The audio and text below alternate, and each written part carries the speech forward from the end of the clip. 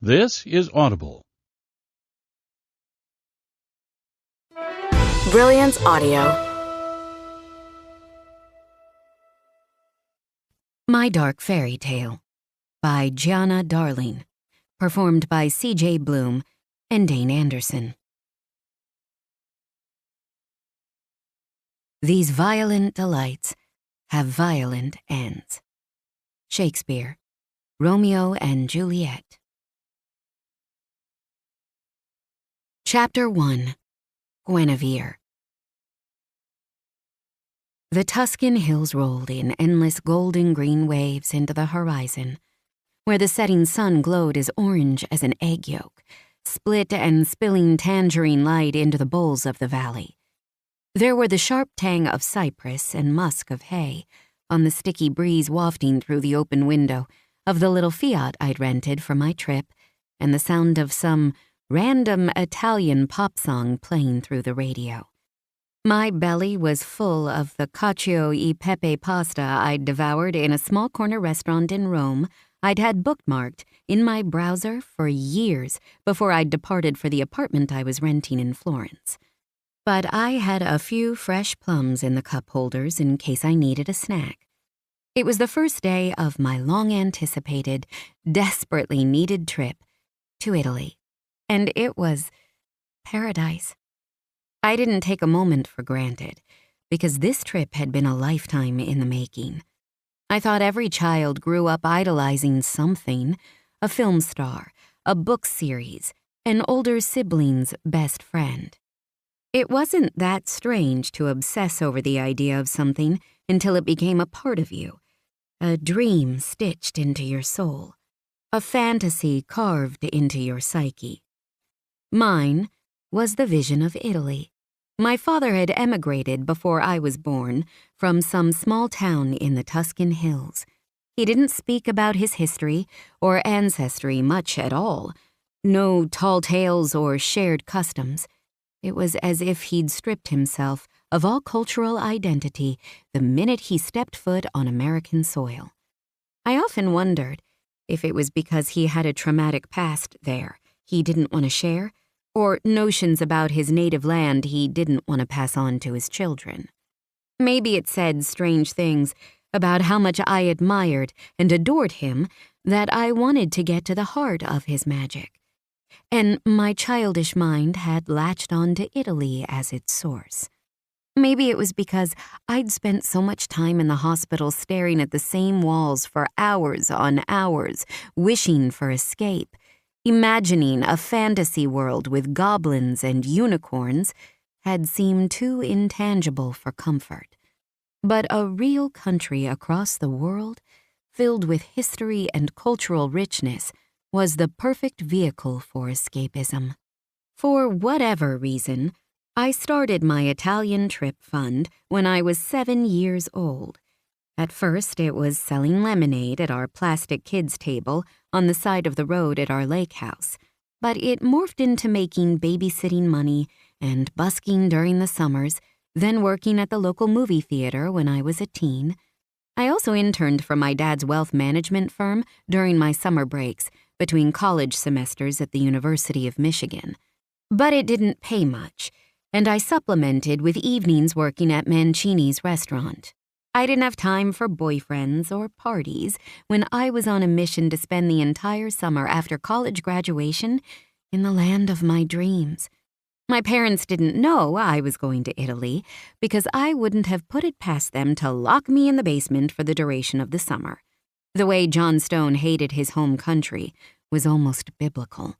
The only things he let slip over the years were a handful of expressions he'd mutter that couldn't be properly translated, and the general area his family had originated in.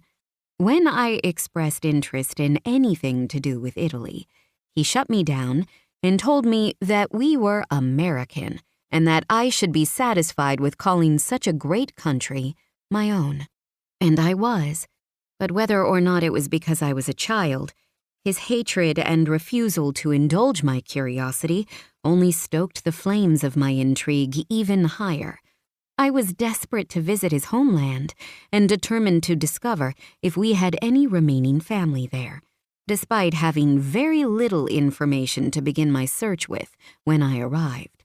In the way of most parental disapproval, my father's aversion to Italy only made me lust after it more. So when I declared I was going away for an entire summer as a graduation present to myself, I told them I was backpacking through Europe, England, France, Spain, the Balkans, anywhere but Italy. My father had gone so far as to make me promise on his ancient, leather-bound family Bible. It was stamped on the inside of the cover with a lion holding a shield embossed with a fleur-de-lis, the symbol of Florence, and the principal reason I'd decided to spend my summer in that particular Tuscan city. I'd hidden my wins, crossed my fingers, and thanked my lucky stars I was an atheist. My parents had made it clear to me all along that they wouldn't financially support my trip, and even though they could well afford it, I didn't argue. They were happy for Gemma to go on a trip to Denmark with her friends after high school, and to Aspen for ski trips every year, and the summer she'd passed away, she had been doing a year abroad in Albania. They didn't treat me the same way they treated Gemma. Because I'd been born with a serious health defect, that meant I'd spent most of my childhood in and out of the hospital. They cared about us both, but they never got over their fear for my safety. They didn't want me gallivanting around the world or going out with boys. They wanted me wrapped up at home on a path they set out for me so they could have some sense of control in a situation where they'd felt hopeless one too many times. I got it. I did. But it didn't stop me from making my own plans. By the time I walked across the stage at Michigan to get my diploma from the Ross School of Business, I had $10,000 saved for my trip. $10,000. Which was nothing to sniff at, especially considering I also had a normal savings account to set myself up for my future. Because Italy wasn't my future. It was a beautiful blip in time where I could explore the country of my dreams and my true self at the same time. My future had been set for me a long time ago by my father, and it was only solidified when we lost Gemma last year. Only 26, healthy and beautiful, and suddenly gone, thanks to a spontaneous coronary artery dissection. I would spend the summer in Italy on my own time and return to start working for my father, so eventually I could take over his wealth management firm. Thrilling stuff. But that was for future Guinevere to worry about. Now I was literally living my dream. I sang along to the song on the radio in my passable Italian and tapped my hands on the hot steering wheel as I enjoyed the open road leading me through the scenic route to Florence. As if offended by my lack of singing talents, the car let out a sudden, ferocious growl followed by an ominous bang. Black smoke belched out of the hood and curled through my open window. Damn it, I cursed, pulling over to the side of the road as the engine sputtered and made a series of tumbling noises.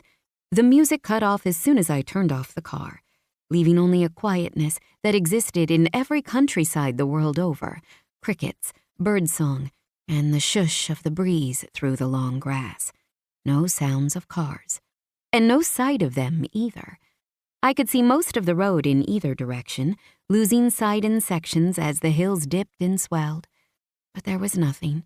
I was alone in the Tuscan countryside, where I knew absolutely no one, and with only a textbook understanding of the Italian language. "Why?" I whispered, closing my eyes to beat back the sorrow that seemed to shadow every waking moment of my life since Gemma died. "Why?" The first day of my dream trip had already devolved into a nightmare. I sucked in a deep breath to brace myself, then coughed as the noxious fumes from the car scorched down my throat. There was nothing for it, though. I couldn't just wallow there as the sun set and night threatened, even though Italy was fairly safe for tourists. Camping out on the side of the road was not safe for anyone, let alone a 23-year-old foreigner. So I rubbed the tears lurking in my ducts with a fist and then marched to the trunk for the toolkit the rental representative had assured me was inside.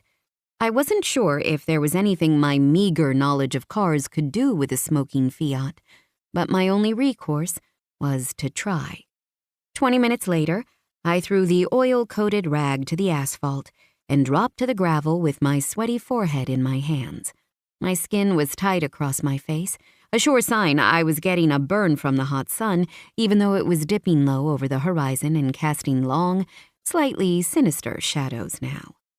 I'd checked the coolant system, as my trusty internet search had suggested, and the oil, but it was hard to tell which might be the problem. The car wasn't smoking anymore, but I wasn't confident I should drive any longer. Still, if someone didn't come along soon, it was either drive a hazardous car or sleep in it in the middle of the countryside. A plum prize for any human traffickers that might be lurking in the night. I told myself to stop being so paranoid, but it was my father's voice in my head, and it was hard to quell. Italy isn't safe, he always said whenever I spoke of my trip. Go to England or France, Spain even if you want some heat. Italy isn't a good place for a young woman. Promise me you won't set foot on that God-forsaken land. I winced as I thought about him seeing me then, half smeared in grease, with a burn on my forearm from the overheated engine. My phone battery was at 18%, and I cursed myself for not charging it on the plane ride over. I looked up my location on the map and nearly threw the phone into the golden grass field in frustration when the page wouldn't load. "Okay," I said slowly, leaning my head back against the warm car to stare at the cerulean blue sky, its beauty mocking me. "Don't freak out."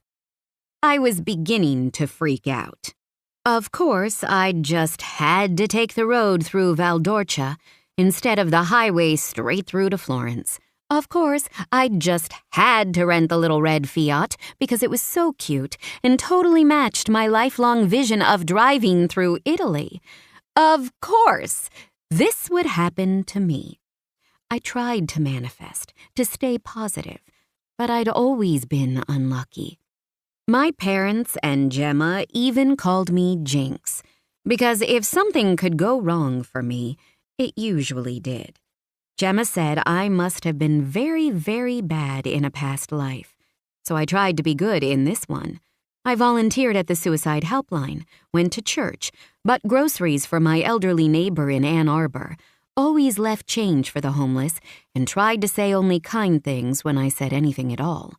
It didn't make a single bit of difference, and honestly, sometimes watching Gemma live her happy-go-lucky, responsibility-free life, I'd often wondered if it was worth it. Being the good girl? It was one of the reasons I was even in Italy.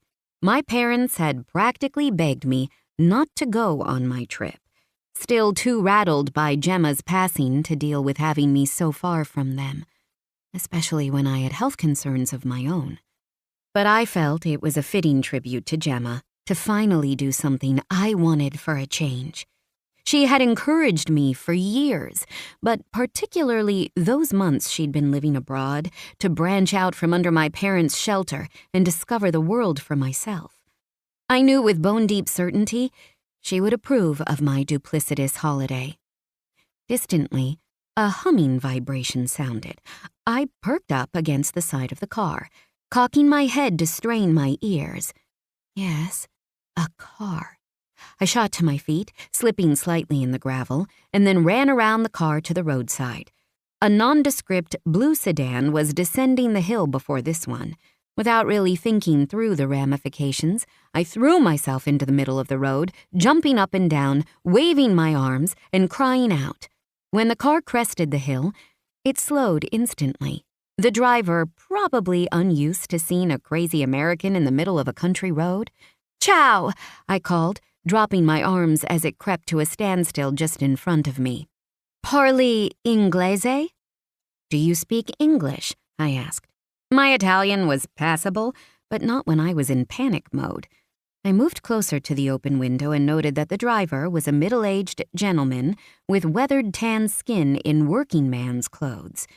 We were surrounded by vineyards, so I had to wonder if he was one of the men who worked them. "My car broke down," I explained, waving an unnecessary hand at the cute and inoperable Fiat. He blinked at me, almost like he couldn't be sure I existed. "Broken?" "Yes," I exclaimed a little too enthusiastically. "Yes, broken!" "I can look," he offered, a slow grin taking over his swarthy features. I beamed back at him. "That would be great. Honestly, I know next to nothing about cars." He nodded, indicating for me to move so that he could pull off the road behind my car. I went to wait near the Fiat, fiddling with my phone because I'd been taught to text my dad if I was ever in trouble, but he was all the way back in Michigan, and texting him would just make him worry. I startled a little bit when the gentleman got out of his car. He was a big man, broad through the shoulders and at least 6 feet. Given I was 5'3" on a good day, my heart started to race. "What's your name?" I asked him, trying to establish a connection because I'd read once somewhere that people were less likely to harm you if you shared details about your life with them. He grunted as he grabbed a toolkit out of the back of his trunk. "Galasso." I'd never heard the name before, and it made me think he was making it up. But I told myself to chill out. It was still light out, though the sun was only a sliver of molten orange on the horizon behind the vineyards, and the sky was sprayed with pink and purple clouds. I remembered the number for emergency services in Italy and typed it into my phone, even though I didn't have great service, ready to press the call button if the need arose. "Thank you for this," I said as he walked over to the Fiat and started his inspection under the hood. "I'm in Italy with my entire family, just 20 minutes from here, but of course I had to wander off on my own. They'll be so worried about me if I don't get home soon." Galasso's mouth twitched, the first sign of true humanity in him. "I have a daughter, a little younger than you," he admitted, in thickly accented English. Instantly, I felt relief sluice through me like cool water on this hot summer's night. He had a daughter. Good. Not a predator, then, but a helpful father who envisioned me as his own daughter stranded on the side of the road. More at ease, I grinned at him and ducked into the car to grab 2 plums, then offered one to him. He shook his head and indicated the engine with a jerk of his chin. "Right." Well, I leaned against the side of the car and took a bite of the succulent plum. "I have more in the car if you change your mind. The produce here is so divine," I praised, wiping juice from my chin with the back of my hand. "Do you work in the vineyards nearby?" "For a man who owns vineyards, si." Okay, so not a talker. Not a problem. I could be chatty with just about anyone. My father called it the curse of the Midwest when he was teasing my mom about making friends with everyone everywhere we went. I didn't think Galasso would be friendly given his gruff nature, but he listened to me babble as he worked on the car. The sun had gone completely, the sky an electric shade of blue before true dark descended, when he finally closed the hood and wiped his hands on his dirty jeans. "Bene," he told me. "He's finished." "Bravo!" I exclaimed, clapping my hands together. "Grazie mille, signore." "Prego." When he extended his hand, I frowned at him and then remembered I'd offered him a plum if he changed his mind. "Of course!" I opened the driver's door and bent inside to grab the last stone fruit sitting in the console. As I did, a firm hand landed on my hip. The touch hit me like 1,000 watts through a cattle prod. I jumped, banging my head on the roof of the car. Before I could jostle away, his other hand landed on my opposite hip and gripped tight. A moment later, he was pressed hard against my bottom, his erection obvious through the layers of cloth between us. Panic pulled the plug on all rational thought, and the only thing left in my mind was, no, no, no. I lurched away from him, scrambling farther into the car because I knew I'd have no chance of getting past his bulk behind me. He wasn't expecting that. I'd made it to the passenger seat, the door handle in my hand, when a big hand caught my ankle and tugged. "No!" I screamed, kicking back with all my strength to dislodge him. His nails carved into my skin like fire, but he was forced to let go with a curse when I knocked him partially out of the car. Static buzzed in my ears, spots dancing in my vision because I didn't realize I was holding my breath as I threw my whole body at the passenger door and spilled out the other side of the car. My shoulder and knees hit the gravel hard, stones embedding in my skin, but the pain only cut through my fear like a hot blade. I needed to run. My cute sandals lost purchase on the gravel as I tried to push myself into a run from my sprawl, but I quickly gained my feet and booked it into the tall yellow grass beside the road. Through the hard bass of my heart, thumping against my rib cage, and the billow of breath through my nose, I could hear him behind me, giving chase. I picked up the skirt of my long dress in one hand and used the other out in front of me to push the grasses from my face as I sprinted through the wheat without a clue of where I was heading. I just knew if I didn't get away, I'd end up like those news clips you saw on TV, where a traveler in a foreign land took a wrong turn and ended up dead, too young. I'd never been more grateful for my love of long-distance running. Even with the oppressive heat, it only took 10 minutes for the sound of him crashing behind me to diminish into nothing. After 15, I risked looking over my shoulder to see his murky outline in the dark grasses behind me at a standstill, hands on his hips. I kept running. All my things were back in that unlocked Fiat, my passport, my luggage, my wallet. Only my phone was with me, thank God for dresses with pockets. But what did material things matter in the face of being raped, beaten, killed, or taken? The sky was darkening rapidly now, the hand in front of my face a dark gray smear in the inky press of grass all around me. I tried not to think about the snakes and mice and other critters that might be living in the wheat fields and pressed on, hoping to find a house or a town at the other end of this. I didn't expect to tumble out of the field straight into another road. One with a car careening too fast down the asphalt straight at me. The headlights blinded me, leaving me frozen in the middle of the road as the car barreled toward me. Oh my God, I thought with sudden clarity, I'm going to die, and my parents will have lost both their children in 1 year. I closed my eyes and wished fervently that my parents would be okay. There was a sudden shriek of tires against the road and the acrid scent of burning rubber. I braced for impact, and a moment later, something clipped my hip hard. Hard, but not brutally. Hard enough to throw me to the ground, but not enough to kill. I knew, because I lay there on the road, staring up at the stars blinking into existence in the black bowl of night, as pain ricocheted through my left side and the back of my skull, and my breath streamed through my nose, that I'd never felt more alive. A car door slammed, and shoes pounded over the pavement seconds before a body loomed over me. "Vaffanculo sei uno stronzo!" he shouted down at me. Hysteria bubbled in my belly and emerged from my mouth as a high, panic-edged giggle. Once I started, I found it impossible to stop. The combination of relief and adrenaline was simply intoxicating. There was a mumbled male curse, and then someone was crouching beside me, a large hand tapping lightly at my cheek. First, I gasped through my laughter, "You hit me with your car and then with your hand. I really am the unluckiest girl in the world. Out of the frying pan and into the fire," he finished in a rough, Italian-accented voice. "You are American. This explains the idiocy." I winced as I tried to sit up, pain sinking sharp teeth into my side. Well, I've been in Italy for less than 24 hours, and one person has already tried to rape me and another has hit me with his car. What does that say about Italians?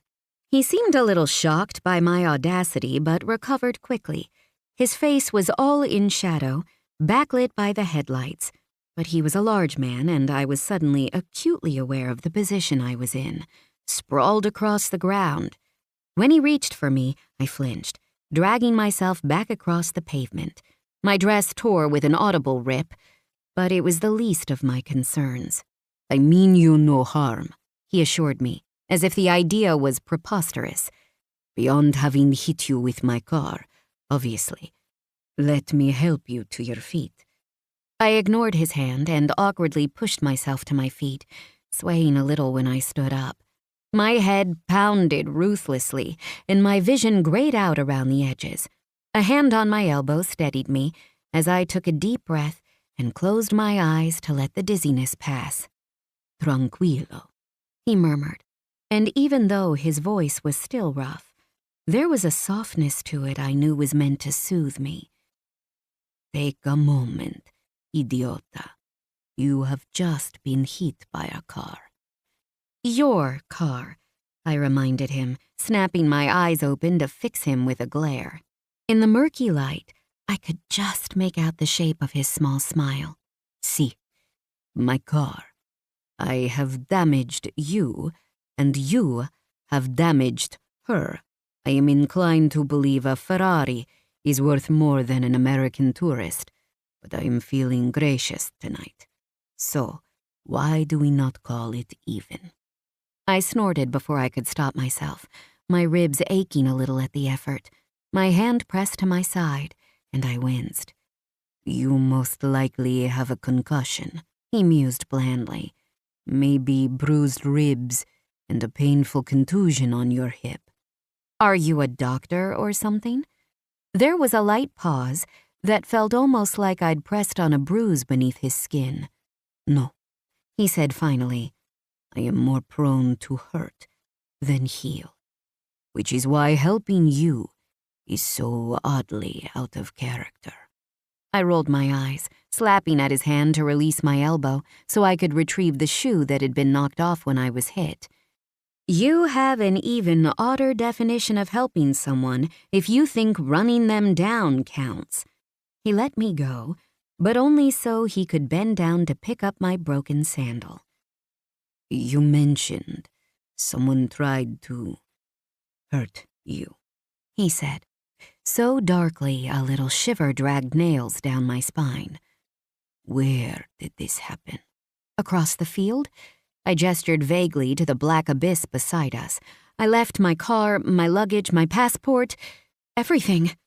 "Nothing is worth the price of your life or sanity," he declared, as if I shouldn't worry about all my material possessions and my means of leaving the country being lost to me. "You say you are unlucky, but from where I stand, you should count your lucky stars." "And how is that?" I asked, limping toward the side of the car just so he would be forced to face the light. After the events of the evening, I wasn't comfortable with a faceless stranger. He didn't turn to me at first. His head dipped to look at the snapped strap of my sandal in his big hands. When he finally turned to face me, the light slapped across his features almost violently, sending them into stark relief. I gasped and took a step away from him, because the beautiful man before me practically purred. "Tonight, I feel like playing the hero instead of the villain." Chapter 2. Rafa. If there was ever a night not to hit an American girl stumbling into the middle of a country road on my way back to the house in Toscana, it was tonight. My week in Rome had been arduous, to say the least. I disliked being away from home, even though my best friend and soldiers were more than capable of protecting my mother and sisters. It didn't seem to matter. Ever since I'd received the call that changed my life 4 years ago, I'd been on the knife's edge of fear. I refused to let it conquer me, but in order to control it, I had to have my finger on the pulse of every aspect of our operations in the region. If I knew what was coming, I could head it off at the pass. I'd been successful at doing just that with the head of the Roman Mafia Capitale, yet unsuccessful in avoiding the slip of a girl who'd appeared like a deer, frozen in the headlights of my speeding car. The irritating truth was, I couldn't just leave her there, as much as my cold, dark heart assured me it would be the easier option. The man I'd been before, taking over my father's criminal organization, still lingered in my soft tissues, reminding me that she was just a girl like any of my 3 sisters. Would I want a stranger to leave them alone to fend for themselves in a foreign land without anything to their names? The frustrating answer was, of course, no. So I sighed heavily and walked toward the American girl, who flinched at my approach. I raised a brow as I slowly opened the passenger side door. "Get in," I ordered. "I will circle around to where you have left your car and see what can be done." She bit her lip, and I noticed for the first time that though she was young, she was fairly pretty for an American. Petite in the way that made me feel as if I towered over her, but with a femininity that cut through my annoyance like a knife, eviscerating it with a single look from those long-lashed eyes. In the harsh yellow light cast from the Ferrari, they seemed dark as ink and filled with feminine mystique. "What's your name?" she finally asked, as if knowing it was the key to lessening her fear. I understood, in theory. It was much easier to trust a face with a name. "Rafa," I said, but offered no more. She peered up through those lashes, a streak of dirt painted along her sharp cheekbone and a cut on her chin. "Guinevere," she said, sticking her hand out between us. "It's good to meet you." My other eyebrow joined the first high on my forehead, but I decided to indulge her silliness and clasped her delicate hand in my own. It was cold, the palm badly abraded from her fall. I could feel the wet smear of her blood against my skin. Without thinking, I turned her hand over in my hold and retrieved my pocket square with my other hand so I could use it as a makeshift bandage for her wound. She gasped as I tightened it, but otherwise didn't protest. "I think you just ruined your designer hanky," she pointed out. "It is a pocket square," I corrected, because a grown man did not carry a hanky. "Now, get in the car." She moved gently, face pale and tight with pain. A hiss streamed through her clenched teeth as she lowered herself sideways into the low car. Before she could spin forward, I crouched down and grabbed her slim ankle. She tried to jerk it away, but I only hushed her as I slipped the broken sandal over her foot and deftly tied the leather pieces together. "It will do for now," I declared. She swallowed thickly and whispered, "Okay." I straightened, nudging her to face forward so I could close the door before I crossed to the driver's side. The damage to the Ferrari was non-existent, but then Guinevere could only have been 110 pounds soaking wet, so that wasn't a surprise. What was surprising was the little bubble of tenderness that had taken up residence in the hollow casing of my chest. This girl was not my family. She was not a friend. She was an inconvenience I could barely afford, given the contents of my trunk. Yet I felt moved to help her. Not just that. I felt moved to avenge her. Because what kind of bastardo would take advantage of a woman in trouble? I was the last person to pretend at having a moral conscience, but Madonna Santa, women and children were sacred. My mouth watered at the idea of finding the man who'd chased her through the countryside, and my imagination took a merry romp through the dark, picturing exactly how I'd punish him. Composing myself, I got into the Ferrari and immediately started the engine without looking her way. I figured in the tight enclosure she would enjoy some semblance of privacy. You said it was the other side of this field?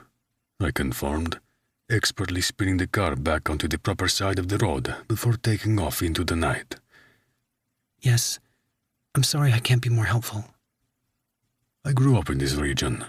Each vineyard and valley might look the same to you, but not to me. How do you speak English so well? We do have schools in Italia, I pointed out dryly. Her sigh was beleaguered, and despite everything, it made the edges of my mouth curl. I lived in London for some time, I explained, though I usually didn't allow myself to think about those years of my life. This is my first time out of the United States, she admitted softly, gaze fixed outside the window as if she wanted to absorb the scenery, even in the dark. Her fingertips touched the pane of glass separating her from the countryside, almost reverently. But I've dreamed of visiting since I was a girl. I am sorry we have done little to meet your expectations. I wasn't sorry, but it seemed the thing to say. Part of me wanted to explain that the Italy of her dreams was a romanticized version. For every lavish villa, there was a baraccopoli. For every Romeo, there was someone like that man who wanted to harm her. It was, like any other place on earth, a country of steep contrasts. She sighed. It's my own fault, I guess. I probably should have taken the main route to Florence, but I was excited to see the famous Tuscan countryside. We turned onto the road, lining the other side of the field, and after a moment, a Fiat appeared on the side of the pavement, its interior lights on because the doors were open wide.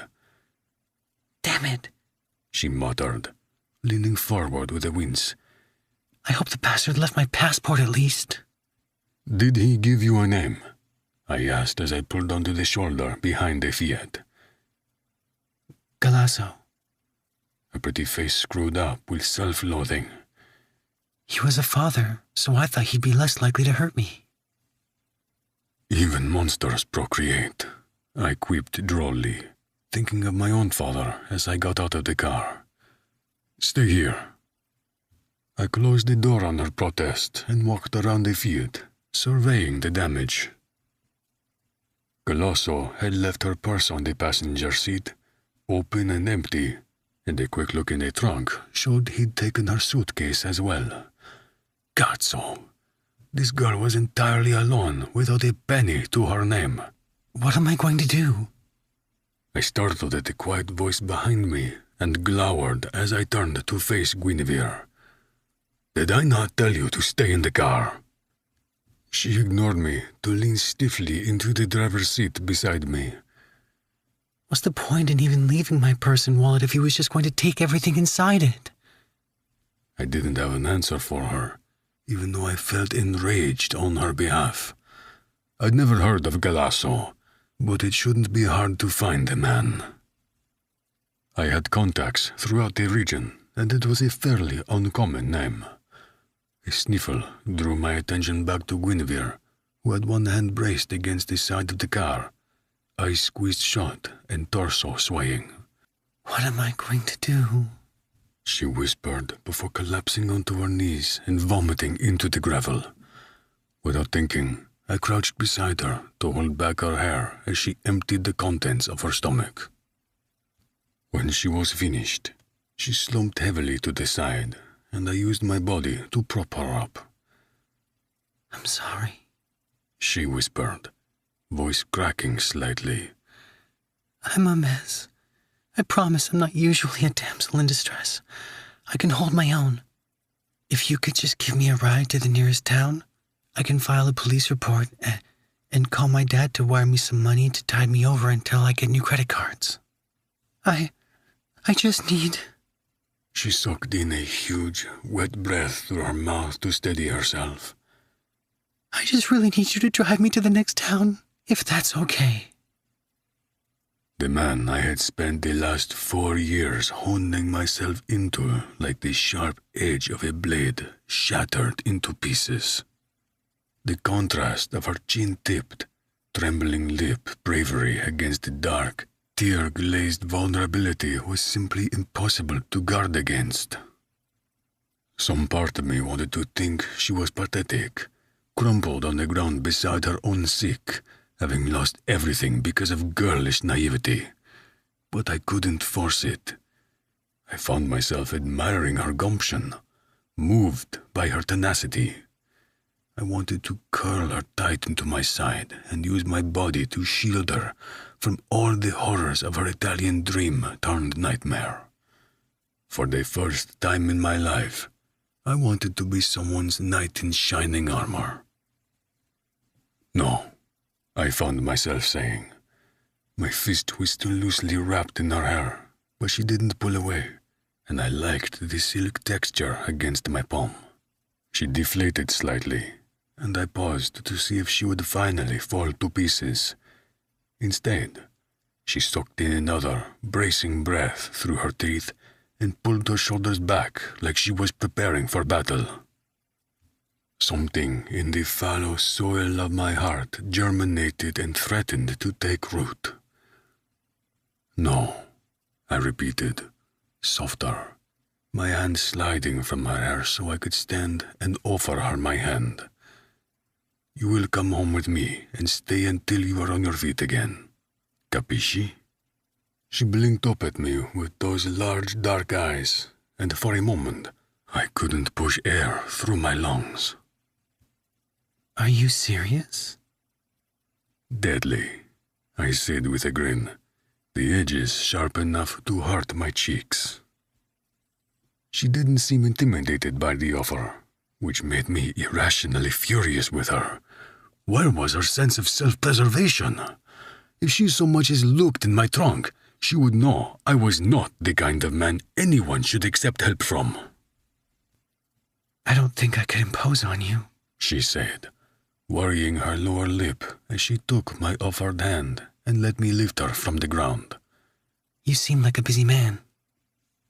Her gesture encompassed my car and a three-piece suit that had become rumpled beyond belief. I shrugged one shoulder. I am, but no matter what I am, I refuse to be the kind of person who leaves a girl alone in the dark on the side of the road to fend for herself. Now, get in so we can get you cleaned up and checked out. You're sure? I narrowed my eyes at her. Is this an American take? I have said I am sure, and each time you ask, it merely delays the inevitable. Now, are you coming with me, or am I leaving you here to enjoy the quiet countryside? Her answer was to move, haltingly because of her side, to the passenger door of the car. I thought so, I muttered. Before driving off, I decided it would be prudent to check the contents of my trunk, so I unlocked it and opened the hatch. The man within was still knocked out cold, his hands and feet locked tight with zip ties, a black hood over his head and a gag in his mouth. I checked his pulse to make certain he was still alive, and then gave his cheek a little tap. Not to worry, I murmured to him. As soon as I get the girl situated, you will have my full and undivided attention. Chapter 3. Guinevere. I woke up groaning. Not in the way I'd dreamed in my fantasies of meeting a handsome Italian and being caught up in his strong arms, but in the way of my entire body pulsing like one giant bruise. My eyelids were crusted together, and my head felt so heavy on the pillow, I was almost surprised it didn't fall straight through the soft down and mattress to the floor. Instantly, I wished I could go back to sleep, but the pain was too vibrant to ignore. Oh, God, I croaked, my throat parched and sore. You should not take the Lord's name in vain.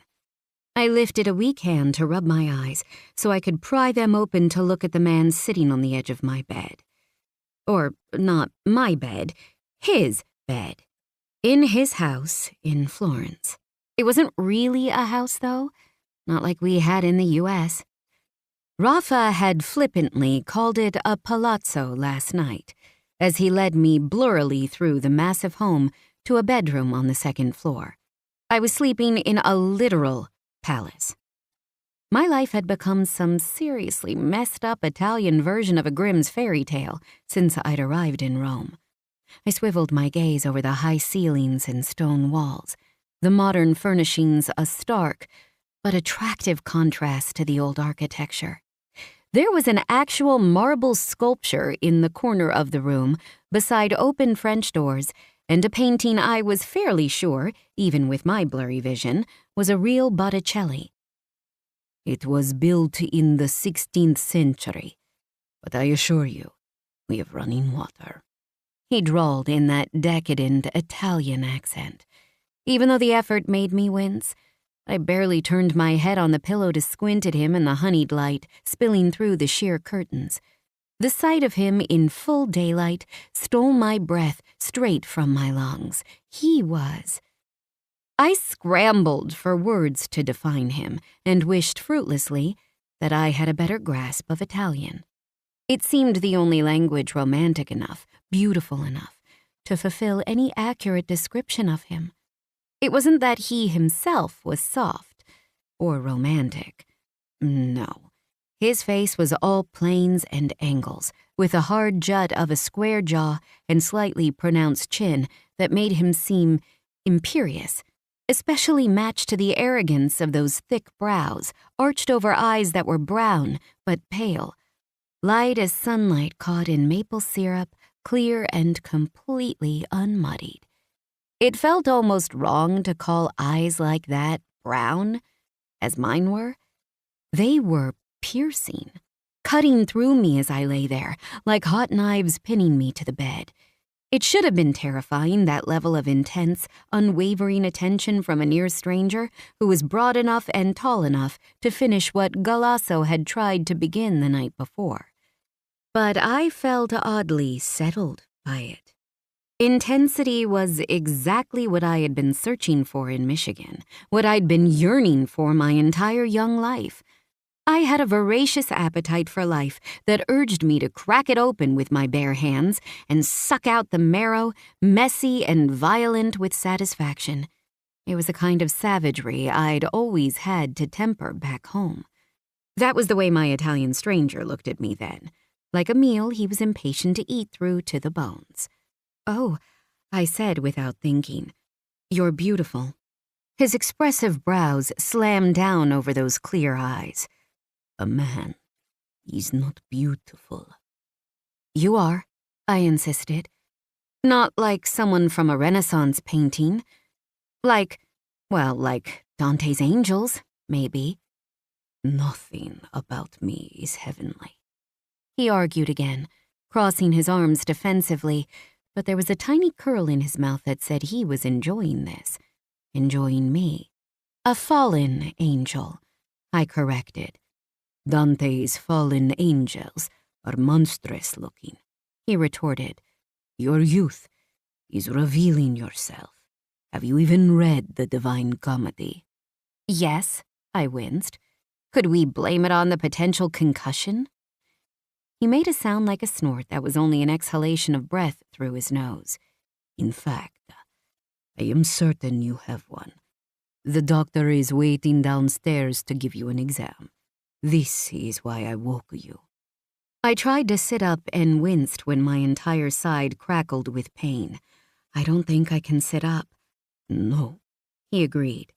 "Dottor Pesci will make sure you do not have anything emergent, because I would like to avoid a trip to the hospital while you do not even have identification. At most, I think you could have some broken ribs, but there is nothing to be done for that but time. Time I can't waste. I need to go to the consulate and figure out what to do about money and buy clothes, because otherwise I'll just have a dirty, torn dress to wear, and the consulate might not even let me inside wearing that, looking like a... I stopped abruptly when Rafa's large hand gently covered my mouth. "Abbastanza," he ordered, not unkindly. You have been threatened, chased, and hit by a car. You need rest. But, I mumbled beneath the weight of his palm, no. We do not know each other. I understand that. But the first thing you should know about me is this. Once I make a decision, I am loyal to it no matter what. I knew what I was signing up for when I invited you into my car last night. Do not make me regret my uncharacteristic show of kindness by being timid. You are here. You will remain here until you are healthy and reestablished, and that is the end of the discussion. He stared at me for a long moment, as if to punctuate his point, but it wasn't necessary. His offer, no, declaration of help was unexpected. In the light of day, he didn't seem like the kind of man to care about the well-being of a stranger. He was wearing another expensive suit, this one a rich, textured brown that perfectly matched his wavy hair, and a wristwatch that winked diamond bright back at me. He owned a palazzo in central Florence and drove a Ferrari, so it might have been out of character for him to offer help, but he could also definitely afford to do it. When he slowly pulled his hand away, I worried my lower lip with my teeth as I considered my situation and noticed how his furrowed brow tightened while he watched the gesture. "Thank you," I said finally. My throat ached like I was also coming down with a cold, which seemed in keeping with my perpetual bad luck. "I can't really express how grateful I am." He shrugged one shoulder slightly, a flippant, arrogant expression that suited him. "I took the liberty of plugging your phone in because it was dead. Why do you not text whoever you must to tell them you are safe and start the process of canceling your cards? I will send the doctor up." He stood up abruptly, passed me my cell phone, and then strode to the door. It occurred to me that he was tall, not only compared to my measly height, but in general. His wide shoulders filled the suit jacket perfectly, and his long legs ate up the floor in athletic strides. If I'd been feeling better, I might have ogled him a little. Who was I kidding? I could ogle him just fine, even with a concussion. He was so gorgeous, I couldn't really believe he was real, and this wasn't all some kind of fever dream. "Rafa?" I called as he opened the door. He hesitated, shoulders visibly tightening at the sound of his name. It tasted good in my mouth, chocolatey and rich. "I promise I'll be out of your hair by the end of the week." He gave a clipped nod and shut the door behind him. But as it turned out, I was a liar. The doctor's exam passed in a hazy, exhausted blur. He confirmed I had a mild concussion, bruised ribs, and the beginnings of a bad illness that made my throat feel tight and swollen. He recommended sleep, fluids, over-the-counter pain meds, and bed rest until I could stand without feeling dizzy and pained. When I told him about my condition, he clucked his tongue at me and declared he'd be back to check on me the next day, in case I needed to be hooked up to an IV to replace my fluids and replenish my vitamin B. Rafa stood over his shoulder the entire exam after I gave him permission to stay. His arms crossed and brow furrowed in a way I was beginning to think was his trademark stance and position. He watched the doctor with hawkish focus, as if afraid I'd be triggered by the man's clinical hands on my body after what happened last night. It was strangely sweet from a man who seemed determined to refute any softness or kindness in himself. After the exam, I fell asleep and didn't wake up until it was dark again. I attempted to move, needing the restroom, but my entire body had seized up, encased in cement that refused to budge without considerable effort. I whimpered as I shifted one leg to the edge of the bed and began dragging the other over the mattress. When both feet were dangling above the floor, I tried to twist and raise my torso into a seated position, Sharp blades of pain slid between each of the ribs on my left side, and a cry of pain escaped my lips before I could curb the urge.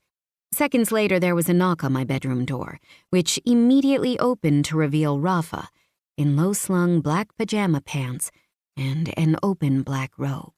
Without hesitation, he strode across the room and to my side, winding an arm around my waist gently to lift me out of bed and to my feet. He held me while I swayed, searching for my equilibrium. "Costante," he murmured, curling me closer into the bracket of his strong arm and warm side. I noticed vaguely that he smelled like oak moss, smoky and earthen, an aroma that made me want to lean closer, cuddle up, and inhale that warmth until the fuzzy, awful haze in my brain faded clean away. "Bathroom," I tried to say through the swollen, hot confines of my throat, but the word emerged as only a mangled whisper. Without hesitation, he started to lead me toward the door, but 2 steps in, a small cry left my lips because my side screamed in protest. Rafa made a displeased noise and very carefully bent to gather my legs over one arm and prop my back delicately against the other so as not to jostle my ribs. I pressed my stuffed nose into the short hair on his hard chest and squeezed my eyes against the tears that sprang up behind them. The simple kindness was too much to handle after the sheer terribleness of my first day in the country. "Sorry," I croaked. "Stai zitta." That I knew well. Shut up. My father still muttered it under his breath sometimes when one of us was being particularly obstinate. I obeyed, but only because I needed to save my energy for when he put me down in the bathroom. The hallway outside my bedroom was narrow, dotted every couple meters with chandeliers that glittered dimly on a low setting. When we reached the bathroom door, Rafa gently lowered me to my feet, hands on my forearms as I steadied myself. I tried to look up at him, but the effort made my head ache sharply, and I could barely open my eyes to see him anyway. "Call if you need me," he demanded.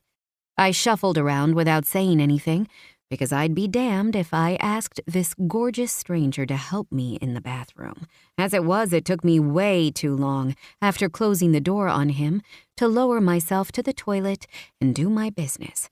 I thought briefly about checking myself out in the mirror, but I knew turning on the light would only hurt my eyes. By the time I reached the doorway again, I had to lean my entire body against the door for a moment of reprieve. For one clear, brutal second, I wanted to cry. I wanted teleportation to exist so I could wish myself back to Michigan with one click of ruby red slippers. My mom would coo over me and make sure I was fed, watered, and cuddled to within an inch of my life, while my dad would go all over town to get my favorite treats to brighten my day. I was 23 years old, but I felt so young, so unprepared to be sick, alone, and without money or ID in a foreign country, at the mercy of a man who'd hit me with his freaking car. Gemma had been the one to call me Jinx for the first time when I fell through a rotted board in a friend's treehouse as a girl and broke my arm. My parents had joined in soon after when it became apparent that karma had a grudge against me.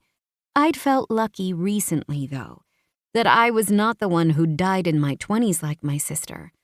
Now I wasn't sure if being lucky or unlucky really mattered. The truth seemed to be this. As soon as you were comfortable, life found a way to kick you straight in the teeth. Guinevere. Rafa's voice filtered through the door. Do you need help? I sucked in a breath and pushed off the door so I could open it. He stood to the side, arms crossed, naked torso framed by that black robe. I wish I felt better to admire you properly, I admitted as I braced myself against the doorframe. I was too out of it to control my impulses, so I wasn't even embarrassed when Rafa surprised me by grinning slightly, a wolfish expression that should have been threatening. You will have the opportunity when you are better, he quipped, before stepping forward to pick me up again. As he adjusted me in his arms, he added, "You have a fever." I agreed, pressing my nose shamelessly to the column of his throat in search of the warm scent. Cold. He cursed softly but took me to my room and gently laid me back in bed. I shivered as he tucked the bed sheets in around me, then watched through slitted eyes as he retrieved another blanket from the cabinet in one corner. Before he left, he took up my phone, held it to my face to open the screen with the facial recognition, and then typed away at something. "My number," he told me, placing the phone by my hip on the bed so I wouldn't have to strain to reach it. "Text if you need the bathroom or anything else. See, do not be an idiota and suffer needlessly." "Aye, aye," I said, sucking in a wet breath before continuing. "Captain." He stared at me critically, then pressed the back of his hand to my forehead with a shake of his head. "If this does not come down by the morning, I will call the doctor back, and you must drink, if you can. A kidney condition is not something to fuck with." Fine." He ignored me, pushing a lock of hair off my brow when he'd finished taking my temperature. "Sogni d'oro." Sweet dreams. Not as sweet as I thought they'd be, I confessed in a slur as sleep rushed up to meet me like a slap to the face. "Not yet," he agreed before I fell into slumber. "But they will be again soon. Prometto." I promise. That continued for the next 4 days. Rafa was around whenever I texted at all hours to help me to the bathroom, to bring me medication and cool cloths he pressed to my forehead. He never lingered, but it was soothing to know he was so close, so watchful. Between the horrific cold I'd probably caught on the plane, which led too quickly to dehydration, and the bruises from the accident, I'd never felt so ill in my body before, not even after my kidney transplant, when I'd been dosed up on painkillers. It was enough to give me nightmares. That meant I woke up with croaking screams, tears wet on my face, ribs so painful, they burned like fire. And Rafa was there by the side of my bed, like a sentient shadow, with cool, soothing hands and quiet Italian words my muddled brain couldn't process. There were hazy memories of his big hand cupping the back of my head to support me while he tipped a cold glass of water to my lips, and the salt of his fingers against my lips as he forced me to eat small morsels of bread and sweet slices of peach. The doctor came back and hooked me up to an IV so I could get proper fluids, which was a godsend, because otherwise I would have had to go to the hospital and try to explain, while I was in agony, what had happened to my money and ID. On the 5th day, my fever finally broke and left me as hollow as a dried weed.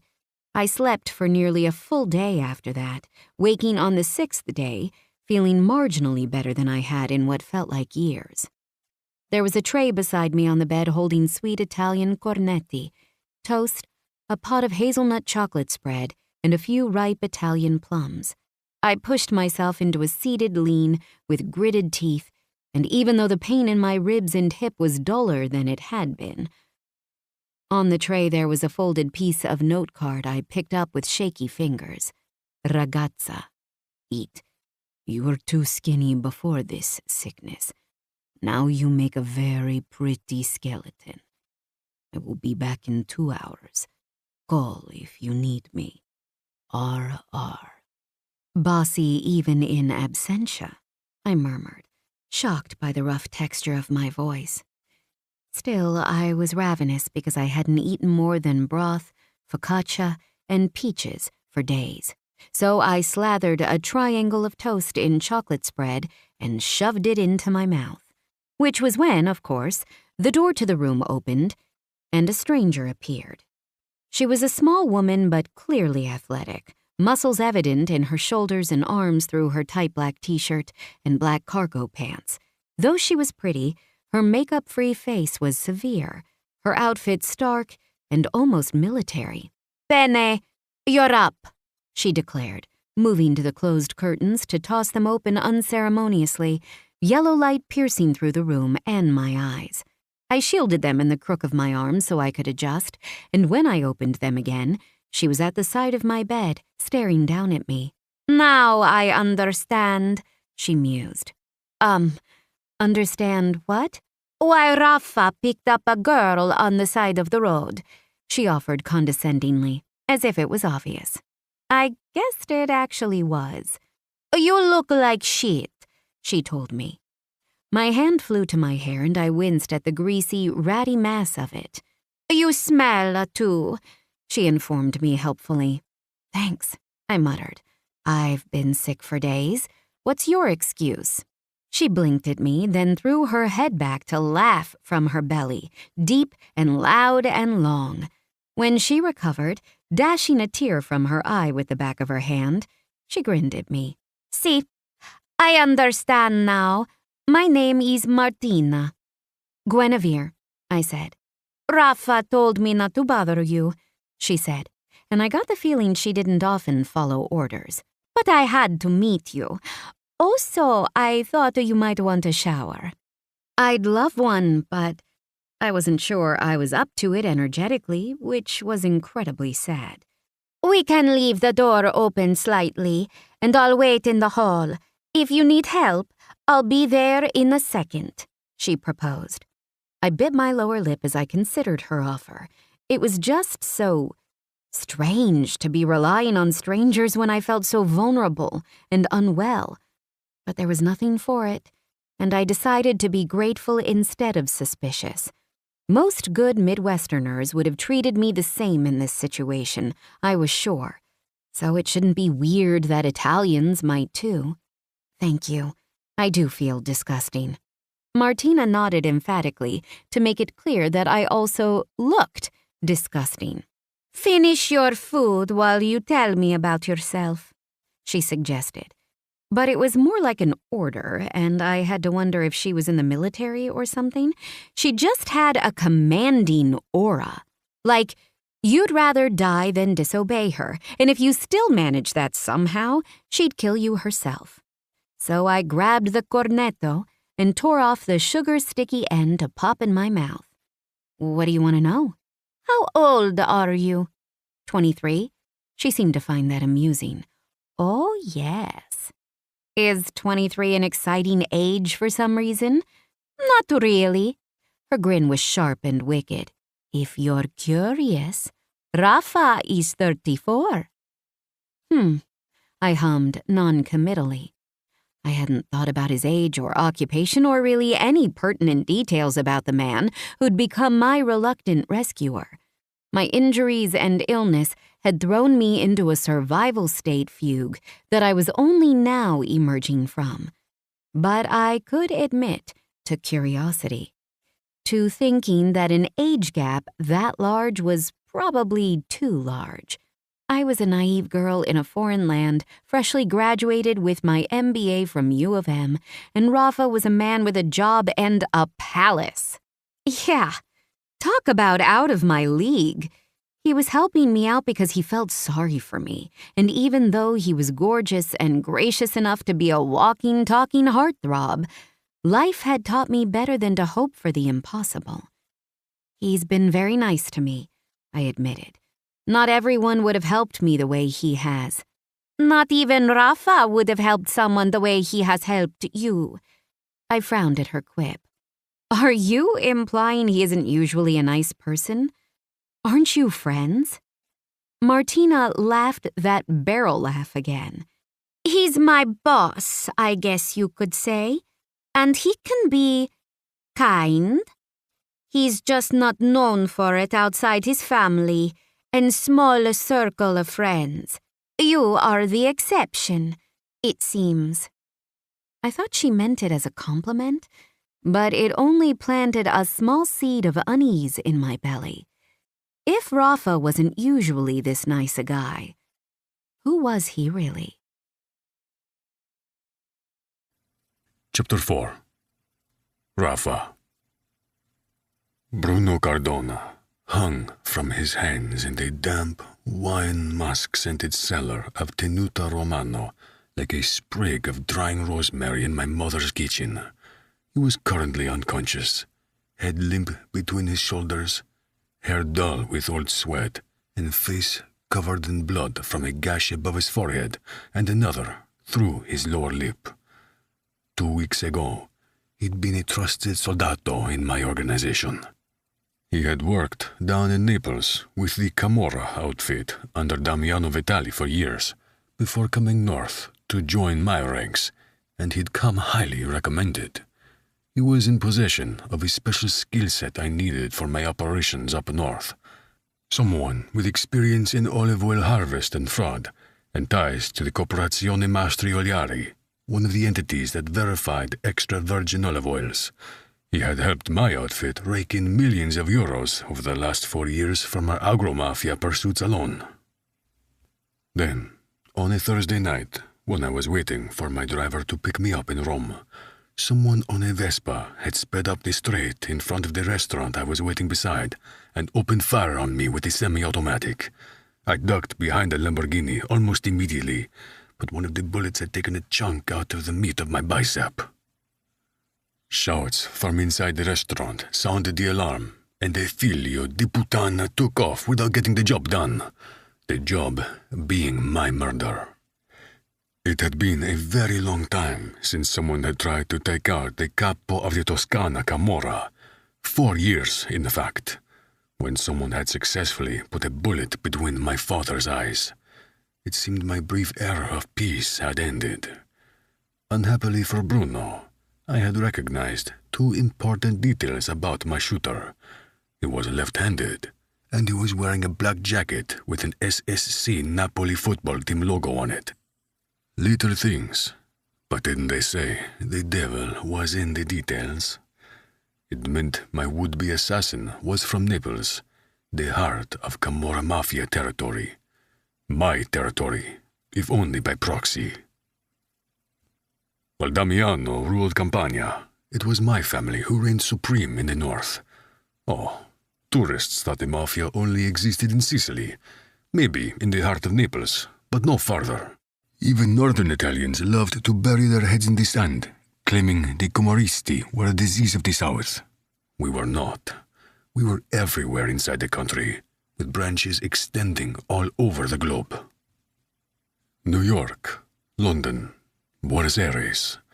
We'd just gotten smarter than the gold chain-wearing, swaggering mafiosi of the 80s and early 90s who thought they were invincible. We learned from the crackdown on the Cosa Nostra in Sicily and adjusted. I ran a multi-million-euro business out of the heart of Tuscany, and I'd never, personally, had any issues with the Carabinieri.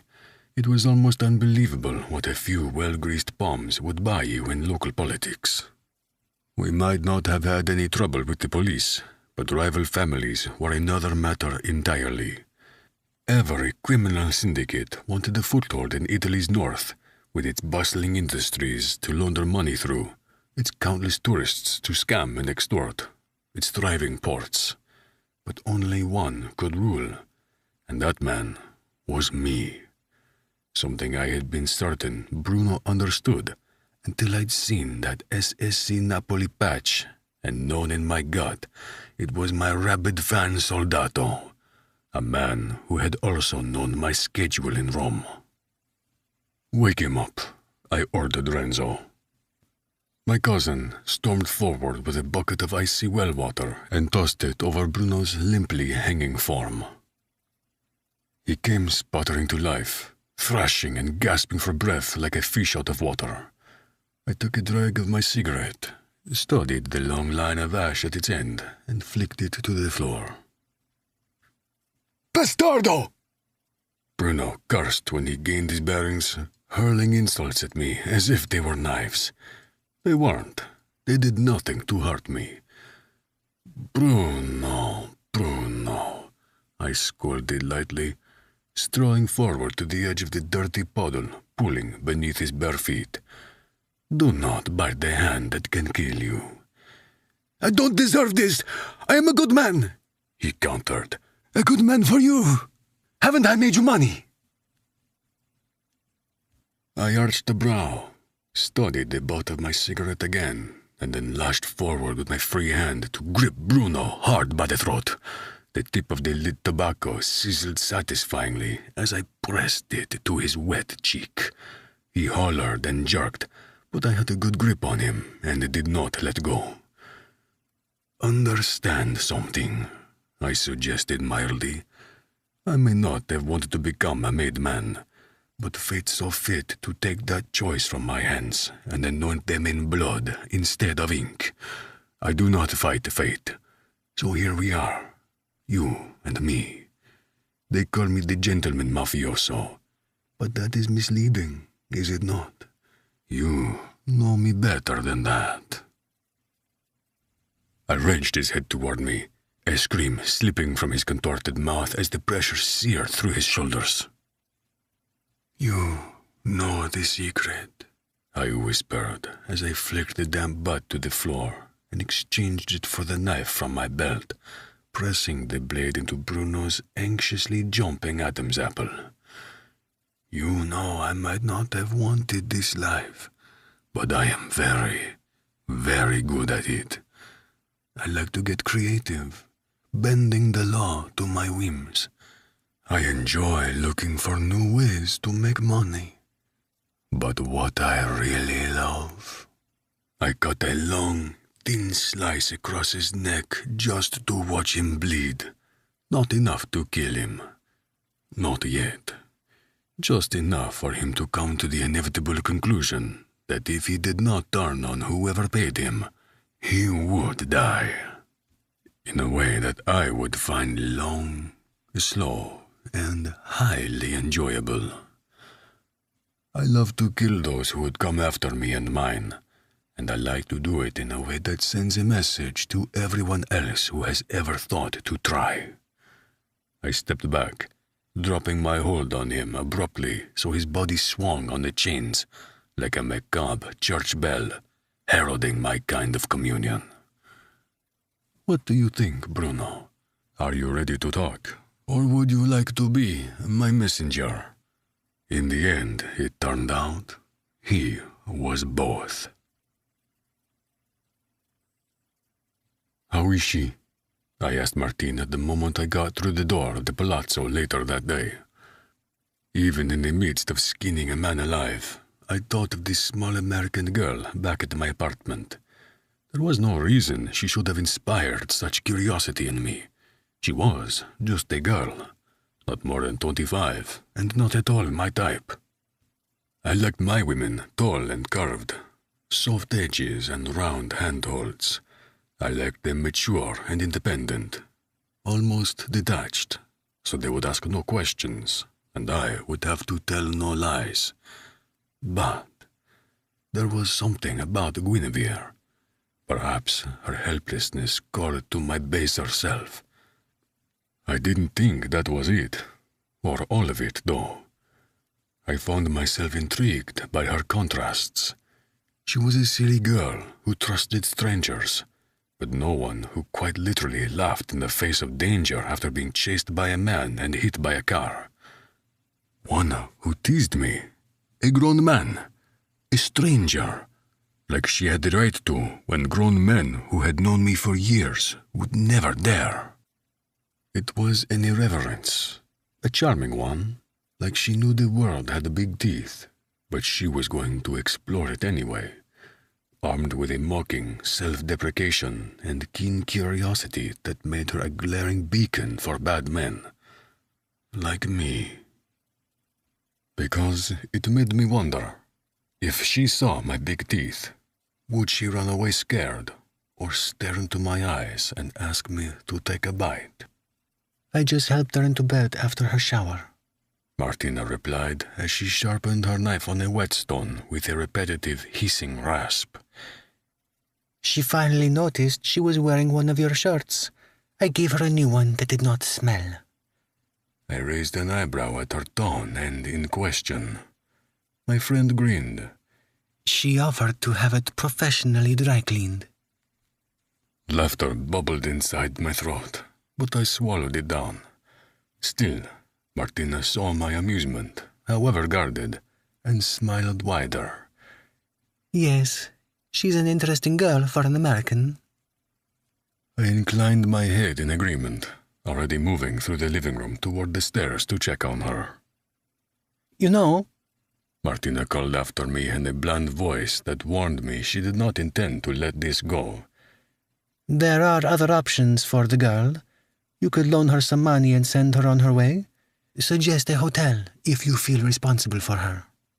Maybe call Caesar and get her a fast appointment at the consulate. I didn't respond because I didn't want to acknowledge her words. Only 3 more steps toward the stairs, and she said, Or your mother would take her. If you really care that much about helping her until she's well, you're not exactly a natural-born caretaker, and you have better things to do than play nursemaid. A snarl lodged in my throat, and I was grateful to be facing away from her so she could not see the sneer contorting my features. Nursemaid? God, so. That was not what I was playing.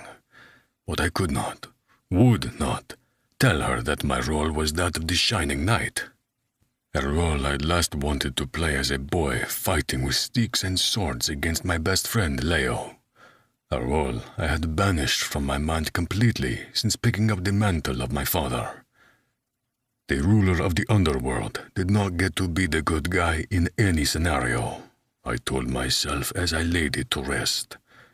But then, Guinevere appeared in front of my headlights, a startled deer so ready for slaughter, and I felt the tug of that nostalgic longing. To do something good for the first time in a long time, to feel like a good kind of man again. It is not your business, I said to Martina. I asked you here because you are the only woman I trust in Firenze. I'm honored, she annoyed me by saying, walking forward to place a soft hand on my arm. And I won't judge, Rafa. I only meant to tease you. She's a very pretty girl. It's not about that, I snapped, and it truly wasn't. She could have been a troll, and that same part of me would have yearned to help her. It wasn't even about her. It was about me and the kind of man I was and could no longer be. Guinevere was giving me the fleeting chance to live out a different side of myself, and I was going to take it. And that was a secret I'd take to my grave. You know, Angela has become obsessed with setting me up with Stefania, which has convinced Steph she has a chance with me. Being seen around town with another woman will deter both of them from thinking I would ever go through with such an arrangement. It wasn't exactly a lie, but then, over the last 4 years, I had become very adept at skirting the truth. I was annoyed with Mama and Stefania for their mechanisms. I was a grown man, capable of finding my own wife when and if the desire struck me. Taking Guinevere out to one of my usual haunts meant the word would spread through Firenze in a matter of hours that I had a new woman on my arm, and hopefully Stefania would take the unsubtle hint after a series of subtle rebuffs. Va bene. So you're just using her as a beard until you can get rid of her. Martina surmised, but her voice was too dry, and I knew she was challenging me. My actions do not require an explanation to you or anyone, I reminded her. I have something more important for you to focus on. Bruno sang a very beautiful song before he died at Tenuto Romano. I want you to find out who the fuck San Marco is. Like the piazza in Venice? Like a man, I corrected over my shoulder. Bruno said he is the man Rico Pietra introduced him to for the job. Her mouth dropped open. You think the Pietras tried to kill you? I shrugged one shoulder as I headed for the stairs again. It was 4 years in the making, Tina. There was no way they could not look for revenge one day. Maybe it just took them this long to get their shit together. Maybe they were just the go-between. Or maybe Bruno was lying through his teeth. At this point, we are shooting in the dark. She didn't respond after that, which was good because I was done with the conversation for now.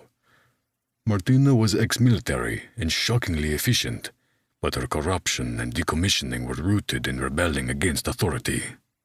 She ignored my orders 5 times out of 10, but the 50% she did obey yielded incredible results.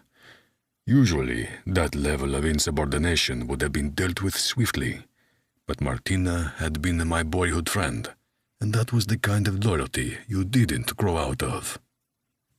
She would die for me, and she had almost proven it 1 too many times, so I knew she wouldn't speak of the American girl to anyone, not only because it would expose too much about her capo, but also because she cared for me.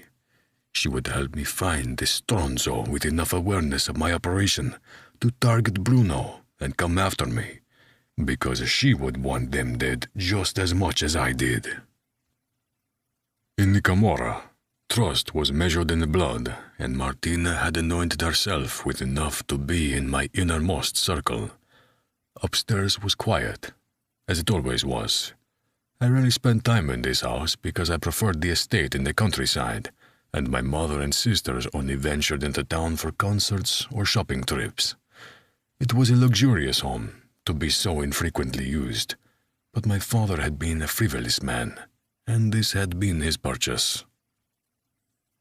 I'd never been fond of it, but when I walked through the open door of the bedroom I'd given for Guinevere's use and saw her seated against a mound of white silk pillows in one of my old white button-down linen shirts, her dark, wet hair turning the material transparent over her breasts, I thought it was the perfect backdrop to her kind of romantic beauty.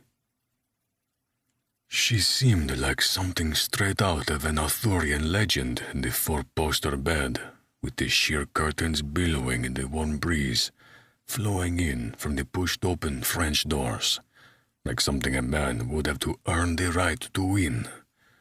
When she looked up at me in the doorway, I was shocked by her smile. It was wide and without insecurity, as if she looked up at me with that same smile for years, always happy to greet me. It hit me in the chest like a fist and made me hesitate in the doorway.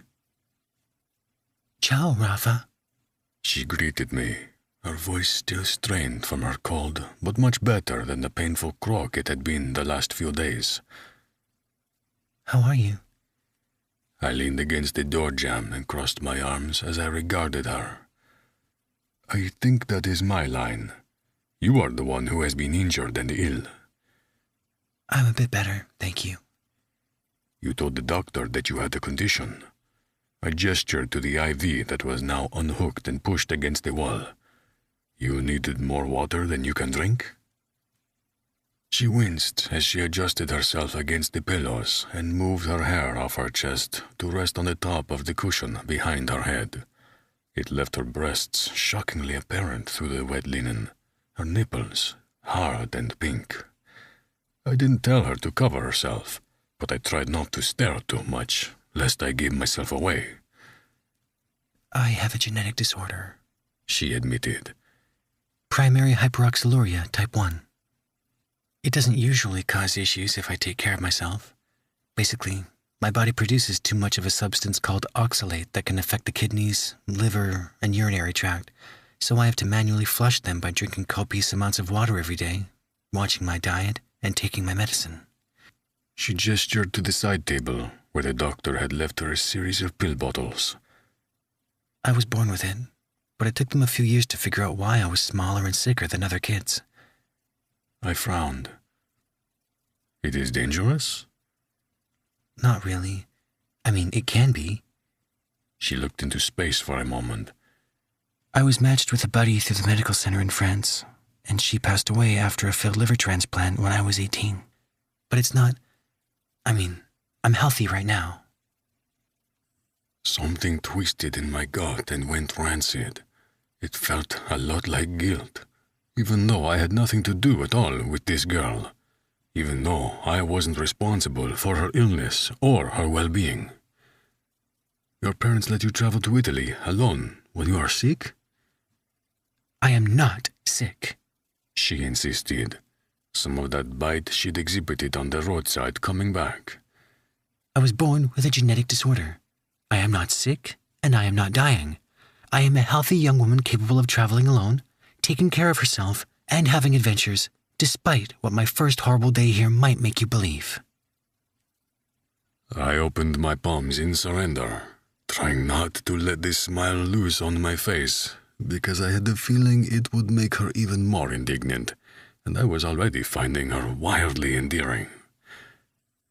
Bene, I meant no offense. You are obviously feeling better if you are ready to go for the throat of the man who saved you. Her scowl disappeared as she rubbed a weary hand over her mouth. God, I'm sorry. It's just, the whole topic is a little triggering for me. I have overbearing parents. Italian? I gestured to myself. Tell me about it. She smiled again, the shy curve of her mouth making me take an involuntary step into the room to be closer to her. I'm sorry about this. When I rolled my eyes at her, she laughed. I know you aren't a fan of apologies, but I'm from Michigan, and it's basically cultural, so don't get mad at me. I just wanted to say, thank you again. I know I've been an awful imposition, but I'm feeling better. A cough racked her entire frame and then made her wince as it irritated her bruised ribs and side. I'll probably be okay to leave tomorrow. I held up a hand to stop her, and her mouth snapped shut with an audible click. I do not believe I have ever had a woman try so hard to get away from me before. I mused and watched a mixture of horror and amusement wash over her expressive face. It was rather entertaining. Now, stop trying to run away. You are still sick, and having you occupy one of my 8 bedrooms in this giant mausoleum is not an inconvenience. I know how much you Americans like to sue. I am really just covering my own ass so you do not come after me for hitting you with my car. Her laugh was throaty. I'm not sure I'd have a case to make, seeing as how I ran out into the road like a madwoman. I have a man on it, on finding this Galasso character, I informed her. I had not intended on sharing that, not just because I did not want her to guess what kind of man would or could have a man on it, but also because I did not want her to think I was forming some kind of attachment to her. I would find this Stronzo so he did not hurt any other woman ever again, not because he had hurt this particular girl. Unfortunately, it was impossible to look at her in that bed, vulnerable and sweet enough to make my damn teeth ache, and not want to offer her something. A present, a tribute, something of meaning ripped straight out of my skin. Her pink mouth parted in shock. Oh, to what end? Do you think he'll still have any of my things? No, I thought, but I could make him pay for taking them. Forse? Maybe, I allowed. Well, thank you. She tried to gather her hair again, soaking in a pained breath as she moved to push it out of her face. Let me help you, I offered before I could think it through, moving briskly around the bed to her side.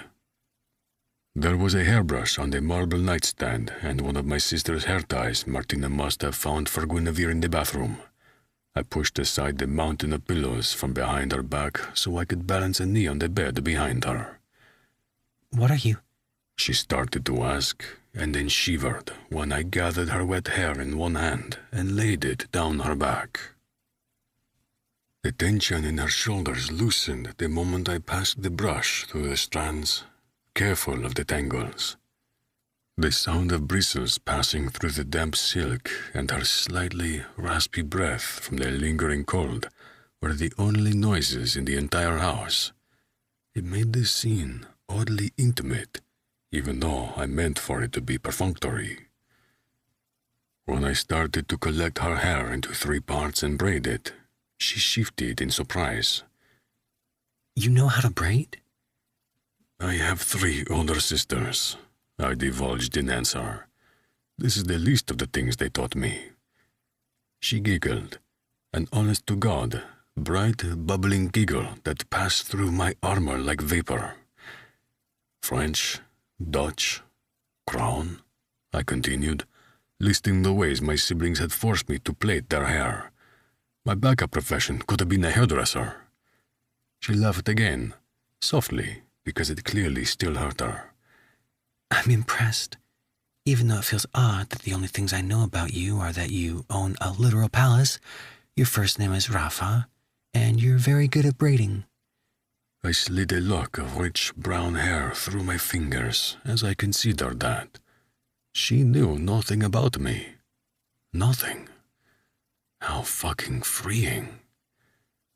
Well, I love my country and consider myself an amateur historian. I like to cook, but I hate to clean up after myself, so I have a cook for when I am too lazy and a cleaner for when I am not. If I do not work out every day, I am a brontolone, a grouch, I think the word is.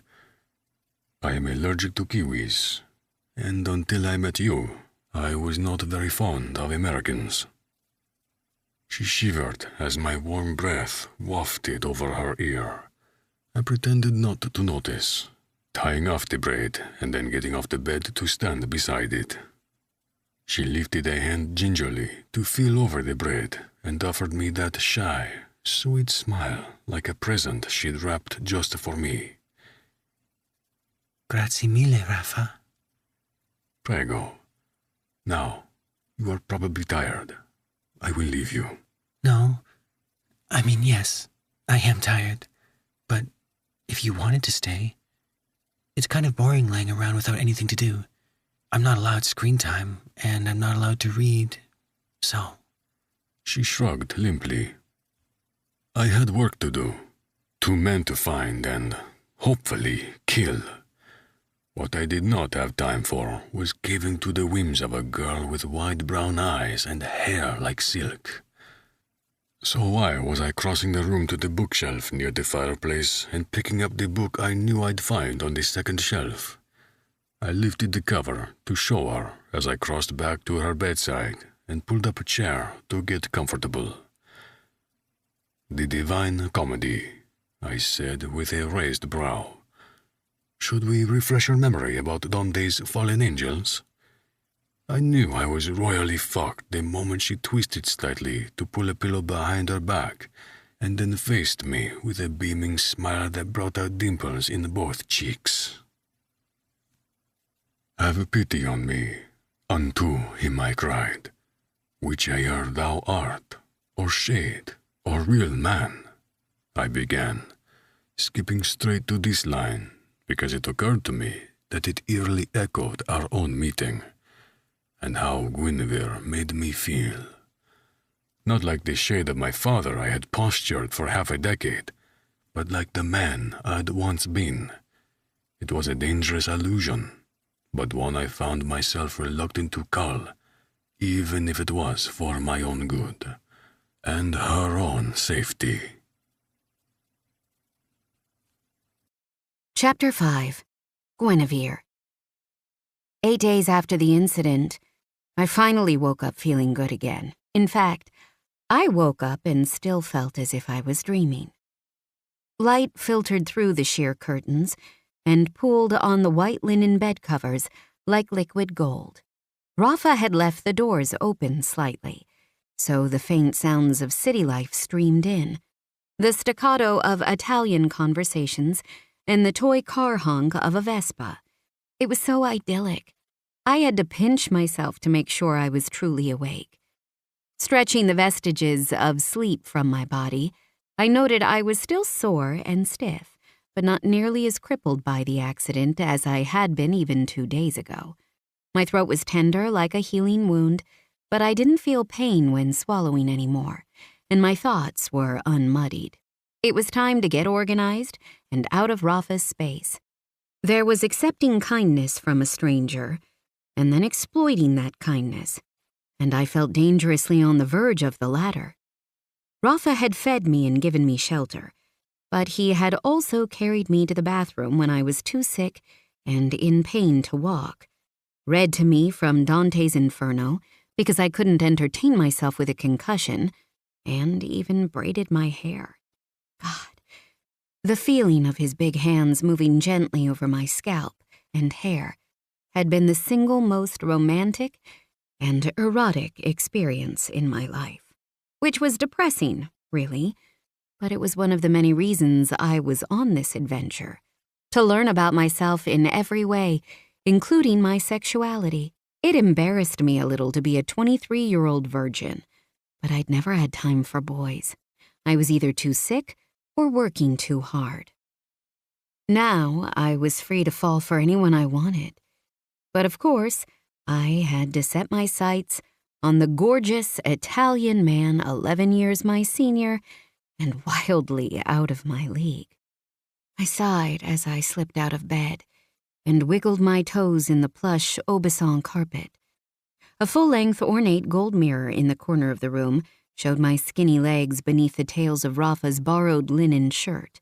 I raised the cuff to my nose to inhale the delicious scent of air-dried laundry and wondered what the material might smell like after a day spent pressed to his skin.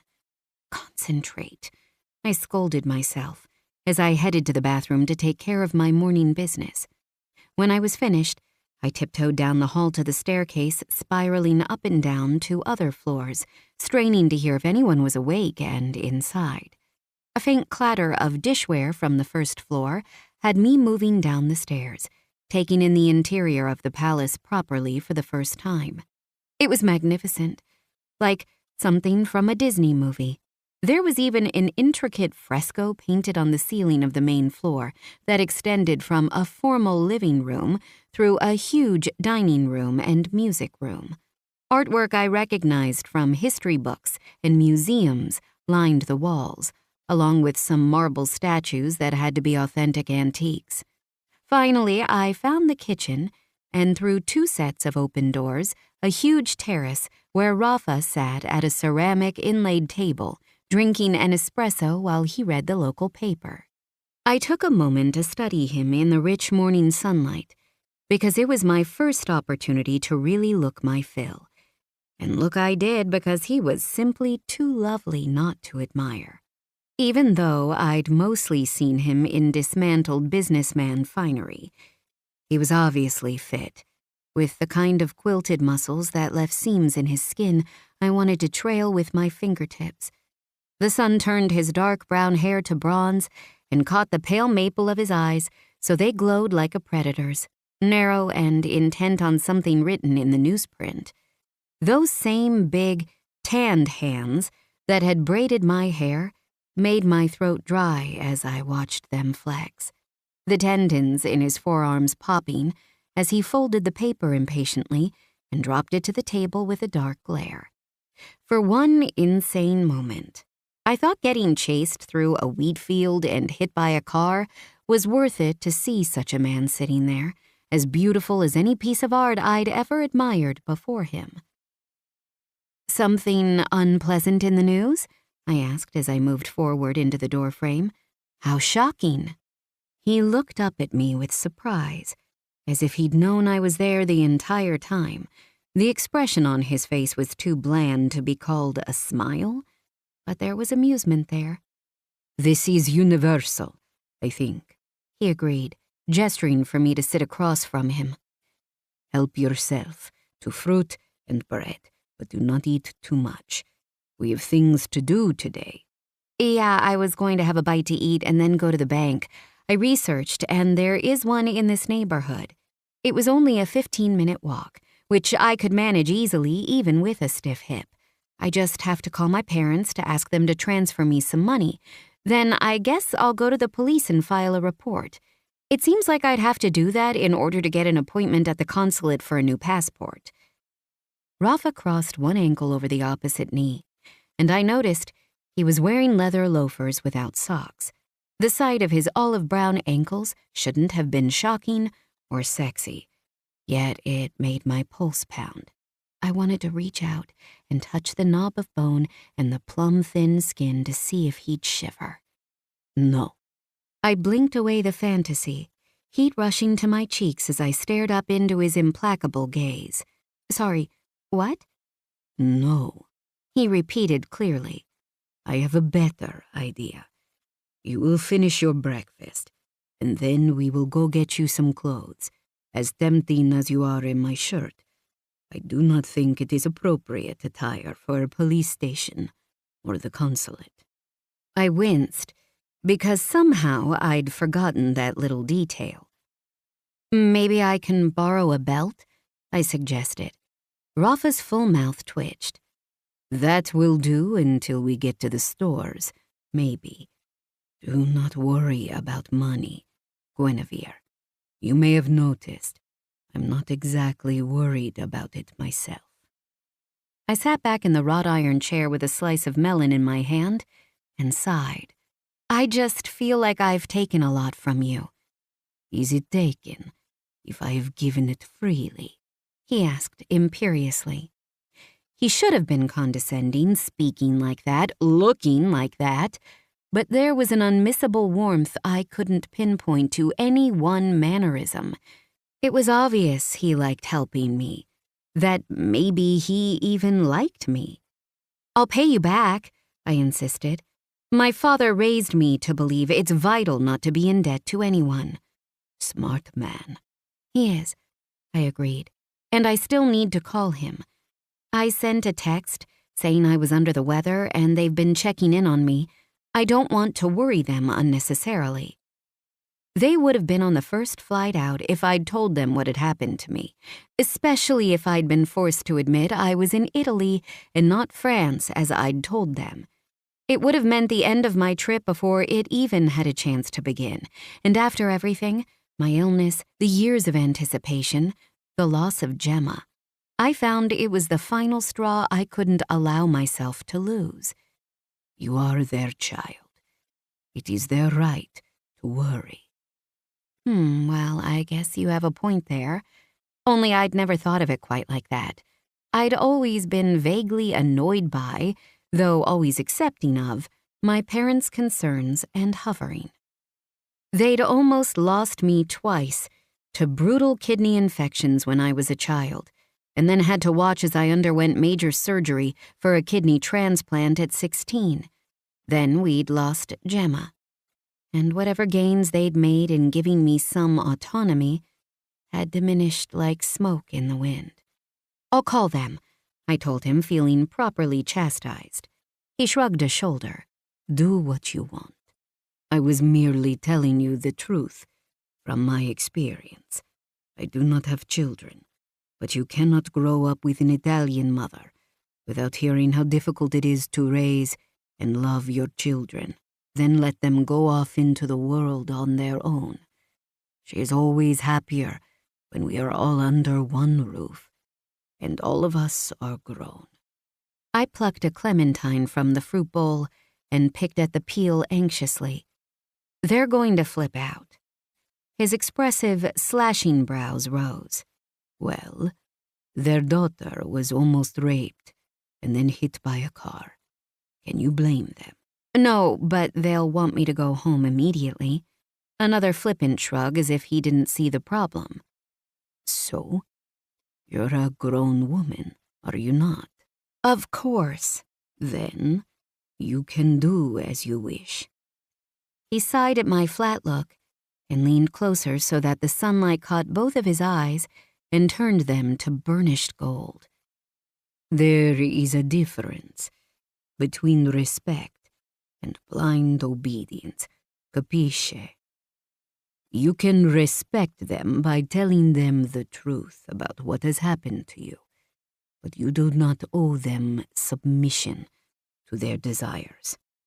I do not know why you are in Italy, but does one not usually spend time abroad to discover oneself? When I nodded somewhat woodenly, a little cowed by his wisdom, he leaned back in his chair and opened his palms. Then, do what you want, and only what you want. This time and this place are for you. It is rare we get so much freedom. Do not squander it before your adventure has even begun." I blinked at him as I chewed a piece of bright citrus. It was both eerie and wonderful that his thoughts so closely aligned with my own. Maybe it shouldn't have surprised me, given that he was almost a perfect stranger, yet I felt more comfortable sitting there that morning with him on a terrace in Florence than I'd felt in most other places with most other people in my life so far. "Are all Italian men so wise?"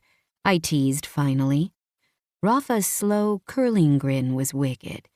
"You have not seen anything yet." "Okay, Yoda," I quipped, then hesitated. "Sorry, do you know Star Wars?" "I am Italian, not an alien," he drawled. "Of course I understand the reference, young Padawan." My grin was so wide it hurt my cheeks, dimples digging trenches into my face. Rafa got up with a murmur about making me an espresso, and I tipped my face into the sun, closing my eyes to smell the jasmine blooming in the flower boxes along the terrace's stone railing. I let myself wonder what it might be like to live this kind of life every day, waking up in a palace and having breakfast on the terrace in Florence's most exclusive neighborhood. Instead of going to work at my father's financial firm every day, I would bike through the streets to the Uffizi Gallery, where I would give tours to English tourists on the bevy of art and artifacts on display.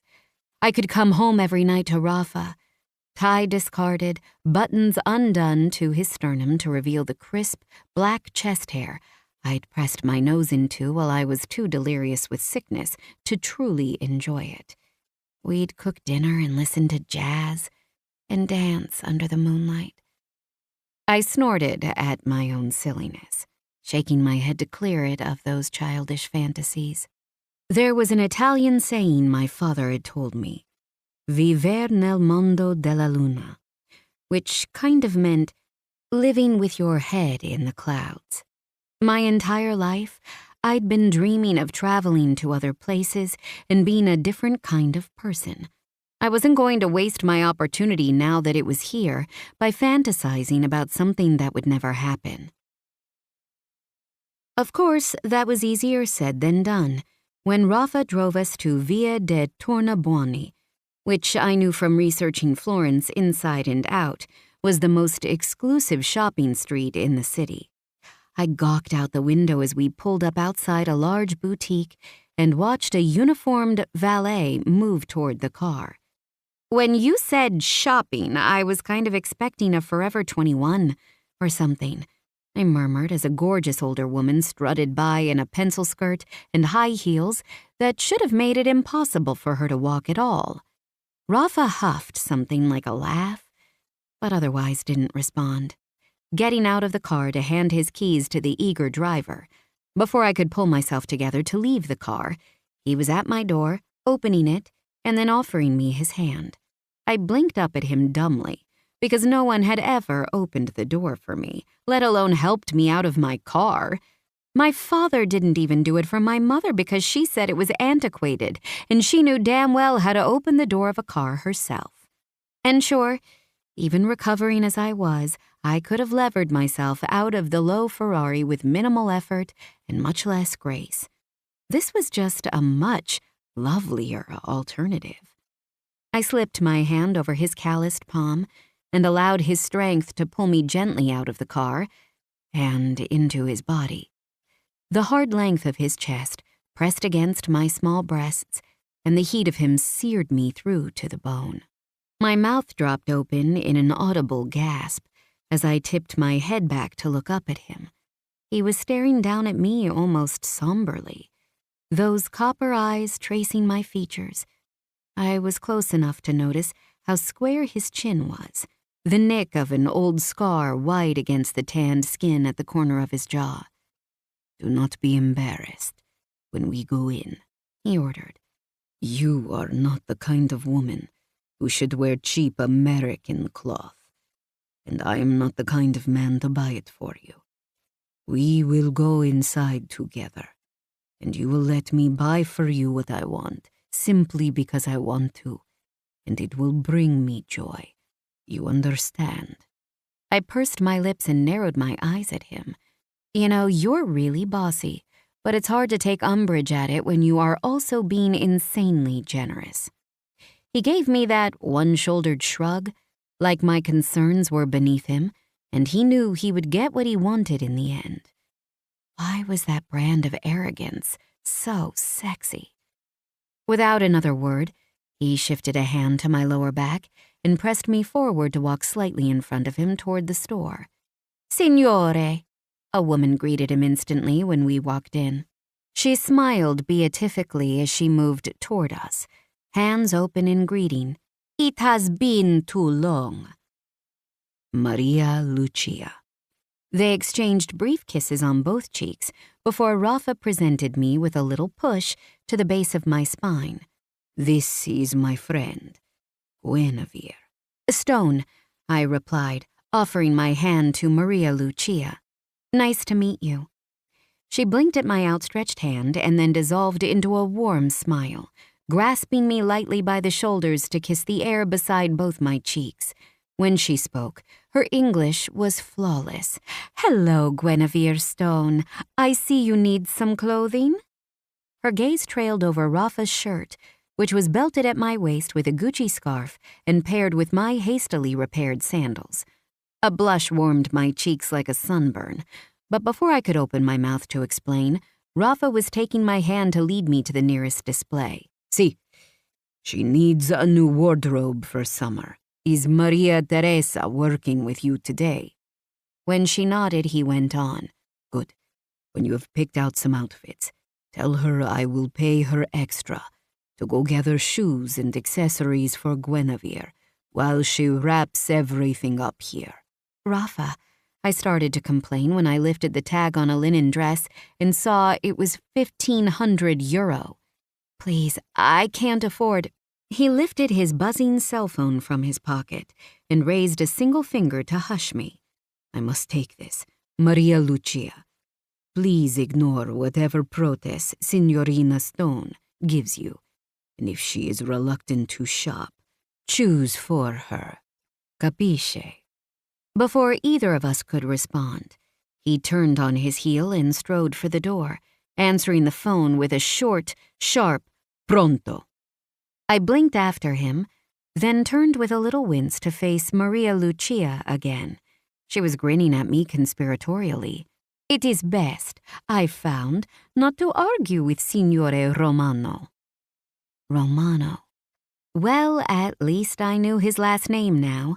Maybe I could Google him from the changing room to find out who exactly my fabulously wealthy benefactor was. "He's a little overbearing," I agreed with a sigh, trying to think about how much money I could afford to give Rafa for this designer wardrobe he was insisting on. I had the 10 grand saved for my trip, but some of that had already been spent on the apartment I'd rented and still hadn't seen, and the few excursions I'd booked, including a day trip to Volterra to see the Etruscan ruins. Now that Rafa had made an appointment this afternoon to expedite my replacement passport, I'd have access to my accounts again by next week, which was frankly a massive relief, because it meant I didn't have to divulge the details of my trouble to my parents. I agreed with Rafa to a certain extent. They deserved to know I'd been really sick and maybe even hurt, but I wasn't going to tell them enough to jeopardize my trip. For the first time in 23 years, I was doing something for me, and I wouldn't give that up without a fight. "Don't stress," Maria Lucia encouraged me with a gentle pat to my forearm. "Signore Romano, he's a very successful man. He can afford to spoil his ragazza." "Oh, I'm just a friend," I corrected, awkwardly moving my hands as if I could erase the question from the air between us. "Not even a friend, really. He's just helping me out." "Of course," she soothed, but the creases beside her smiling eyes said otherwise. "Let's get to work either way. He is not a man who likes to be kept waiting. You are a size 40, I think?" "Yes. Do you have favorite colors?" "Maybe just neutrals. I don't usually wear bright colors." "Red." I jerked my head around to see Rafa coming back into the store. his phone still pressed to his ear, one hand covering the microphone. "I don't really—" "Red," he repeated. "It is my favorite color." "Oh." He turned away from us to speak into the phone again, pacing the front of the store. I didn't know what to think about him wanting to see me in his favorite color. It felt somehow inappropriate, intimate, like he'd imagined me in shades of red and found himself pleased with the image. "Well then, we better find some lovely shades of red," Maria Lucia said with a wink, before gently leading me deeper into the store, chattering away about Gucci's new summer line and Valentino's to die for poppy patterns. I let her compile an excessive number of outfits, all of them hanging together in the spacious changing room at the back of the store, when she practically pushed me inside to try them all on. I wasn't a fan of shopping on the best of days, but only because I'd never really gone shopping with friends, or even my mother or sister growing up. Being ill so much had barred me from those little pleasures, and I hadn't realized until now, trying on a slightly sheer black tank dress, how much I wished I'd had that time with Mom and Gemma. Maria Lucia and Maria Teresa both cooed and exclaimed over me each time I emerged from the room to show them my outfits, fussing over me as they pinched the fabric at my waist and tried to prop my small breasts up more appealingly in low-cut tops. They'd pulled things from me I'd usually never wear in a million years. A citrus yellow maxi skirt and white silk cropped shirt, a sunset orange midi dress with a sweetheart neckline, and a long, form-fitting dress that made me look like I was dipped in liquid gold silk. Everything was too bold, too extravagant, utterly inappropriate for my simple life back home in Ann Arbor. But even I had to admit, as I twirled in an almost backless white linen shift dress, that it was the perfect wardrobe for a summer in Italy. Rafa appeared at one point, leaning against the wall across from my changing room with his arms crossed, a small scowl fixed to his face, as if his features had been molded that way since birth. At first it made me self-conscious, but the Maria's excitement was contagious, and when Maria Lucia took my hand and twirled me around in a red Oscar de la Renta, I laughed with her, spinning until I was dizzy. When I stopped, wavering on my feet, breathless and smiling, it was Rafa who stood before me, the Marias silently disappearing back into the front of the store. His hand was on my elbow, hot and firm, balancing me so suddenly, I felt as if I'd slammed both feet on the ground. "I knew it would look like this on you," he said, and it was an intimate whisper, as if he didn't want the shop girls or other shoppers to know. It was declarative, bold as the shade of red cupping my breasts and brushing against my thighs. "Like what?" I breathed, a little embarrassed that my nipples were pebbling just from his sure, platonic touch on my arm. His mouth didn't flex, but I noticed a softness around his eyes that was a micro-expression of a smile. My mouth went dry as he moved his hand up my bare arm to the bow tied over one shoulder. There was a whisper as he tugged on one end of the fabric, and it fell apart, the straps falling free, the bust of my dress dipping dangerously low over my left breast.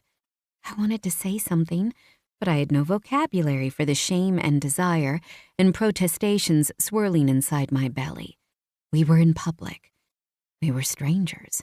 This was not the way Guinevere Stone would act. But wasn't that exactly the point?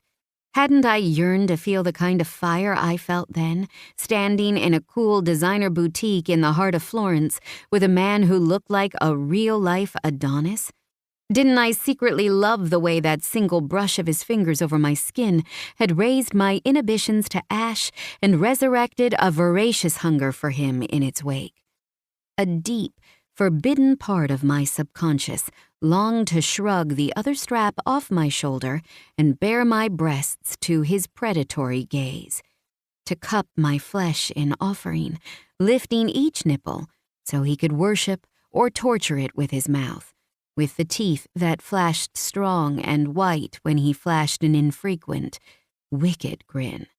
Rafa's hands slowly gathered the edges of the fabric and pulled tight, redoing the bow so it lay beautifully against my skin. Uneven, he explained calmly, but his eyes were fixed intently on his tanned fingers, tracing the edge of the red fabric against my pale skin. "Thank you," I said thickly. "But honestly, Rafa, I can't accept even half of this. I just can't pay you back for it." "You will not," he said simply, dropping his hand as his brows dropped over his eyes. He stepped back, and I was both relieved and annoyed by the distance. "You said yourself, my father was a smart man for teaching me not to be in debt to someone," I pointed out. "Si, certo," he agreed. "But I intended for you to pay me back, just not with something so silly as euros." I fisted my hands on my hips and leveled him with a cool glare. "I'm not a prostitute." A reluctant grin claimed his mouth, pink against the dark stubble all along the curve of his jaw. "Do not insult us both. I only meant I have a fundraiser at the Pitti Palace next Friday evening, and no date. If you are willing to bear the tedium, you would be repaying me with your company." I snorted, forgetting my nerves and attraction in the silliness of his request. "Oh, come on. You're you.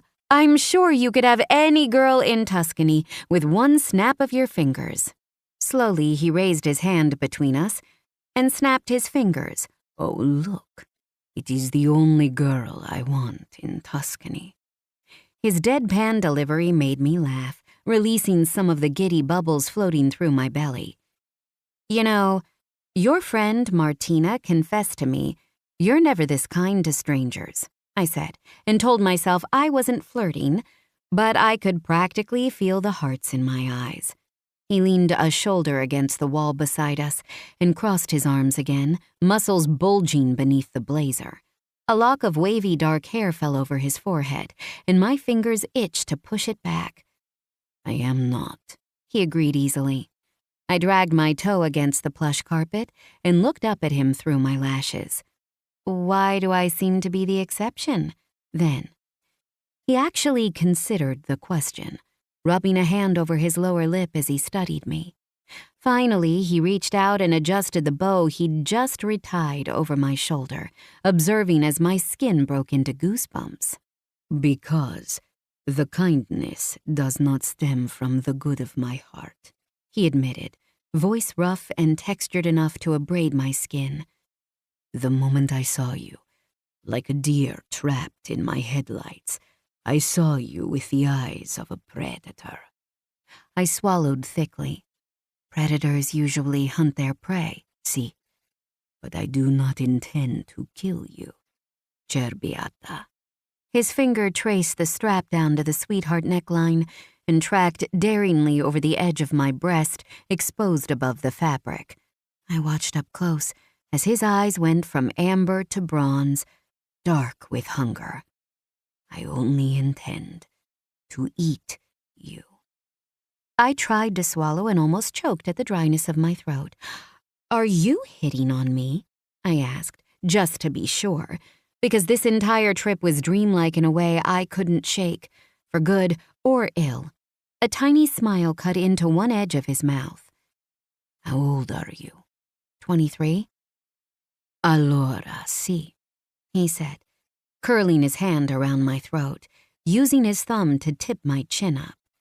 "Ci sto provando." "Then yes," he said, "I am." Before I could truly process that, he was moving closer for a kiss. I pursed my lips slightly, eager to test the texture of his mouth against my own. But to my slight shame and disappointment, those lips only tipped into a grin, and then pressed first to one cheek and then the other. How could the simple brush of his mouth against my skin liquefy my spine? When he stepped away with low-lidded eyes and a smug smile, I was as breathless as if he'd kissed the air right out of my lungs. Chapter 6. Rafa. Shopping was not an aphrodisiac, nor was visiting the police station and the American consulate, where I pulled strings to get Guinevere seen to immediately while I waited outside, working from my phone. Yet, by the end of our errands, my blood felt like it had been boiling on low heat for hours. Impulse control had always been one of my greatest assets. I was not besieged by lusts, avarice, gluttony, or envy like so many other capos and soldati whose hunger was never sated. Being a criminal was not something I would have chosen for myself, but now that I was firmly entrenched on the wrong side of the law, I found I relished the mental challenge of it, how to bend the rules into angles that worked for me without breaking them completely. How to rule the underworld of the North without drawing attention from the wrong people as capo di capi. It was about checks and balances, problems reduced to easy mathematical equations I could solve with simple logic. I had been top of my class at Oxford in math and economics, and gone on to work on Lombard Street, in the heart of London's financial district, for years before I was called by duty and honor to come home. Emotion and hedonism did not factor into my life. Blasphemy for an Italian, but it was one of the reasons I'd always been drawn to Britain and to finance. My father had made excuses all my life for his behavior. I am a man. I have needs. She was so beautiful. I had to have her. Yes, the palazzo was too expensive, but we need to show others we are rich and powerful. He dared to speak to me like that, so I was forced to cut out his tongue. Pathetic, I had always thought, to be so ruled by his baser instincts.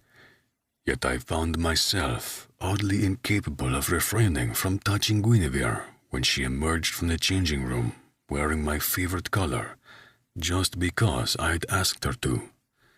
There was an ethereal quality about her beauty, something in the large, luminous eyes and the small, full red mouth, the sharp chin, and all that thick hair swinging in waves to her waist.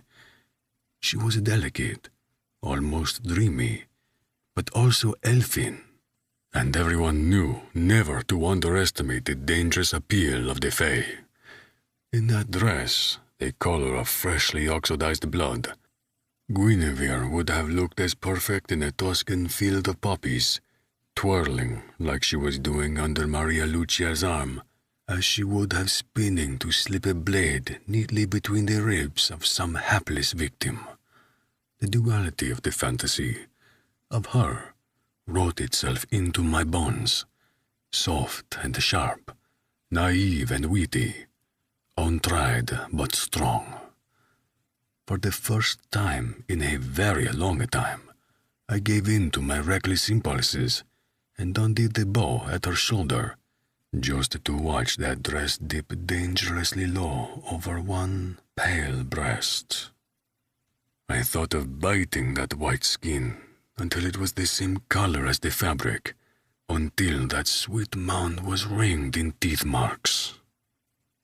I could have, too. Her desire was obvious in the stain of her cheeks and the hitch of her breath. She wanted me, and she wasn't afraid of it. Her chest pushed slightly into my hand, and when I bent to kiss each of her suede soft cheeks, I caught the pucker of her mouth ready to meet my own, and I was charmed by it. What I could teach her, I thought, and was almost scared of my own desire to do so. To take her hand and show her how to please me exactly as I wished, to introduce her to pleasures her sweet, shielded brain had never even thought to dream of. I had stepped away from the temptation, but it had taken a surprising strength of will to do it. And even then, throughout the mundane, frankly irritating errands we accomplished the rest of the day, I found myself struck by the contours of her bow-shaped mouth, wondering if that incredibly soft skin extended to the soft curve of her inner thigh. When the police officer took her into a room to speak with her alone, and they came out laughing softly together, I made sure to remember his name, Riccardo Grassi, and had to fight the urge to stop her from giving him her phone number.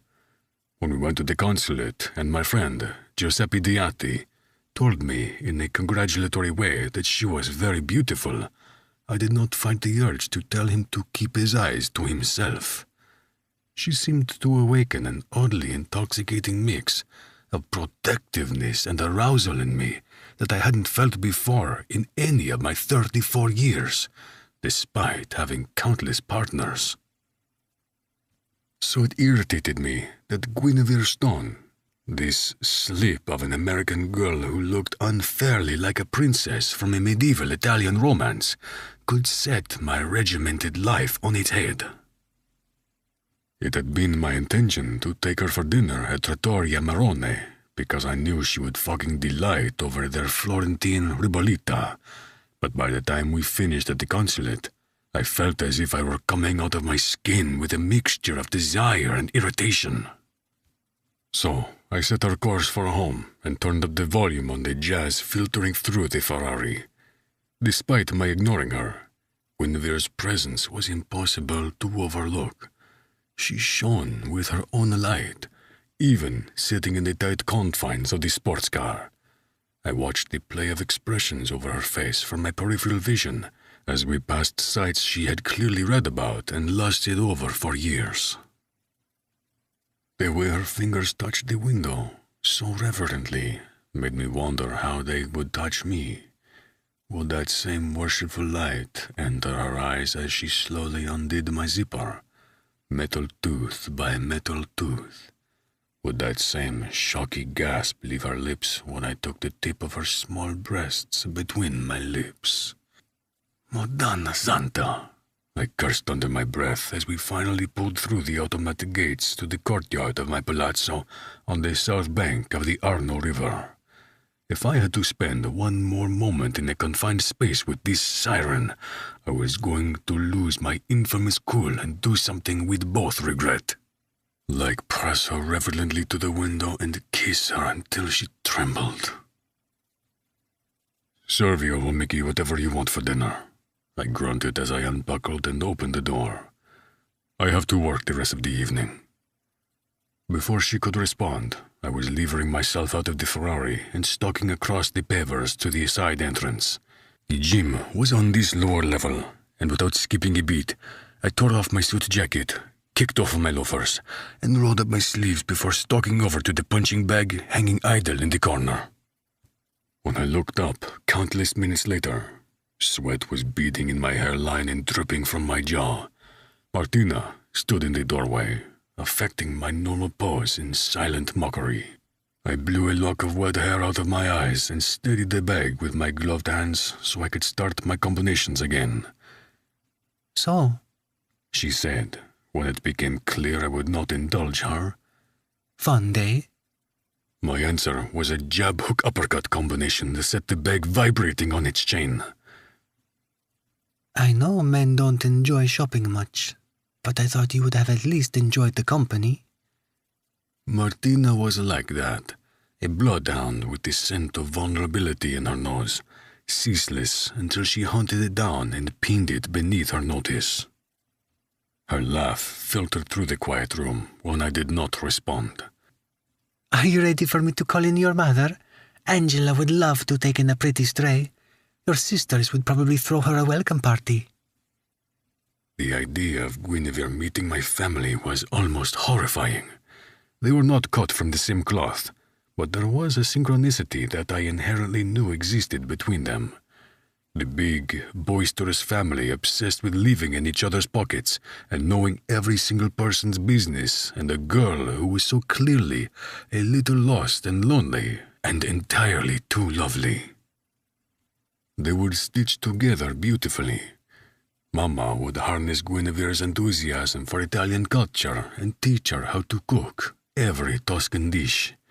Delfina would take her through the olive groves and vines, showing her how to taste the fruits for readiness, educating her on Tuscany's famous Sangiovese grapes, while Stacci and Carlotta would enfold her in family duties, pushing babies into her arms and laughing with her as they played with the young boys in the grass. The vision was so vivid it took my breath away, the way punching the merda out of the punching bag had failed to do. "No," I said curtly, but there was a wealth of reasons behind the syllable. At the moment, I could convince myself this strange fascination I had with the American was lost, heady, dangerous, but acceptable. I was a red-blooded man, faced with a gorgeous woman who needed my help. There were very few men who would not feel as I did in the same situation. But if I saw her in my true home, with the people I had given up my lifelong dreams for, I was aware that a passionate intensity could morph into something entirely too heart-bound. A hotel, then? She offered sweetly, as if she was the kind of person who lived to be helpful. She is so young. You'd want to make sure she was somewhere safe, as a concerned older guardian. I shot her a glare and caught the wide, shameless grin pinned to her face. "Vai a quel paese." "Fuck off." Her resulting laugh was bright and long. Oh, Rafa, I only wish Leo was in town to see this. Cazzo. I was grateful he was at the villa with the family. Martina was pushy, but she had nothing on Leo, who would level me with one amusement-filled look and offer to be my best man at the wedding. "Was there a reason you decided to bother me?" I demanded, and turned my focus back to the punching bag and the burn in my torso as I beat it into a steady, punishing pace. Jab, jab, right hook, uppercut, jab, jab. Oh, not really. She amused blandly, pretending to check her fingernails as if she gave a shit about their appearance. Probably nothing you'd be interested in because you don't care much for the girl either way. "Spit it out, Tina," I ordered as sweat dripped into my eyes. Va bene. Ludo found the man, Galasso. Immediately, my hands fell limply to my sides, and I turned on Martina with a snarl.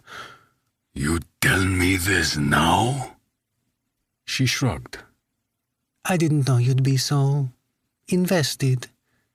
"Cut the shit," I demanded before tearing off my gloves with my teeth and shucking them to the floor. "Where is he?" They have him at Trattoria Umberto, in the cellar. "Why so public?" Ludo found him in town skulking around, and it was the closest place. "They will be in full dinner service upstairs," I pointed out. Another shrug. It's loud with the live music, and the cellar is beneath layers of concrete. No one will hear them, or you, if you decide to deal with him yourself. I ignored her, already stalking out of the room to shower and change for the reckoning with Guinevere's would-be assaulter. A human head was much better than a punching bag for relieving stress anyway. The trattoria was in Santa Croce and filled with locals who tried to stay away from the chaos of central Florence during the summer months, when tourists descended on the streets like locusts. We had owned the restaurant for 20 years, since the proprietor, Ambrigio's wife, was diagnosed with cancer, and they had no money to pay for the bills and her treatment.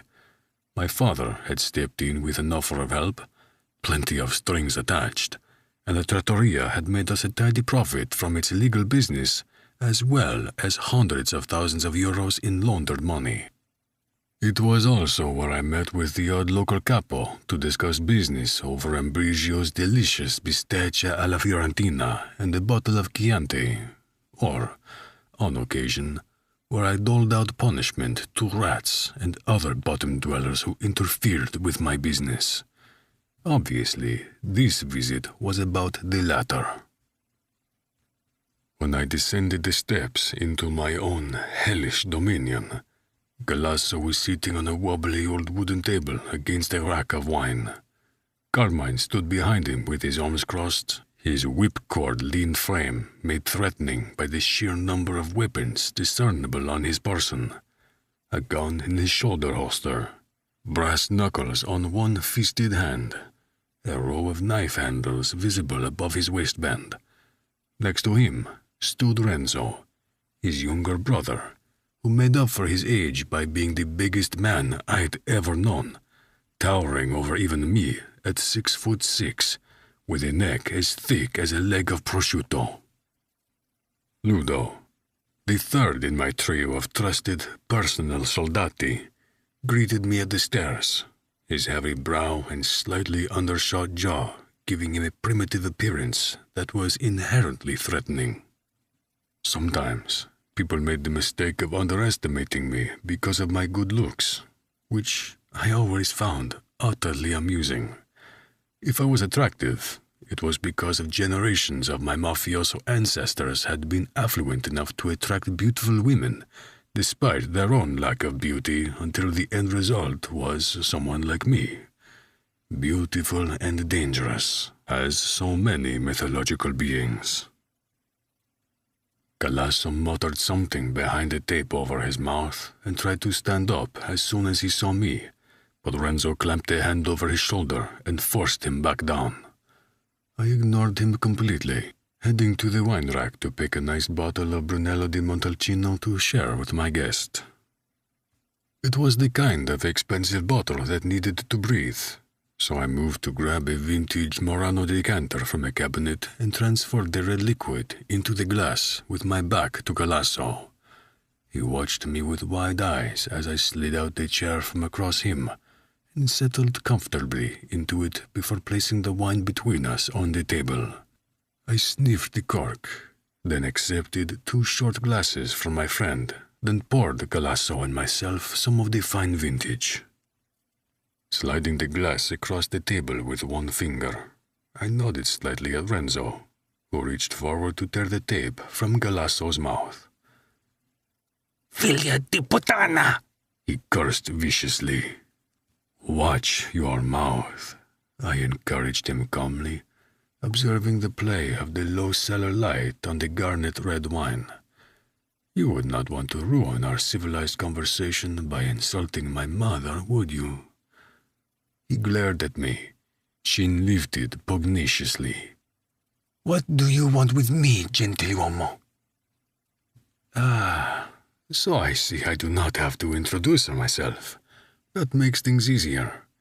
Though I do not know you, Galasso. Perhaps we should start with your introduction? When he didn't immediately speak, I flicked my gaze to Renzo, who used the butt end of his gun to pistol whip the man. He let out a cry, blood flying from his broken nose, but quickly after he murmured, Galasso Pagano. From? I encouraged with a thin smile, as if this was just a polite interview. Sometimes it was fun to play with your food before you destroyed it. Napoli.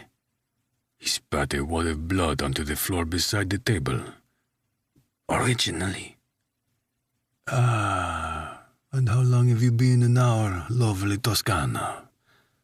4 years. Premonition skittered down my spine. 4 years ago, my father was killed. 4 years ago, I became a man I'd never intended to be. Where do you work? With the vines, up near Pistoia. What car do you drive? He blinked, but answered easily enough, caught in the tide of rapid questions. A 2012 Lancia Y. Color? I asked, deceptively calm, though my blood was surging through my veins, thirsting to spill some of his. I had armed myself with more information about him over breakfast with Guinevere, so I was ready to catch him out. Blue. Chi vince piglia tutto. We have a winner. Well, Galasso, I am sorry my men bothered you.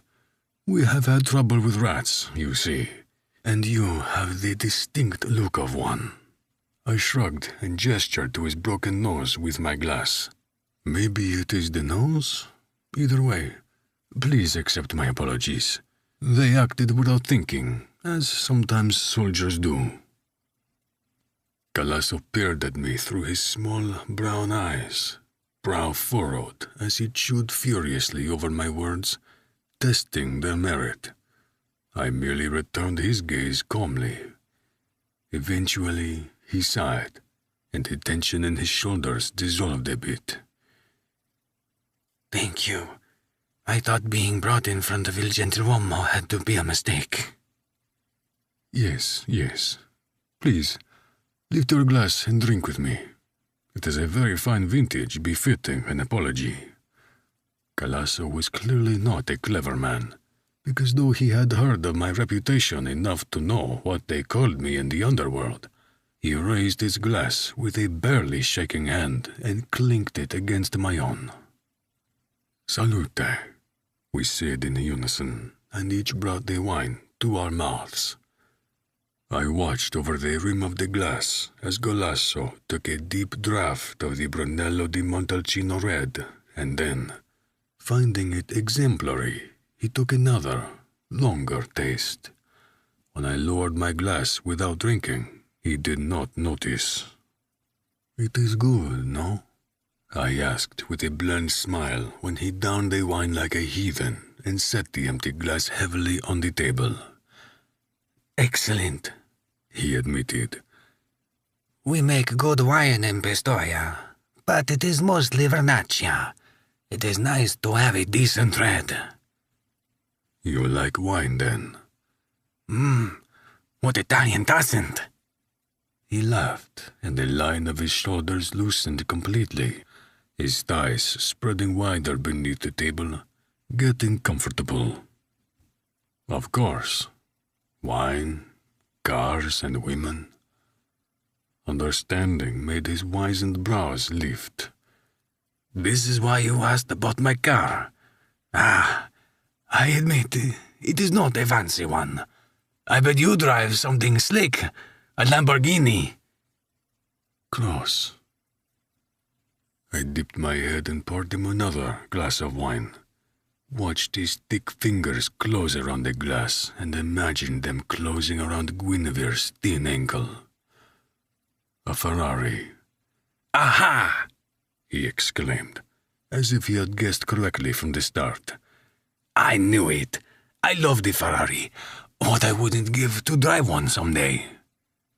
I let that moment settle, watched as he drank down more of that fine red wine. "You know," he said with a sly look, "it would be a good way to forget how your men treated me. That one with the face like a pig's nearly put out my shoulder." In the corner behind me, Ludo grunted softly. "Now that is an idea," I murmured, then looked up at Renzo over his shoulder. "You do not think my offer of wine is enough?" He had to tread carefully to avoid further insulting me, but there was a sly cast to his gaze that intrigued me. "I have powerful friends, Signore. Not so powerful as you, but still, they are old school. They do not like one of their own being mistreated." "What friends would those be?" I asked softly. "Leonardo de Conti."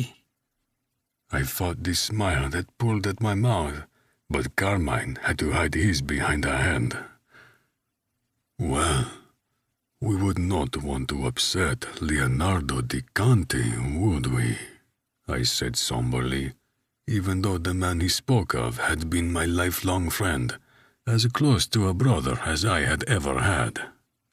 Obviously, Galasso knew enough to know about the mythical Il Gentiluomo, but not about my outfit. "Will you get the keys, Zo?" I told Renzo. "The least we could do is let this poor man take a ride." Galasso's eagerness leaked through the air, gaseous and nauseating. The charade was almost over, and I was finding it harder and harder to pretend. So you like red wine and vintage Ferraris. What kind of women do you enjoy, Galasso? His name hissed through my teeth, a threat he was too inebriated to notice. Smooth, he said, like the pervert he was. Young and sweet. Ask any real man. He'll tell you the same. I waited until his chuckle settled, and then slowly got up out of my chair. Come, let us go to the car. Galasso stumbled getting up, but smacked Carmine's hand when he tried to help, muttering a curse under his breath as he moved forward when I waved him down the hall ahead of me. I liked him with eyes like a doe's, wide and lovely brown, I told him conversationally as we walked slowly down the winding, dark corridor carved into the ground. Long dark hair, soft as mink, and fast, so fast you cannot catch them if you give chase.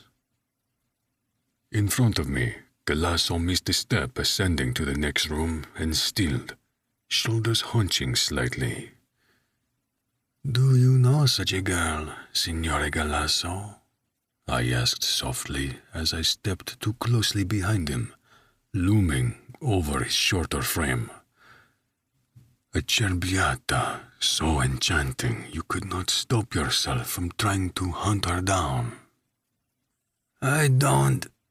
He argued until he felt the tip of the hunting knife in my hand pressed hard enough to draw a bead of blood, as red as our shared wine, against his neck. How did you know? Because that little fawn stumbled into the path of an even bigger predator as she fled from you. You can have her! He almost shouted, the words bouncing off the close walls. I didn't even touch her. Oh, but I think you did. I think you touched her hip, and then her ankle. I know you wanted to touch a lot more than that. Did you never learn, Galasso, that all women are too good for the likes of you? And unluckily for you, this woman in particular is so far above your thick head that now you must lose it for attempting to keep her for yourself. The door opened before Galasso so quickly he didn't even have time to orient himself before I was shoving him over the edge onto the black tarp Lorenzo had laid across the floor. The older man fell to his knees with a wailing moan for help. Of course, there was no help to be had. He trespassed into my underworld, where I was judge, jury, and executioner. Some capos relegated the blood work to their soldiers, but not me. Especially not now. Before Galasso could straighten from his unbalanced lean, I was on him. My fists were slightly sore from the beating I had given the leather bag in my basement, but that did not numb their efficacy at all. One strike to the side of his head, already muddled by the drugs I'd slipped into the wine. Another to his broken nose when I flipped him over and straddled his torso. A trio to the cheeks. Left, right, left, like the number of kisses Italians bestowed for good luck. I thought of Guinevere alone in a foreign country, helpless and vulnerable on the side of the road, desperate for aid that came in the shape of this man beneath my knees. I thought of the half-moon smile and the low-lidded gaze peeking out beneath long lashes as she smiled shyly at me, and the surprising edge of her bladed tongue. Slowly, methodically, and with an audience of 3, I beat Galasso Pagano to death. And when I was done, I carved Stupratore into his forehead with the edge of my knife and watched as Ludo lifted the body in his gloved hands to transfer it to my vintage Ferrari waiting in the back alley, driven there by Carmine. He would take them into the countryside and stage a car crash somewhere deep in the valley, with his blood alcohol content high thanks to the drugs and the wine. There would be no doubt the accident was of Galasso's own making. Except for those letters across his forehead deeming him a rapist. The police would not have enough to make a case for homicide, but those who lurked in the unlawful shadows would know a message had been sent from the gentlemen of the Camorra, and they'd live in fear of receiving it themselves. Do not fuck with me or mine. When I'd decided that Guinevere was mine, I was not sure and didn't linger on. The point was, it had happened, and I wasn't the kind of man to worry about why. Chapter 7. Guinevere. I sat for all of 60 seconds on the edge of the bed Rafa had lent me in his Florentine palace, feeling confused and downtrodden by his sudden cold dismissal after a lovely day together, before I told myself to stop being an idiota. Rafa may have rejected whatever bond I'd felt growing between us, tenuous but sticky like the first tendrils of a spider's web. But that didn't mean all of Florence wasn't waiting outside these doors for me to explore. I had money, from Rafa, and clothes, also from Rafa. So what was stopping me from setting off on my own adventure? Rafa, really, or the thought of him. After such a short time, I shouldn't have been able to factor him into my Italian fantasies so easily. But dreams floated across my consciousness like scenes from a much-loved film. Twirling in that field of poppies, in that dress he seemed to love, only to tumble into his strong arms, the two of us then crushing the delicate blooms beneath our bodies as we had sex in the grass, sucking aged Modena balsamic off his thumb while we shared a meal in the city, and laughing with him when he teased me for enjoying everything with a little too much enthusiasm. Exploring alone seemed desaturated now, but I wouldn't let my trip be derailed by a moody Italian. So I grabbed the big raffia YSL bag Maria Lucia had thrust into my hands at one point that morning, along with the thick handful of euro notes Rafa had given me, and set off to take in the city. Just as I was opening the front door, Martina appeared, silent and terrifying with a cleaver, of all things, in one hand. "Going somewhere?" she asked with a raised brow. I eyed the knife and swallowed. "Yes, I thought I'd check out the city because I've been cooped up indoors for too long. I'm sick of waiting around for adventure to come to me." For some reason, this seemed highly amusing to her. "Si, capisco. Have fun, then." "Do you have any suggestions for a nice place to grab dinner?" I asked after a brief hesitation. "Where are you headed?" "I want to see the Duomo," I admitted, a little sheepish because I felt like such a tourist admitting I wanted to see the most famous sight in the city. But Martina only nodded. "Of course. Why don't you try Trattoria Umberto? It's on the way to the Duomo across the river. Eat first and see the Duomo for the first time under the lights. Something tells me you will like it better at night." I wasn't so sure about that.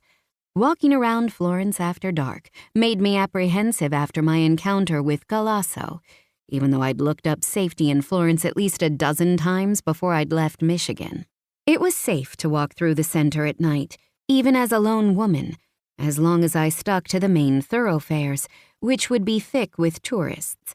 I just had to watch my belongings and stay away from dark corners, which was easier said than done, really, when I'd always been drawn inexplicably but inexorably to the shadows. I thanked Martina, ignoring her manic grin and the gleam of the cleaver, and pushed into the hot evening air. It was thick and stagnant, but I could smell garlic and cooking meat from the little restaurant down the street, and on cue, My stomach rumbled. As I headed toward the Arno and the famous Ponte Vecchio, my phone buzzed in my purse. I pulled it out to see the screen lit with 2 missed calls and 3 text messages, 1 from my mother and 2 from my father. I chewed on my lower lip as I scrolled them. Dad: "Why haven't you called? I know you said you were sick, but surely you're better now." Dad: "Guinevere Louisa Stone, if you do not give me proof of life in the next 24 hours, I will be on the next flight to Paris to find you." Mom: "He means it." Damn. I'd been texting them almost every day, except those few days when I was so sick and concussed I could barely open my eyes, and they still worried about me. I was 23 years old with a master's degree, and they still couldn't stop worrying. As I hesitated, another text came in. Mom: "Are you taking your medicine? Don't forget, the humidity will dehydrate you quicker than you're used to." My sigh unwound like a spool of thread over my tongue. I looked around and saw a building that could pass for something in Paris.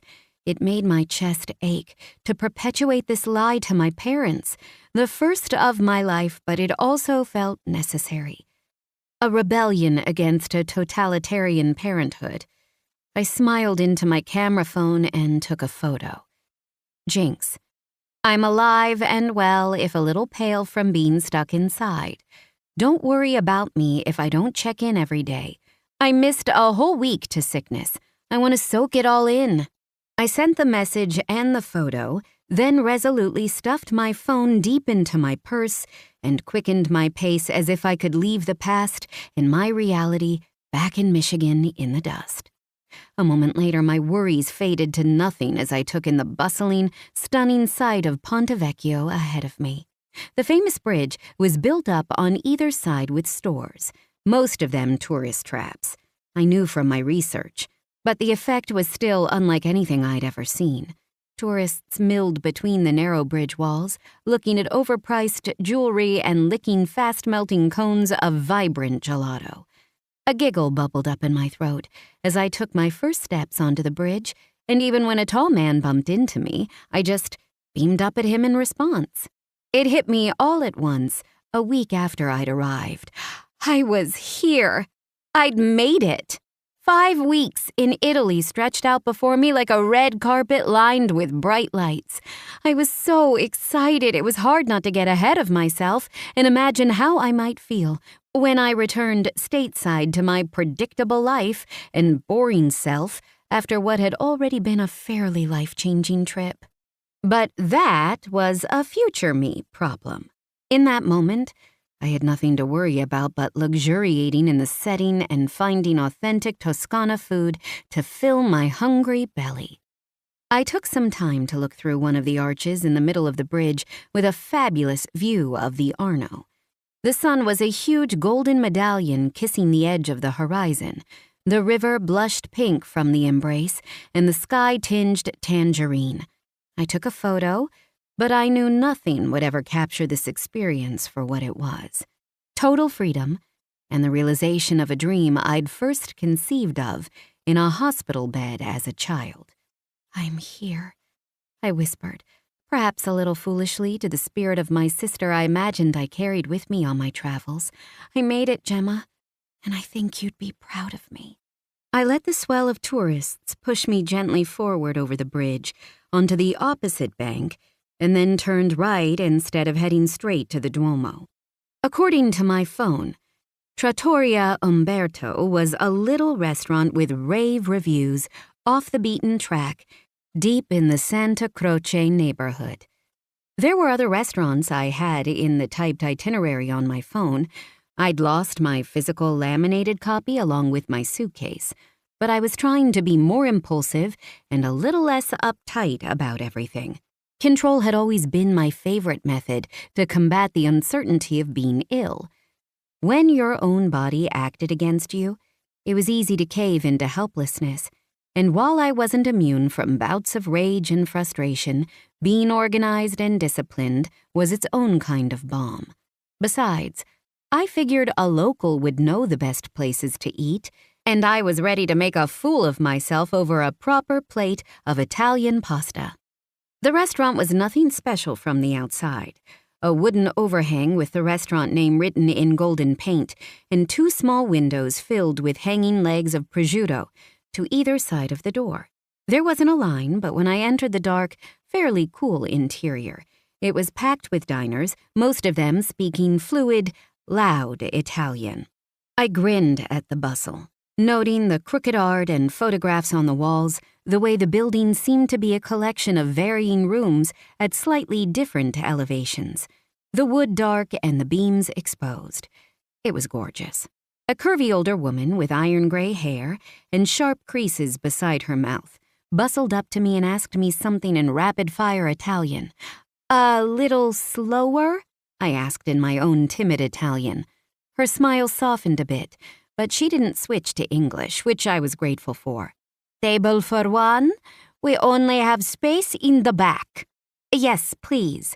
She nodded briskly and turned to weave her way efficiently through the tables, even though I wanted to hesitate over the fragrant plates of food at the tables and eavesdrop on some of the louder conversations. I followed quickly so I wouldn't lose her in the maze of rooms. She dropped me off at a table in the very back, where the room opened up to allow for a second wooden bar and a small band playing live music in the opposite corner. "Bene?" she asked me, already setting down the menu. I nodded, turning my smile on her. "Grazie mille, signora." She smiled, a short, sharp exhalation. "It is my job." Within moments of my sitting down, an older server swept up to my table with a charming smile and exaggerated politeness. "Signorina," he said in Italian, "I am deeply pleased to welcome you here tonight." I laughed, charmed despite his obviousness. "Thank you, I'm really happy to be here." "American?" he asked in English. "Ah, but you look Italiana to me." "My father," I explained. "He was born somewhere in the area." "Of course. This is why your beauty caught my eye from across the room," he said shamelessly, but there was a twinkle in his eye that said he was just having fun. It felt good after Rafa's obvious rejection to have a little admiration. "I'm sure you tell that to all the ladies," I countered. "Not her," he assured me, gesturing to the woman who had seated me as she power-walked through the room. I muffled my laugh behind one hand, but the server didn't bother to hide his. "I'm Guinevere," I said, because it felt wrong not to introduce myself somehow. "Nicola, now, what can I get you to drink?" "What do you suggest?" His face lit up even more, creasing the skin beside his eyes and cheeks handsomely. "Will you let me have the chef prepare a true Toscana meal for you tonight? We will start with a beautiful bottle of Sangiovese and a panzanella. It is bread salad. Very good." "Just a glass, please," I corrected, because I had to limit my alcohol intake as much as possible with my kidney transplant and condition. Transplants typically lasted 12 to 15 years if you took good care of them, and I didn't want to have any more surgeries than necessary in my lifetime. "D'accordo. You have allergies?" When I shook my head, he clapped his hands together and whisked my menu away without me having opened it. "Bene, bene. Prepare yourself for culinary delights." I was still laughing when he spun away from the table toward the bar. Even though it was my first time taking myself for dinner, I found I wasn't embarrassed at all. The room was too filled with happy people and the vibrancy of live music. Cliché jazz crooners that reminded everyone of Italy and made my foot tap along to the familiar beats. I wasn't alone much anyway. Nicola lingered by the table between courses and sent over some of the other servers when they weren't busy to keep me company. Every dish came with an explanation about its origins. Panzanella, a good use for stale leftover bread used by farmers for generations. Potato tortellini drenched in a butter sage sauce, and Tuscany's famous pecorino cheese. By the time Nicola insisted on serving me a plate of tiramisu on the house, along with biscotti and a glass of vin santo, a sweet, nutty dessert wine. I felt like I'd roll through the streets back to Rafa's. I was mid-laughter when the hairs on the back of my neck stood on end, an electrical current pulsing over my skin, my hand stilled halfway to my mouth, my glass of sweet wine arrested as I searched the room for danger. I found it staring out from the golden brown eyes of a man I'd come to know too well in such a short time. Rafa stood in the open archway, torso turned toward the hostess who had ushered me, but his head tilted my way, eyes fixed on me so intensely I felt physically restrained by his scrutiny. "Guinevere, va bene?" Nicola asked, blocking my view of Rafa as he bent closer, his features suffused with concern. I just thought I saw someone I knew," I admitted, lowering my slightly trembling glass to the table without taking a sip. But when Nicola moved, Rafa was gone, and I wondered if some part of my wistful imagination had conjured him out of thin air. I turned my attention back to the live band and noticed a man with some friends at a table near an empty space around the musicians. It was as if he'd been waiting for me to look over for some time, because his brows lifted and his mouth pulled wide into a generous smile. He was handsome, but I couldn't help thinking of Rafa, with his dark hair threaded through with hints of copper and those metallic eyes glinting as cool as bronze coins. He was so beautiful, it hurt to think of him as anything but a dream, something that would dissolve as soon as I tried to touch it. But my skin tingled over my left breast, where his fingers had made contact earlier that day. I was still wearing that same dress, the bows tied neatly by his hand. When the stranger came over, I wasn't surprised, but it did shock and warm me to see Nicola hovering with a frown, as if he was protective of me. "You look as if you want to dance," the stranger announced, leaning a hip into my table so he could beam down at me comfortably. He spoke English with a mild accent that seemed more French than Italian. "I thought I had better ask you." I forced thoughts of Rafa away and tried to think of Gemma, who could flirt and enjoy men with a kind of irreverent joy I'd always been envious of. "Was that a question?" I teased. His smile loosened into something more genuine, and he offered his hand. "It was, if you'll say yes." Instead of answering, I pushed out of my seat and took his warm, smooth palm. He led me to the empty space before the band and held me dramatically at the end of his arm before spinning me into his arms, his chest to my back. It was intimate for strangers, intimate for me. I couldn't remember if I'd ever been held like that before, and decided I hadn't. It made me feel sad and determined in equal measure, as much as my instincts told me to pull away, to hide from the many eyes turned to us over their dinner plates, and fold myself against the wall like a preserved flower. I made myself stay inside the embrace. I'd come to Italy on a quest to find myself, and wasn't romance the ultimate adventure?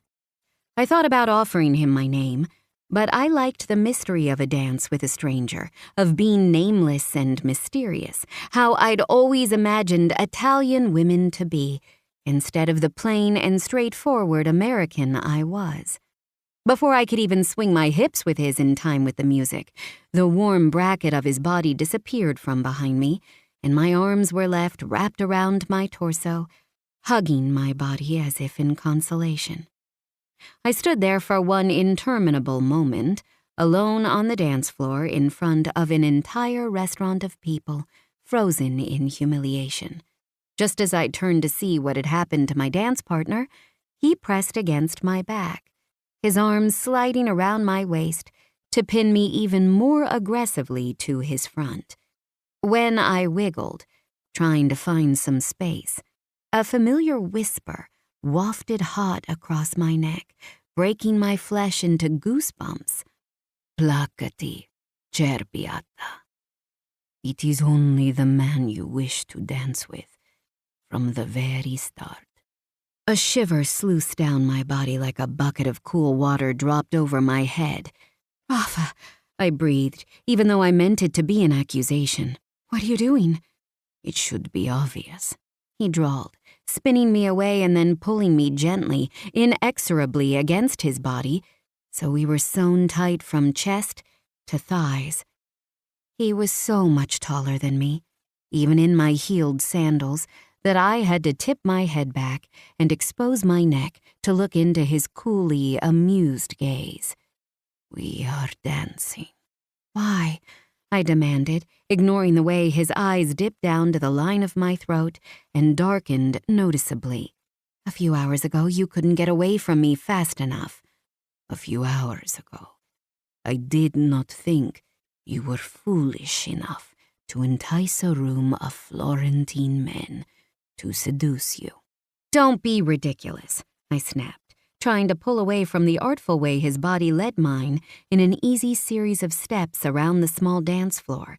No one had joined us, but I wasn't surprised.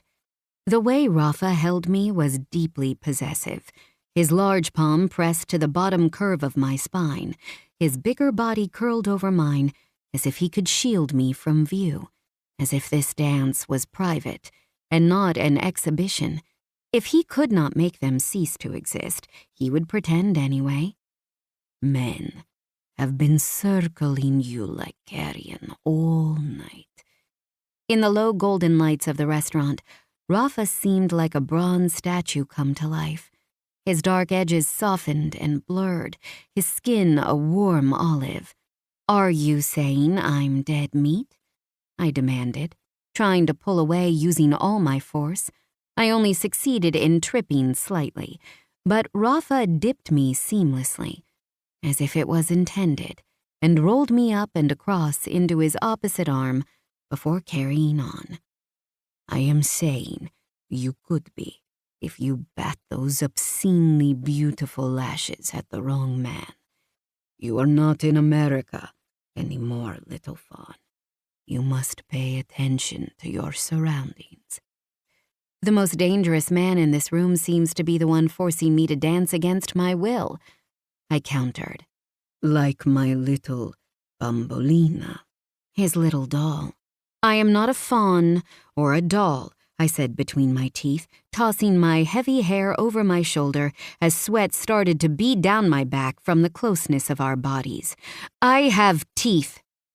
I was surprised by the gentle amusement in his smile, even though I should have found it condescending.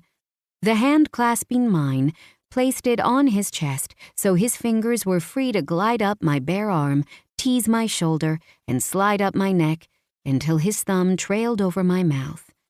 "Yes, but no one has taught you how to use them, though I have wondered what it would feel like to be bitten by you."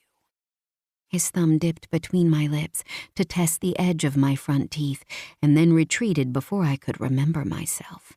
"Dream on," I scoffed, but I knew the flush warming the skin of my cheeks and chest would give away the truth. I'd never been so turned on in my life. The way he touched me, as if he had a right to but was still a little wary, coaxing and respectful simultaneously. I realized that I didn't have to try to be atavistic with him or charming. Our flirtation was as sharp-edged and pretty as a medieval blade, but it was still flirtation, and with Rafa, it came easy. Too easy, even. The music swelled to a crescendo, and Rafa pulled me into a quick rhythm, the steady rattle of a tambourine snake-like, a dangerous temptation woven through the staccato song. Rafa moved me faster, twirling me under his arm, tugging me this way and that so seamlessly and forcefully. It felt as if I was flowing like a river between rocks. When the music came to a crashing halt, Rafa tugged me hard toward him, and I allowed impulse to push my hands into his shoulders as he gripped my hips and lifted me into the air. A giddy, breathless laugh escaped me as he spun me in the air, and I let my arms rise like sails, wishing foolishly that I could float there forever. Applause exploded into the quivering silence left by the song, some diners calling out, "Bravi!" and "Ben fatto!" But everything was muted in the rushing of blood in my ears as Rafa slowly, inch by excruciating inch, lowered my body to the floor, pressing it intimately against his own. I was damp and panting, but so was he, and it intensified the smell of him, that rich oak and smoke scent I dragged into my heaving lungs like a drug. My mind seemed to swim high off him the way I'd never been off anything before. I wasn't prepared for a man like him. Rafa stared down into my face, skin glistening, and I realized when his brows lifted in surprise that I had spoken aloud. "È appropriato," he murmured, "because I have no context for a girl like you, and therefore, it seems, I have no defenses against you." "You don't need to defend against me. I am just a ciurbiata, remember?" I taunted, but the self-mockery hit too close to home. Just a fawn, common, foolish, untried. Ah, but even a fawn is a wild animal, and dangerous when provoked, he reminded me, using 2 fingers to push a lock of sweaty hair away from my forehead. So I had best not provoke you. Too late, I thought. I am provoked. You have awakened the beast inside me that was always hungry for more, eating at my bones when I wouldn't feed it anything of value. And now it had found something, someone to sink its teeth into, and I was worried what kind of woman I could become if I gave in to that ever-gnawing need to devour. Not just Rafa, bones and all, but life itself. It was as I was contemplating this that I noticed the spot of red on his white shirt collar. At first, I thought it was lipstick, and feminine rage scoured through me, scorched earth in its wake. I didn't pause to consider the vehemence of my jealousy, because the next second, it occurred to me it was blood. "You have blood on your shirt," I said. "And Rafa?" He smiled that movie star villain's grin that curled the sides of his mouth and bared his sharp teeth in a way that felt like a threat. "I had red meat for dinner," he explained casually. But there was something buried in his tone that dared me to dig deep and excavate the secrets hidden there like bones. "I like it still bleeding." "Practically still beating," I joked. But his face was solemn when he pulled me toward my abandoned table, with my hand tucked into the crook of his arm.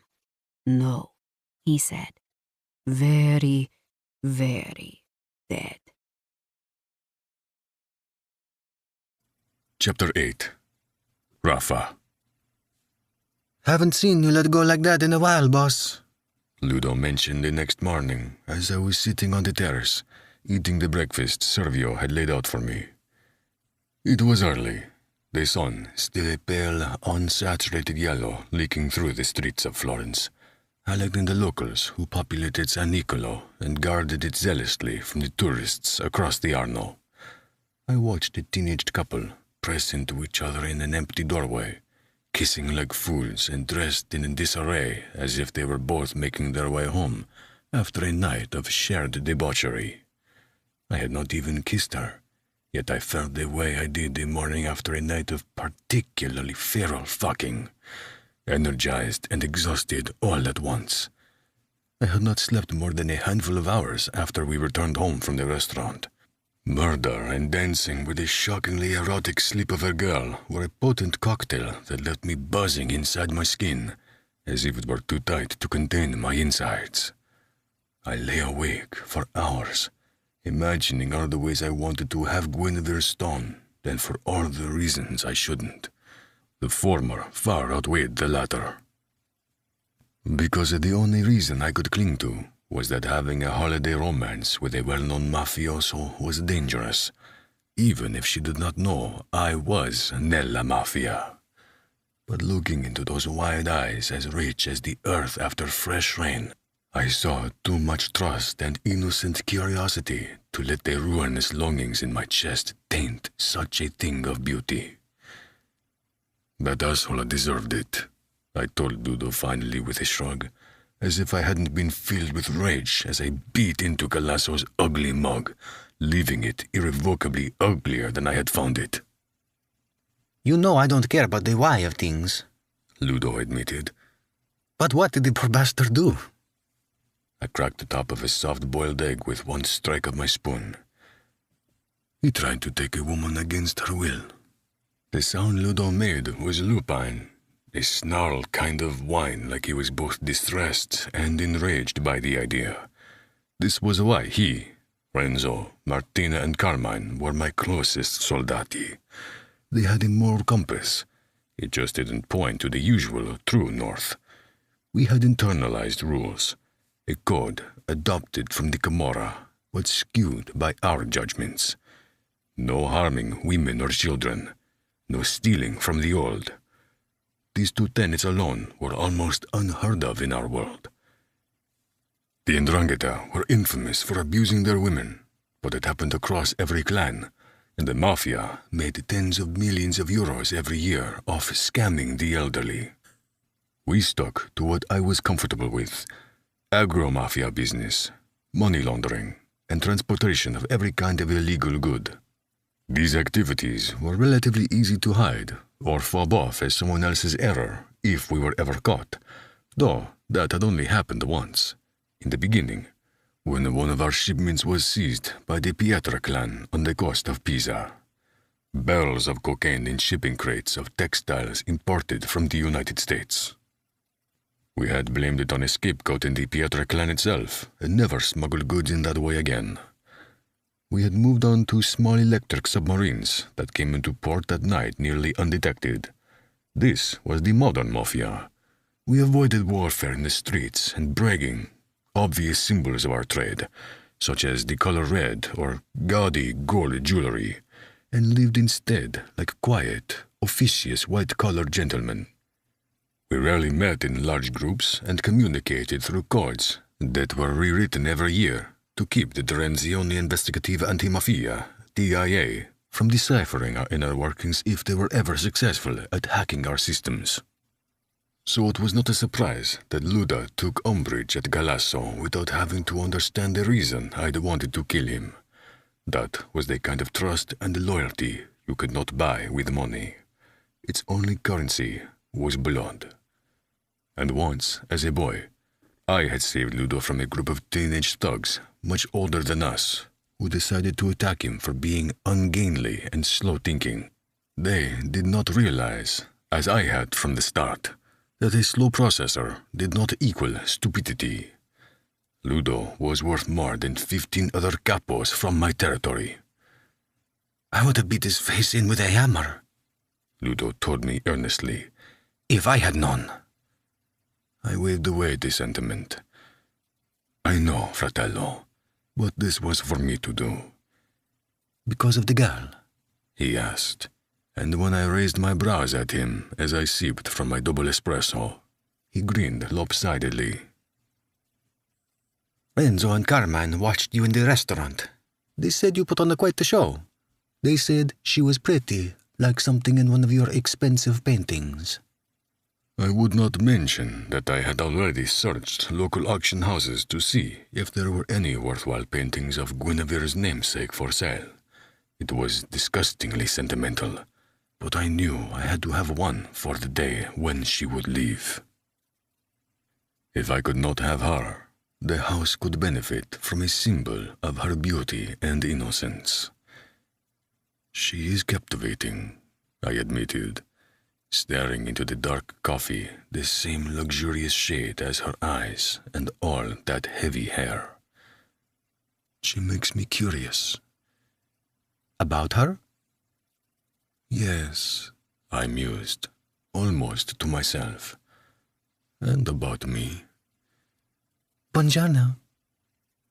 A light voice called from the kitchen a moment before Guinevere appeared in the doorway, dressed in a loose white linen shift dress that seemed precariously close to falling off her shoulders and exposing her entirely. When she turned slightly to face Ludo, I saw the low dip exposing half her unblemished back. My mouth went dry as dust. Buongiorno. Ludo greeted her, getting up from his lean against the balustrade to cross to her, offering a big, square-fingered hand to her. Ludovico. Call me Ludo. Guinevere. She echoed with a jaunty smile, her hand entirely engulfed in his. Call me Guinevere. You don't like Gwen? He asked, dropping her hand and extending his toward the empty chair across from me. Not much, she confessed, walking almost on tiptoe over to her seat.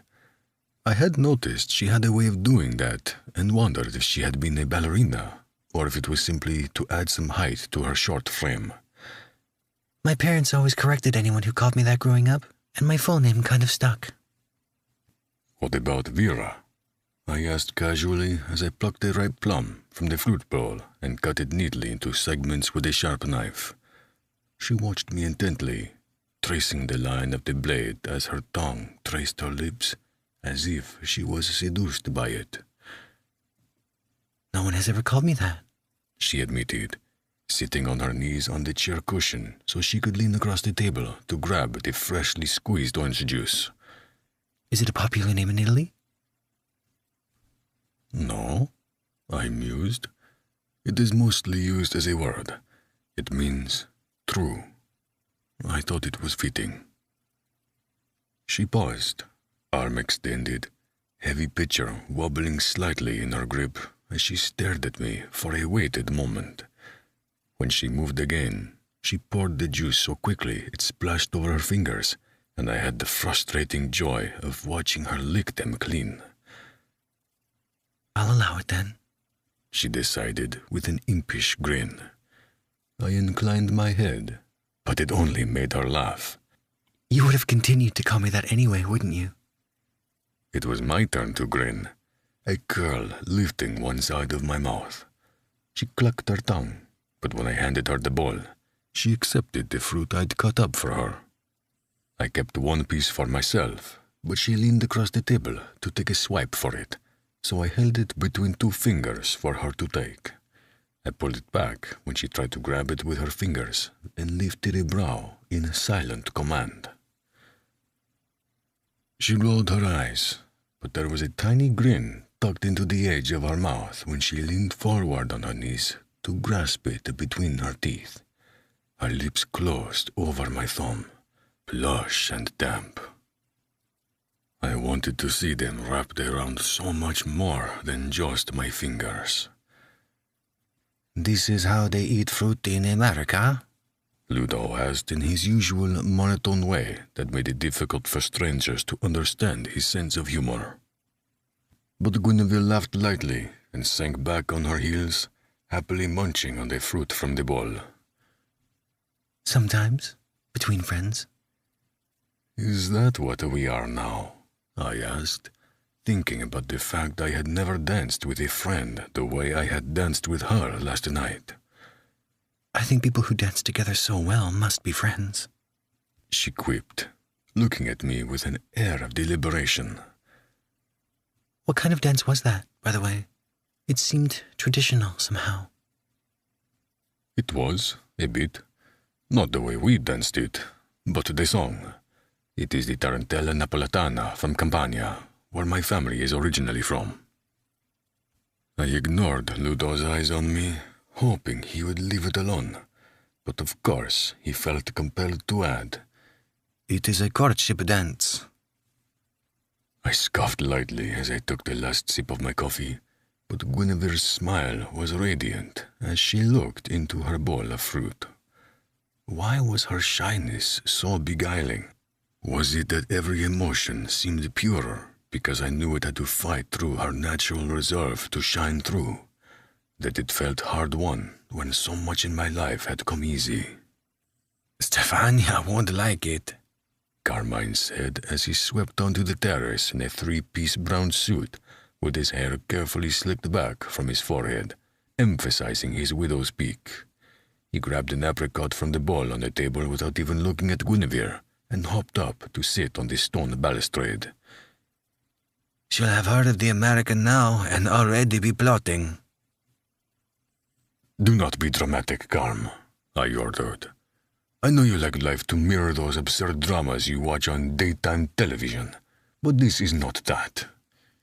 Ludo grunted. Stefania makes those women look like sheep compared to a wolf. He was not wrong, unfortunately. There was some merit to her aggression. As the daughter of a Camorra capo in Lombardy, she had been raised around men with blood inked into their skin. It was not fair to assume she would remain untainted by it. It was not right to want her to be either. But her aggression seemed hollow, a thin armor over an abyss of insecurity that could be easily manipulated. She did not interest me.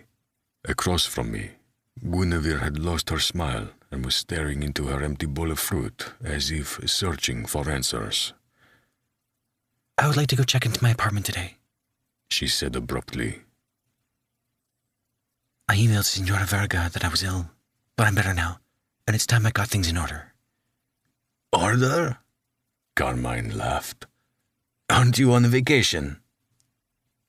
Yes. Well then, what does order have to do with it? He spoke English well because his father was a Canadian who had moved to the region years ago after meeting his mother while she was studying abroad in Halifax. Guinevere sniffed at him in such a haughty, cat-like way I could not help but smile. I want to be sure I get to everything I want to do. I'm only here for 6 weeks, and I wasted one of them being sick and in bed. Ignore Carmine. It is what I do. What is on your list, then? I asked, disregarding her original entreaty. For whatever reason, I did not want her to leave the shelter of my roof. Even when I had convinced myself to resist her temptation, I was not immune to this strange, celestial connection between us. It felt like fortuna, like fate, the hand of some greater force playing us both like Biratini. I could not stop wondering if I was meant to know her. There was this inarguable sense that I had known her before, or maybe that I had been waiting for her all this time without knowing it. Could a stranger feel so immediately like a friend? I want to visit a winery, climb the steps of the Duomo, watch the sunset from Piazzale Michelangelo, spend hours at the Uffizi, eat my weight in gelato, explore the Etruscan ruins at Volterra, visit Siena and San Gimignano, and Montepulciano.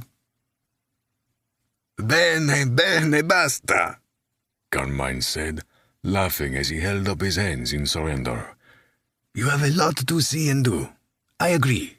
It's a good thing you have Raphael. Martina announced as she joined us on the terrace in her workout kit, glistening with sweat from her morning exercise. Renzo followed closely behind, wet with perspiration too. He is the best tour guide. Carmine snorted orange juice out his nose, and Ludo barked out a laugh.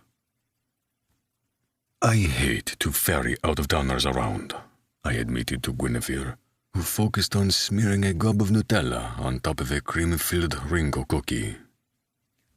Well, no pressure. I came here alone, and I'm happy to travel alone. You don't need to be forced into my company just because you hit me with your car. Renzo laughed into the back of his hand. Déclassé, Carmine drawled. Smooth. It is the least I could do, I suppose, after hitting Bambi. I teased with a flash of a smile that bared my teeth. I'd noticed, whenever I did that, a flush spilled down her front like spilled wine. It was no different now, the white of her dress emphasizing her blush. I wouldn't want to bother you, she insisted between her teeth, her gumption fighting through her conversation. I felt as I had when I was a boy, pulling a girl's pigtails, giddy and mean. Well, I think we are past that, do you not? She glared at me. I glared right back, until Martina laughed and clapped her hands. Perfetto. Today is a good day to show her the wines. You promised Imelda you would visit Vittoria Casaluna today anyway. Guinevere can visit while you do business. Fine, I agreed. Can we swing by my apartment first? Guinevere asked, standing up and fruitlessly trying to brush the wrinkles from her dress. No. Fine, I repeated, colder than before. She bit the bottom of her lip, gaze skirting mine before she made her way inside. My soldati barely waited until she was through the kitchen before bursting into laughter, even Ludo. She is stunning, boss. I'll give you that. Carmine said through his chuckles, wiping at his leaking eyes. Evil, I told them in Italian. Swine. Genius, Martina quipped, pointing to herself. Matchmaker, just promise me when you marry the girl, I can be your best man. I believe you all have business to get to. I want to know who the hell this San Marco is by the time I return tonight. And Ludo, did you find any of Guinevere's things at Galasso's residence? He shook his head. Only a photo of her family, I think. Parents and sister. I frowned, surprised that the bastardo had sold or thrown everything that wasn't of value from her car, but kept his silly photo. Did you take his hard drive? Ludo only blinked dispassionately at me, because of course he had. Tell me what you find tonight, I said as I stood from the table. He mentioned Leo's name. Someone call him and find out how well he knew the Stronzo. Aye, aye, boss. Martina agreed. Now, you have fun on your date. I rolled my eyes and went into the cool depths of the house to get ready for my outing, ignoring the way they started gossiping about me before I'd even left earshot. Where is the Ferrari? Guinevere asked when I took her to the garage and led her toward my matte silver Bugatti Chiron. She eyed the Maserati, the two Lamborghinis, and the Ducati motorcycle almost suspiciously and muttered under her breath, You could feed a starving nation with the money from these cars. Unfortunately, I do not have an altruistic bone in my body, I said, unashamed of my excess. It was not something Italians were made to feel guilty about, like they seemed to be in puritanical-leaning America.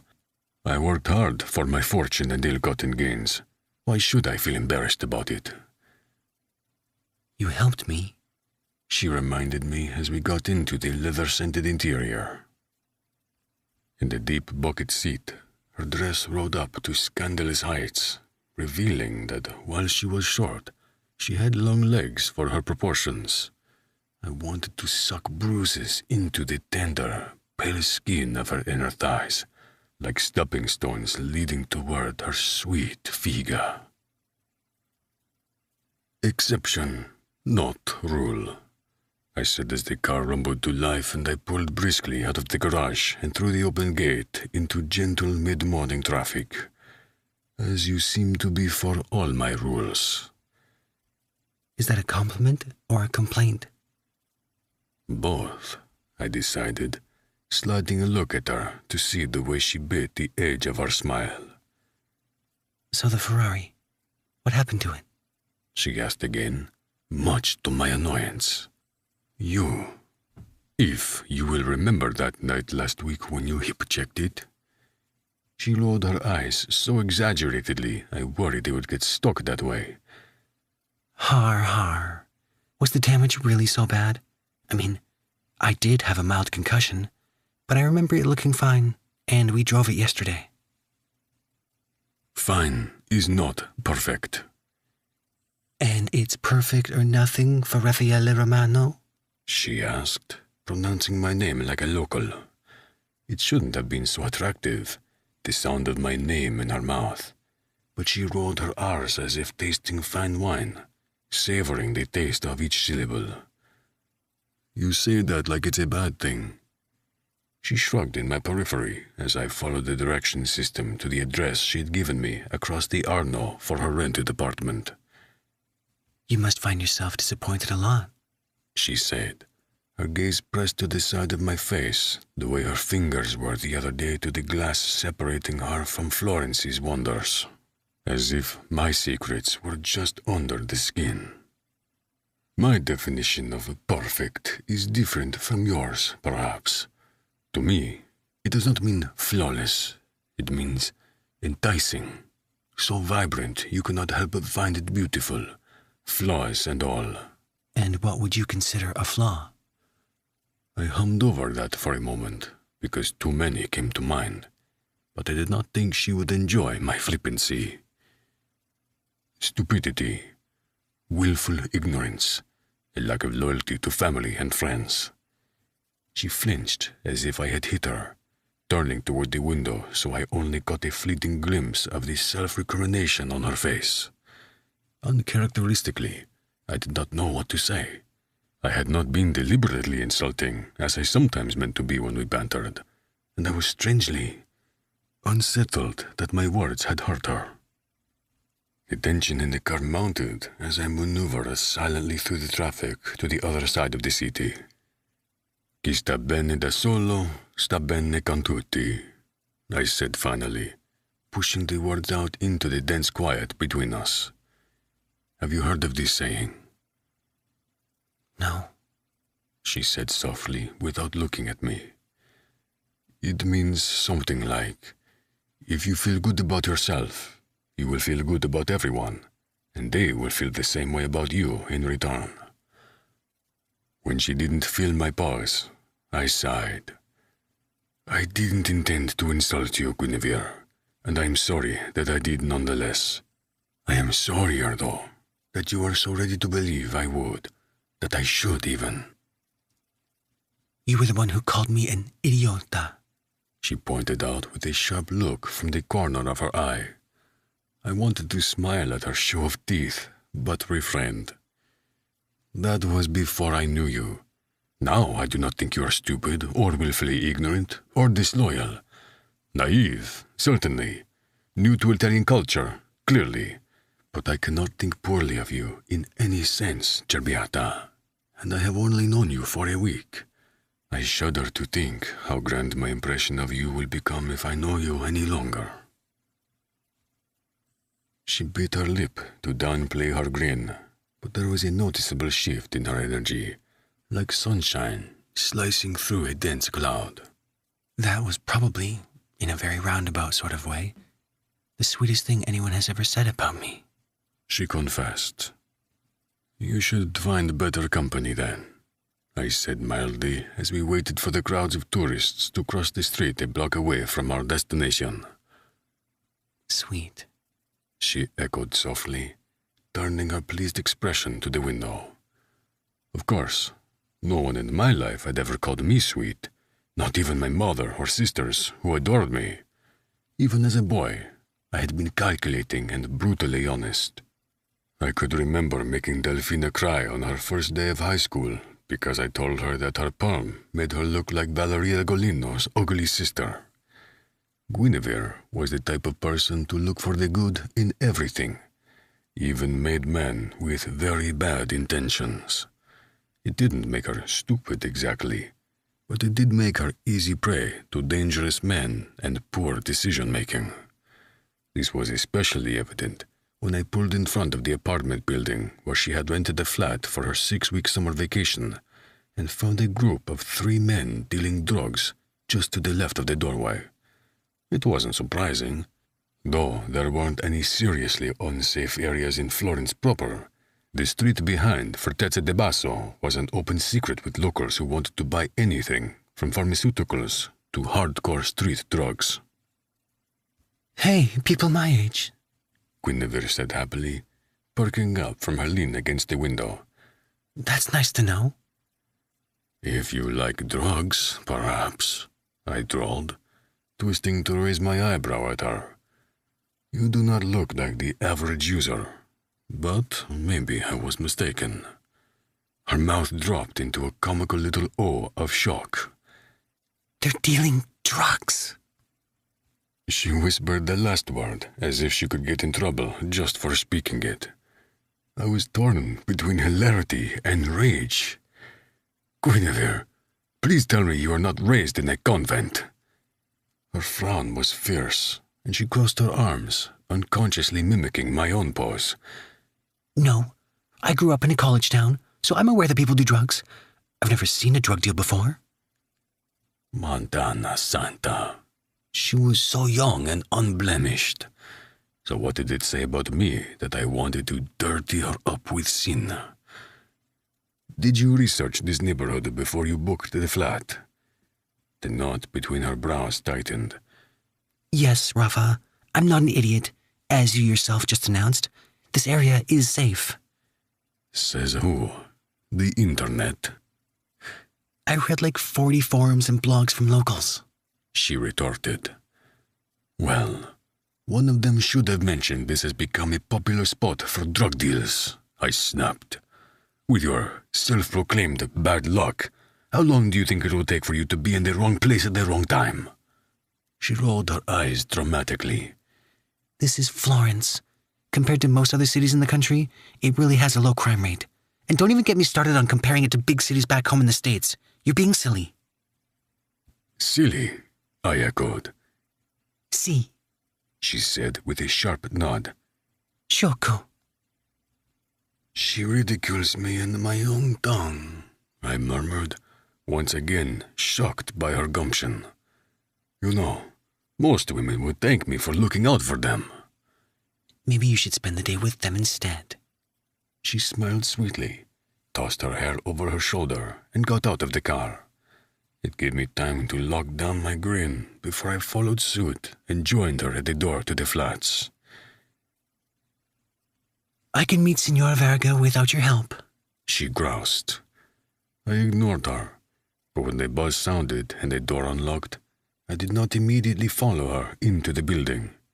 After catching the door before it could close, I wedged a loose brick into the jamb and then turned to face the cluster of young men a few yards away. They did not notice me approaching at first, probably because they were high. But when a skinhead caught sight of me, he glared and nudged his friends with his elbows. Hey, asshole! He called in Italian. Thin chest puffed out, a fanny pack worn crossed over it in the style of trendy teenagers. What the fuck do you want? It was an easy mistake to make. A young man thinking he could prove himself by throwing words like knives at a well-dressed civilian walking down the street. An easy mark for an unprovoked attack that would make him cool to his friends in crime.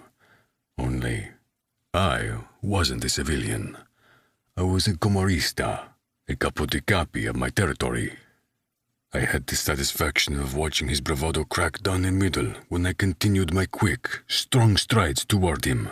It crumbled completely when one of his friends turned, saw me, and gasped before muttering quickly, È il gentiluomo mafioso! The Gentleman Mafioso.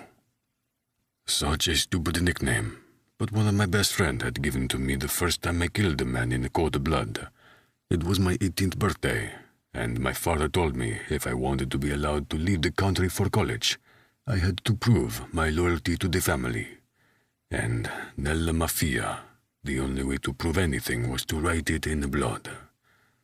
To this day, I have no idea what the poor bastardo had done to cross Aldo Romano, but that was the point.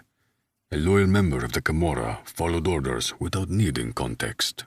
I was dragged out of bed at dawn by my father, still in boxers and bare feet as we crossed the courtyard into rows of vines separating the main house from the barn.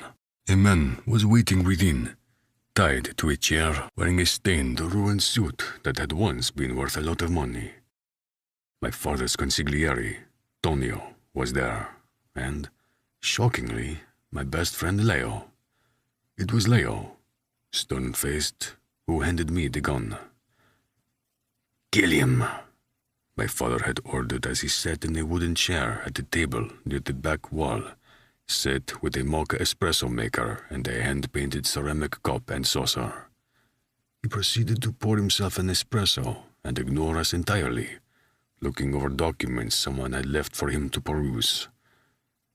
You have to, Leo told me in a quiet murmur, before Tonio reeled him to his side with a hand on his shoulder.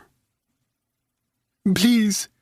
The man who had wronged my family begged as I stepped closer. He was much older than me, his skin sallow and flaccid from too much drink. There was a fine sheen of grease on his flesh from old sweat merging with new, and a dribble of blackening blood on his mouth. Please, I have a family.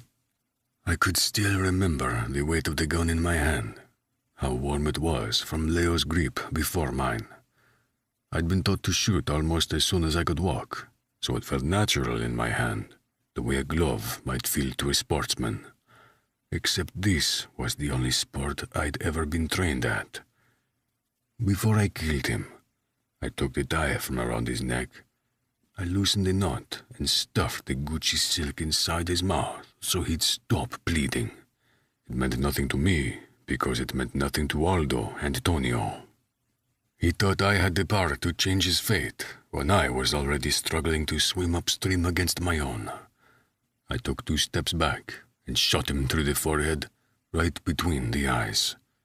My father wasn't pleased.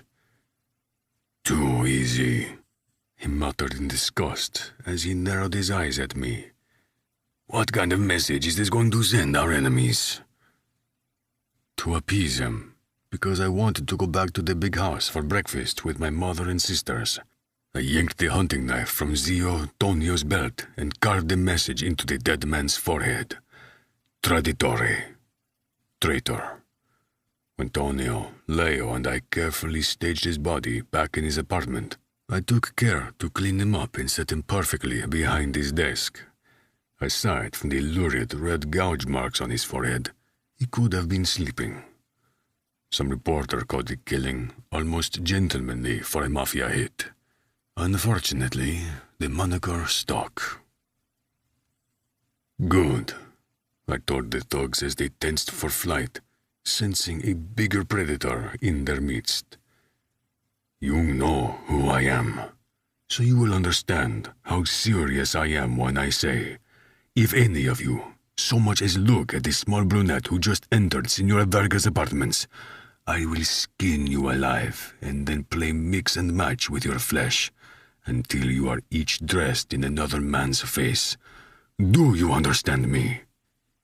The skinhead's mouth had fallen open on the broken hinge of his jaw. Yeah, man. No worries.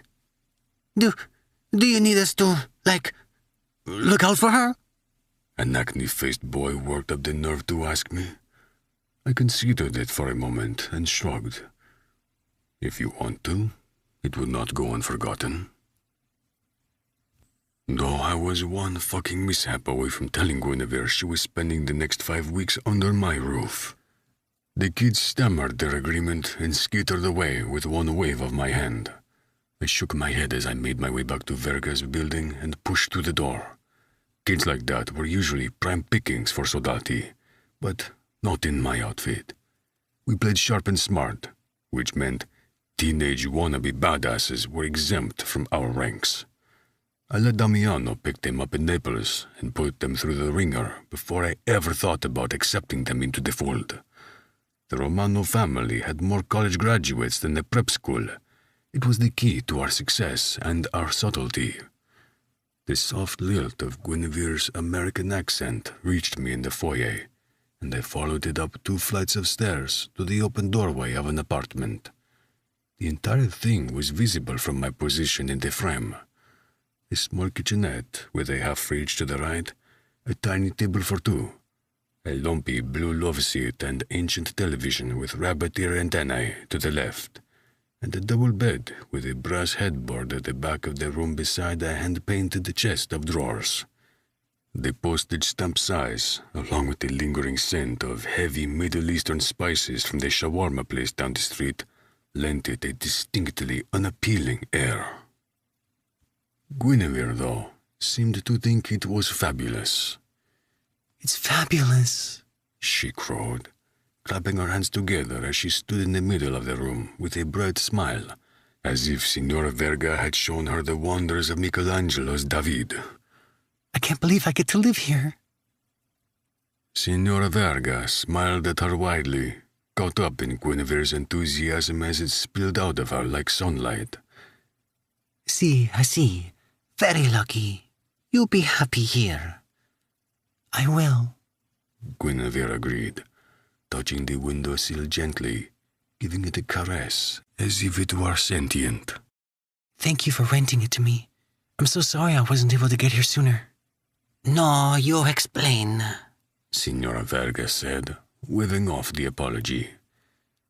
Signora Verga, I said in Italian, startling both women who turned to face me with hands over their hearts. I assume you know about the boys who loiter outside your apartment selling drugs. The older woman's finely lined face creased like a crumpled silk scarf. They aren't the bad boys. Oh? I asked, crossing my arms as I leaned into the frame. Not like your kind, she said, brave in the way of all older people, close enough to death to disregard danger. My kind. I looked at Guinevere, who was frowning slightly as she struggled to keep up with the conversation. My kind saved this girl from a worse kind of man and kept her safe this last week. Then you know not all men who do bad things are rotten in their hearts, she rebutted smugly, sniffing in triumph. Amusement tickled the edge of my mouth, but I kept it firmly pressed shut. I like it here, Guinevere told me, crossing her own arms to stand off with me. Given she was 5'0" and light as a feather, it was laughable, but oddly endearing.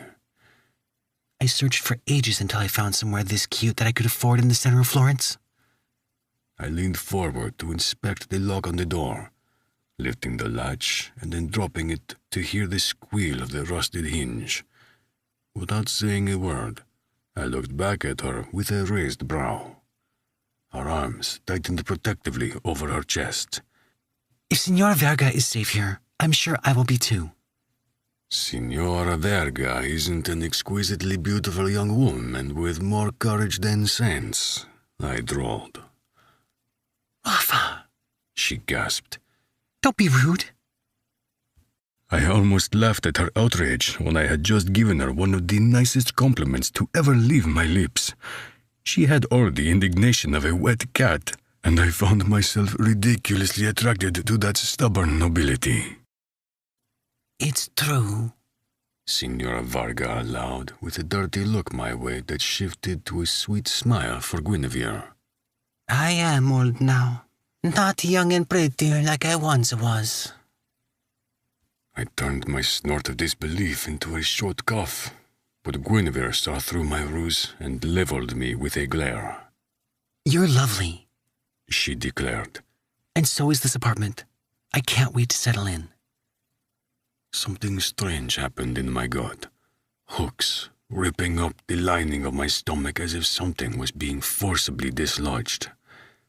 You are not staying here tonight. She pressed her lips into a flat line at my tone, which I could admit was the same one I used when ordering my soldati. Why not? She asked in an excessively reasonable manner. I'm no longer sick. I have clothes, and you kindly lent me some cash that I'll be able to pay you back for next week when I get my expedited replacement passport. In fact, forget about taking me on your work trip to the winery. I can go another day by myself to one of my own choosing. You'll be happy to be free of the American idiota. Wasn't that the €1,000,000 question? Why didn't I want to be free of her? I hadn't been home to Villa Romano in 2 weeks, the longest stretch of time I'd spent away from my family since the death of my father. The Pietra scum were peeking their ugly mugs out of the ground with their sights set on revenge and taking over my territory. Mamma and Stefania were convinced that an arranged marriage between Steph's family and my own would solidify my power base and provide long-awaited babies. I was a capo with real-life fucking problems. So why did I want to continue this farce of playing Prince fucking Charming with this American girl? Lasciaci, I told Signora Verga. Leave us.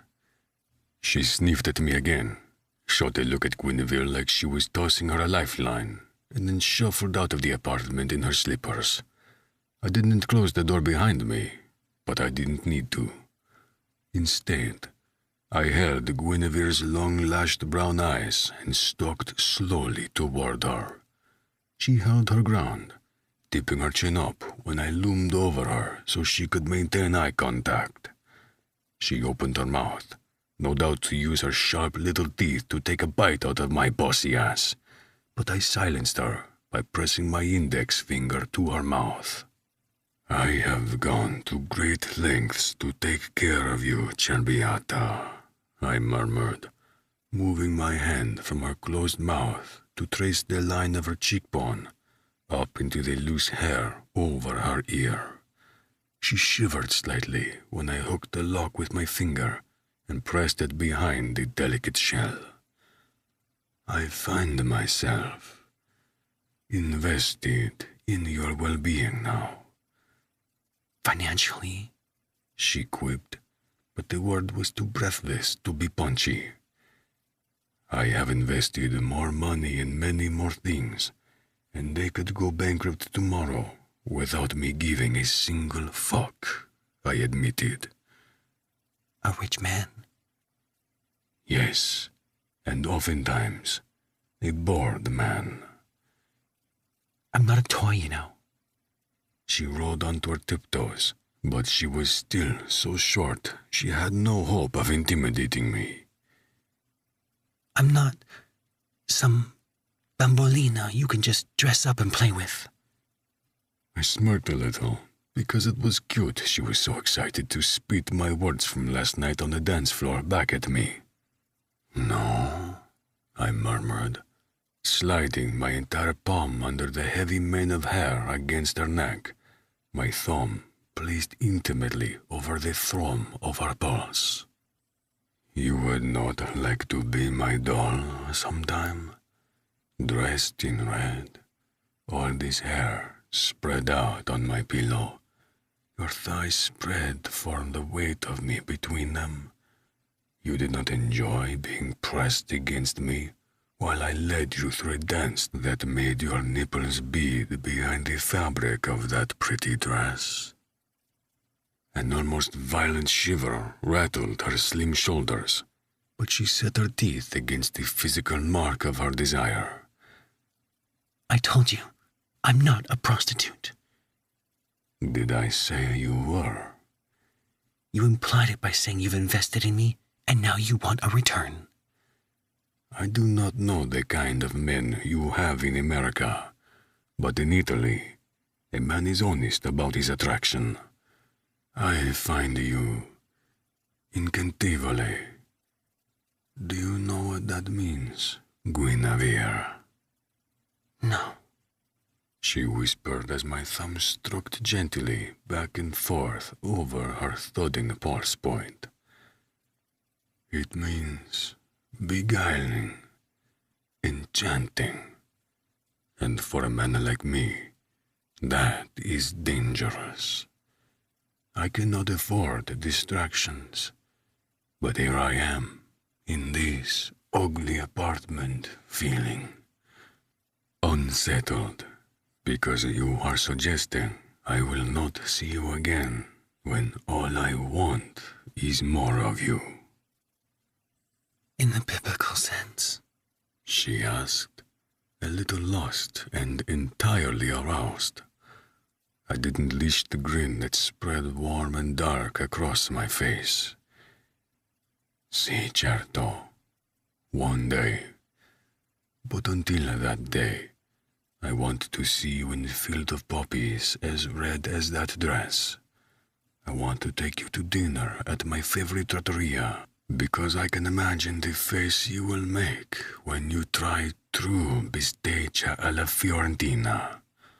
I want to finish reading Dante's Inferno to you before we walk through his house together here in Firenze.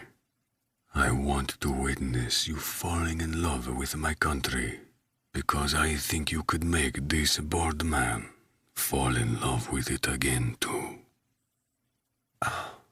She mouthed, searching my gaze for something I both wanted her to see and desperately wanted to hide. See the me I used to be, I thought. The young college Rafa with charm and swagger and a zeal for life that entranced people into his orbit. Don't see Raffaele Romano, the cold, dark metal of a man made into a weapon. What are you asking me exactly? She asked, reaching up to gently grip my wrist below the hand framing her throat. When she pressed her thumb to my pulse, it felt as if a loop closed between us. Our hearts, when I took a moment to observe, beat in perfect bass note harmony.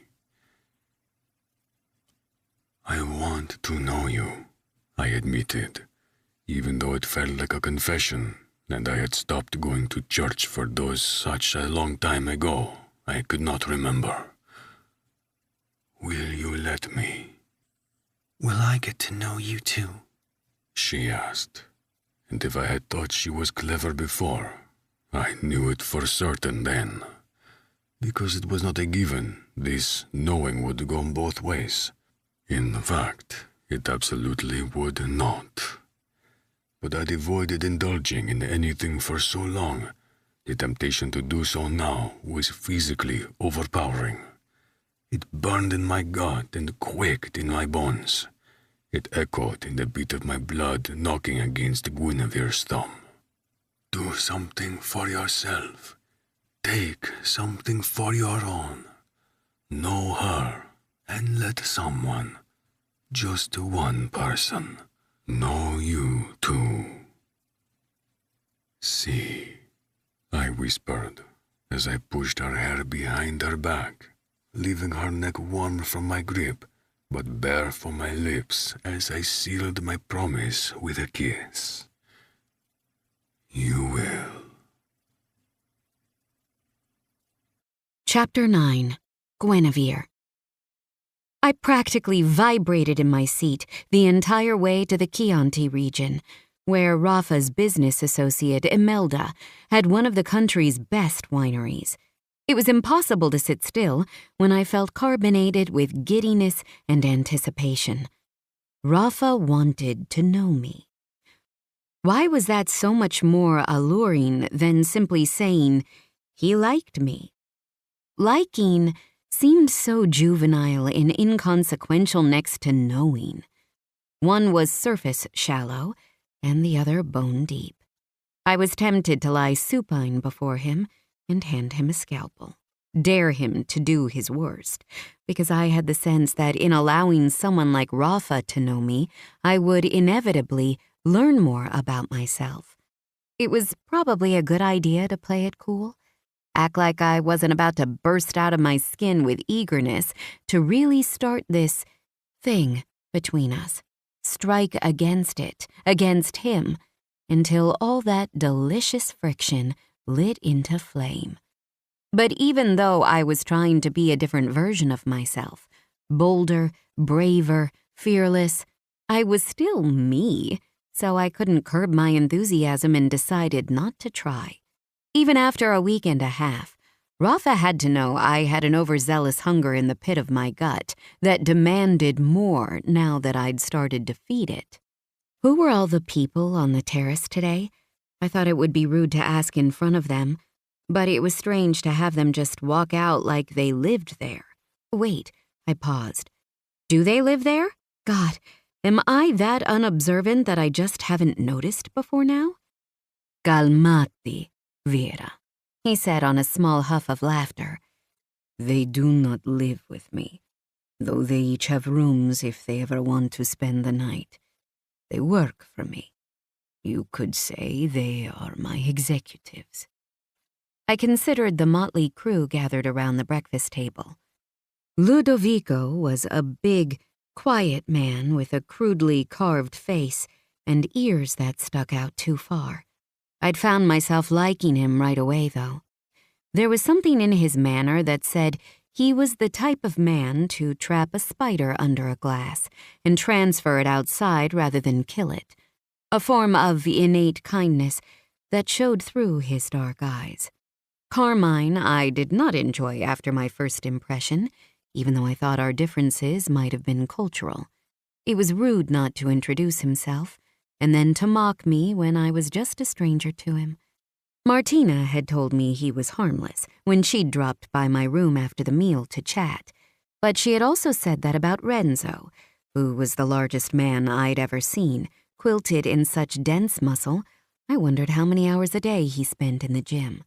I could have bought Rafa and Carmine as typical businessmen, but Ludo and Renzo didn't have that look to them. They had to have physically demanding jobs, and for Rafa, I figured something solitary would be best. "What is it that you do, exactly?" I asked as he drove fast along the country roads, with one hand on the wheel and the other braced on the edge of the open window. The breeze ruffled his slightly wavy hair away from his face, and the sun lit the hair on his corded forearm to blue-black. His navy blue linen shirt was unbuttoned to the top of his sternum, revealing a wedge of tanned skin feathered in that same dark hair I wanted to tug between my teeth. My eyes drifted down to his strong thighs beneath the gray trousers, and the subtle but honestly mouth-watering ridge of his dick at the apex. "I can feel you touching every inch of my body with your eyes," he said, startling me from my survey. His voice was low and rich with sin, something too decadent to indulge in without adverse effects to your health. "Do not be afraid to touch with your hands, too."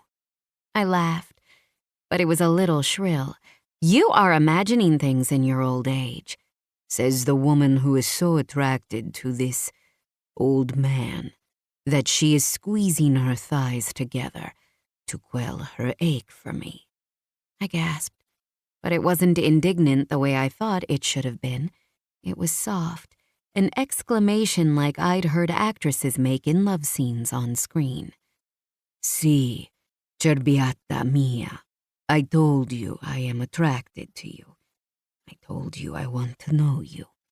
And that includes the place between your thighs that is growing wetter as we talk. One day, I will taste how sweet you are down there with my tongue. Would you like that?" I swallowed, but there was no moisture in my mouth to ease the way, so mostly I choked. His smile was small, but he switched hands on the wheel and moved one to squeeze my bare thigh comfortingly. "Have I shocked you?" "We haven't even kissed yet," I reminded him a little primly despite myself. "And you're talking about kissing me there." "Your pussy," he confirmed with a roguish grin. I rolled my eyes but repeated, "My pussy, yes." "La figa," he said in Italian. I echoed him. His eyes were sparkling as they slid to me before looking back to the road. "Should we spend our drive having a sexy lesson in Italiano?" I laughed, and my nerves shattered like broken glass. "Yes, that sounds fun." He hummed. "It does. Mi fai eccitare. Potrei guardarti tutto il giorno. You turn me on. I could look at you all day." My head thunked back against the headrest, my mouth parting on a sigh.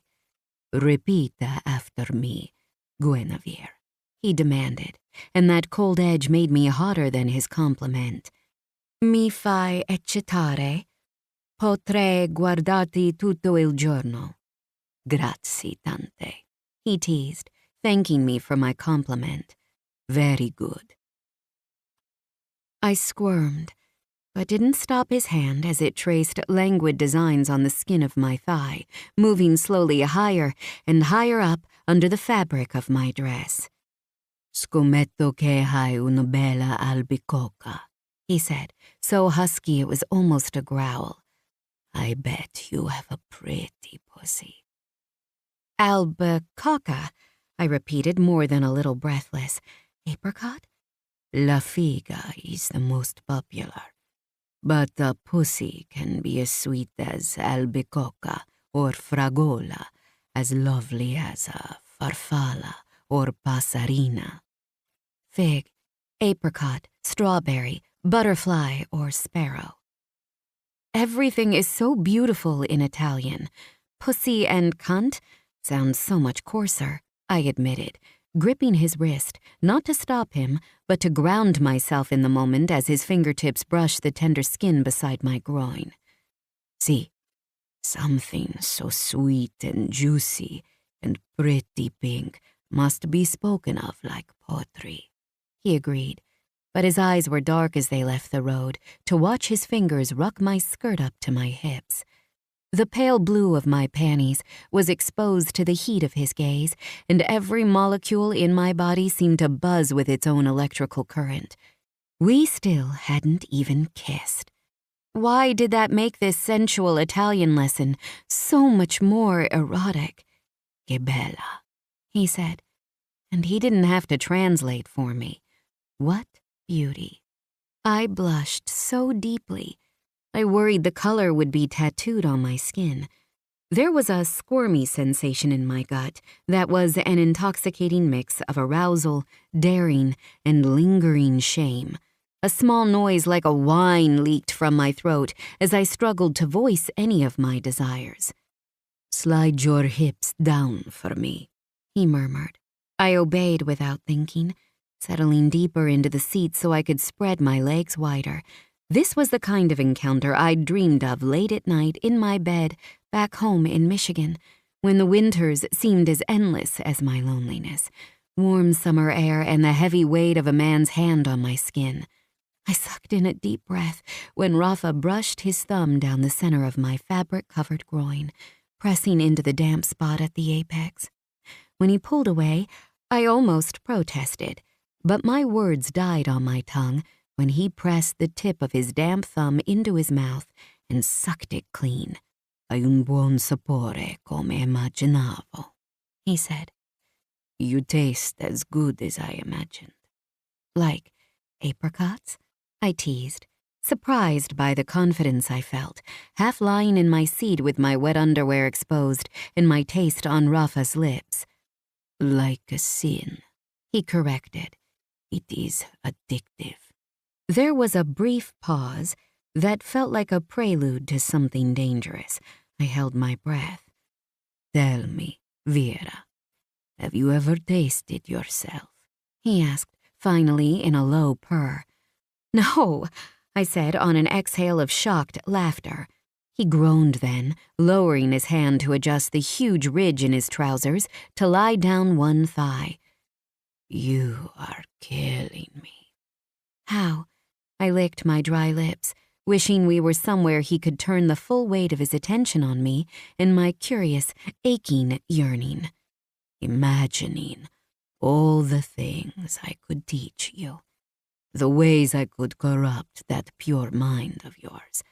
I want to feed you the seeds of a pomegranate from the underworld, even knowing you can never go back after tasting them. I prefer to think Persephone chose to stay half the year with Hades, I said, finding the courage to reach between my thighs to cup my sex. I think she couldn't live any longer without knowing what it was like to taste the dark. Rafa shot a quick glance to my hand and rumbled low in his chest. Do you want me to teach you how I like my cock to be sucked? Show you how many times I can make you come on my tongue? You wanted adventure, and I am happy to be your guide. You hate being a guide, I quipped, even as I rubbed lightly at the growing damp spot on my panties, blushing as the smell of my arousal filled the car. I truly cannot imagine anything better than guiding you through this, he admitted baldly, as he abruptly swerved the car, and I realized we had driven into the gravel parking lot at the winery. Before I could fully remove my hand, Rafa's large palm was pushing it back against my pussy. "Seal our deal with your first taste," he coaxed, splitting our fingers over my mound to dig beneath the edge of my panties. I gasped, neck going limp as my fingertips dipped into the hot well at my entrance. Rafa pressed his forehead to my temple, his breath hot on my neck, his eyes fixed to our connection between my legs. "Bellissima," he muttered. Beautiful. I panted as he moved our fingers through my wetness, wondering if he would make me orgasm right there in the car. We were hidden behind some kind of shed and surrounded by linden trees on two sides, so there was privacy. But the threat of exposure made me so hot, I burned. Instead, he pulled our hands away, two fingers glistening with my juices as he raised them to hover between us. He brought his hand to his mouth, painting the wetness along his bottom lip. His eyes seemed to stare straight through me, glowing like bank coals as, slowly, I followed his silent order to echo him and traced my mouth with my essence. My tongue peeked out to touch the gloss, and I shivered delicately as the flavor bloomed on my taste buds. I hummed, but before I could say any more, Rafa's clean hand was sliding through the back of my hair and tugging hard. My torso twisted toward him, head canting back to alleviate the strain, and my mouth parted on a gasp. A moment later, he ate that sound and the taste of my figa out of my mouth with his tongue. I groaned shamelessly at the invasion, hands flying up to curl over his shoulders so I could cling to him as he rocked everything I'd known off its axis. He tasted like me, but also like him. Dark and male, his scent heady in my nose, and the heat of his mouth the epicenter of my universe. I thought, so this is what it's like to be kissed. This is what it's like to feel lust like a lightning bolt, electricity fizzing through every vein. Without thinking, I pulled him closer, trying to kiss him even deeper. His moan was my reward, vibrating from his mouth to mine. In that moment, I thought I would have done anything to earn that sound from him again and again. In that moment, I had never felt so alive. When Rafa finally pulled away, forehead pressed to mine, breath wafting across my wet, swollen lips, soothing the stubble burn he'd left on my skin, I found my eyes mortifyingly damp. "Ciorbiata," he murmured, releasing my hair to cup the entire back of my skull in one big hand. It was a question and consolation without making me feel foolish or too young. I laughed as a single tear dislodged and rolled down my cheek. I've never done that before. I always wanted to, always dreamed of kissing and more, but I was sick or too sheltered, and the opportunity never came. This, well, it was better than I ever imagined. I'm sorry for crying. It's silly. "Non sciocco," he corrected firmly, as his other thumb caught the tear and brought that to his mouth too. He paused to lick the salt from his skin in a way that was startlingly hot. "I understand wanting something for so long and believing you will never have it." What do you want? I asked, stripped of my usual shyness by our proximity and the simple but devastating act of sharing the taste of me between our lips. His eyes shuddered, but when I cupped his cheek in one hand, he answered, "To be the man who deserves that look on your face." What look? I asked, afraid of the question and the answer, but not enough to take it back. "Like I could pull the stars from the sky for you, if only you asked me to." And would you? His sigh sounded almost resigned as it feathered over my mouth. "Troverei un modo." I would find a way. Fattoria Casaluna was a stunning sprawl of golden stone buildings arranged around a pretty garden and patio that were elevated over a vista of hills lined with wine grapes. I squinted against the sunlight, raising a hand to cover my eyes as I tried to see where the vines ended 3 hills and valleys deep from where I stood. Incredible, I breathed, tipping my head back and dropping my hand to soak up the sunlight on my face. Rafa had shown me the bathroom at the entrance to the main building and then gone off to find Imelda with a promise to meet me on the patio. Washing my hands and staring at myself in the antique mirror without his presence to muffle my senses had been its own kind of enlightenment. My cheeks were flushed, my hair tousled from his tight grip, and the skin around my swollen mouth was pinked from the roughness of his cheeks as he'd kissed me. I looked slightly debauched and ridiculously proud of it. My smile was close-lipped and smug, a coy expression I'd seen before on Gemma's face when she'd returned home from a date with her boyfriend. But never on my own. God, she would have loved this for me. Thinking about how she would have crowed in delight and teased me about the mysterious Italian stranger who had swept me off my feet stole my breath for a moment. I rested my hands against the counter and blinked the tears from my eyes. Who would have known kissing could be so emotional? But then, I could acknowledge it wasn't just the kiss. It was the entire adventure laid before me, not the one I'd so meticulously planned from the comfort of my home in Ann Arbor, but a new future entirely, one elevated by the presence of Raphael Romano. He would have appealed to any woman with a pulse, I was sure, with his beauty and wealth, but there was something intangible about him that had appealed to me almost from the start.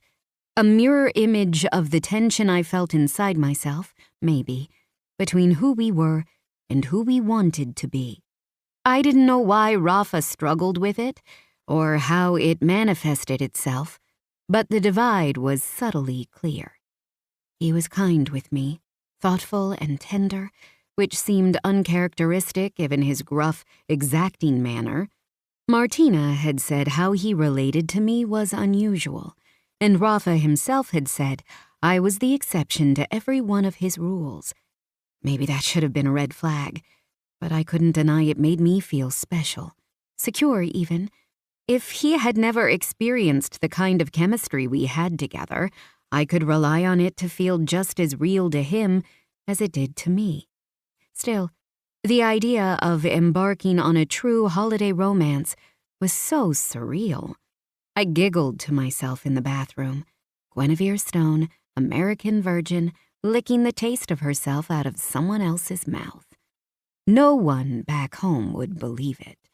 Then again, Gemma and my parents had always been my best friends, the ones who knew me best, and it wasn't like I could have ever told them the secret, kinky fantasies I touched myself to at night. Talk about awkward. And now I had the perfect opportunity to explore them without embarrassment, because I didn't know Rafa that well, not really, but I knew in my bones I could trust him to teach me about pleasure without any judgment or shame. It wasn't easy to realize that my parents and I had been so afraid of my death throughout most of my life that I'd let fear wrap me up in chains and keep me anchored to the safe banks of banal mundanity. Didn't survivors deserve more than just what they could eke out moment to moment? Didn't they deserve to thrive and rejoice in every single second?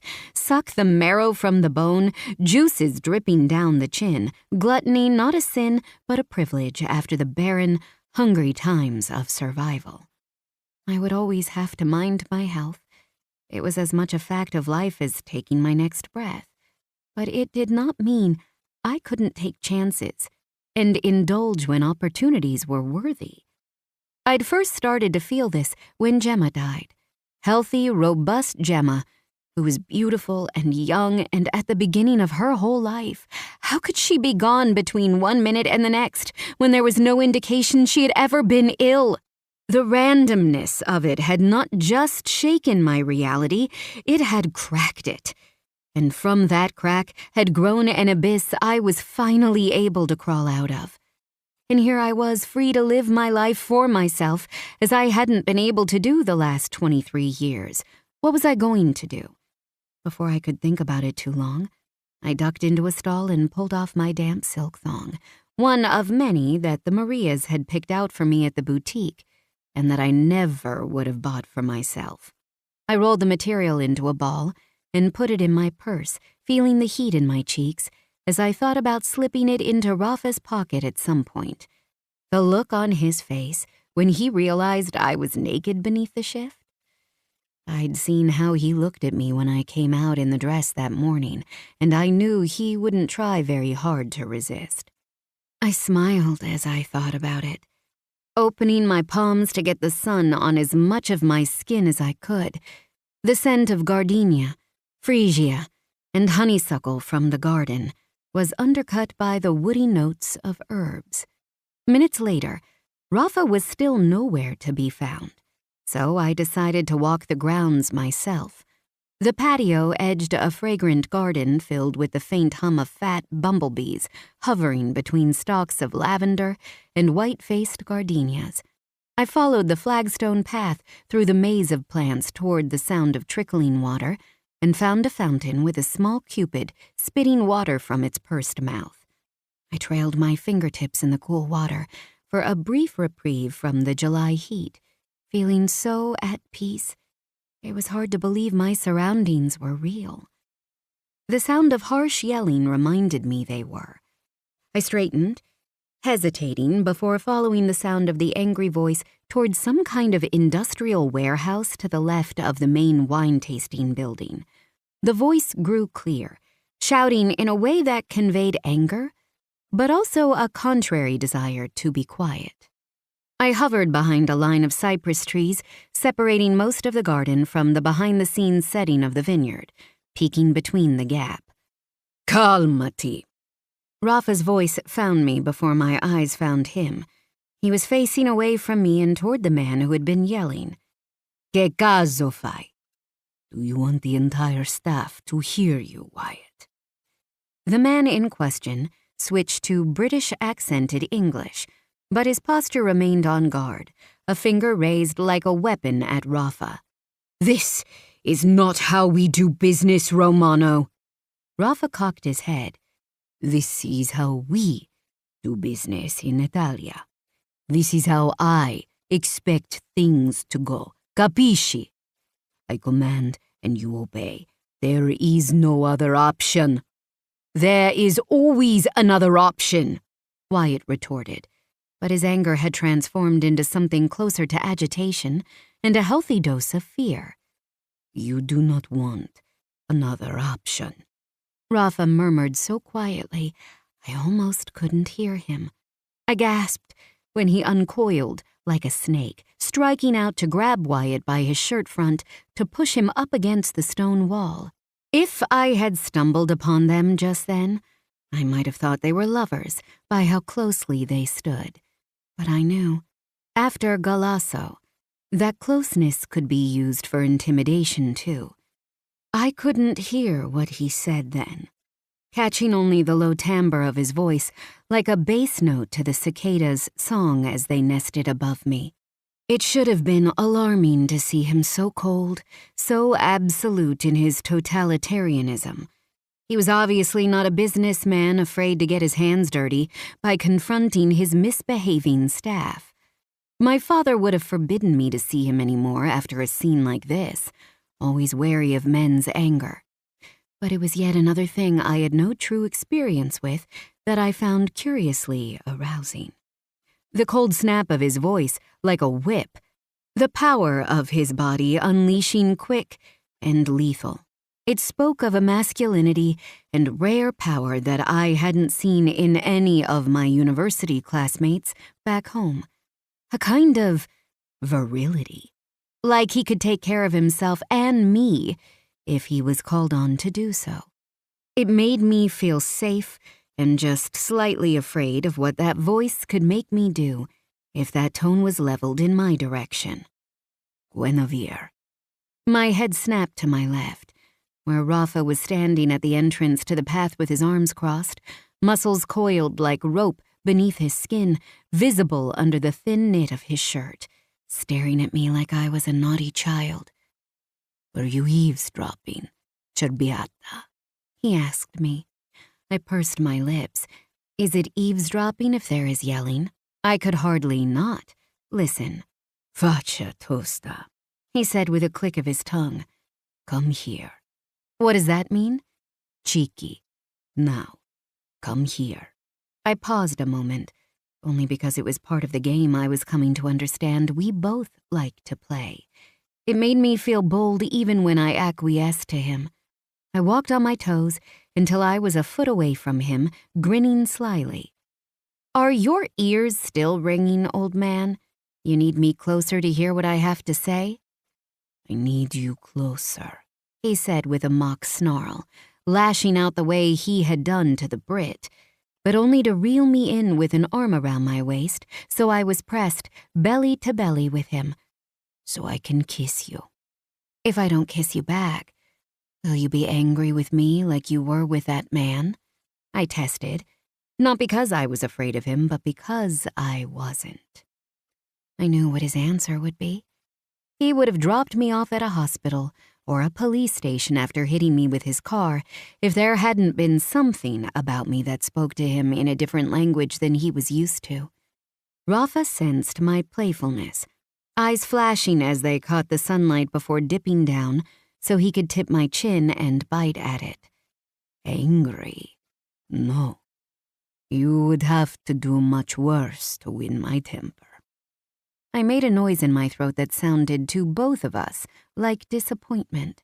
Understanding flickered in his expression as he collected my hands and pulled them behind my back, collaring them in one of his so that my back was arched.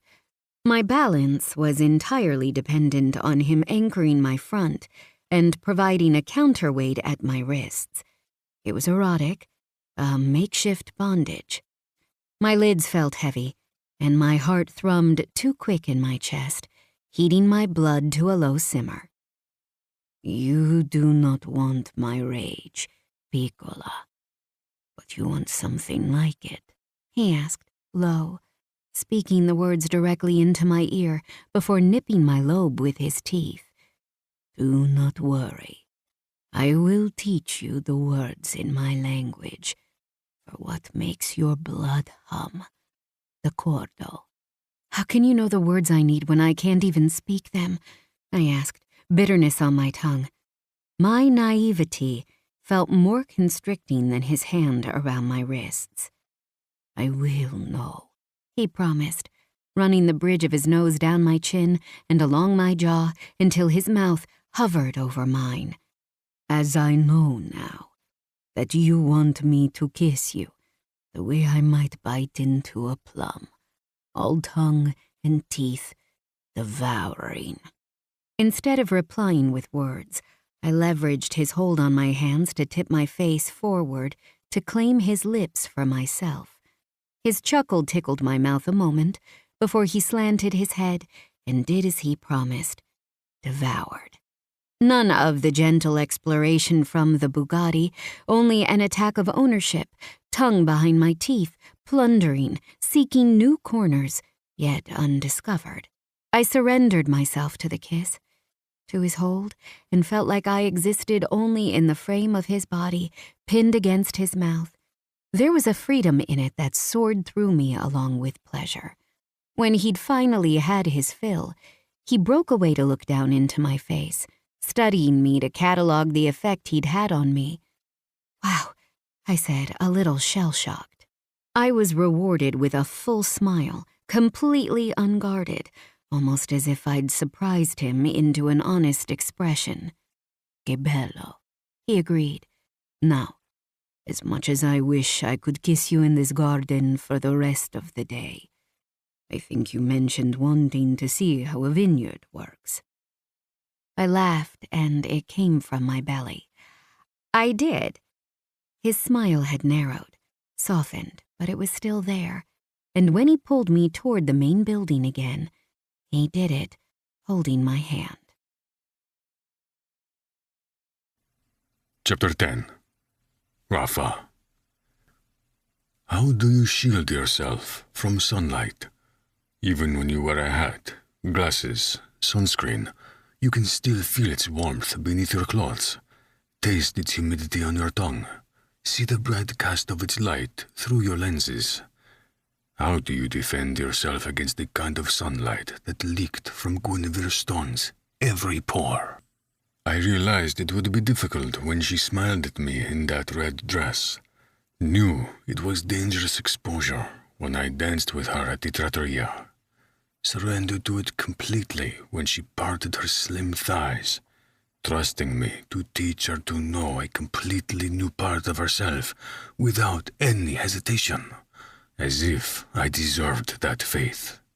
Wondered if I might kill and die for another taste of her as soon as we kissed. Ero fottuto. I was fucked. It was just lust, and maybe an inkling of admiration, but the kind I had never experienced before. I wanted to drag her into the bushes and fuck her against a linden tree. I wanted to paint a necklace of bruises around her throat like a collar, so that everyone would know she was taken. The civilized man I'd tried to become before my father died seemed to be crumbling into primitive urges under the regard of those beautiful doe eyes. I watched as she walked ahead of me down the row of vines with Imelda, her face animated with enthusiasm as she listened to the history of the vineyard and its wine-making process. Imelda seemed just as taken with Guinevere, touching her arm, encouraging her to pluck a grape from the vine and cut it open with her teeth to see its insides. They didn't need my interaction, but it was obvious Guinevere was still highly aware of me. Her gaze seemed to slide to mine like a magnet meeting another, our eyes locking together for long moments before she refocused on Imelda. I wondered what she might look like wandering the vines on my family's land near Montepulciano. Rafa, he is an investor. Imelda caught my attention by explaining. We wanted to expand to meet the increasing international demand for our wines, and Rafa was there with the money. A godsend. My old friend grinned at me, swarthy face creasing into folds. She had been a friend of my mother's since I was a boy and had watched me grow, and while she had always rejected offers of investment from my father, she was eager to work with me when I took over the business. In fact, investing and laundering through Fattoria Casaluna had been the first deal I'd made as capo. You were doing just fine without me, I reminded her. Winning a gold medal at the IWSC Awards was only the beginning. True, she agreed. but I was facing pressure from other potential investors, and you cannot imagine my relief when they fled at the sight of Rafa coming into play. She laughed lightly, but I only glowered at her, and Guinevere looked thoughtful as she gazed between the two of us. Is his reputation for being a grump so well-renowned? She asked laconically. Imelda laughed, this time from the belly. Something like that. He is a wolf in the business, always getting what he wants, always making money. His mother always said he was touched by fortune. Guinevere grinned, an edge of self-deprecation in her expression, and I was reminded that her own family called her Jinx for being so unlucky in life. Well, that had changed since she ran into the side of my car. I had more than enough fortune to share with her.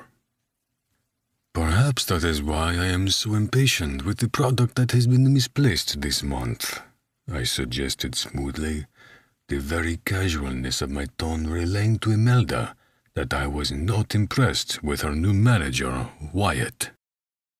He was Imelda's sister's boy, born and raised in England, but in love with Italian wine. When she offered him the job, it was made explicitly clear that he would be reporting to both of us. It was easy enough to keep higher management out of the loop about our money laundering activities, so he wasn't made aware, and he would never be, given he seemed to have some innate problem with me. Whenever I visited, he took umbrage at something I suggested for the company, and his latest rebellion had resulted in 3 shipments being lost en route to China, one of our biggest markets. Imelda looked at me sidelong, the irritation in her gaze not directed at me. You and me both, Rafa. I assure you. Guinevere looked between us with a little crease between her brows. What's the problem? I hesitated, but decided being honest was the least suspicious course of action. Beside the fact that our issues stemmed from gross negligence and not mafia-related activities. It seems there has been a mix-up with shipments of 14 crates of our premium wine to Shanghai. Our Chinese business associates are not pleased, obviously, and if we cannot find the product, we will effectively be out tens of thousands of euros, I explained dryly. Yikes, Guinevere murmured, and a flare of warmth lit inside my chest at her adorable sincerity. Well, I'm sure you have people looking into it.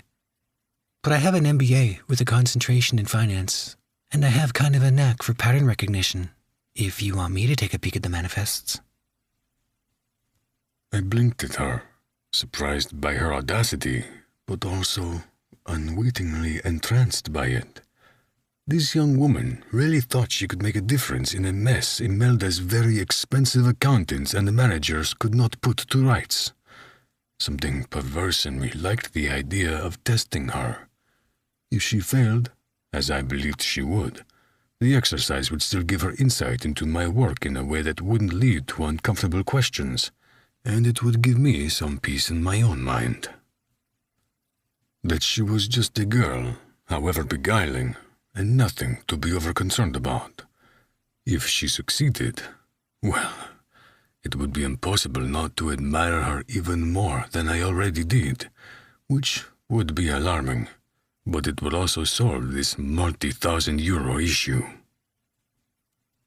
Fine, I decided. If you think you can handle it. She tucked a dark lock of hair behind her ear and shot me with a withering look. Just because I'm younger than you, Rafa, does not mean I'm not capable. A reluctant grin tugged my mouth before I looked over at Imelda, who was watching us with knowing, sparkling eyes. My expression flatlined at her expression. Lead on, Imelda, I requested flatly, indicating she should lead us to her office. Let us see what the American girl can make of things. As it turned out, the American girl could do a lot.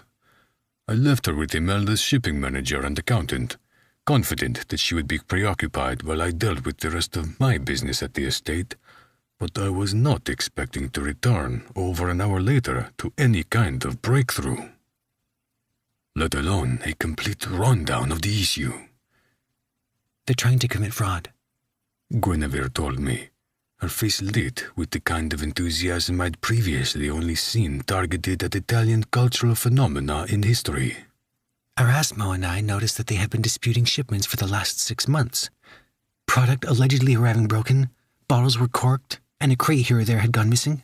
Izuko told me it's company policy to refund based on these claims without any kind of investigation, which makes sense from a customer relations perspective, but not when it becomes a pattern of taking advantage of the winery. She sucked in a deep breath, as excited as a child on their birthday. Zhanglu Imports is receiving the product, and it seems to be in fine condition. But how can you verify that?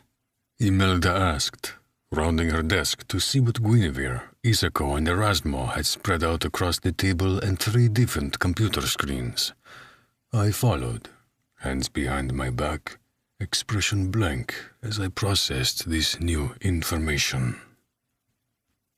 Here, Guinevere said, pointing at a list of numbers in an Excel sheet on the screen.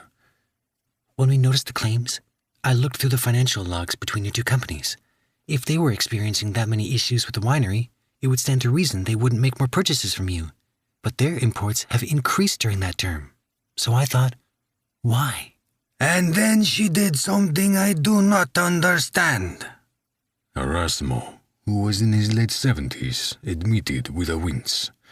Guinevere laughed, lightly placing her hand on his arm as if they were old friends.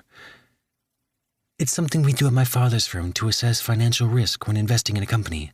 I applied the same principle to Zhang-Lu, and on paper, their business is booming. China is the 8th largest importer of wine, with the numbers only continuing to grow, and Zhang-Lu is the 2nd biggest high-end market wine company in the country. So the only feasible conclusion is that they have received our product every time they have said they have not, or that something is wrong with the shipment and they are profiting off of it, I surmised, the cold words clicking against my teeth like chips of ice. Yes, Guinevere agreed with a sympathetic nod, the brightness of new discovery fading from her eyes as she realized the very real implications. I'm afraid they're swindling you. I did not laugh, but there was something about the combination of shrewd intelligence and sweetness in her gaze that made me want to. Well, for the first time in years, I am happy to be proven wrong, Cerbiata, I confessed, pulling Guinevere up from the chair. She came willingly, stepping to my side as if the space had been tailor-made for her. Thank you for lending your expertise. The smile she gifted me was soft, small, only because it was almost shy, as if accepting praise from me was now too much happiness to bear. Thank you for letting me check it out. I will not hesitate next time, I quipped, though I do hope there will never be a next time. I slanted Imelda a look, and she nodded over Guinevere's head. We would be dealing with this transgression by Zhang-Lu my way. The odds were high that they were doing the same to countless suppliers in the country, but they'd picked the wrong winery when they chose Fattoria Casaluna to steal from. By the time I was done with them, they would not exist to do so anymore. Well, that is done then. Shall we go inside and try the wine? I suggested mildly, but Imelda knew there was no more information I wanted to discuss in front of polite company, so she quickly took Guinevere's other arm to lead her back to the tasting rooms. Oh, okay. Well, ciao, Isikoe Erasmo. Guinevere called over her shoulder as she was ushered from the room. When we were in the hall with the door closed behind us, she peered up at me with flushed cheeks. What are you going to do about everything? Raise their company to the ground and cut out the CEO's tongue so he never tells another lie again. I will pursue justice through the proper authorities, I said calmly. The only authority was me, but I did not need to clarify that for her. I'm sorry, Rafa, she said, leaning heavily into my side in a gesture of comfort. I hope I haven't ruined your day. Far from that, I assured her, staring down into that beautiful, almost angelic face, and wondering how such a creature could not only exist, but also be so drawn into my orbit. You have saved it, and now you will distract me by drinking some of our very fine wine with me. We were crossing the main lobby when a familiar sight made me pause mid-step. Leo? My best friend turned from speaking animatedly to that British stronzo, Wyatt, to stare at me stupidly for half a beat before collecting himself with a wide grin. Rafa! He walked toward me with his arms open, slapping them over my shoulders to press his cheek to mine in greeting. Fratello mio! What brings you to the vines today? I could ask the same of you. You should be minding the house, no? I asked, trying to keep the edge from my tone because Guinevere was behind my shoulder, watching the entire exchange with keen eyes. Leo had opened his mouth to answer when a shrill feminine squeal pierced the air. Rafa! I had 1 second to brace myself before my sister Delphina was in my arms, pressing kisses to both my cheeks. When she was done, she cupped my face in her hands to study me thoroughly. Why do you look so content when we have not seen you in weeks? She demanded in rapid Italian. You do know I am a busy man, correct? You know, running an empire to keep you in clothes and Diet Cokes. She laughed, turning to Leo to say, Do you see who I found? I think I found him first. He countered, but he was smiling the kind of relaxed grin I hadn't seen on his face since my father died. Technically, I found you, I retorted, and you are just about to tell me why you are not at the villa with my family. We are not birds you can keep in a cage, Refugio, She decreed, pulling out of my arms to face her hands on her hips. I wanted to speak with Mario about the satellite GPS system. Ours is on the fritz, and they have the same model. Telephones have existed for decades now, I reminded her, crossing my arms. That is not the best way to do business, Leo chimed in, stepping closer to Delphina's back to support her. As you always say. That is a different kind of business, one that requires discretion, I told them both sternly. Hello. Leo and Delphina startled as Guinevere stepped up beside me, much the way Leo had just done with my sister. When her hand gently found the small of my back in a gesture of obvious support, I had to bite my grin. Mio Dio, she was sweet. I'm Guinevere, She continued into the silence with a small smile. In tandem, Leo and Delphina looked from her to me for an explanation. I sighed wearily, pulling Guinevere to my side with an arm around her waist and gesturing to my family. This is Leonardo De Conti, my childhood friend, and my sister, Delphina. I forgot you had a sister. She murmured, looking up at me. 2, right? 3. Delphina supplied happily. You do not know me very well, I reminded her, my voice cool. It is understandable you would forget. I felt the tension settle into her bones and hated that I had made her feel other when we had just shared such an intimate morning. But this was not the time or place for the Rafa I could allow myself to be in the safety of her orbit. I was Raffaele Romano here, standing in a place of business with my right-hand man and sister. The armor I donned was instinctual, camouflage as a matter of survival. How did you meet my brother? Delphina asked to fill the awkward silence. Leo was scrutinizing Guinevere with a curiosity that had my hackles rising. She was gorgeous, of course, but Leo was a playboy through and through. He wasn't getting within another foot of her if I could help it. Are you Italian? He asked, before Guinevere could respond to my sister. Through my father. She admitted. What is your last name? She frowned at his intensity, pressing her hip into me. Stone. And do you have family in the region? He pressed.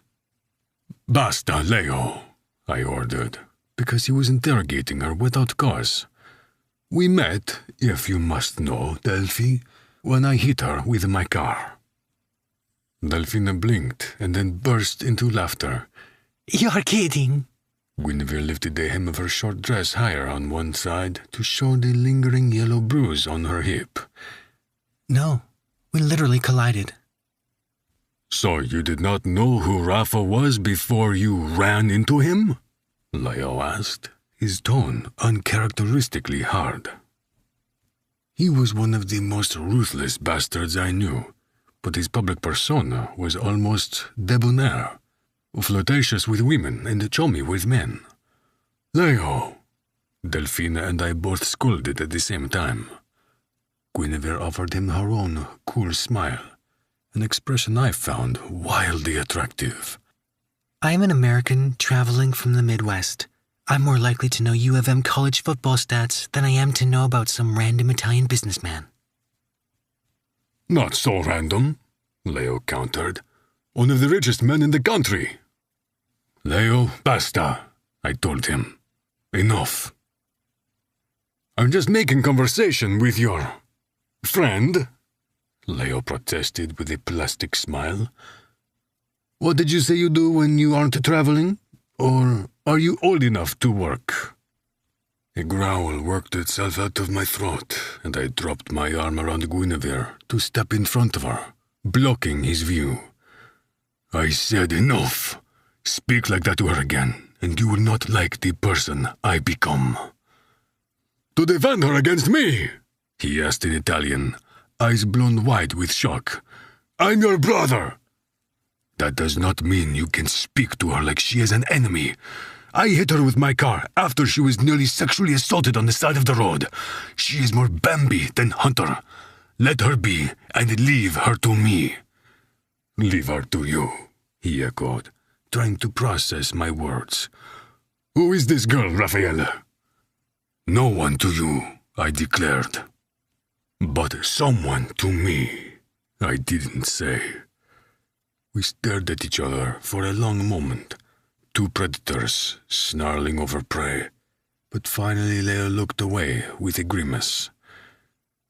Apologize, I suggested, unafraid to rub dirt in his wounded pride. Leo's expression was sour as he spoke slowly in English, like Guinevere was stupid. I am sorry. You just look like someone I once knew, and it took me by surprise. An unpleasant one, obviously, Guinevere noted, and I was not sure how much of our Italian argument she understood, but I had to admire her grace as she inclined her head at him. It's forgotten. From what I understand, Rafa isn't known for his kindness, so it's probably strange to see him with a woman like this. It's not at all strange to see him with a woman, Leo muttered. As his friend, Guinevere corrected with a saccharine smile. He snorted under his breath, but I decided we were done with him. Take Delfina back home when you are done with Mario, I told him before turning to my sister with a much softer expression. Delphi, I will see you soon. Very soon, she vowed, an implied threat that if she did not get the details of my friendship with Guinevere within 24 hours, she would show up at my doorstep. I nodded, kissing her goodbye. Ciao, sorella mia. It was lovely to meet you, Guinevere told my sister when I pulled away, offering her hand to shake. I hid my smile behind my hand at the typically American gesture and watched as Delfina pulled her in for kisses. Very good.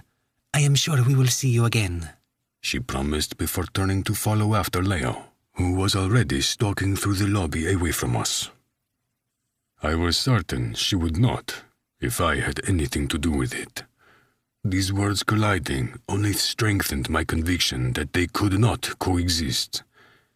The man I could be with Guinevere in the sanctity of our own bubble was not that man I'd honed myself into carefully and meticulously, like the edge of a blade. She was happy to believe she had done a good service today in showing me the winery was being stolen from, and I did not want to test what she might think if she discovered the only compensation I would seek from the thieves would be paid in blood. I could have this, I told myself as I wordlessly took Guinevere's hand to lead her to the cellar and our private tasting room. But this fantasy had a deadline, and after 5 weeks, our relationship would turn into a pumpkin, and I'd be left right back where I was before. More metal than man. Chapter 11. Guinevere. I was worried the intimacy of our day would falter after we discovered someone was effectively stealing from the winery and had an awkward run-in with his sister and best friend. But Rafa proved me wonderfully wrong. If anything, he seemed filled with intent. His attention keen-eyed as he showed me the fattoria's well-organized cellar suffused with the sweet musk of aging wine and barrel wood. Imelda had made herself scarce after setting up the wine-tasting table for us. And Rafa himself seemed determined to be my sommelier. I am beginning to think you have a kink for teaching me, I teased him as he poured a splash of Chianti Classico into my glass after explaining the specifics of its bouquet to me. Maybe, he admitted, watching with dark eyes as I placed my nose at the top of the glass to breathe in the scents, and then breathed in again through my mouth before taking a sip that I aerated with my teeth. It seems in this, I do not have to.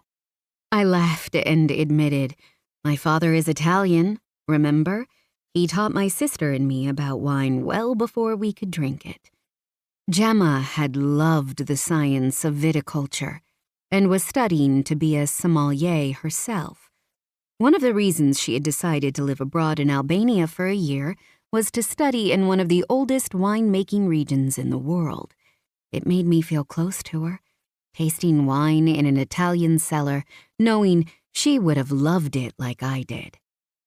More evidence that we do not know each other very well, he chided with a cluck of his tongue as he leaned against the table across from me. You have not spoken much of your own sister.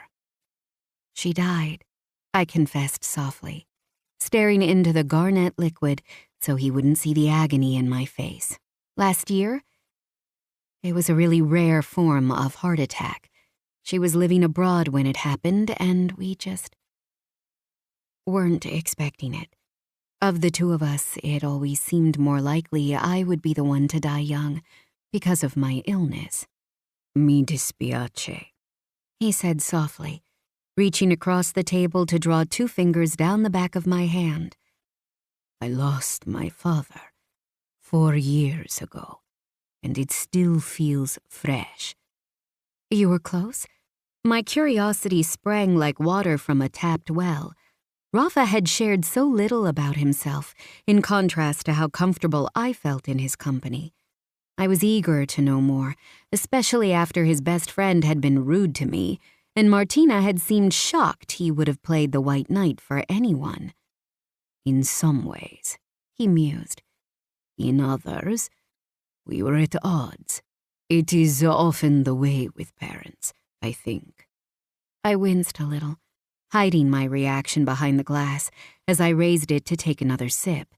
After swirling the wine around my palate, I spat the liquid into the silver spittoon. When I looked up, Rafa had a brow raised. I will not think less of you if you want to actually drink the wine. A blush fired my cheeks. I didn't think so. I just have to be careful with alcohol. His other brow joined the first. Because of your condition? Yes. I would have to watch my intake anyway, but I had a kidney transplant when I was 16, so I have to be doubly cautious.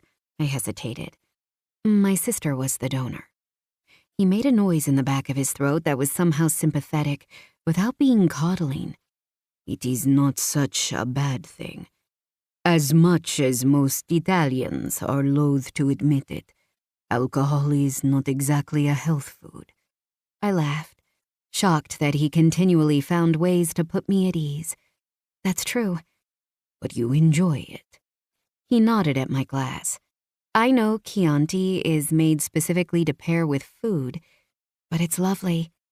Lovely, he murmured, coming around the table to my side, where he seemed to reach for me before crossing my body to grab another bottle of wine to pour into 2 clean glasses for us both. That is not a word I would use for wine, but for a woman. I think it works for both, I breathed, my nipples pebbling from the brush of his forearm across them as he replaced the wine. Both, he mused, wickedness slowly pulling his mouth into a crooked grin. I cannot say. I have tasted both, to know if you are right. No, not together, I started to correct him. But my words were lost to a gasp when Rafa picked me up by the hips and placed me on the table. What are you doing? This is a wine tasting, he said drolly. I am tasting my wine. I opened my mouth to say something, but forgot entirely when he lifted my glass to my nose so I could smell the red before he tipped it against my mouth. Open, he coaxed, a light flush on his pronounced cheekbones. Taste. I shivered as Cabernet Sauvignon pooled on my tongue, all red fruits and a shadow of oak. Do not swallow, he ordered in that domineering, faintly cold way that made my skin flush. I waited obediently, instinctually, and had the gratification of his wide smile, white teeth, and pointed canines almost lupine and entirely too gorgeous. Molto bene, he praised before stepping in close between my thighs, so my dress rode up almost all the way to my hips. One hand rose to grip my chin, tilting it slightly, so that when his mouth descended on mine, we fit perfectly. At first it was closed lips, just the trace of his tongue against my lower lip, and then pushing beyond to touch my teeth. Then he was slipping inside, drinking the wine from my mouth. When it was gone, he languidly sucked the taste from my tongue until I moaned around a full-body shiver. He hummed, pulling back an inch to stare at my wine-stained lips. Perhaps lovely is not the word for either. E ambrosia, divino, come una droga. It is ambrosia, divine, like a drug. Unwittingly, I squeezed Rafa's lean hips between my thighs, trying to relieve the ache he'd placed at their center. His answering expression was low-lidded, one corner of his full bottom lip depressed by a sharp tooth. Do you agree, Cerbiata? He asked me in a husky drawl. Well, I said, my voice choked off with desire. I can't say for sure, after only one taste. Ah, fair, he declared softly, and I realized we had both been speaking quietly as if in a confessional, making the miles-long cellar feel close and intimate, a space just for us. Shall we try again? I nodded too enthusiastically, and his smile only flared wider in response, as if he found me endearing. I had no defenses against a man like this, and I knew it had little to do with my lack of experience, and more to do with the fact that he was as near perfection as any man I'd ever known. Devilishly handsome, powerful, kind, and complicated enough to keep my mind busy, like a Rubik's Cube, with endless combinations of enticement. When he raised the glass this time, it was to his own lips, and I watched as his strong, tanned throat worked, Adam's apple bobbing. Why was that so wildly attractive?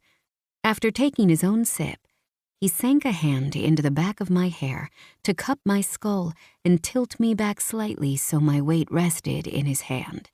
It was a habit he had, I realized, of wanting me to trust him to balance me.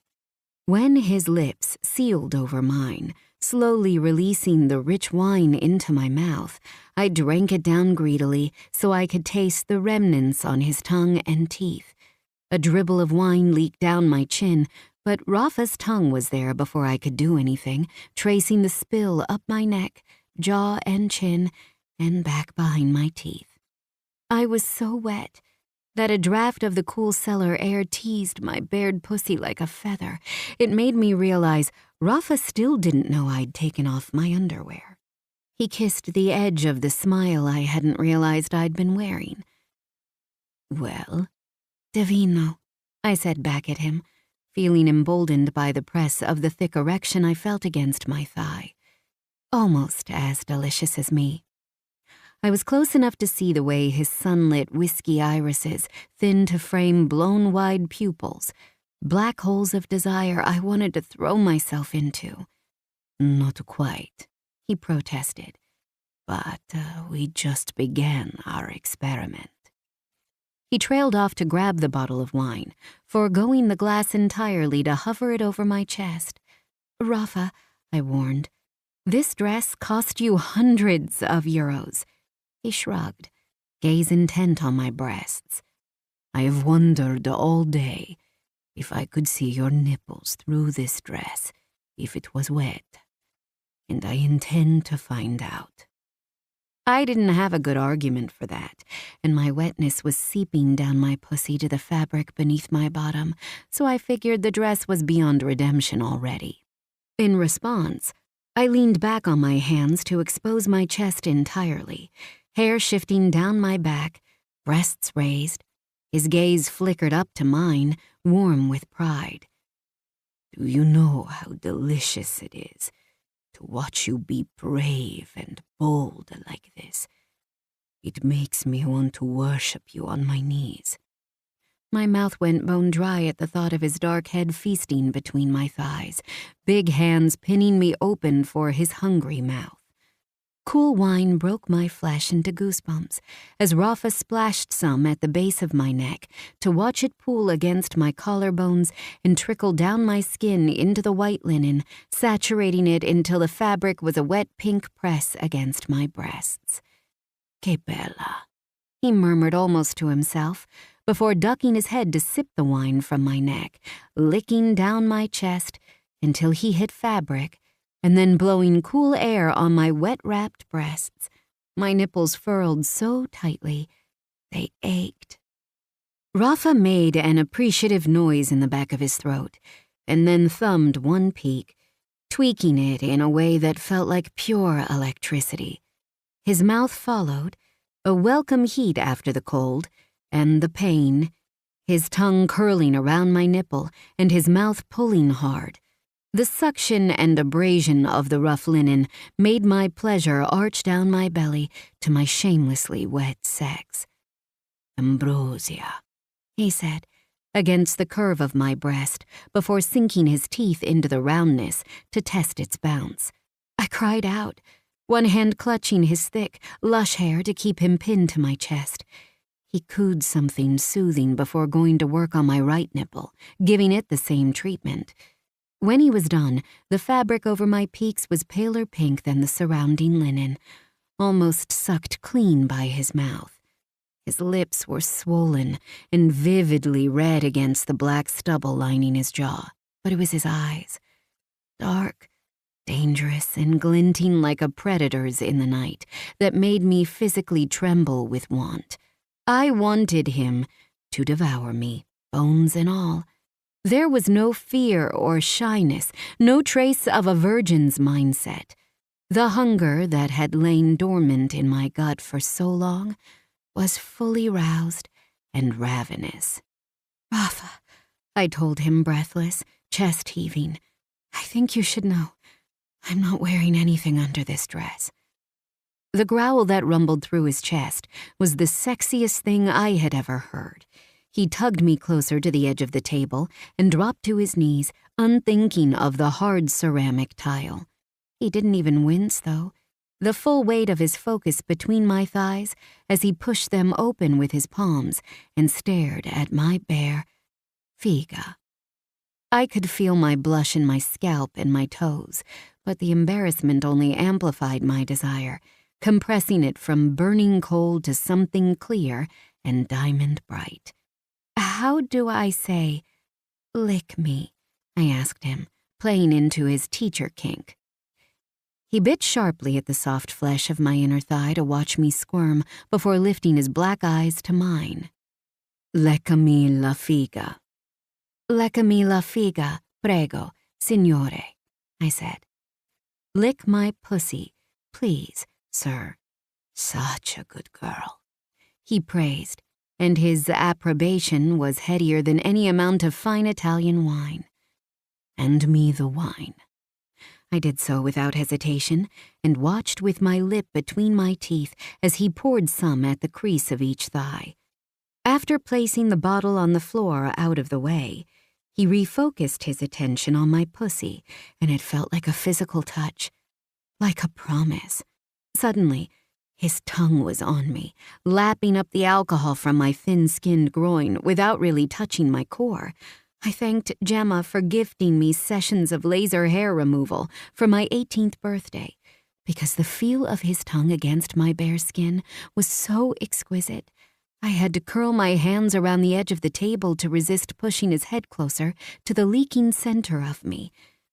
"Look at how wet this pussy is," he mused, resting his cheek on one inner thigh to stare intimately at my folds, using the thumb of his other hand to lightly trace from beneath my aching clit to just before my ass. When he raised his fingers to show me, they glistened as if with dew.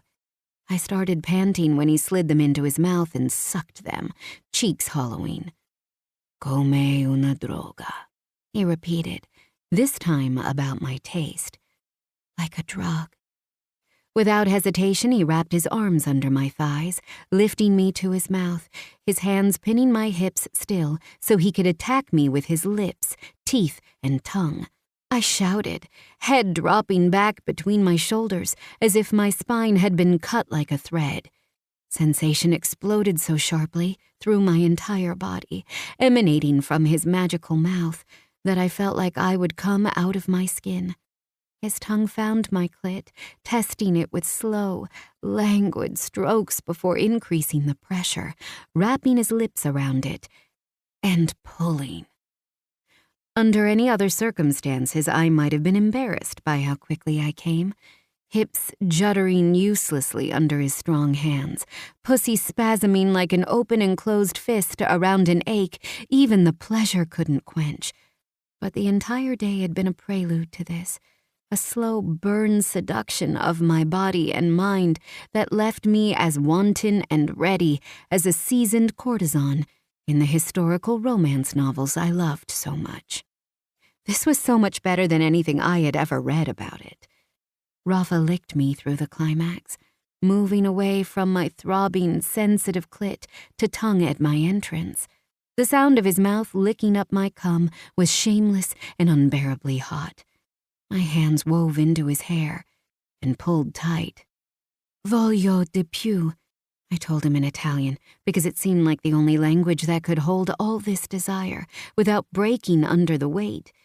His response was a muttered curse and a sharp bite to the meat of my thigh. My hips jumped at the pain before it transformed into something with roots that dug deep into my pelvis and thighs. "Ancora!" I cried, kneading his mouth on me but also his teeth, his pain like a punctuation mark of ownership on my skin. Instead of biting me, he moved his mouth back to the wet slick of my pussy and reached up with both hands to pinch my nipples hard between his fingertips. I cried out, voice breaking, pleasure shattering, vision widening out with pinwheels of bright color popping through. His name was in my mouth like a prayer, a hymn I would never forget, even long after I went home and left him behind forever. Rafa, Rafa, Rafa. I wanted to tattoo the word on the inside of my mouth because it tasted just as good as that wine and my sex.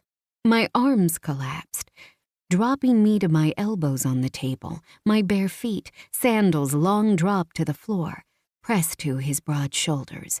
I was more exposed than I'd ever been in my life, and as I fought to find earth again, I wondered vaguely if my slight curves and skinny ribs could be attractive enough to him. But then he was rearing up, wiping his glistening mouth with the back of his hand before he tore his belt open, his zipper down, and pulled out his cock. I'd only ever seen one in porn or anatomy classes, and they certainly didn't look like this. Vivid purple-red at the broad, leaking head. The shaft, so thick and long, even his big bare hand seemed insufficient to handle it. The skin looked soft as silk, the pre-cum pooling in the head, creamy. My mouth watered, and before I could think to stop myself, I begged softly, "Can I taste it?" Rafa's groan vibrated his entire tensed body. "Certo, piccola." His thumb swiped over the head as he stepped closer. One hand pressed down on my belly to lay me flat against the low table, and the other, salt-slicked, painted my panting mouth with his seed.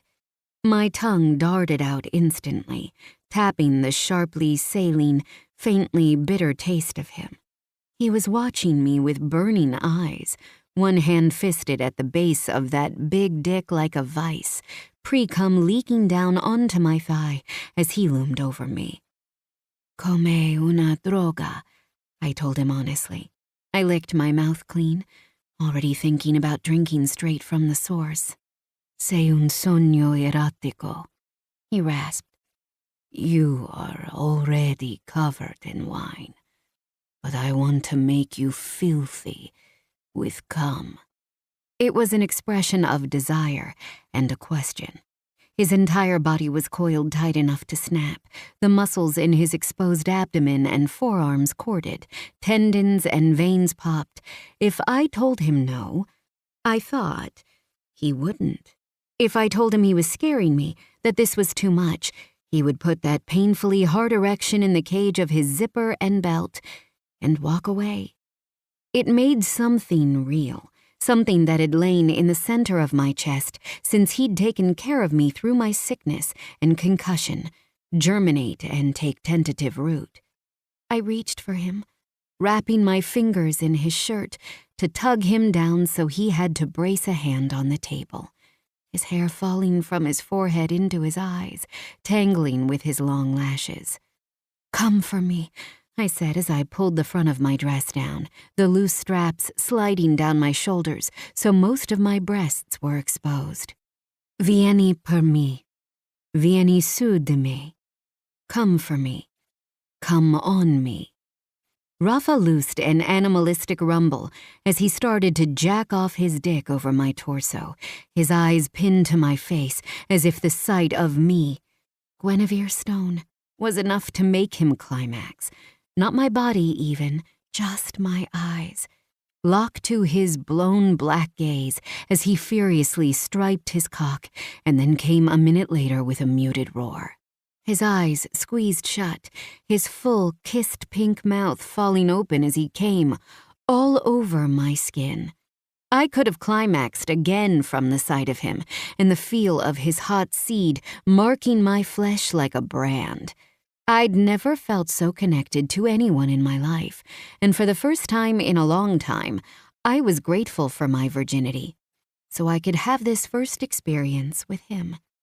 In the cellar of a vineyard, in a 1,000 euro dress we'd destroyed because it was fun and sexy to do so. I laughed, a high bubbling sound that trickled out of me like water from the Cupid fountain in the garden. Rafa opened his eyes, looking down at me as they creased at the corners with his small smile. In answer, I shook my head and pulled him down so I could share the laughter on my tongue. Tears after our first kiss. Laughter after our first orgasms together. He murmured against my mouth, but his tone was playful. You could give a man a complex. I laughed again, then framed his impossibly beautiful face in my hands just because I could, just because I somehow had license to touch this man all over. Well, I think you've destroyed me, I admitted with a cheeky grin. Goodbye, Madonna. Hello, whore. Vera, he said, eyes flashing. I will not have you saying that. Enjoying pleasure should be a fact of life, not a sin or an insult. No, I agreed. I'm saying, I see that now. Thank you. You made me feel invincible, even as you took me apart. I'm not sure how you did it. He nosed at my cheek before pressing a kiss there. In English or Italian, you are nothing short of brilliant. So bright, I could not ignore your light, even when I wished to. If I made you feel that truth for a moment, I am happy." "Sweet," I told him as I had in the car earlier that day. He grunted a rejection, but I noticed, as he pulled away to reach for a hand towel meant for the wine bottle condensation and started to clean me with it as best he could, that there was a smile tucked into one cheek. Rafa," I said after he'd wiped the cum from my belly and helped me sit up. "What are we going to do about my dress?" We both looked down at the wine and cum-stained garment and burst into laughter simultaneously. Chapter 12. Rafa. Absolutely not. Rafa! At what point in our acquaintance have I given the impression that I can be moved once I make a decision? I am an immovable force, Guinevere, unless I am the one deciding to move. Oh my gosh, I can't believe I spent most of the day thinking you were so dreamy. She scoffed, crossing her arms in an approximation of a pose she'd adopted from me. It was not nearly as effective, given she was 5'0" and looked like a woodland sprite, but it was endearing nonetheless. "Dreamy?" I asked, letting my amusement leak into my tone. She sighed dramatically. Yes, Raphael, I thought you were dreamy. I've reconsidered my position because you were being very annoying and stubborn. I prefer obstinate. It is one of my favorite English words. I offered helpfully. Her response was an exasperated groan. Is that the secret to being a successful businessman in Italy? Annoying your subordinates into obeying your orders? First, Guinevere, you are not my subordinate. I make a point of avoiding entanglements with employees. Not to mention that most of the women I worked with were terrifying in their own right, and married or related to me. Second, for future reference, pouting is not the way to sway me, though you do look molto carina when you do it. You're mocking me now, she declared.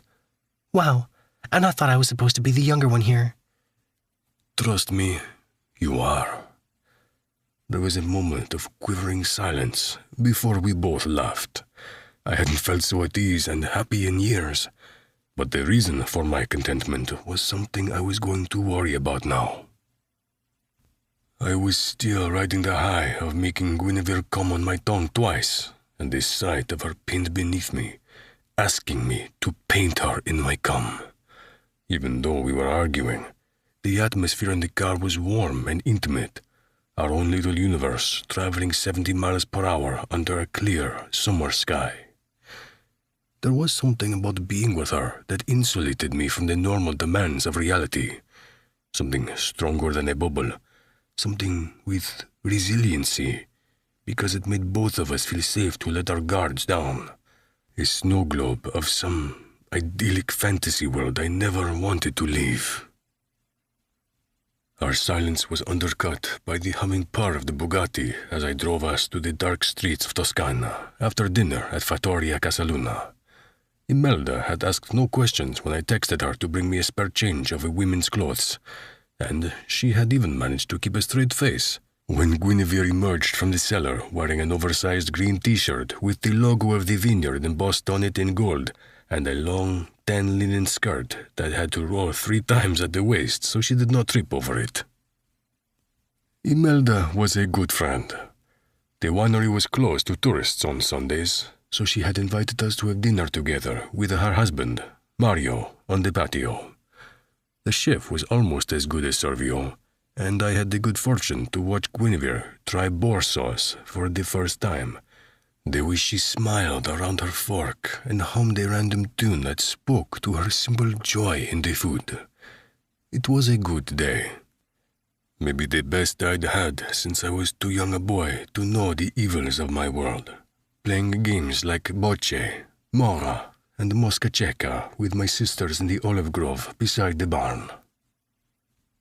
There was an ache in my chest when I thought about taking Guinevere to Villa Romano, to the setting of those happy days.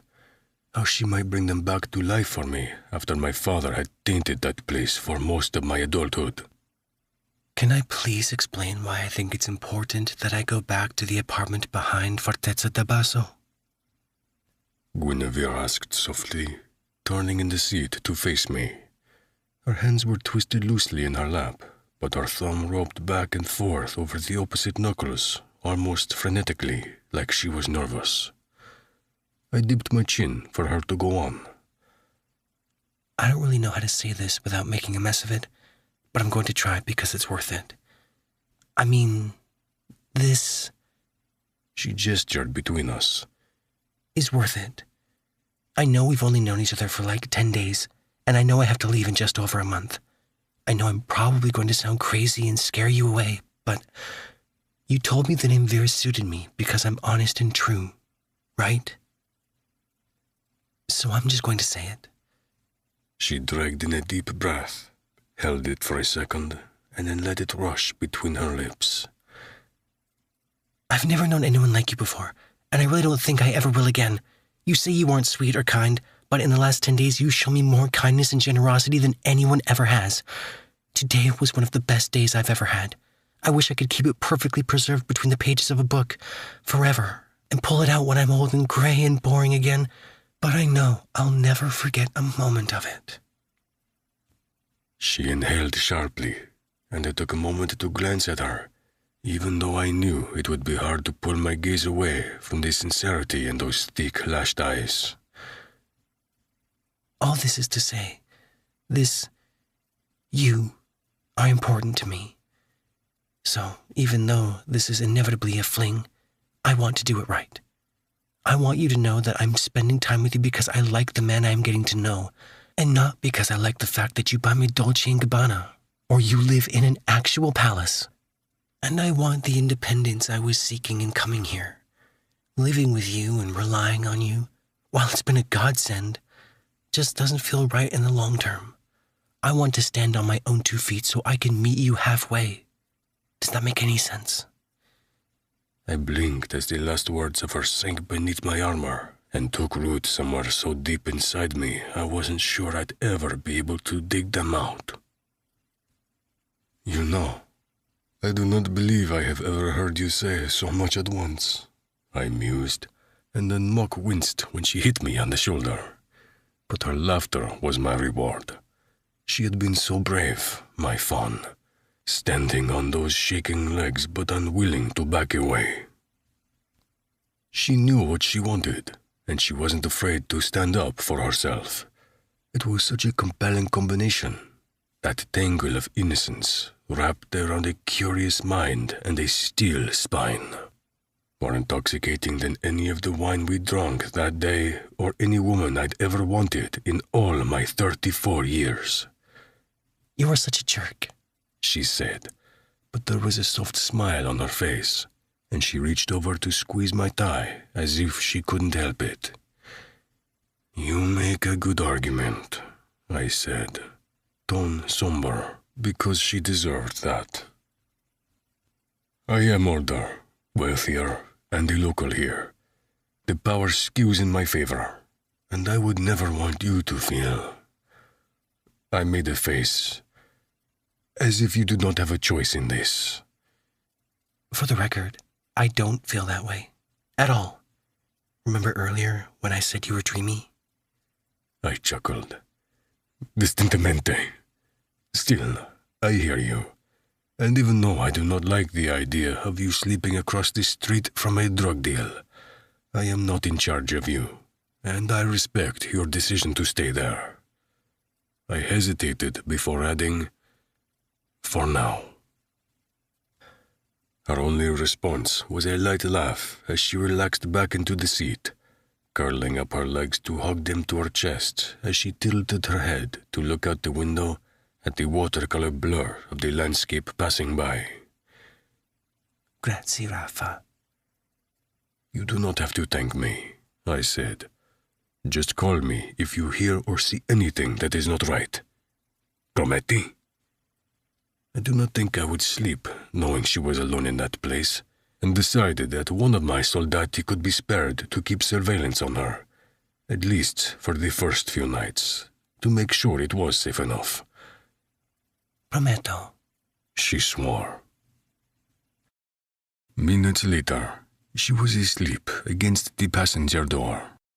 When I parked in front of her building, I took a moment to study her in the yellow cast of the sodium streetlights. Even bathed in unforgiving shadows, she seemed ethereal, some fata who should be curled up in a woodland grove instead of a Bugatti Chiron. I caved to temptation and pushed her hair back over her shoulder. It was heavy as brocade silk, fine and thick. I thought about braiding it again and was surprised when arousal pulled in my gut. I had given up on this, on moments such as these, strung together like beads on a rosary, something only the pious could hold and find comfort in. The day of my father's funeral, faced with the eradication of my entire remaining family if I did not step into his shoes, the boy I had been and the man I had tried to become had died a swift death. Laid to eternal rest in the grounds beside Capo di Capi Aldo Romano, a man who, the last time I'd seen him, had branded me with the Romano family crest with the iron we used on wooden wine boxes at the vineyard. I had promised him I would never live under his rule again, and in a sense, I was right. Instead, I took over it. A reluctant mafioso, if there ever was one. Leo had teased me at first, wondering if I could stomach the responsibility after years in England, living as a student and financial analyst. To prove him wrong and keep my mother and sisters safe from the tradition of new capos eliminating the old reigning families, I buried who I was 6 feet deep inside my soul. Somehow, an American foreigner had stumbled upon the gravestone, and instead of fleeing like any sensible, sheltered girl should have, Guinevere had sunk to her knees in the dirt and started excavating. I did not want to take her inside that apartamento de merda. I did not want to leave her alone in my city. I did not even want her to leave my car. But I appreciated her speech, both for the courage it took to speak so candidly and for her solid logic. So I got out of the car, rounding the hood, and opened the door softly so I could catch her body as it slumped without the support. I unclipped her seatbelt and carefully took her into my arms the way I had done so many times when she was sick. Only now, I could appreciate the way her hair smelled of the rosemary shampoo Martina had bought her, and the lingering undercurrent of wine I knew would probably arouse me at inopportune moments for years to come. Her hair tickled my cheek as I curled her into my chest and locked the car. The key was in her purse, zipped into a compartment, and the door buzzed loudly when we entered, but she was out like a light. The apartment still smelled faintly of za'atar spice and slow-cooked meat from the restaurant next door, but I could admit it was clean enough as I laid her in the thin, rough sheets of the single bed. It was easy to tug off the oversized skirt, but I left her in the winery shirt and arranged her aura of inky hair on the pillow so it wouldn't fall on her face. I itched to braid it, but resisted because I realized I was just making excuses to stay. It took effort, but I pressed a kiss to her smooth forehead and stood up to survey the apartment properly before I left. The lock was pathetic, so I used the butcher's knife from the kitchen and wedged its blade through the frame over the door as another layer of defense before I climbed out the window, closing it securely behind me and then dropping to the wooden overhang over the first floor. I dangled from my fingertips and fell to the cobblestone to find one of the skinhead thugs from that morning watching me with a cigarette hanging loosely from his gaping mouth. "She sleeps safely every night.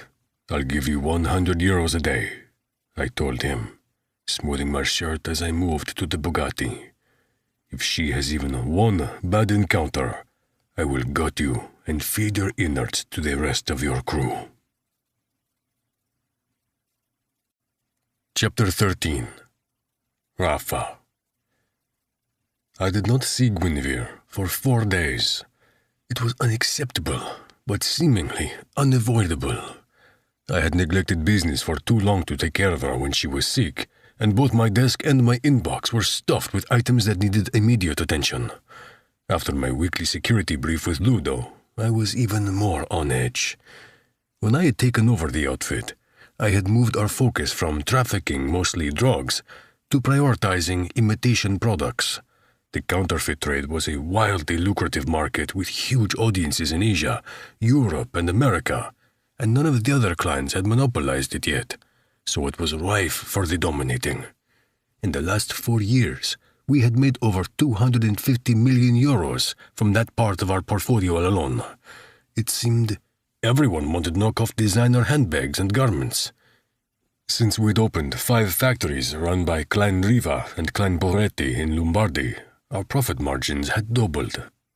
So why was Ludo reporting that the anti-mafia police force was looking at the Camorra for the influx of street drugs through the port of Livorno? "When was our last drug shipment?" I asked, tossing my pen to the leather desktop in exasperation.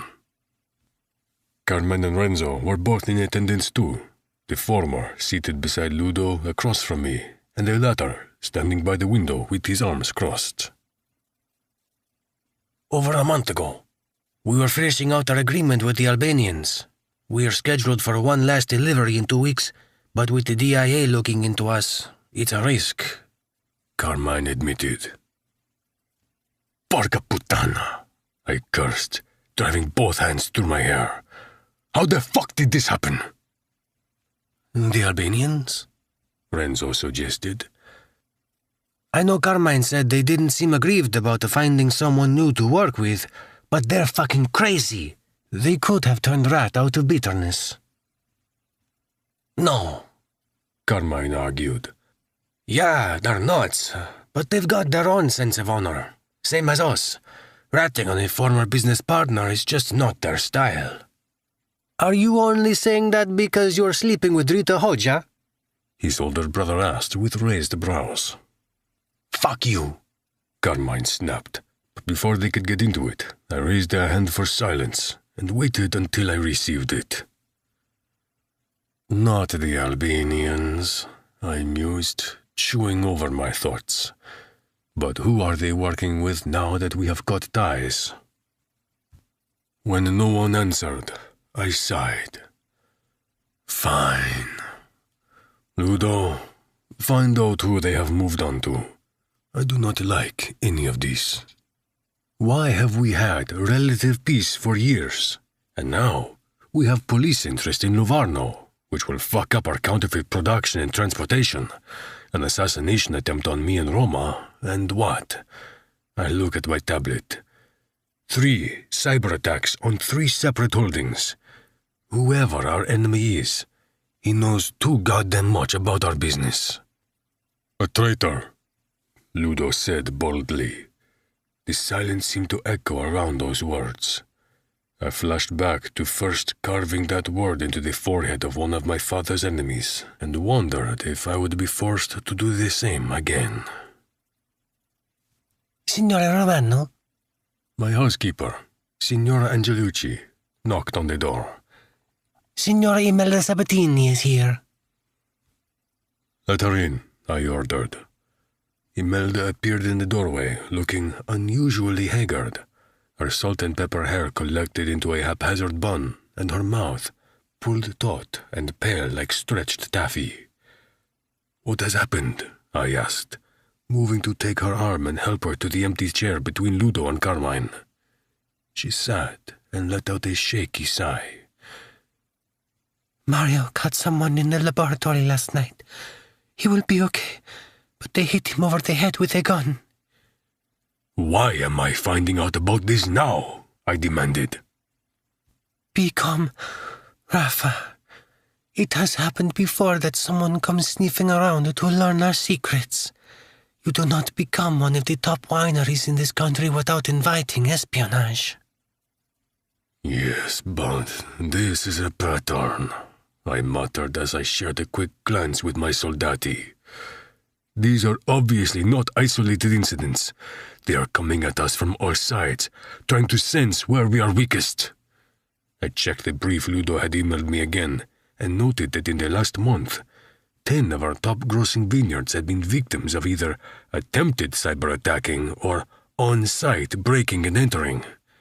That was not normal, and it lent itself to the growing picture I was puzzling together. Someone was coming for Clan Romano, which could only mean someone wanted to be capo di capi for themselves. I thought through the most dominant families in the region and concluded that 3 of them were the only real threats. The obvious choice was the Pietra clan, which had feuded with my family over control of Tuscany for decades before they killed my father. The détente had lasted for almost half a decade, but perhaps they had regrouped enough to make a serious comeback. Renzo and Carmine had urged me to wipe out the entire clan, but my life outside the Mafia still lingered in my soft tissues and made me weak. The Riva family was headed by the matriarch Pamina, who was as bloodthirsty as they came and known by La Mafia as Vampira because of it. They were located to the west and focused mostly on drug trafficking through the port of Rimini, to and from Eastern Europe. We had a good relationship, but her voraciousness made her family unpredictable. An argument could be made that she was setting her sights on the eastern ports as well, so she could dominate the entire of Central Tuscany, Emilia-Romagna, and much of Marche. The next were the Grecos in Liguria, who made no bones about lusting after total control of the north, but who I had always thought to be too stupid to make a go of it.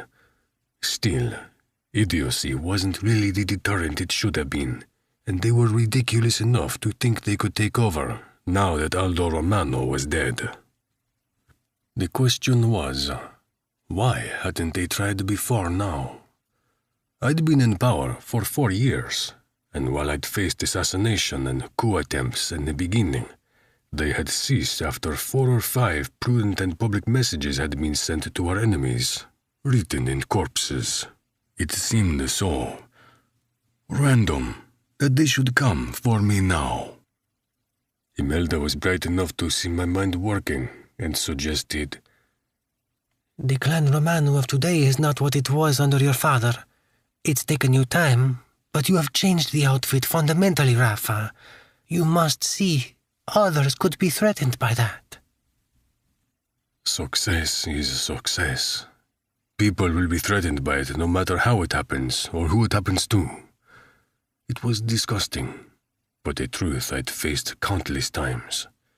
Even friends I'd had at Oxford had begrudged me my sudden inheritance, though it meant the death of my own father. It was easy for outsiders to get caught in the glamour of success, to be ignorant of the way it corroded over time. Maybe, but you have brought so much modernity to a staunchly traditionalist society. Even at La Fattoria, we are scoffed at by old winemakers who say the use of technology on our scale is basically sacrilegious. My husband manages the grapes, but I manage the money. A woman. And I am not the only one you have empowered, Rafa. It is the 21st century, and I was raised by a strong mother and 3 older sisters. We have a female prime minister, for fuck's sake. And even she doesn't declare herself a feminist, Imelda pointed out. We are not talking about national politics anyway, but mafia politics, which are so far stuck in the past. I am surprised the men don't insist on wearing togas and being fed grapes by hand. All this to say, you might not have police eyes on you, but you have the eyes of the underworld watching and scrutinizing your every move. I crossed my arms over my chest and sank back into my chair. I knew it would seem to weaken my position when we stopped focusing so much on drug smuggling, But money laundering, agro-mafia operations, and counterfeiting make us more money than we made under my father, with half the risk. Imelda held her hands in the air, her wrists bony and covered in bangles that chimed as she gestured. I know, Rafuccio, but this is the world you live in. She is right, Renzo added, moving from the window to stand over my shoulder, where he usually resided, like a permanent symbol of support and a giant deterrent to my enemies. The capos have quieted, but many of them were unhappy when you made Pamina capo after she killed her husband. He nearly killed her, I said, but I was exhausted by this subject and had been for years. The women in this organization are some of the best minds we have. You made it clear Martina will be consigliere when Tonio dies, and he only occupies the position still out of respect for your father, Carmine pointed out. Martina already does most of the legal legwork. Enough. I know my faults, but bringing the Camorra into the 21st century is not one of them. New York's Capo dei Capi, Don De Salvatore, would agree with me, as would Damiano in Napoli. The issue here is that someone is coming for us, and I will not have peace until I know the face of our enemy. I stared at each of my men in the eye. Find me names, and do not show your faces to me until you do. Renzo clasped me on the shoulder on his way out, taking my words as the dismissal they were. Carmine kissed Imelda on the cheeks before following Ludo and Renzo out of my study, closing the door behind them. I am sorry, I told my mother's best friend, that Mario was hurt because of this. It's not because of you directly. All the top wineries contend with such things. I will increase security, I promised. She shrugged and waved the words away with one hand, but her eyes were shrewd on me. You look half elated and half exhausted. Does either have anything to do with the lovely Guinevere? I hesitated, rubbing my overgrown stubble as I considered telling her anything about my conflict around Vera. How much I already ached to see her. How these new risks made me afraid for the first time in a long time, because I did not want my dangers to become hers. My family was insulated at Villa Romano with staff and soldiers to tend to their every need and protection. Guinevere was just a foreigner, trying to have an adventure on her own in a new place, and unwittingly, she'd run into the arms of the worst monster in Tuscany. Once you said you would never enter a deal with the family, I reminded her, then asked the question I had always wanted answered. Why did you, in the end? You have made me a very wealthy woman. I think, in this country, we have a strange relationship with the mafia. We hate them and revere them in equal turn. You are terrifying and horrible so often, and yet you can change generations of lives in an instant. The investment you made in Alfonso took it from a local pizzeria to an international chain. My nephew is at school in London and told me he had a slice of home from their first location there. She sighed, toying with a marble wolf figurine from my desk as she searched for the words. What is the saying? A femina bona, si tentata e resta onesta, non è stata bona tentata. A good woman, if tempted, remains honest, but that means she was not well tempted. You are a complicated man, but not a bad one by any means.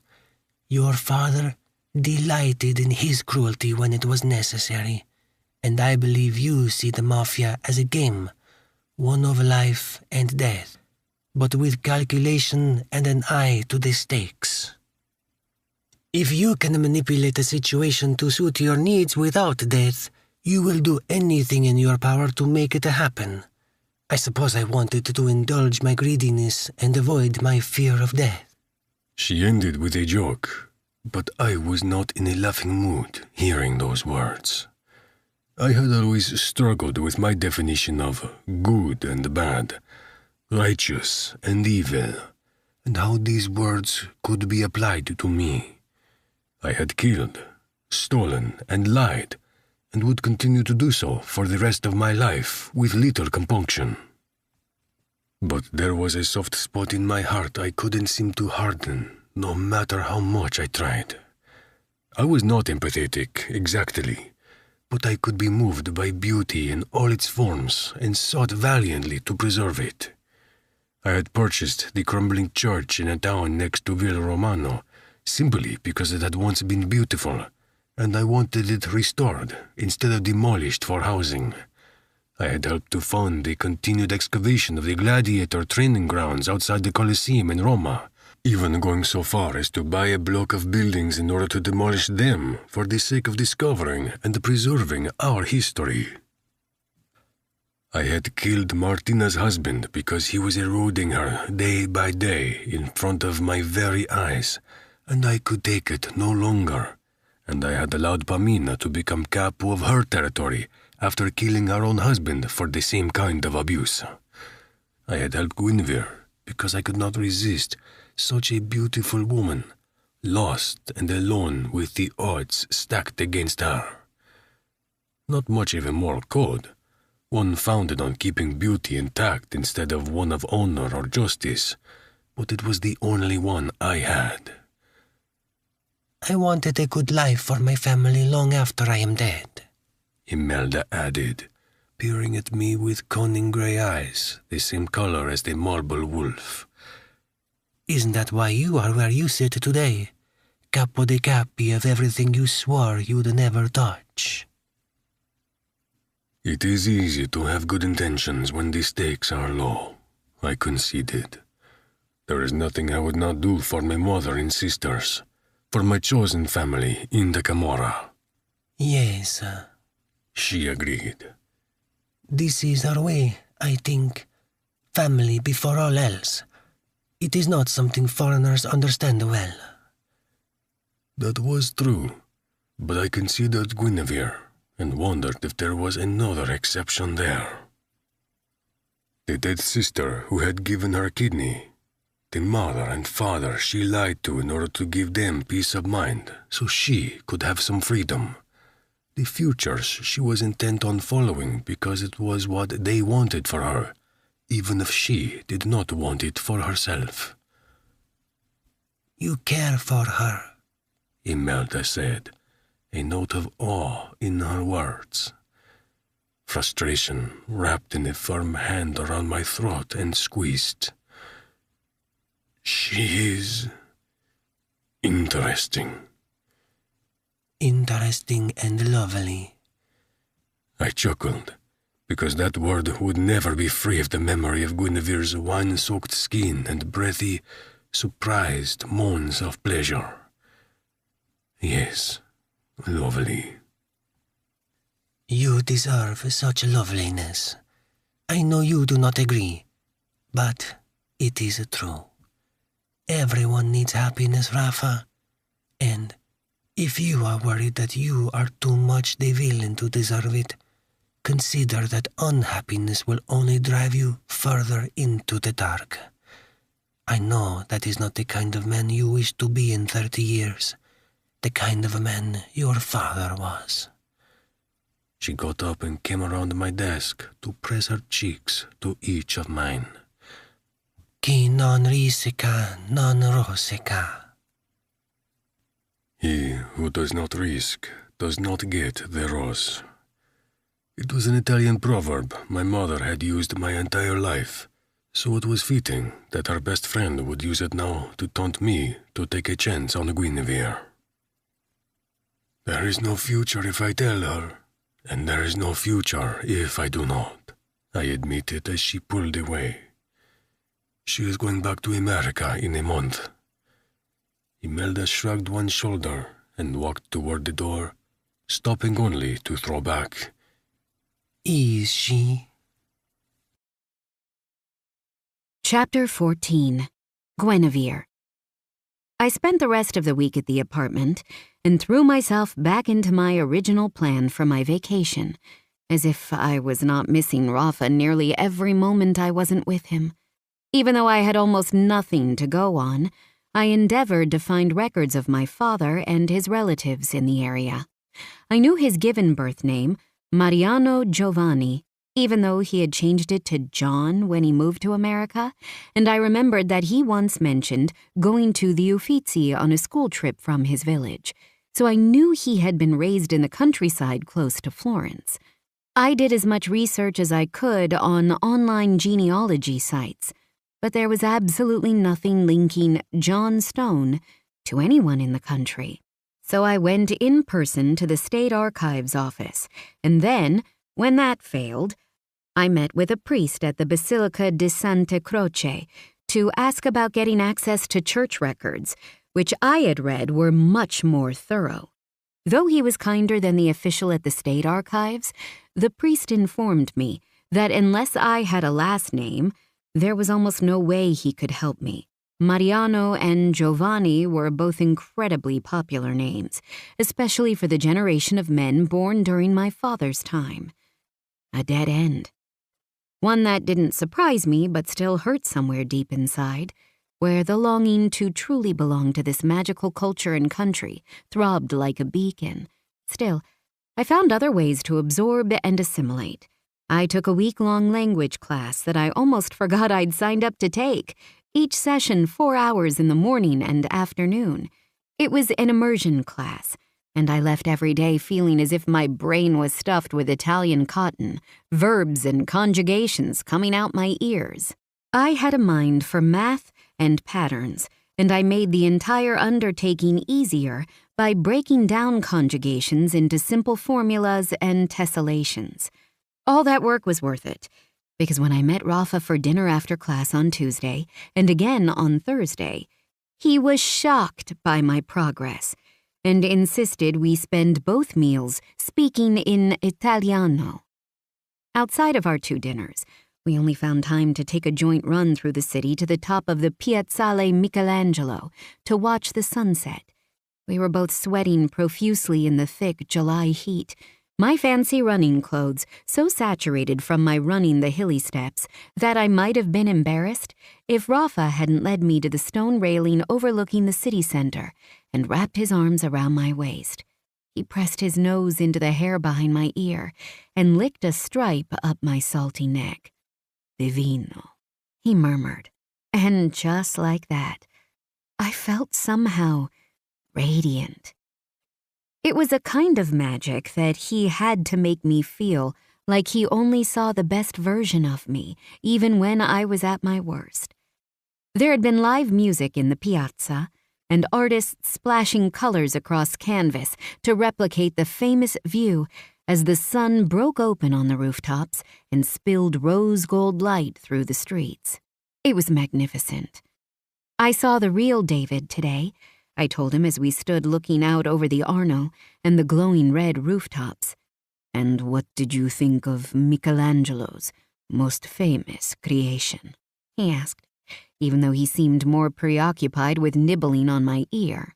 I think the sight of you naked would be much more appealing," I admitted.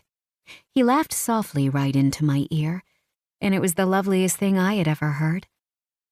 "I will have to see what your verdict is after you have seen me as David is," he teased in that smoky voice. "But in case you did not notice in the wine cellar, I am much better endowed than that poor bastardo." I laughed so hard, one of the tourists beside us glared at me, but Rafa only shot them a glower and made a rude gesture only Italians would understand.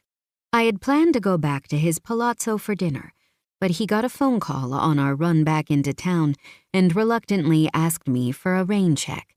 As much as I wanted to spend more time with him, his business gave me plenty of time to explore on my own terms. Armed with my new passport and access to my own money again, I set out to enjoy everything Florence had to offer. I ate a sandwich from the famous Al Antico Vinaio, while I strolled through the Piazza della Signoria to look at all the many statues in the Loggia dei Lanzi, and concluded that the theme of female rape was a little too dark to be enjoyable. I walked through the leather market and laughed as various shopkeepers hit on me, with a kind of irreverent jolliness that was endearing. I finally saw the Duomo in all its splendor, climbing the 463 ridiculously narrow steps to the innermost point of the dome to see the ornate ceiling mural, The Last Judgment, painted in the 1500s. It was just as breathtaking as I'd always assumed, and not only because I'd just taken a steep climb. A few classmates invited me out one night to have dinner at a pizzeria down the road from our little school, and I delighted in talking with people who felt a similar passione italiana. The people of so few countries spoke Italian, yet our instructor had told us it was the fourth most taught language in the world. A German student wanted to learn because she was a fashion addict, a Guyanese couple because they had become passionate about Italian cooking, and an older Scottish man professed he was obsessed with Italian football and wanted to be able to speak the language of the players he spoke about on his podcast.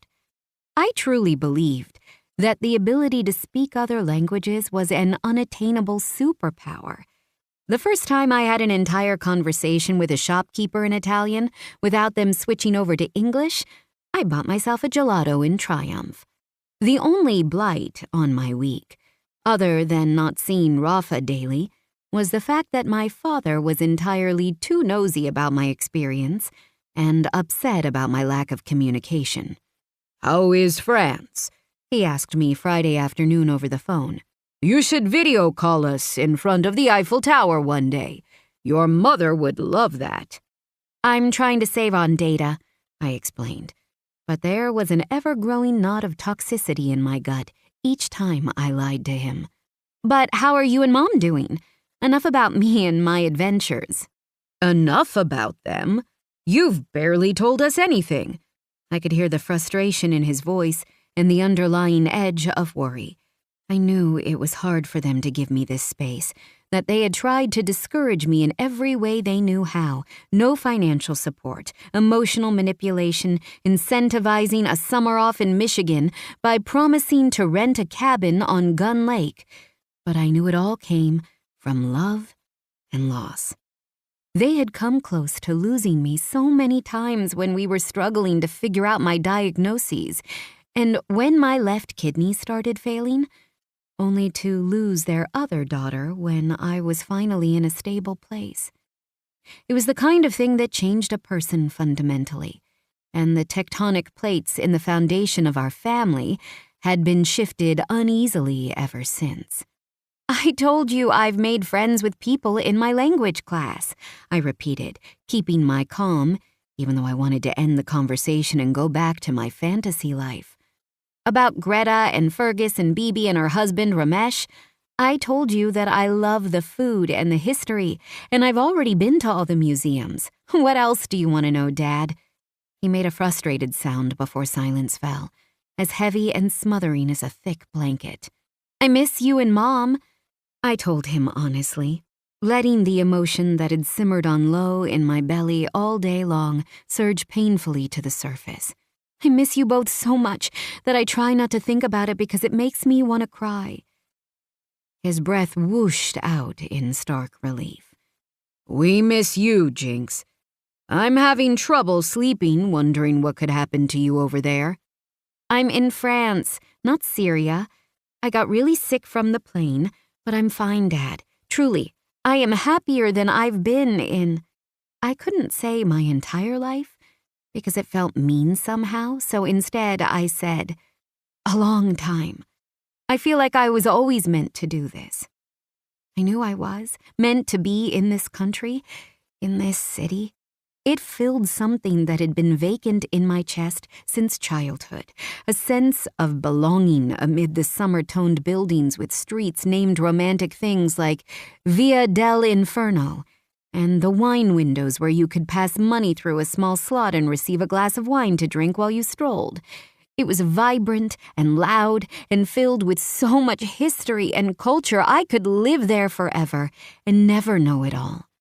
And it felt like home in a way that Ann Arbor just never had. But how could I explain that to my father when he would have a heart attack knowing I'd even set foot in Italy? Dad, I ventured carefully, you know, you never told me why you left Italy and renounced your citizenship. Silence. Dad? Why are you asking about this right now? He asked, weary and annoyed. I have to be at work soon. I should let you go. No, Dad, please. I'm asking because I've wondered all my life what could have driven you away from your home. Another pause. The edges of this one so sharp, it felt like teeth at my throat. I suppose I could ask you the same thing, he said finally. Each word a bullet shot through the phone line. Have a good day, Guinevere. I stayed frozen with my phone to my ear for 5 minutes before I could unfreeze my muscles enough to set it down. The small pile of postcards I'd started collecting from my explorations caught my eye, and I pulled them apart with my fingertip to stare at the images. Cathedral of Santa Maria del Fiore, Pitti Palace, Michelangelo's slightly underwhelming David. I flipped that card over with my fingernail to read what I had written that day. Gemma, even in the tomb-like hush of the museum, I know you would have burst out laughing seeing David in real life. He is just a boy. Curly-haired and slim, with fabulous definition because Michelangelo is a genius, but still, just a boy. And yet people come from all over the world to see him. After seeing so much of the art this city has to offer, I think I will stick to my appreciation of its food, architecture, and living, and much more handsome men. XOXO, Jinx. The postcards were new, but I had started writing to Gemma the day after my parents told me she was dead, and I wasn't sure I would ever stop. She had emailed me throughout her own travels through Europe, and I still had the message she'd sent the day before she died. Just as she had been in real life, writing to her was a direct link to my sanity. She was still my cheerleader, urging me to experience life, to make mistakes and get messy, because even when it hurt, you had a good story to tell. And Gemma had been a masterful storyteller, which was what made her such a fucking good liar. It hurt to know I was channeling that part of her, along with her more admirable characteristics. But I was ruthlessly unable to give up on this dream, especially when it now included Raffaella Romano. There was a quote by the Italian poet and translator Petrarch that I had written into every journal I had kept for the last few years. The more we live, the more constellations we discover. The more I grew to know Florence and Rafa, the more questions I had about each, and the farther down this path I felt compelled to travel. I wasn't sure anything could stop and make me turn back now. A horn honking outside my window drew my attention away from the postcards. I checked my phone screen and winced because I'd had a short run after my last day of language class, and I needed a shower before I could get ready for the charity event at Pitti Palace with Rafa that evening. Another honk. This one a long, obnoxious blare. I stopped halfway to the bathroom, something drawing me toward one of the big windows so I could lean out and look at the street. Laughter frothed over when I saw Rafa's Bugatti out front, illegally parked in a way that took up almost the entire narrow street. He had his suited forearms crossed over the roof of the car as if he had been waiting for me for ages, and he checked his watch dramatically at the sight of me. "About time," he called up to me, amusement tamped down in his tone. "Vieni, Cenerentola. Your carriage awaits." I laughed again. "If I'm Cinderella, does that make you Prince Charming?" He pretended to muse, uncaring of the two cars piling up behind him, and the small crowd of people watching our interaction. "In that case, perhaps it is better to say that you are Kore and I am Pluto." "I like that more," I agreed, crossing my arms over the wrought iron railing of the Juliet balcony. "I don't suppose you have any pomegranate we could have for dessert?"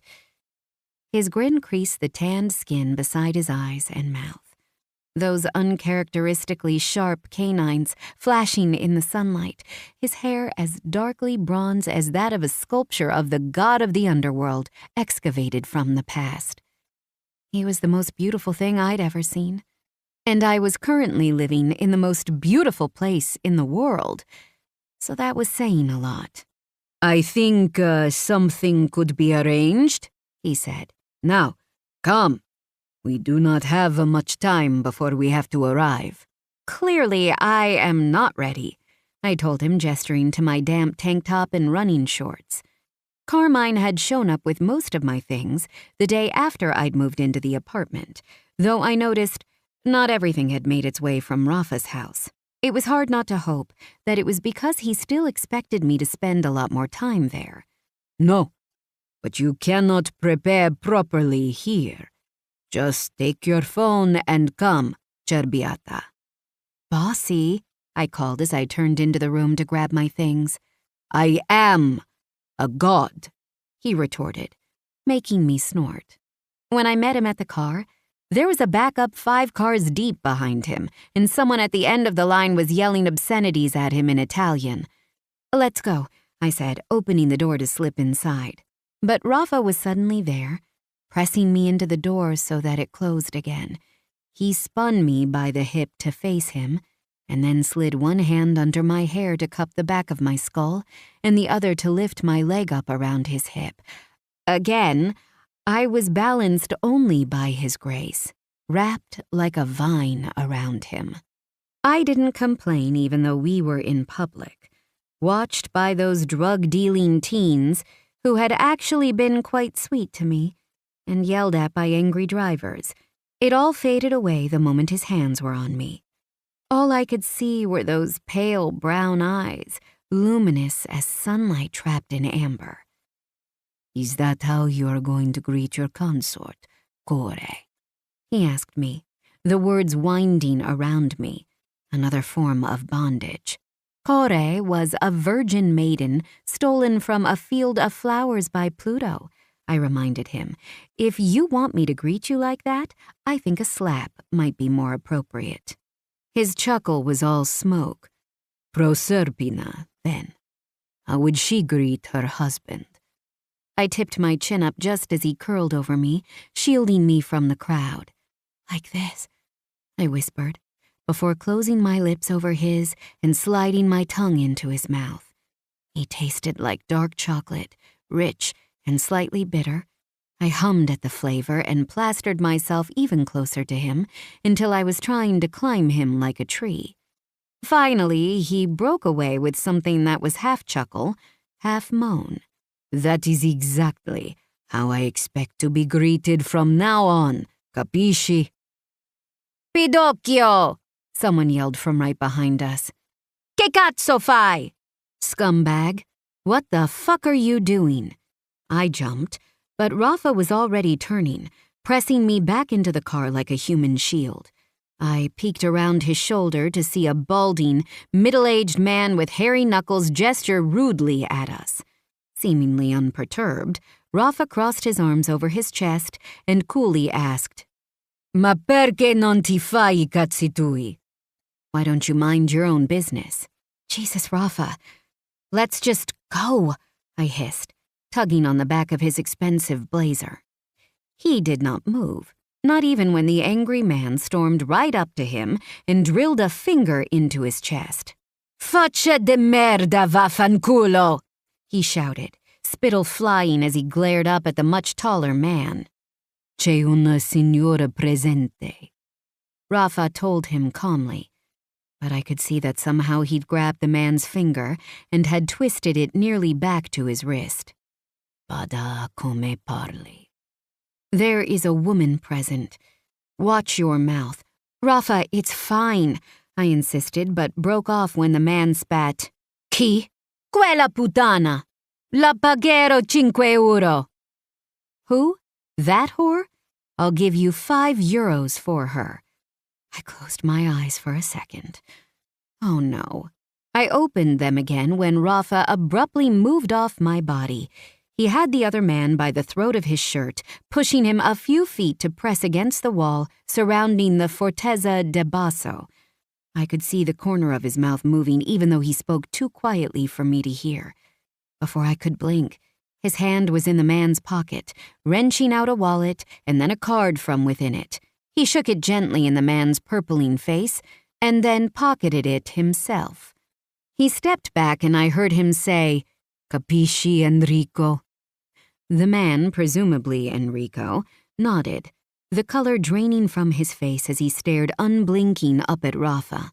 "Mi dispiace, signore, mi dispiace." Rafa gently slapped his face.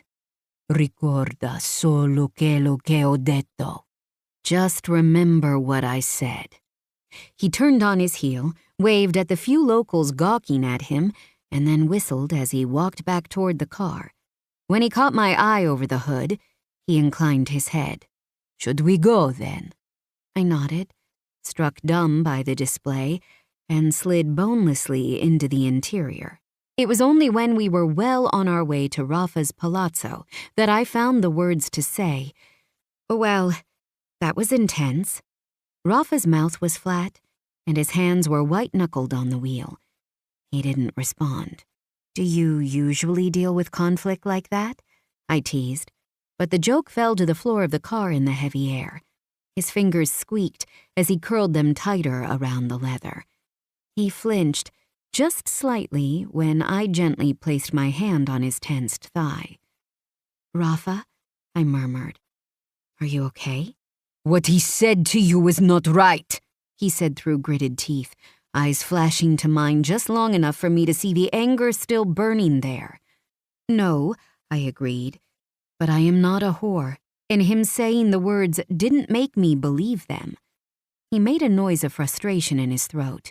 "Maybe in the U.S. men do not deal with insults like this, but here, it is the worst insult for someone to say such things about a man's mother, sisters, or ragazza." "Ragazza," I repeated, because it could mean girl, but in this context it usually meant, "Is that what I am?" "Your girl?" He let out a sharp, almost barking chuckle before most of the tension dissolved in his big frame, his thick musculature no longer like granite beneath my hand. When he reached for my fingers, I offered them to his hold and watched as he placed a kiss in the very center of my palm. "You are not an idiota, Vera.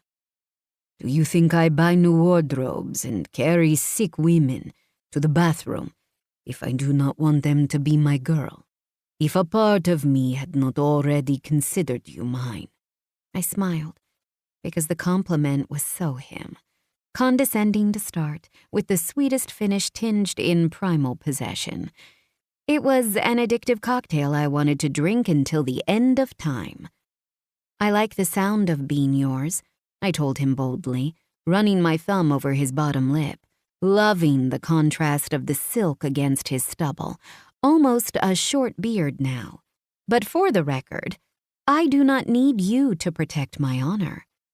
"For the record," he countered, as we pulled through the automatic gates into the courtyard of the palazzo, "I will protect you from anything that comes for you in any way that it comes." When I opened my mouth to protest, he placed our joined hands over it. "No, Guinevere. This is the kind of man I am. So this is the kind of man you must accept." He paused, mouth flatlining. "For at least the next 4 weeks." I stared at him for a long moment, and he let me, his own gaze unwavering on mine. There was a scar on his chin, white beneath the black stubble, that I wanted to trace with my finger, and a cowlick in his wavy hair that constantly caused an errant piece to fall over his forehead in his eyes. Only 2 weeks of knowing him, and I felt as if I had memorized every beautiful aspect of his face, the exact color of those maple brown eyes and the curve of each thick, slashing brow, the mobility of his smiles and the variation of his glares. Yet I did not know much beyond the facade. I did not know what he did for a living, exactly, or where he had grown up. I knew he had sisters and a best friend named Leo, along with a motley crew that seemed to cycle through his palazzo as they pleased, each one a hybrid of friend and employee. I knew he could be cold and domineering, but also secretly, achingly generous and kind. I knew that if I let myself see beyond the beautiful veil of his face, I could fall in love with this man. Even if what I found was darker than what I'd known. Hadn't he called himself Pluto instead of Prince Charming? Did it matter that the hero who had saved me my first day in Tuscany could be so much more complicated than a two-dimensional stereotype? There was a huge gap between the hero and the villain, and most people occupied the gray space within. In fact, I couldn't delude myself into ignoring how arousing it was to see him stand up for me like that, to know that one insult against my honor could bring him to such violence was almost intoxicating. That he could curb that same tendency with me and be so tender only multiplied its effect. "Okay," I said, curling my hand around the sharp edge of his jaw, fingers digging into the hinge to bring him toward me for a kiss. "I can accept it for 4 weeks or 4 decades. It actually makes me feel safe." When I pulled away from our brief embrace, his eyebrows were raised and his tone wary when he said, "I broke the man's finger." I winced. I figured by the sound it made and the angle. His eyes were narrowed, and one thigh jittered up and down in an anxious motion. "I threatened him." Yes, I agreed, wondering why he was pressing on this bruise, thinking it was my wound when it was clear it was his own. One hand went into his pocket to grab the card he'd stuffed there. He held it up so I could see that it was a driver's license of one Enrico Tornay. "I told him I was taking this in case I changed my mind and decided that a broken finger wasn't enough of a lesson." I blinked. Just out of curiosity, what would have made you change your mind?" Rafa put the license back into his pocket before reaching out to palm my throat, thumb rubbing over my pulse point. I'd never been held like that before. It felt proprietary. A necklace of ownership. My pulse kicked into a sprint, and my chest tightened. I liked it. "Your reaction," he said. "He is lucky you are made of sunshine. If you had shed one tear, or voiced one misgiving, I would be dropping you off and going to pay Signore Tornay a visit." "Rafa," I said, my tone a mangled mess of amusement, exasperation, and a little awe. "You can't just assault people." "I can if they hurt your feelings." I shook my head. "Who are you, even?" Finally, the edge of his firm mouth curved slightly into the little lopsided smile I was growing addicted to, the look of reluctant amusement more attractive than most people's full-blown grins. "Raffaella Romano, the god of Firenze's underworld. Remember?" I laughed, leaning into his grip on my throat in a way that made my nipples hard as I sought his mouth. "All hail Rex Infernus," I teased. He frowned, hand shifting so he could lift my chin. "Latin. Another name for Pluto," I said with a little shrug. It was always my favorite. It means king below. "King below," he echoed. "Fitting. Esta sera sarai la mia regina. And tonight, you will be my queen."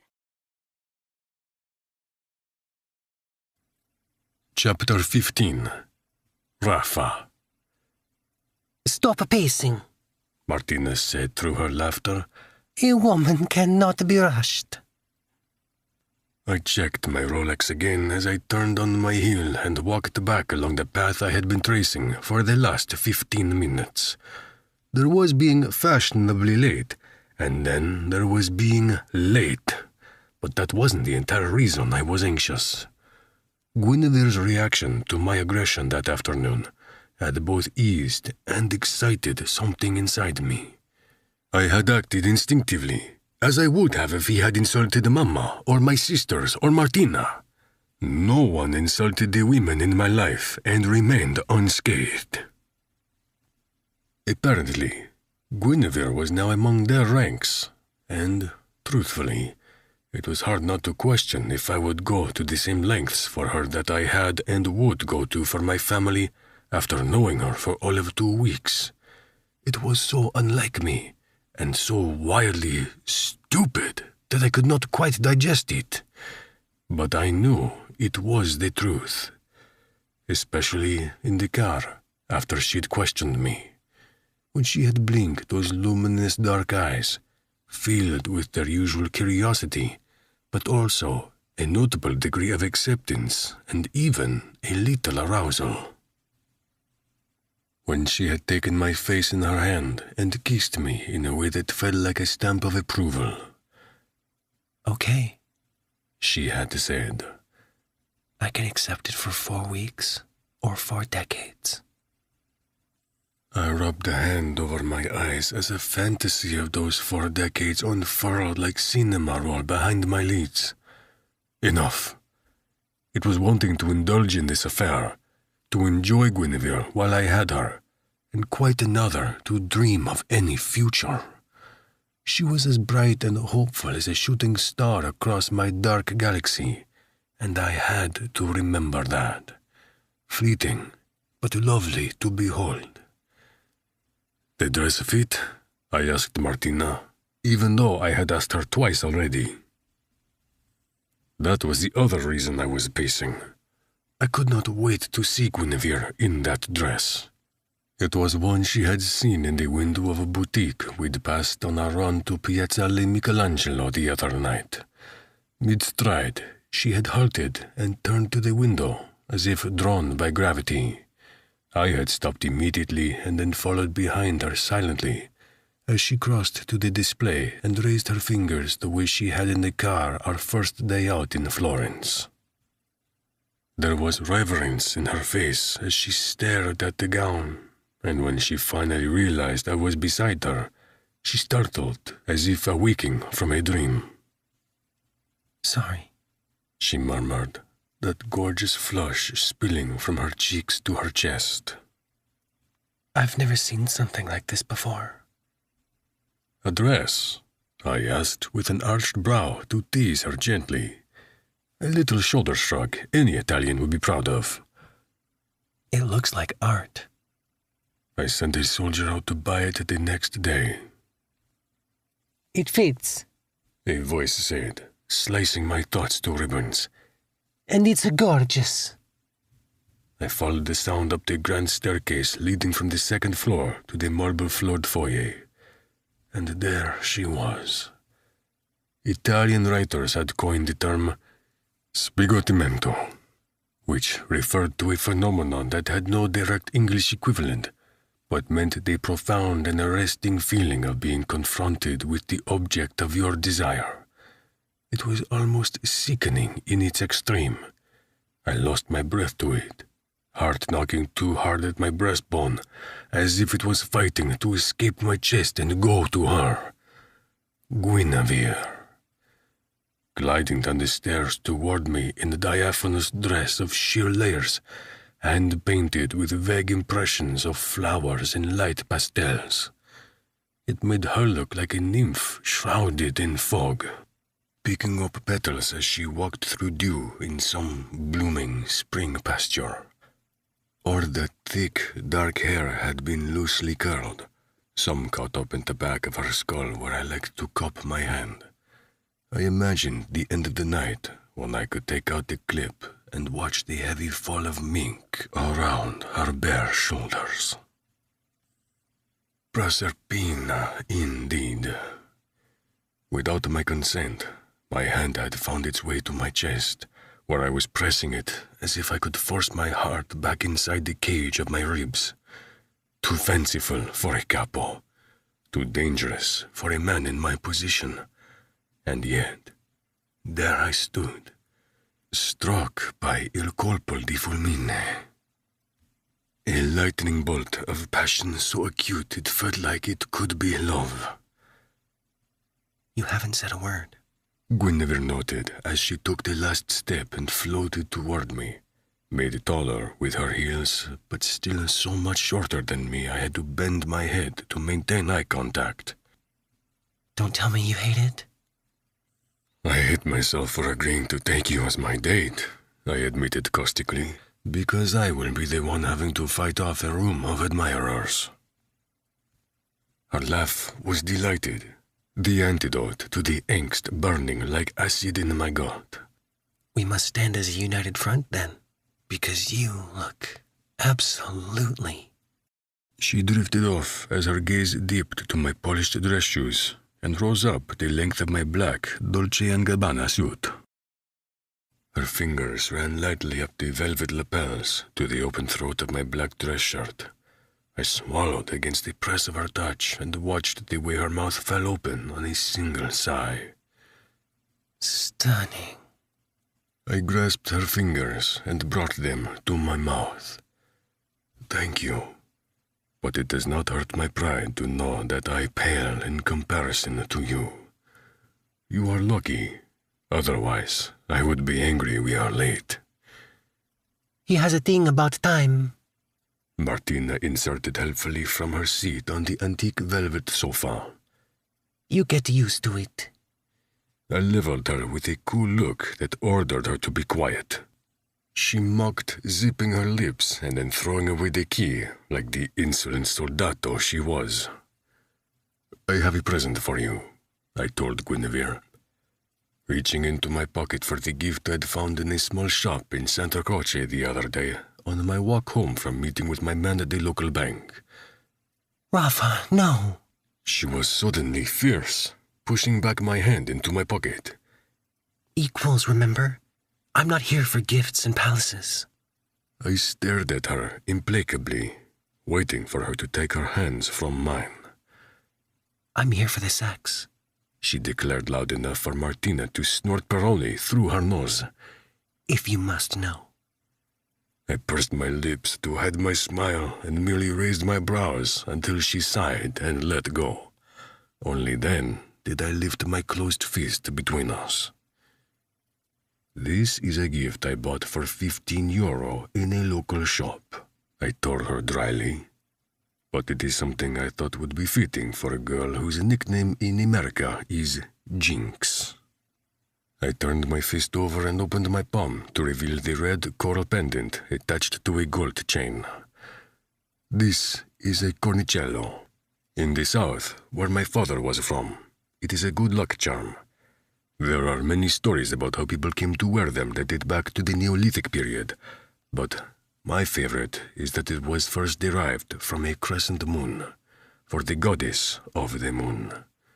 She is also the goddess of the hunt, and her symbol has always been the deer. So what better lucky charm to give to my unlucky little fawn? Guinevere reached out tentatively, mouth open in a little moo, as she touched the twisted coral horn with her pinky. It's beautiful, Rafa, and very, very sweet, she teased, looking up at me with black velvet eyes strewn with glitter. I turned her around so she would not see the way she affected me, and efficiently clipped the necklace around her throat. When she faced me, I could see that the pendant rested in the hollow of her throat. It's your favorite color, too, she murmured, touching it against her skin. I love it. I crossed my arms over my chest and stared at her with blatant displeasure. Really? I could not tell. Did we not talk about how I expect to be greeted just a few hours ago? She lowered her eyes, but there was no curbing her wide smile. She practically sparkled with happiness. Oh, I think I remember something about that. Let me... She braced a hand against my chest and rolled to the tips of her heels, using her other hand to tug me down by the back of my hair when she still couldn't reach. When her lips touched mine, I could feel the shape of her smile. Better, she murmured. No. When she opened her mouth to speak, I sealed it shut with my own and kissed her the way I'd wanted to for the last 2 hours. I cupped her neck instead of her head, so I did not ruin her hair, and pressed my other hand to the base of her spine so I could tip her slightly over my arm and absolutely plunder her mouth. I could feel her knees weaken on the onslaught, the feathery moans of her pleasure like a siren's song, urging me to take her right there in the middle of the foyer. It had been almost a week since I'd last really touched her, and every inch of me burned to teach her more, show her how explosive I knew it would be between us. A harsh cough splintered the moment. Now you are really running late, Martina called out with faux helpfulness. Torliti di torno. I told her mildly to fuck off, and both Martina and Guinevere laughed. So? Guinevere asked after I'd helped her into my Lamborghini, and she had rolled her eyes at my excess. What is this charity we are raising money for tonight? For the museum itself. There are ongoing construction and restoration for a building constructed in the 16th century. Fair enough. You don't seem like the kind of man who would enjoy events like this. I am not. In fact, I tried to send Martina or Carmine in my place whenever I could. I rarely even visited Florence proper, running most of my business from Villa Romano and traveling through the north as needed. Then why are we going to this one? 2 reasons. The first is that I have not made an appearance in the Florentine society in some time, and it is a beast that requires at least infrequent feeding. There will be many people there I should rub elbows with. Even then, I might have cancelled last minute if it were not for my second reason. I slid my hand over her thigh and squeezed. Seeing you in that dress, and later, seeing you out of it. Her laugh was light and as frothy as overflowing champagne. Rafa, trust me, you do not need to take me to a gala to see me naked. No? I arched a brow. No, she said firmly, linking her hand with mine.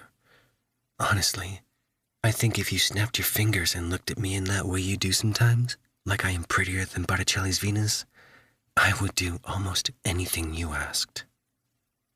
Even though you are a virgin? I asked, despite never having explicitly spoken about her sexual history. Her blush was obvious, even in the dim car. Maybe because I am. It makes me feel wanted and confident to have your attention.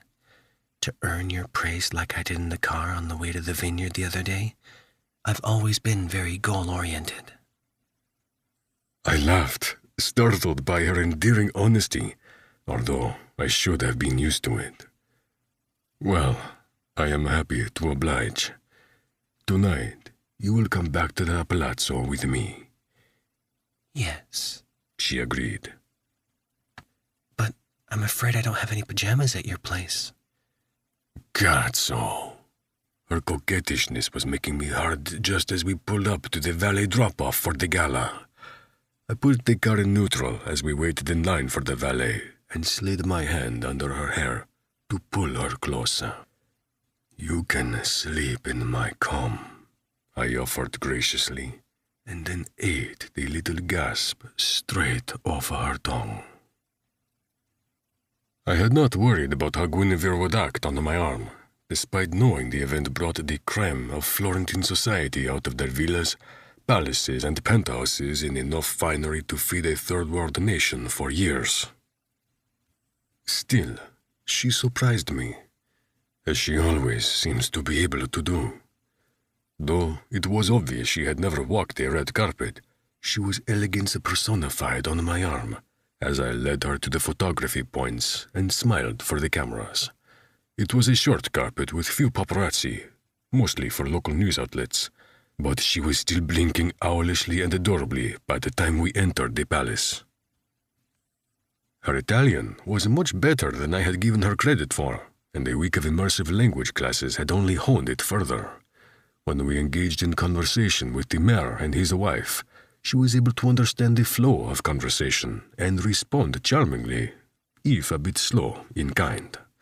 By the time we moved on from the Moris, they were utterly charmed by the belladonna Americana, as was I.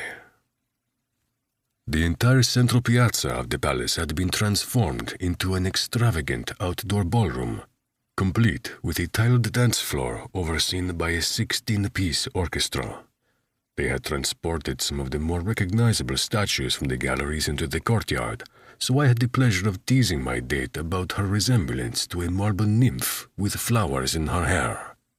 It was a warm evening, the sky gone to ink with pinpricks of barely visible stars and a full-bellied moon I found Guinevere peering up at, as if they were a work of art framed in the rectangular silhouette of the buildings. It's beautiful, she admitted when I caught her, as if it was a secret. Do not be embarrassed by your enthusiasm for life, I told her, dredging up an old quote from Yvonne Ball that suited her so well. Knowledge is power, but enthusiasm pulls the switch. I haven't heard that before, she said with a shy smile. But I love it. You should. It is true in general, and for you. It is one of my favorite things about you. We had a quiet moment without an audience, tucked behind the statue of the nymph in a pocket of shadow. Oh? What else do you like?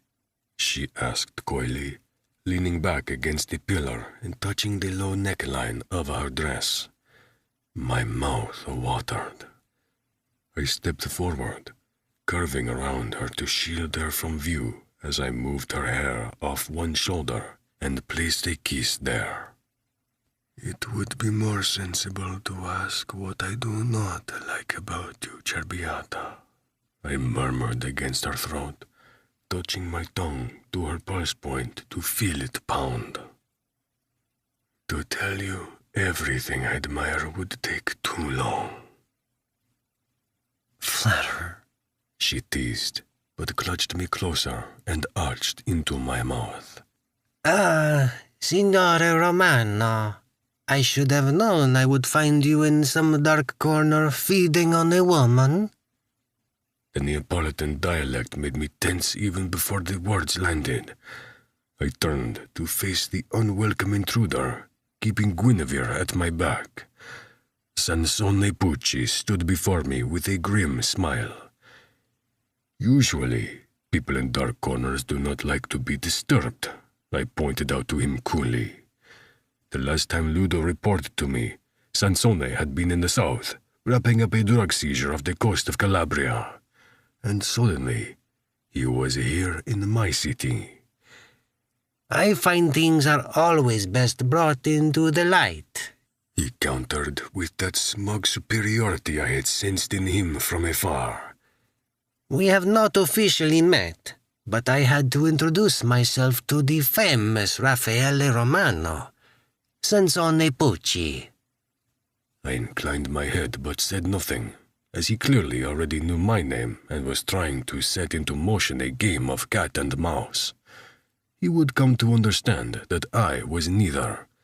The symbol of the Romano family has always been a wolf, a reference to Romulus, the founding father of Rome, and wolves did not play games with their enemies or their prey. You know, I once met your father, he continued. I believe we were questioning him about fraud. Which you were never able to prove, I reminded him curtly. Do not speak ill of the dead, Pucci. Whatever our differences, he was still my father. Sansone peered at me, as if trying to read the truth in my implacable veneer. The history of my falling out with Aldo Romano was legendary in the right circles, those in the underworld and those in the high society. I had refused to take over the business as his only son, and had been cast out. From the ages of 21 to 29, I had not set foot in Tuscany because of the man who ruled it. It was the only reason I had been able to come home after his death and take over as Capo di Capi as seamlessly as I had. Everyone knew I had sworn never to follow my father, and when I moved back to Tuscany, I set up my own wealth management firm instead of taking over as CEO of the Romano Group, leaving it in the capable hands of Tonio and Leo. It seemed my plausible deniability was coming under scrutiny now. "And who, may I ask, is the lovely lady?" He had the audacity to ask, peering around my shoulder to smile at her. I forced myself to stay calm, even though I wanted to gouge his eyes out for even daring to look at her. "Guinevere," I said, pulling her in close at my side. "May I introduce the Deputy Director of the Police, Signore Pucci?" Pleasure, she said in perfect English, stepping forward to take her hand and bring it just short of his mouth in a facsimile of a kiss. "How did a foreigner come to be on the arm of Signore Romano tonight?" She cocked her head slightly, considering him with none of her usual cheer. I watched as she managed to look down her nose at a much taller man. How does any woman end up on the arm of a man? He wins her favor. "Ah, and how did he win yours?" He stepped closer with a plastic smile I wanted to break into pieces. By being a perfect gentleman, she replied smoothly, not realizing her unintentional reference to my nickname, Il Gentiluomo. Sansone's smile sharpened. "How wonderful for you both. I had heard from mutual acquaintances that you were prepared to be married to Stefania Baretti." Guinevere did not shift 1 inch at his insinuation, and the last vestiges of my defenses against her crumbled like stone. "I am not," I replied coldly. obviously. Guinevere added, turning to wind her arm through mine and beam up at me. You promised me a dance, darling. Don't make me wait any longer. I bent to press a kiss to her nose, oddly grateful for her staunch support in the face of the mysterious animosity between Sansone and me. The faith she had in me was so misplaced, but felt like absolution. "Certo, piccola," I agreed. "Excuse us, Signore Pucci. I hope you have a pleasant time in my city." He nodded, pushing his hands into his pockets as I took Vera to the dance floor and spun her into my arms. I could feel his eyes on us long after I lost sight of him in the crowd, and knew with certainty that somehow we had gotten on his radar. Porca Madonna. You seem very angry. Guinevere said softly, running her fingertips from my shoulder to my neck in a comforting caress. Who was that arrogant ass? My bark of laughter was so loud it drew attention from the partygoers around us. Guinevere smiled in triumph at the sound. "You are the most surprising girl," I told her, as I led us around a black and white floor. "I knew you would animate my life in ways I could hardly fathom, but the reality is much better." For a grump, you can be very romantic. "I am Italian," I reminded her. She hesitated. I'm sorry he was so rude about your father. "Do not be. He was a pezzo di merda." Her dark eyes searched my face, so soft and warm, inviting me to trust her enough to explain. For one heart-stopping moment, I wanted to lay my awful history at her door and beg her to let me stay. May I cut in? I swallowed my sigh, wishing the night could have been about enjoyment instead of riddled with irritation. No, I told Stefania without looking at her. Guinevere stayed in my arms, but her gaze tracked the woman behind me. I danced us farther away. She looks like she swallowed a lemon, She told me. That is just the way her face is. Rafa, She scolded, but she was biting back a smile. don't be rude. Why not? It was rude of her to interrupt our dance. Is she a friend? I assume so because she seemed comfortable enough to ask for a dance in the first place. She used to be, I confessed flippantly, though something in my gut clenched as I continued to say. Though lately she has confessed to wanting more. Marriage and the like. Guinevere's lovely face cycled through expressions before landing on something like amused bewilderment.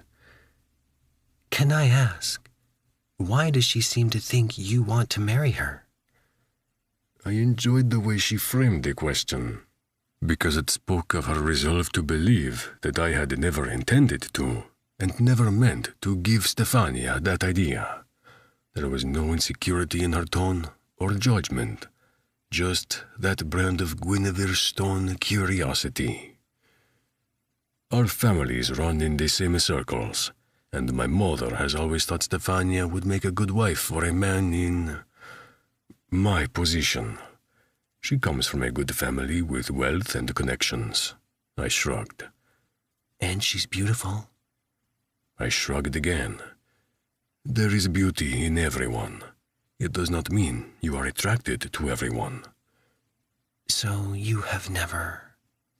She flushed, and I chuckled warmly, touching her cheek with my knuckles to feel its heat. No, I have never wanted to. And if you do not mind, I would prefer to think about sleeping with the Donna Activante in my arms. We finished out the dance like that, flirting and laughing as if the deputy chief of the Anti-Mafia Commission was not watching me like a hawk, and as if Stefania was not eyeing me like a praying mantis. At some point, I spun her dramatically and reeled her back into my arms, bending her back to place what was meant to be a playful kiss on her mouth. But the moment our lips met, I was lost to the taste of her, tinted in sweet white wine and some kind of berry lip gloss. Everything fell away. Sansone, Stefania, the rising threat against my outfit and the pressures of my position, the responsibility to my family. Nothing existed under the black velvet sky except Guinevere and me, safe inside our globe. Come with me, I whispered against her damp mouth when I realized I was dangerously close to indecency. In answer, she took my hand and let me lead her from the well-lit dance floor back into the shadows of the columns and then out into the bubbly gardens. The gravel crunched under our feet as I took her up the left path, bracketing the planted terraces and fountains into the lantern-lit side garden behind rows of hedges. We walked for another minute until we found a stone bench I could pull her down onto, pressing my mouth to hers before she was even fully seated. She hummed her pleasure onto my tongue and sank her hands into my hair, nails scratching at my scalp. I want to touch you here, I told her, voice already raw with want, my hand slipping from her throat to span the width of her upper breast, exposed by the low cut of her gown. Yes, she hissed, tipping her head back to give me better access, wanton as a nymph from Roman legends and just as ethereal. Every night I've gone to bed without you, I've imagined how you might touch me next. I groaned as I brought my face to her chest, kissing along the neck of the dress until goosebumps blossomed on her skin. I couldn't resist the urge to bite a bruise onto the flesh beside her cornicello, and when I was done, I rubbed the pink skin with my thumb. Now, everyone who doubted will know just how much you are mine. Io sono tua, She breathed, pushing down the cups of her dress so that her pretty breasts were bathed in the moonlight. Please, Rafa. I complied with her silent plea and ducked to lave her nipple, using my fingers to twist the other tight in my grip. Her cry was choked off, hips squirming against the bench as she sought pressure to satisfy the ache growing between her thighs. Are you already wet for me? I asked against the bottom curve of her pale breast, biting into it because I liked the look of her ringed and teeth marks. The only romance I am willing to give is this moonlit garden. What I want to do to you would make your virgin ears blush. Her breath caught before she said, I want you to tell me. I want to be shocked. I want you to break open this locked box inside me, filled with fantasies I don't even know how to voice. I lifted her other breast to my mouth and sucked a bruise beside her nipple before giving it the attention she begged me for with wordless moans. I want to taste your sweet fig again, lick you until you are licking down both thighs and screaming for me to ease the ache in your pussy, needing to be filled.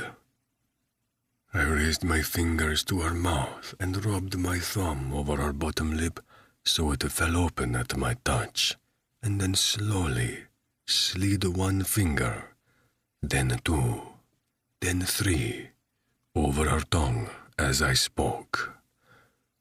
I would start with one, and then work you open on my fingers to train your untried pussy to take my cock. I think you would start to cry, pretty tears leaking down your face as you begged shamelessly for me to fuck you. Would you cry for me, Cerbiata? Yes. She gasped around my fingers before sucking them harder into her mouth, rolling her tongue around the tips. And I would fill you up, but first, I would fuck this lovely mouth and teach you to take me deep into your throat, so I would show you how to take my cock the way I like, rough and deep. She groaned around my fingers. I took her hand and laid it against the thick ridge of my trapped cock. Can you imagine taking all this inside you? In your mouth and your throat and your delicious pussy. Yes, she said again when I removed my fingers, lifting her head from its supine position between her shoulders to reveal blown-out pupils, eyes glazed as if she was high off my dark fantasies and desperate for another hit. You'd have to teach me. I've never done that before. I can do that, I promised, gripping her chin hard to punch a kiss to her lips before I stood up and took off my jacket. She watched, panting, breasts wet and limned in silver light as I placed the inside of my blazer on the grass beside the bench. On your knees, pretty fawn. Our eyes collided like two cars, the sensation crashing through my body, rearranging my molecules until I was someone else entirely than I had been before. I watched as her trembling hand raised to her damp mouth, and I thought for one moment it was fear that moved her. But then she was almost falling in her haste to drop to the ground on the jacket, arranging her skirt around her knees so that she was not tangled before she looked up at me and slowly licked her red mouth. God, so she was like something out of a Titian painting, at once innocent and powerfully erotic. For all her lack of expertise, she was eager and excited by the dark side of pleasure. I stepped close to her, pinching her chin so her face was lifted to mine, and I could gauge her expression. "What do you want?" You. She said instantly, tongue dipping out to tap my thumb. I wrapped her hair in my fist and used it to press her cheek to the swell of my dick behind my trousers. She rubbed against it, then turned her face to mouth the shape of my shaft with her lips. I groaned and decided she was owed my honesty. "You are the sexiest woman I have ever known." Her little moan vibrated through the cloth to my cock.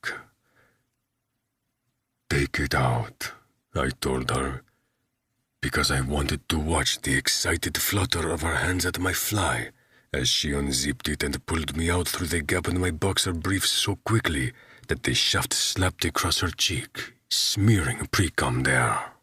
She did not laugh or recoil. Instead, she tilted her head back and opened her mouth. Feed it to me. She asked quietly, just a hint of nerves. I fisted the base and painted the center of her tongue with my pre-cum. Divino, she murmured before chasing after me when I moved away. I want to take more. I've thought about drinking straight from your dick since I tasted you at Vittoria Casaluna. I palmed one of her cheeks, hooking a thumb inside her mouth alongside my shaft as I fed more into her hot, wet mouth. Her tongue flicked against the underside of my cock and thumb, lips tightening, sucking as if she would not be satisfied until my entire length was buried inside her. "That is such a good girl," I praised her, voice wrecked with the pleasure searing through my hips, up and down my body to curl my fingers and toes. "You look so bella with my cock stretching your lips," she moaned, lashes fluttering against her cheeks as she pushed forward to take even more of me. When she gagged, she frowned, pulling off and then replacing her mouth with her hand. Can you teach me how to take you deeper? She licked her swollen mouth. Into my throat. My low spine tingled, balls drawing tight at his sweet voice asking for such filthy pleasures. "Si, Piccola. Open your mouth and take a deep breath. When you want to gag, swallow around my cock until the feeling passes." She tugged me closer by the shaft and licked, kittenish, at the pearls of seed dripping from the end of me before sinking straight down my length. Pleasure cut through me like a knife to the belly. I folded over slightly, hand tightening in her hair as I helped thrust her along my shaft.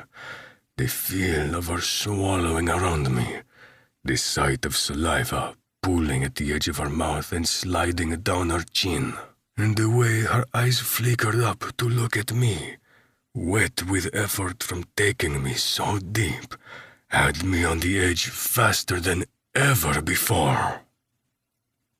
"Fuck, Guinevere, you are going to make me come too quickly."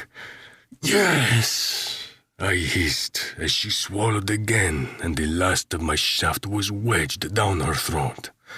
I pressed a palm to her throat gently, just to feel the way I filled her up. I jerked out to the head, her gasp cool and wet against my skin as she sucked in more air. Again. She demanded, lifting her hands to wrap them around my hips, fingers digging into my ass to thrust me forward. How was I supposed to survive her? She took me harder this time, a tear trickling down her cheek as she moaned at the thick stretch in her throat. I held her there for a moment, long enough to say, "With practice, I will fuck your face just like I can fuck your pussy. Fast, hard, your nose bumping against my groin.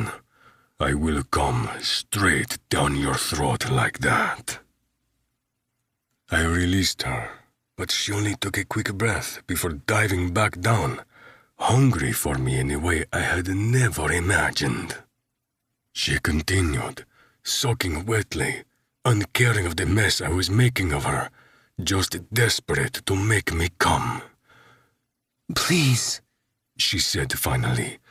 "I want you to come in my mouth." I used my hand in her hair to tilt her head back farther and then leaned down to spit in her waiting mouth. "Hold on, then," I warned her. She shivered, clenching her hands around my ass and tugging me forward. This time, I pumped straight to the back of her throat. I set a rhythm she could follow to time her breaths and shallowly fucked her pretty face. One of my thumbs dragged through a tear on her cheek and brought it to my mouth. "Even your tears taste sweet," I told her, voice stripped bare as pleasure seared down my spine, threatening to turn it to ash as soon as I gave in to the fiery heat of lust Guinevere was stoking with her mouth. "Going to come. Be a good girl and lick every last drop." She hummed in agreement, and it was the last straw. I pulled out of her throat and rested on her tongue. "Open wide." Fisting my cock hard and tight, I grunted as my atoms collapsed in on themselves, an implosion of pleasure that whited out my vision.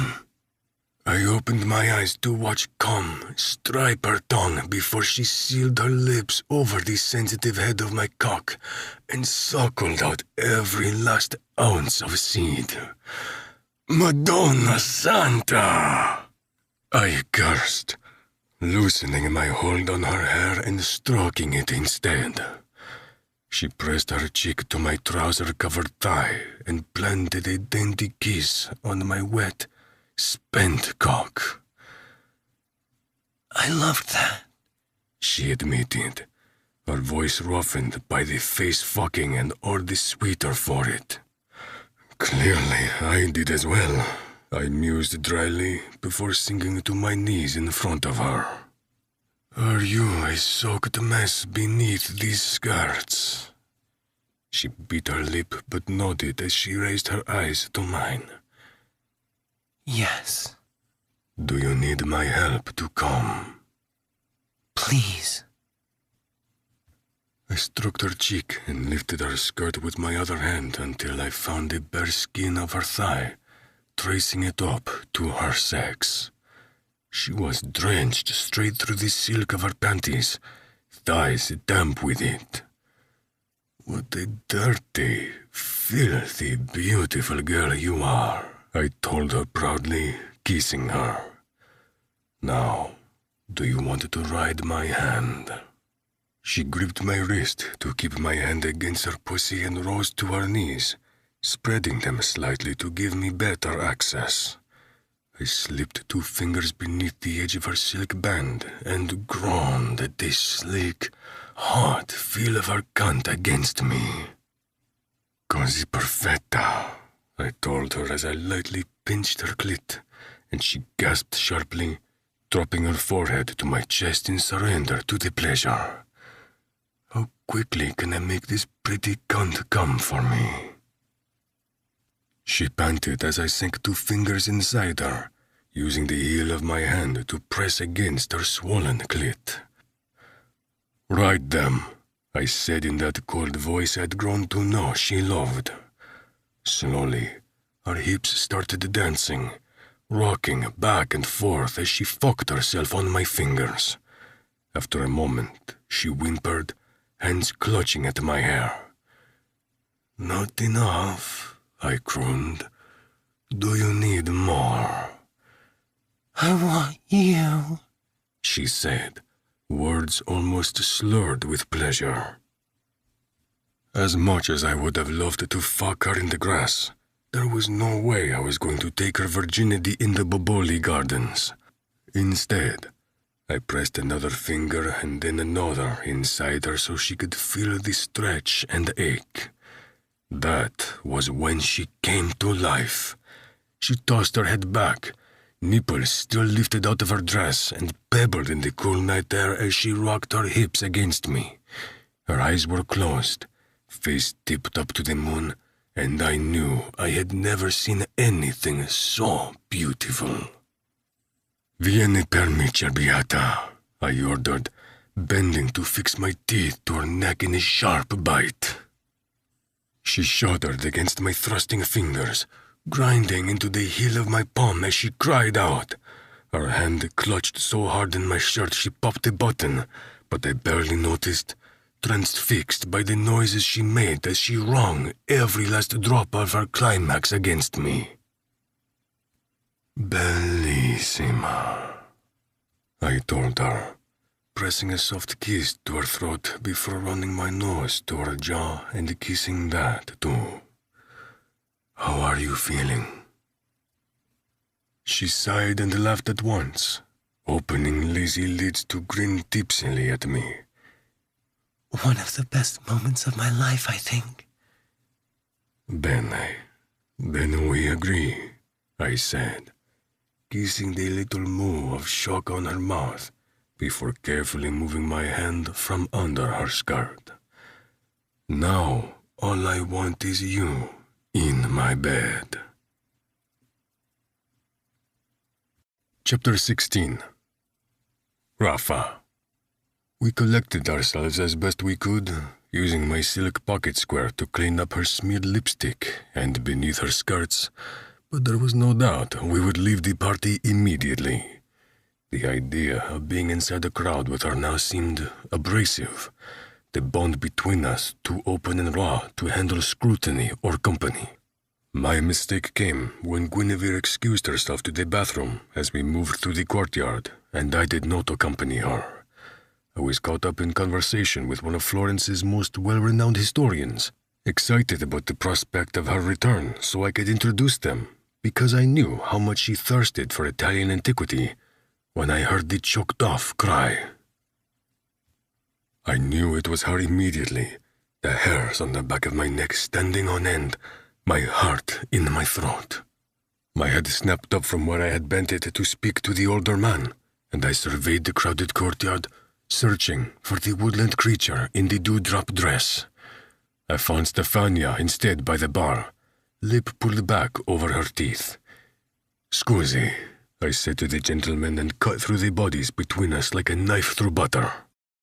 The last people divided in front of me, revealing Stefania, towering over Guinevere with an empty wine glass and an ugly sneer, while Guinevere, my beautiful fawn in her dream dress, was covered neck to waist in red wine.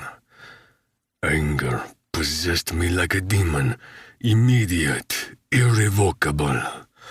"Stefania," I growled, stalking forward to put myself between them. "What the hell do you think you are doing?" This slut, She spat in Italian. claims she is your woman. "That is right. She is," I said, the words cold enough to stick to my tongue. Stefania glowered at Guinevere over my shoulder, but I snapped my fingers to draw her attention back to me. "Eyes on me. It seems I am the only one you have a problem with, so you should have taken it up with me. It is ugly of you to be so childish." She flushed beneath her tan, and if Guinevere was right and Stefania was a beauty, I could not see it now, and I doubted I would again. She is too young for you. She leered. A child. I'm 23. Guinevere stepped in to say with haughty disdain, and I was so proud of her gumption I almost kissed her right then and there. We have an understanding. Stefania had the audacity to begin. I snarled, stepping forward into her space to glare down into her eyes. Listen to me well, because this will be the last time I speak with you. We have no understanding. You had a wish that would never come true. I felt sorry for you before, but not now. Do not contact me again, Stefania, or you will not like the man you receive. I don't like him now. She snapped, then leaned in close to hiss in my ear. You forget who my father is. You need my family's support. I did. Capo Berretti was in charge of our 2 largest factories in Lombardy and had enough wealth and influence to sway the rest of the outfit if he was angry enough to turn against me. It would be prudent to make nice with her, forgive and forget, and kiss her curved ass so that she would go home to Papa and tell him how good a man I was. But I would not. Not only because Berretti was enough of a man to make his choices without his manipulative, bratty daughter's influence, but also because she had brutally embarrassed Guinevere in front of all of these guests, and that was unforgivable. I do not need anyone, I promised, turning my head to speak directly into her ear, watching the way she shivered at our closeness. I am Raffaele Romano, il gentiluomo di Toscana, and you would do very, very well to remember who you are speaking to before I become any angrier. I leaned back to show her the hellfire in my gaze, and then turned sharply on my heels to go to Guinevere. She was standing with her hands feasted at her sides, chin tipped pugnaciously, eyes narrowed at Stefania. I bent my knees to be closer to eye level to examine her expression, my hands gentle on her shoulders. Are you okay? She sucked in a deep breath before looking me in the eye. Something wicked lit in that brown gaze, and a moment later she was lifting a hand to pull me in for an open-mouthed kiss. It was not long or overly erotic, but it delivered her point well. She was mine, and I was hers. I grinned down at her, wildly enjoying this show of possessiveness and aggression. Should we go home? She took my offered arm, head held high, and followed me out of the hushed courtyard. It was only when we were safely ensconced in the car again and pulling away from the valet station that she sighed wearily and slumped in her seat. I much preferred it when it was you pouring wine all over me, she mumbled. I couldn't help but laugh, even though fury still tingled in my fingertips. Me too. I'm sorry that happened. It was not quite the night I had envisioned. Maybe not, but I would take countless glasses of wine to the chest if it meant even one more orgasm like the kind you've given me. I laughed again, reaching over for her hand because I could not sit there without touching her. I do not think you will have to pay that price again, thankfully. I just want a long shower and to crawl into bed with you. She hesitated, sliding me a look. Assuming I'll be sleeping with you and not in my old bedroom. You assume correctly. She hid her smile beneath her hand, but I could see it in her profile or the same. My phone rang, Ludo's name flashing across the car system display. I pressed answer and said, "Pronto? Rafa, the police are at Guinevere's apartment," he said in Italian. Guinevere gasped, so I did not need to translate. I sped past the turnoff from my place and headed across the Arno toward Fortezza de Basso. Why? Someone called and reported a possible break-in 20 minutes ago. The pigs are there now looking everything over. My mind whirled. I did not believe in coincidences.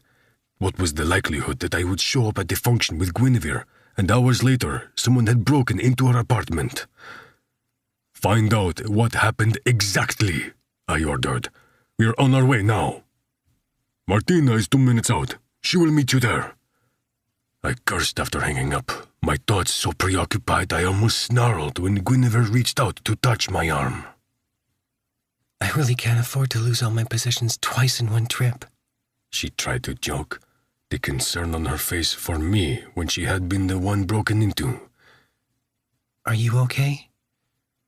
I grabbed her hand, brought it to my mouth, and kissed the center of her palm before curling my fingers around it. Touching her grounded me like a lightning rod. No, I do not like the idea of a strange man in your place. I could barely say the words without my teeth grinding. I do not like that it seems they waited for you to be gone, which means they were probably watching the apartment. Oh my God. I'm not saying that to scare you, only to explain why I feel like breaking something. That is so creepy, she murmured, gaze going vacant out the window as she thought about it. I will definitely have problems sleeping after this. You will not be doing it under that roof, I declared. Absolutamente no. Absolutely not. Rafa, she started, but I raised our joined hands to my mouth and gently bit her finger to stop her. No, on this you must agree with me, Guinevere. You cannot expect me to sleep, knowing my worst nightmares have come true, and someone has broken into that apartment. I am too far away to make it to you if something happened. Please, I said, even though I had not begged anyone for anything since well before my father died. Come stay with me for the rest of your time here.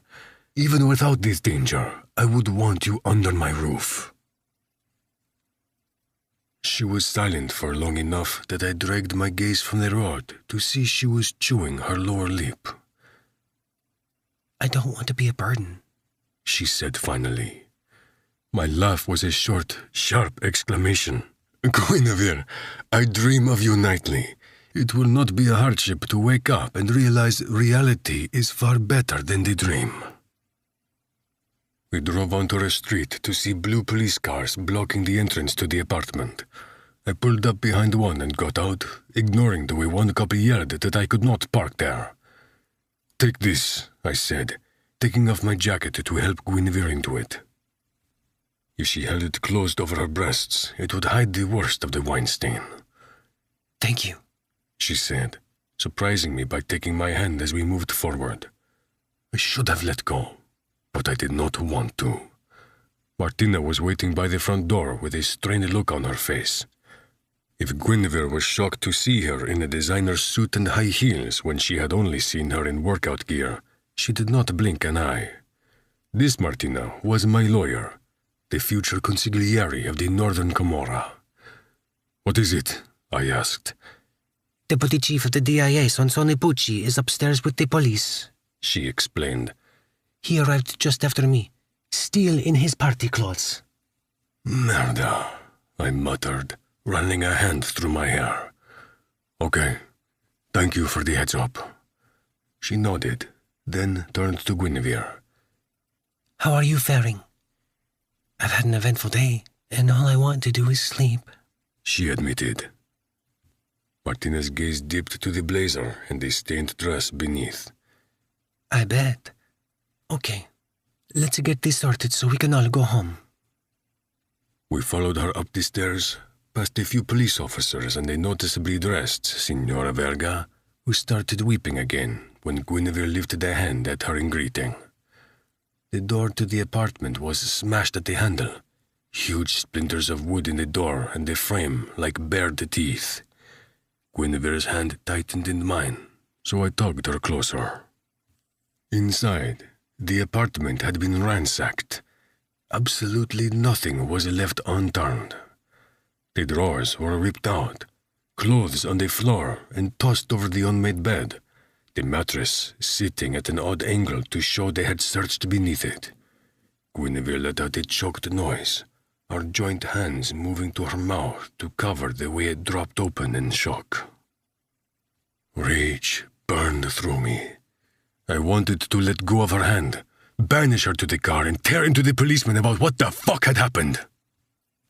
demanding answers or bribing for them until I knew exactly who had been in my woman's room.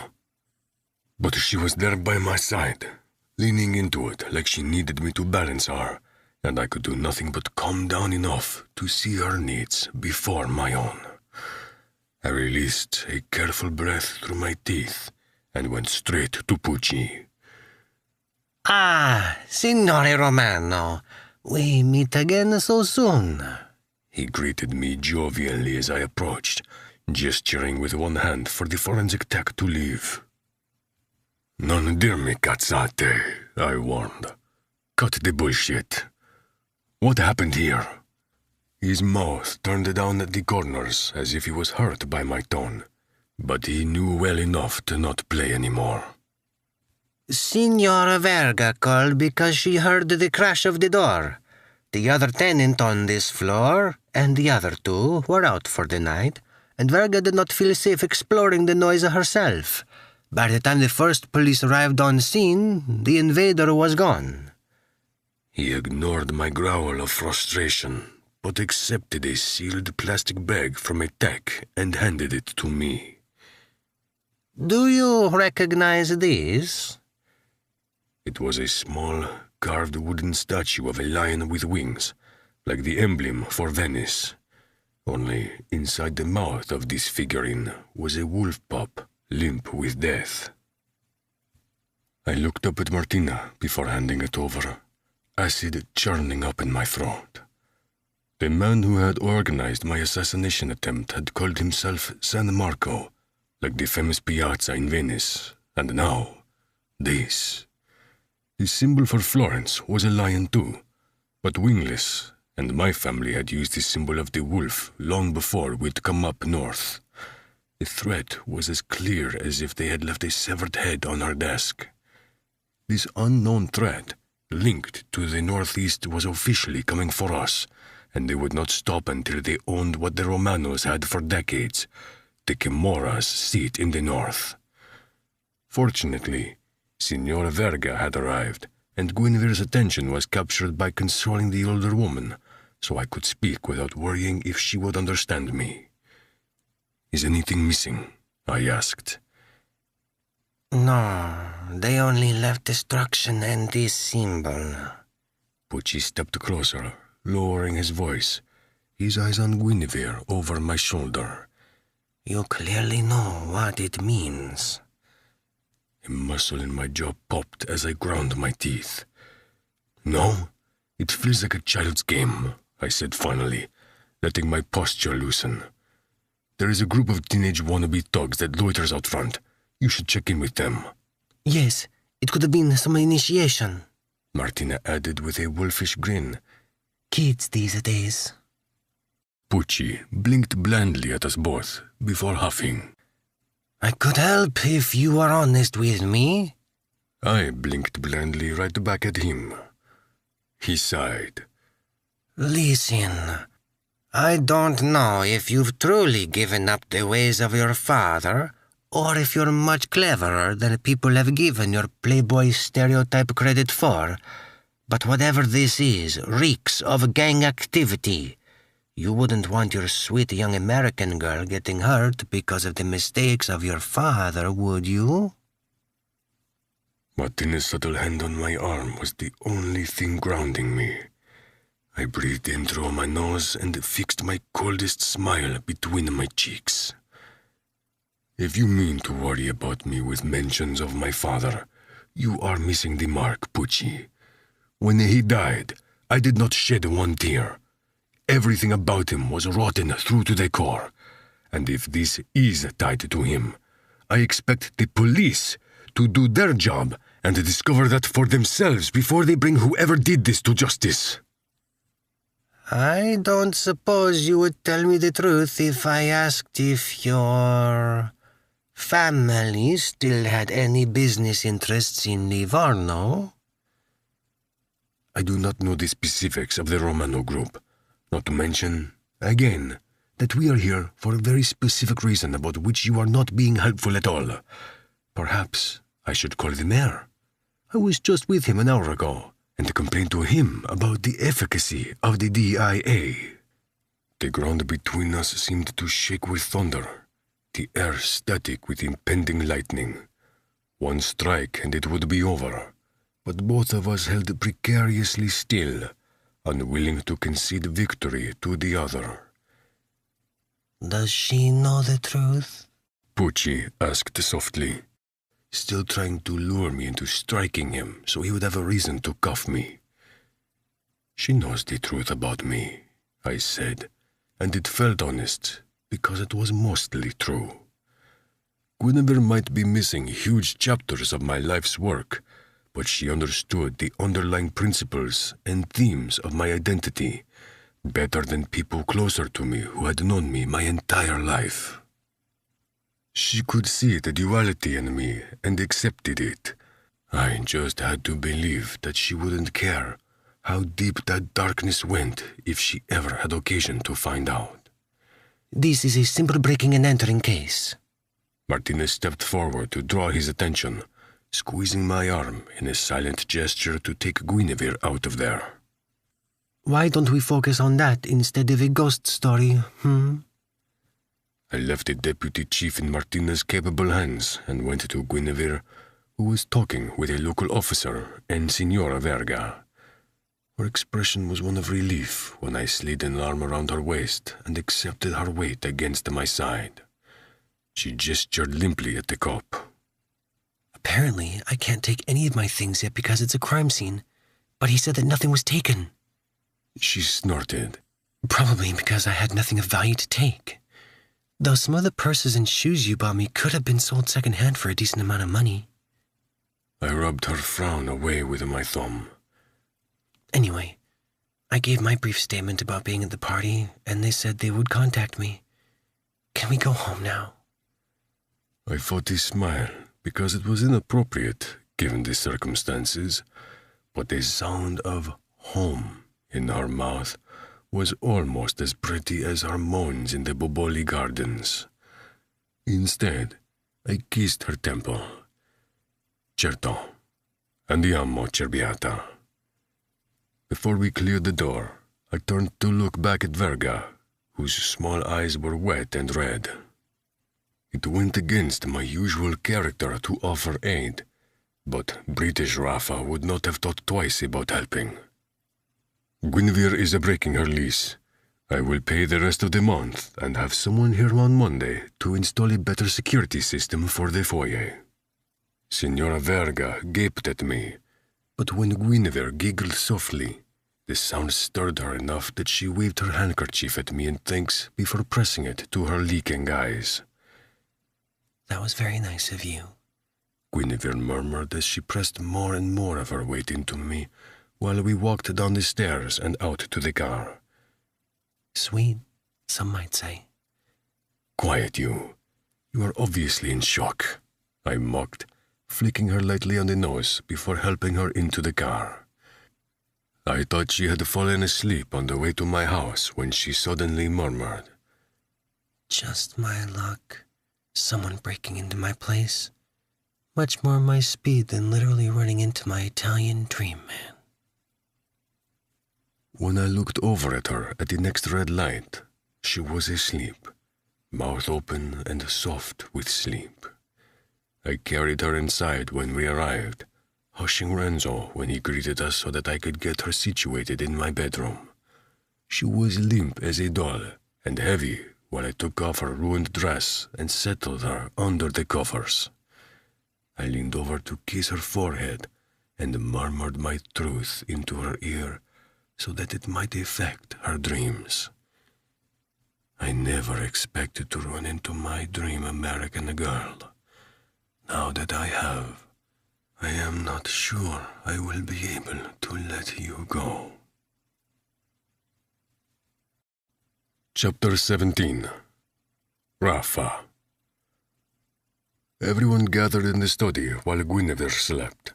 We waited until Martina arrived to begin, but the atmosphere after I briefed them on the situation crackled with tension, and everyone was palpably on edge.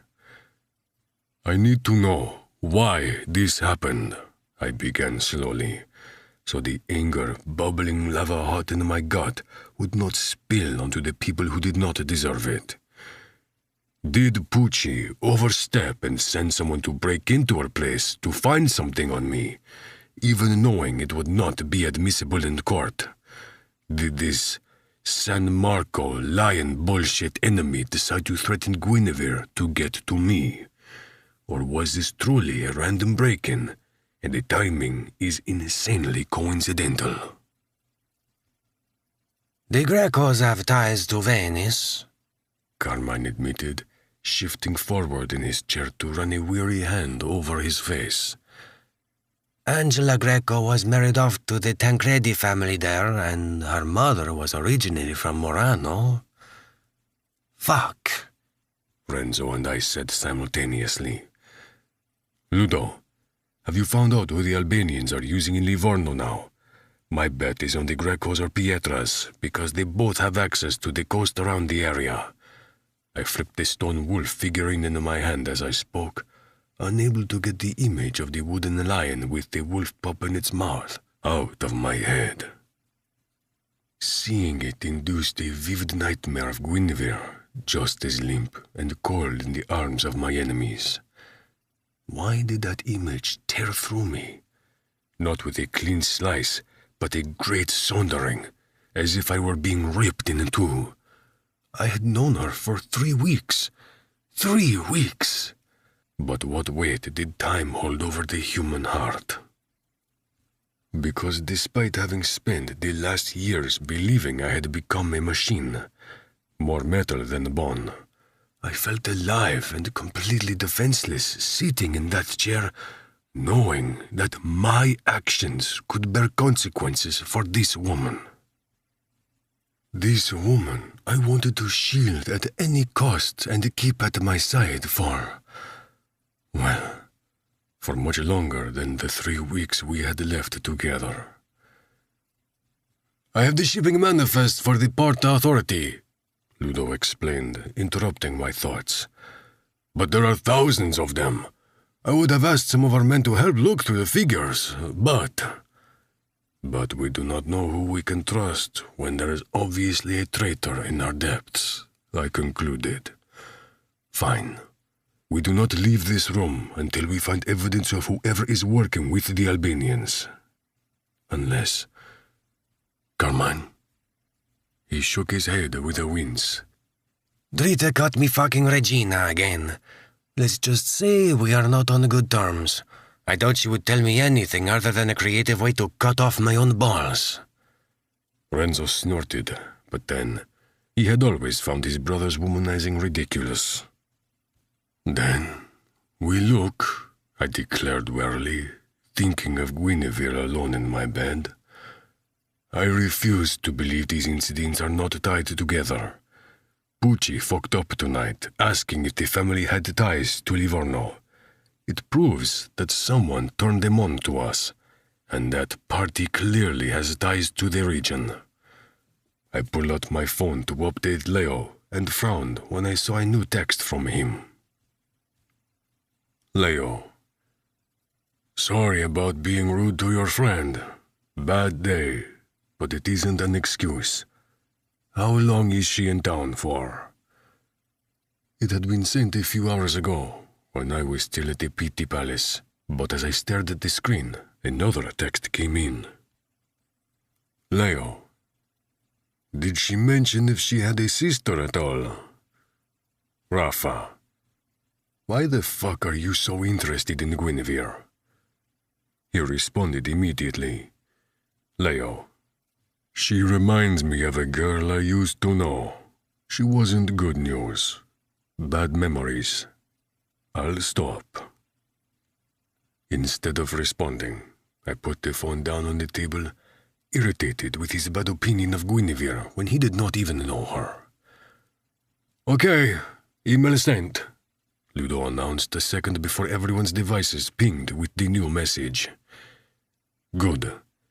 Get to work, I commanded, pulling up the files on my computer and resigning myself to a very long night. We worked for so long, the sun was a blush on the horizon by the time someone knocked at the closed door. "Come in," I beckoned in Italian, assuming it was my housekeeper or Servio. Instead, Guinevere stuck her head through the door, hair tousled from sleep but face washed clean of last night's makeup. She was wearing one of my button-up white silk shirts, and I bemoaned the fact that I could not take her back to my bed and remove it with my teeth. "Well, this is one boring after-party," she quipped, noticing Martina in her dismantled suit sitting shoulder to shoulder with Renzo on the couch, a tablet in her lap and a computer on his. Ludo was where he most liked to be, on the floor, back pressed to the bookshelves, his phone, tablet, and computer open around him. Carmine had fallen asleep some time ago in the chair across from my desk, mouth open for a trail of drool to leak down his chin. I smiled tiredly at her, opening my arms in silent appeal. She read my cue and tiptoed across the layered Persian carpets to my side, hesitating only for a moment before climbing into my lap. The feel of her in my arms dragged the chaos of my brain down to the depths of my gut like an anchor, so that for the first time in hours, my mind fell quiet. I pushed my nose into her hair to seek out the rosemary scent of her shampoo and kissed her head because my lips were already there. "You should be asleep," I murmured. She snorted. "Pot, meat kettle. What are these?" Her fingers were shifting to the papers I had printed out and laid over my desk, the white littered with red as I tried to look for patterns. "Shipping manifests," she muttered at the same time I did. "Why would an investment banker be looking at these?" "A company we have in our portfolio has been accused of committing fraud using shell companies," I lied smoothly, letting my hands wander to her hair, then braiding it before I was even aware I was doing so. It was so soothing to have that thick silk in my fingers, mundane work to busy my hands so my brain could take a moment. She hummed, but her eyes were flying over the pages as she spread them out over my palatial desk. "Do you have a pen somewhere?" I finished the braid and handed her a pen in exchange for the hair elastic she pressed into my hand.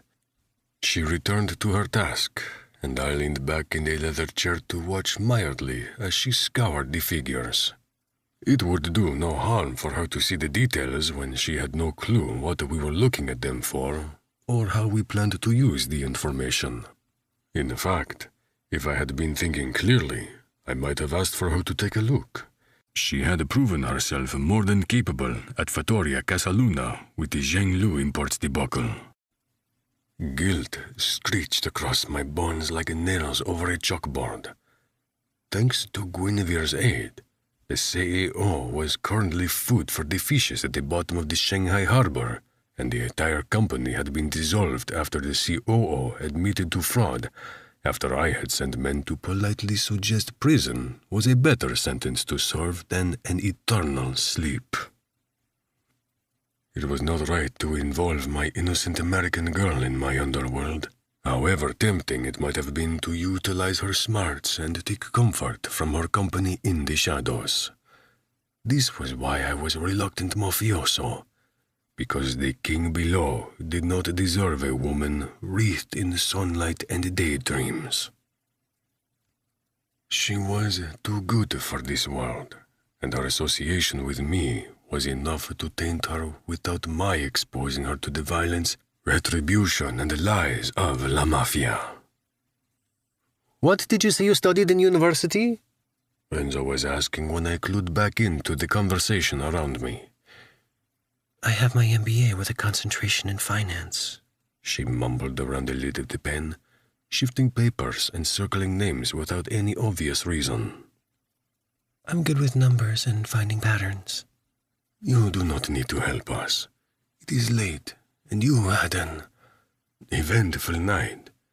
You should sleep," I declared, A little too forcibly because it was so easy to give in to temptation with the weight of her in my lap and the sight of her wildly intelligent brain, sifting through this problem like a threshing machine, separating the wheat from the chaff.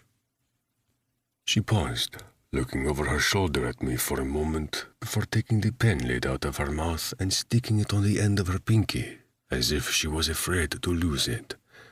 Only then did she curl into me, hand to my cheek, nails scratching lightly through the stubble as she searched my face. I can, if you want me to. But you are tired, Rafa, and clearly unsettled. I want to help, if you'll let me. You have come to my aid so many times, it's really the least I can do. You do not need to pay me back for anything, I reminded her sharply. Because she was right. I was tired and stressed, and my filter had burned down to the stub. This isn't about payback, she promised me softly, tilting her forehead against mine so that those occhi di cerbiata that had first caught my attention were all I could see. This is about me doing something for you because I care about you. If I can ease some of the weight on your shoulders, I'm happy to. I'm honestly honored if I'm in a position where I'm allowed to help you. Because... She pressed a hand with the pen lid on her pinky nail to my mouth to stop me. Because you matter to me, she concluded with a brisk nod before turning in my lap to address the papers once more, popping the lid into her mouth again as if she needed it to think. I stared at her as emotion moved through the rusty joints of my body, easing the weight of responsibility and the resulting loneliness I had not realized I felt before now. I knew Guinevere had the kind of soul that complimented old women on their beauty and smiled at strangers just to brighten their day for a single moment. I knew she was driven and determined. Planning a solo trip to Florence after being sheltered her whole life was hardly for the faint of heart. I knew she was the loveliest creature I had ever had the privilege to touch. That I could close my eyes that moment and perfectly reconstruct the pale lilac of her eyelids and the bend in her soft brows, the way her long neck sloped into a slim shoulder. She was the kind of woman who had inspired artists in Italy throughout the centuries. Dante's Francesca, Petrarch's Laura, and Botticelli's Simonetta. A fleeting force of beauty in their lives, like a shooting star whose impression lingered in their souls forever, leaving an indelible mark. Even a kind of insanity that would not diminish with time. I thought, sitting there watching Guinevere circle her own patterns in blue ink, her mind working furiously behind those dark doe eyes, that I had found the star that had lit up my own life and unwittingly changed it forever. And any resistance I had to her involvement evaporated in the heat of that starlight. Do you see? She asked me, bouncing in my lap in excitement. I leaned over her back, pretending as if my entire world had not just shifted slightly on its axis with the simple act of having her sit on my lap in the early hours because she wanted to help carry the weight of my world. I wondered, dangerously, if she would feel the same way after knowing exactly what it was we were doing here. You see, she said again when Renzo, Martina, and Ludo had crowded around behind us to look at her discovery. There are only two discernible patterns. The first is the name of the companies. Do you see how they all reference the one before? They cycle every month, but the basic principle is the same. It's a kind of cipher. She laid out 3 pages from the month of May to show us the pattern with the tap of her pen by each company listed for the shipment. It's a bastardized anagram mixed with a Caesar shift. She spoke so quickly her tongue almost tripped over the words. So they start with the first shipment of the month. Here it's Porca Pronto exporting pork products from Livorno, and then a week later, Capitale dell'Olio importing bottles of olive oil from Greece, and then 10 days after that, Itauba Construction with a shipment of construction materials. Do you see it? No, Renzo grunted. But my mind was whirring because I did. They used 3 letters from the first business in the next, starting from the 4th letter, I explained before Guinevere could. Her response was to absolutely beam at me. Exactly. It's obviously used as a signal to whoever is receiving shipments for them at the Port Authority. I mean, they have to be doing something more than money laundering with a scheme like this.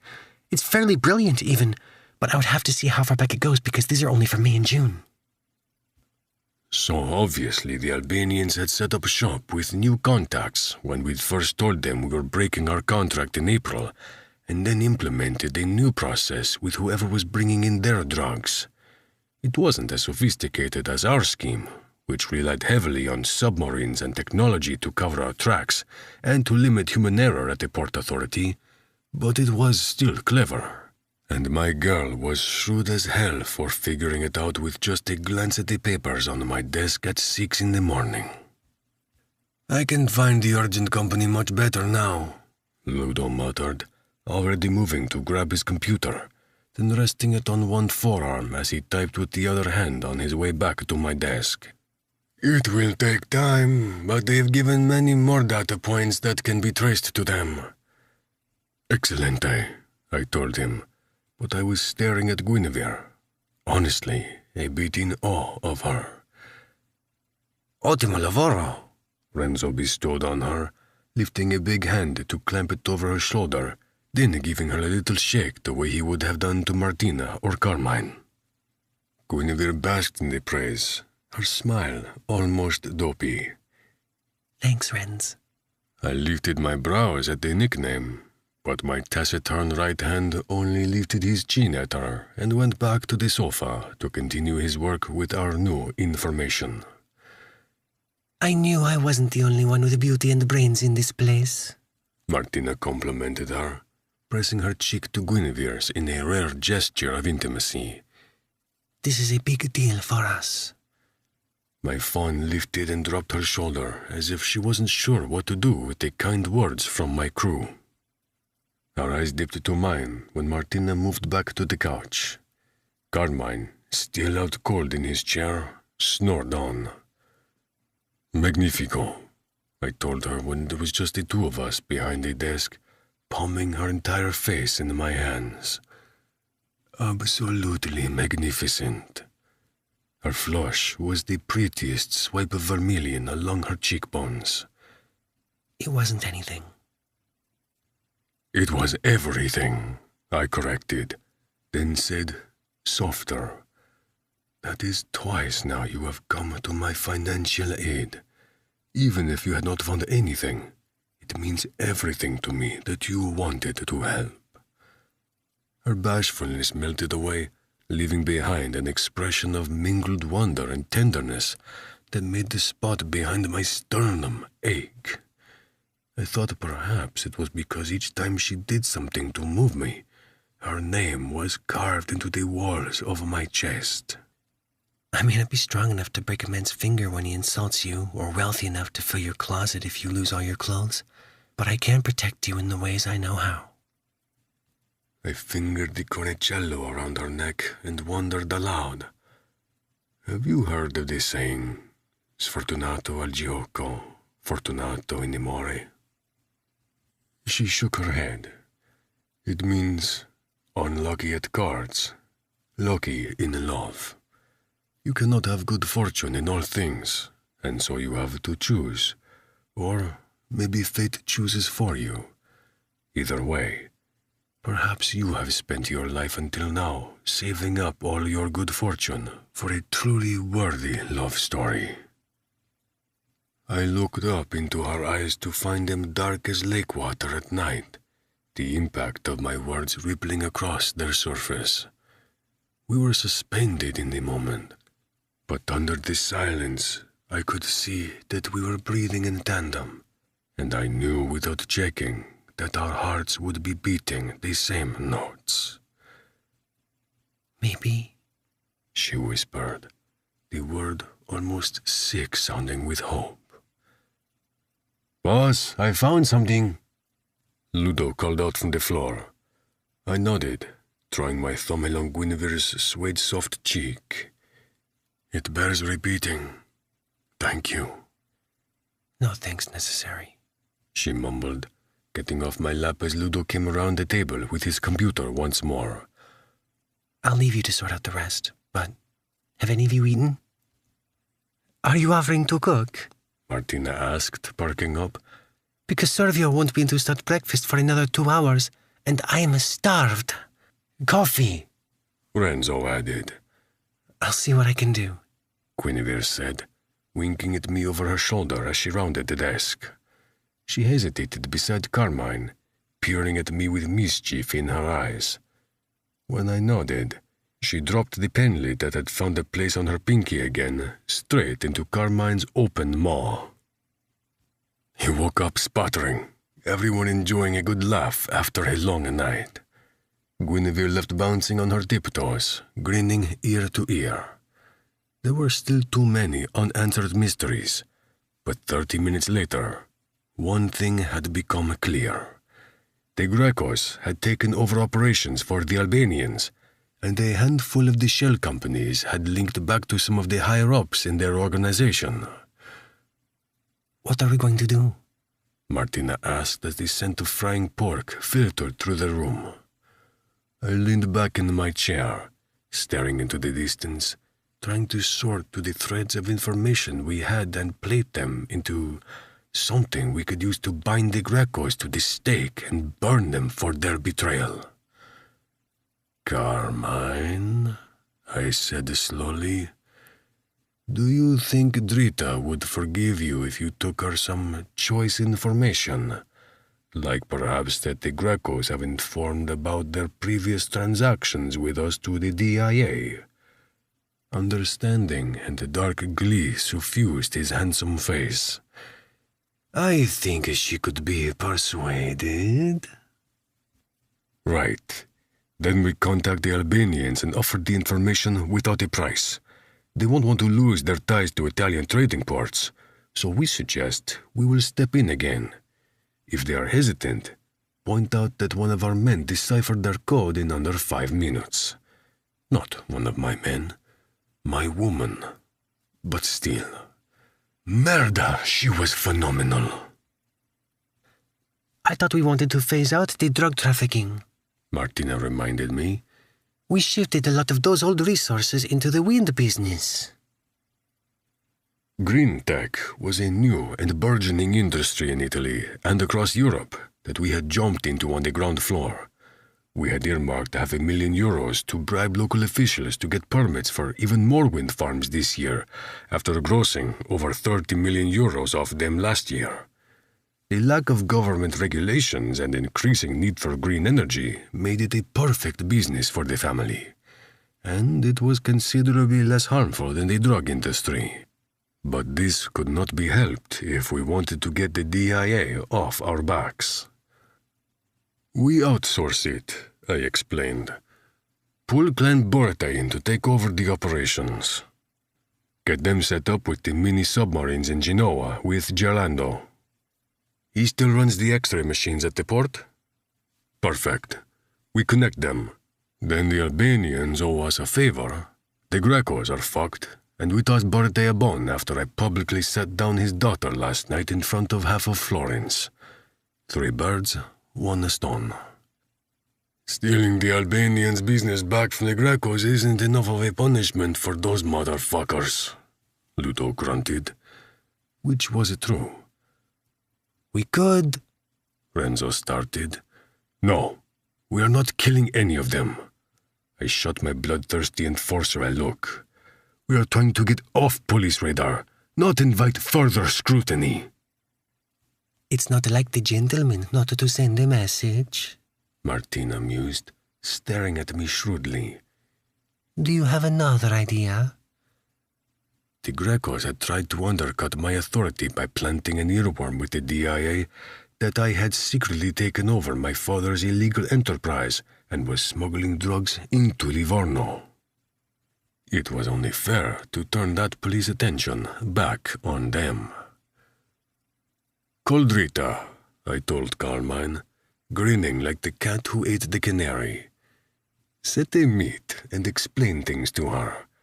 I think she can be convinced that the Grecos need further punishment too. And what better way to do that than getting the DIA's eyes on someone else?" Martina laughed, bright and happy and edged with evil intention. It had always been one of my favorite sounds, and I grinned at her then. It was in moments like this, problem-solving, maneuvering the constant moving parts of an illegal empire, that made me forget why I had ever shunned this way of life. It was dangerous, yes, but at the end of the day, it could also make you feel something more than just alive. It could make a mortal man feel like a god. But when Guinevere popped her head back into the room and announced she had made us all an American breakfast, I realized that my little fun had the very same effect. "Ciabatta mia," I said as we moved out of the study toward the sumptuous scents of the kitchen and terrace, my arm around her waist. "How do you feel about visiting an Italian beach one day?" Chapter 18. Guinevere. Living with Rafa was both incredible and frustrating. Incredible because his palazzo was a work of art and history that his cook, Servio, and housekeeper, Anella, had countless stories to tell me about.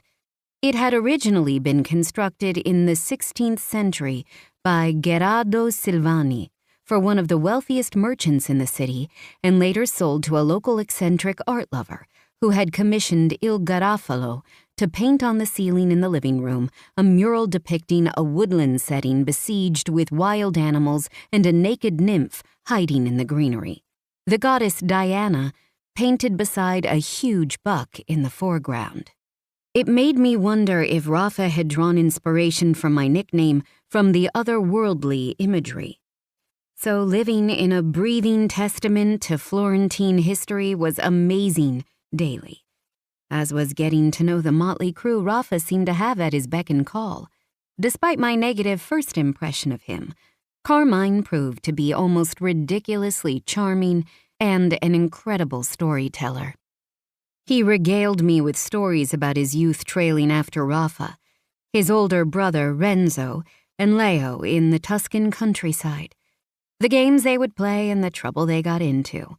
Apparently Leo almost got them all suspended for a rude prank he pulled on one of the nuns at their primary school.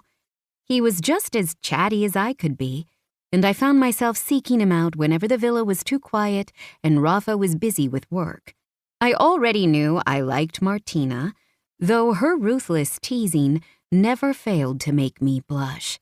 She was incredibly smart and had taken to furthering my Italian language education by giving me actual homework and quizzing me over mealtimes.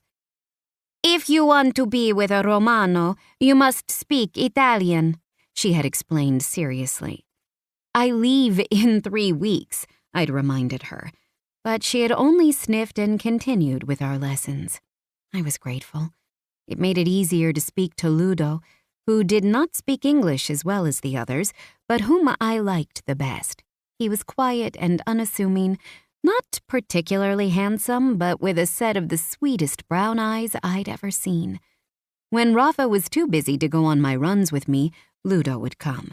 They were often silent journeys, but I enjoyed his peaceful energy and occasional keen observations. He was also happy to aid me in my search for Italian relatives.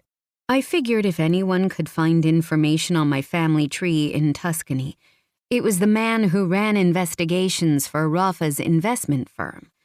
We didn't have much more to go on than the fact that my father had immigrated to the United States 26 years ago and was born somewhere in the countryside close to Florence. He had changed his name when he immigrated, but I knew he was born with the first names Mariano Giovanni. Italian record-keeping was notoriously unorganized and not digitized, Most of the information kept on handwritten papers in local record offices, but Ludo promised to do his best with such solemnity that it made me believe he'd make more progress than I ever had. I only spent time with Renzo when Rafa was around, because the two were constantly locked in the study together, working on whatever they'd been dealing with at the firm. But it meant a lot to me when he thanked me for my help, because I thought he wasn't the kind of man to give praise easily. I did not miss my lonely apartment across the river. It had seemed like a symbol of my independence, but it took even more strength of character to live in a house of foreign strangers than it did to live on my own in a little bubble. But it was frustrating too, because for the last 5 days, Rafa had been run off his feet with work. In fact, he'd left Florence entirely for 2 nights on a work trip to Switzerland and returned home in the middle of the night on the 3rd. I tried to stay awake for him, but Martina and I had gone to Volterra to see the Etruscan ruins that day, and I was exhausted from the walking, fresh air, and early start. Which meant I had been living with Rafa for 5 days and I was still, technically or not, a virgin. And it was driving me crazy. Fortunately, I had my period during that hectic stretch. It was over now, and I would be spending the entire day with Rafa. So I decided to start it off on the right foot by joining him in the shower. The tiles were cold and hard beneath my knees, but the feeling of his heavy shaft stretching my lips more than made up for it. When he came, he fisted one hand in my hair and jerked himself off on my face before hoisting me to my feet and getting me off with his fingers. "Tonight," he promised, before sucking a bruise into my throat, "I will finally teach you how to take every inch of my cock in this snug little pussy." With a smug grin, he left me panting against the wall of the shower to finish dressing for our day in the ocean. I was just stepping out of the shower myself when my phone rang. My mind was still trying to reanimate after my orgasm, so I answered it without thinking, assuming it was one of my friends from language school. "Guinevere?" My dad's voice crackled through the microphone like a lightning bolt. "I called 6 times. "Oh, I'm sorry. I was sleeping and then in the shower." I put the phone on speaker so I could wrap myself in a huge terry cloth robe I'd found in one of the guest bathrooms, and then started to moisturize my face. "Is everything okay?" "No," he said darkly. "Everything is not okay, because it appears my daughter has been lying to me about where she is." A pot of moisturizer fell into the sink with a clatter, my hand hanging numbly in the air. "Guinevere?" he snapped. "What are you talking about?" I asked, trying to salvage the situation, but my scrambling brain couldn't find no lie to cover my first one. "Are you in France?" he demanded point blank. I chewed my lip. Rafa appeared in the reflection of the mirror, standing at the entrance to his palatial bathroom with a frown fixed to his brow. Something about the sight of him, that expression of concern, and the fact that he had obviously come in a silent show of solidarity gave me the courage I needed to be honest. "No," I said, but my voice quavered. "I am not." I'd never known before that a silence could be deadly, but this felt like a religious shunning or a banishment.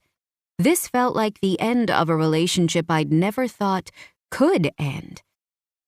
"Where are you?" he asked quietly, his own words trembling with the brutal force of his anger. "Florence," I whispered back, my eyes pinned to Rafa as he strode forward with purpose and then gently, so gently, pulled me back against his front, wrapping his arms around my belly. "I'm in Florence, Italy." A beat of silence like the deepening quiet before you know a storm is about to hit. "What the hell are you doing there?" he roared, the words echoing through the stone-walled bathroom. "You promised me you would not go. What the fuck were you thinking? Did the promise you made to me mean so little? Did you think I was asking you to stay away out of sport? This was fucking important to me, Guinevere. His anger wrapped a hand around my throat and squeezed until my eyes burned and my head throbbed. The only thing keeping me from crumbling under the weight of his censure was Rafa, stalwart and strong at my back. Of course, it was important. You and Mom are the most important people in my life. Dad scoffed. You clearly have no respect or love for us if you could lie to us for weeks about your life. What the hell are you doing there? Why would you disobey us like this, Guinevere? I would expect it from Gemma, but you... He trailed off as he realized how he had spoken of my sister, as if she was still here, as if it was okay to speak ill of the dead. I lied because I needed to come here. I tried to explain, voice plaintive, nails digging unconsciously into Rafa's forearms at my belly. It was hardly even a lie because I've been honest my whole life about loving this country. I felt called to come here, Dad. And if you want to bring Gemma into this, she's the one who encouraged me to come, even though you told me not to. Do not speak about your sister. This is about you and your dishonesty. How are we ever going to trust you again? I thought we raised you to be a good, honest person. A whimper lodged in my throat, and I choked on it as I struggled not to cry. Rafa pushed me into the cabinets at my hips, and it was oddly comforting, being pressed between immovable objects. I could trick my body into thinking it was safe, while my mind and heart remained under siege. I am a good person. The words were more breath than voice. It eviscerated me to hear him suspect my basic human decency, because it was the foundation Dad and Mom had always laid thickly for us. Be good, do good, and good things will come. I didn't believe in the ethos as much as I had when I was a girl. I had been good all my life, but unlucky in the extreme. Gemma had been a good person, despite her lies and manipulations, and she was dead. I wasn't sure being good got you anything. But this was something I needed to do for me, not for you and Mom. You've never even been to Italy before. What could have been calling you? What reason could be good enough to explain betraying your parents like this? You never explained to me why you hated here so much, I countered, voice rising as my temper did. I asked you all the time, and you always shut me down. I'm a grown woman, and I'm just supposed to trust your opinion about an entire country? About a place that is in my blood through you, whether you like it or not? Trusting me should be enough, he retorted, his tone matching mine. If you care at all about us, you'll come home right now. Enough is enough. We can talk about the consequences of your irresponsible actions when you get back. Behind me, Rafa's body shifted just slightly, a tensing in every muscle he tried to curb so I wouldn't detect the way those words affected him. He didn't want me to go, and neither did I. Staring into my own face, as if I were staring down my father, I declared, I am not coming home. I have 3 weeks left here, and I'm going to enjoy them. Guinevere, honey, please come home. The sudden shift from fury to pleading derailed me. After everything we've been through when you were young and now with losing Gemma, your mother and I can't handle this. Does she know? I asked, thinking about how devastated my mom would be with me for lying, but especially for lying about this, even though it was Dad's hang-up about his homeland. Mom had always supported his aversion completely, and she hated to see him upset. The sigh that unspooled over the phone was so weary. It made my heart ache. No. When a friend sent me a photo of you with some man on a red carpet outside PT Palace, I thought it might have been a very good resemblance. Even when I called, I honestly never thought you would defy me. I was hoping I could convince you to come home, and she never needed to know. You must, Jinxie. It's not safe in that godforsaken country. I winced, realizing how stupid it had been to be photographed together, even though I never could have assumed a random Society page article would get back to my dad. I didn't even know he had friends in Florence to keep in touch with. Rafa had turned into something carved from marble, a cage around me instead of a comfort. I looked at him in the reflection, but his gaze was pinned somewhere I couldn't follow. "Can you explain why you think that is?" I asked Dad softly, because I wanted to understand. I always had. I just needed more to go off than because I said so. The silence was telling, filled with anger and fruitless frustration on both ends. "I'll see you in 3 weeks," I said, silk over steel, because I hated that he was hurting, that I had been the one to make him hurt. But I was not giving up on this dream because it would have been giving up on myself. "I'm still coming home, Dad, and you'll still see me every day at work in the fall. I can't give up on this. Not yet. Not now. Maybe not ever." A cruel voice at the back of my mind whispered, "How will you ever get over this place and this man?" As if privy to my thoughts, Rafa softened, dipping his head to press a kiss to the mark he'd made, sucking into one side of my neck.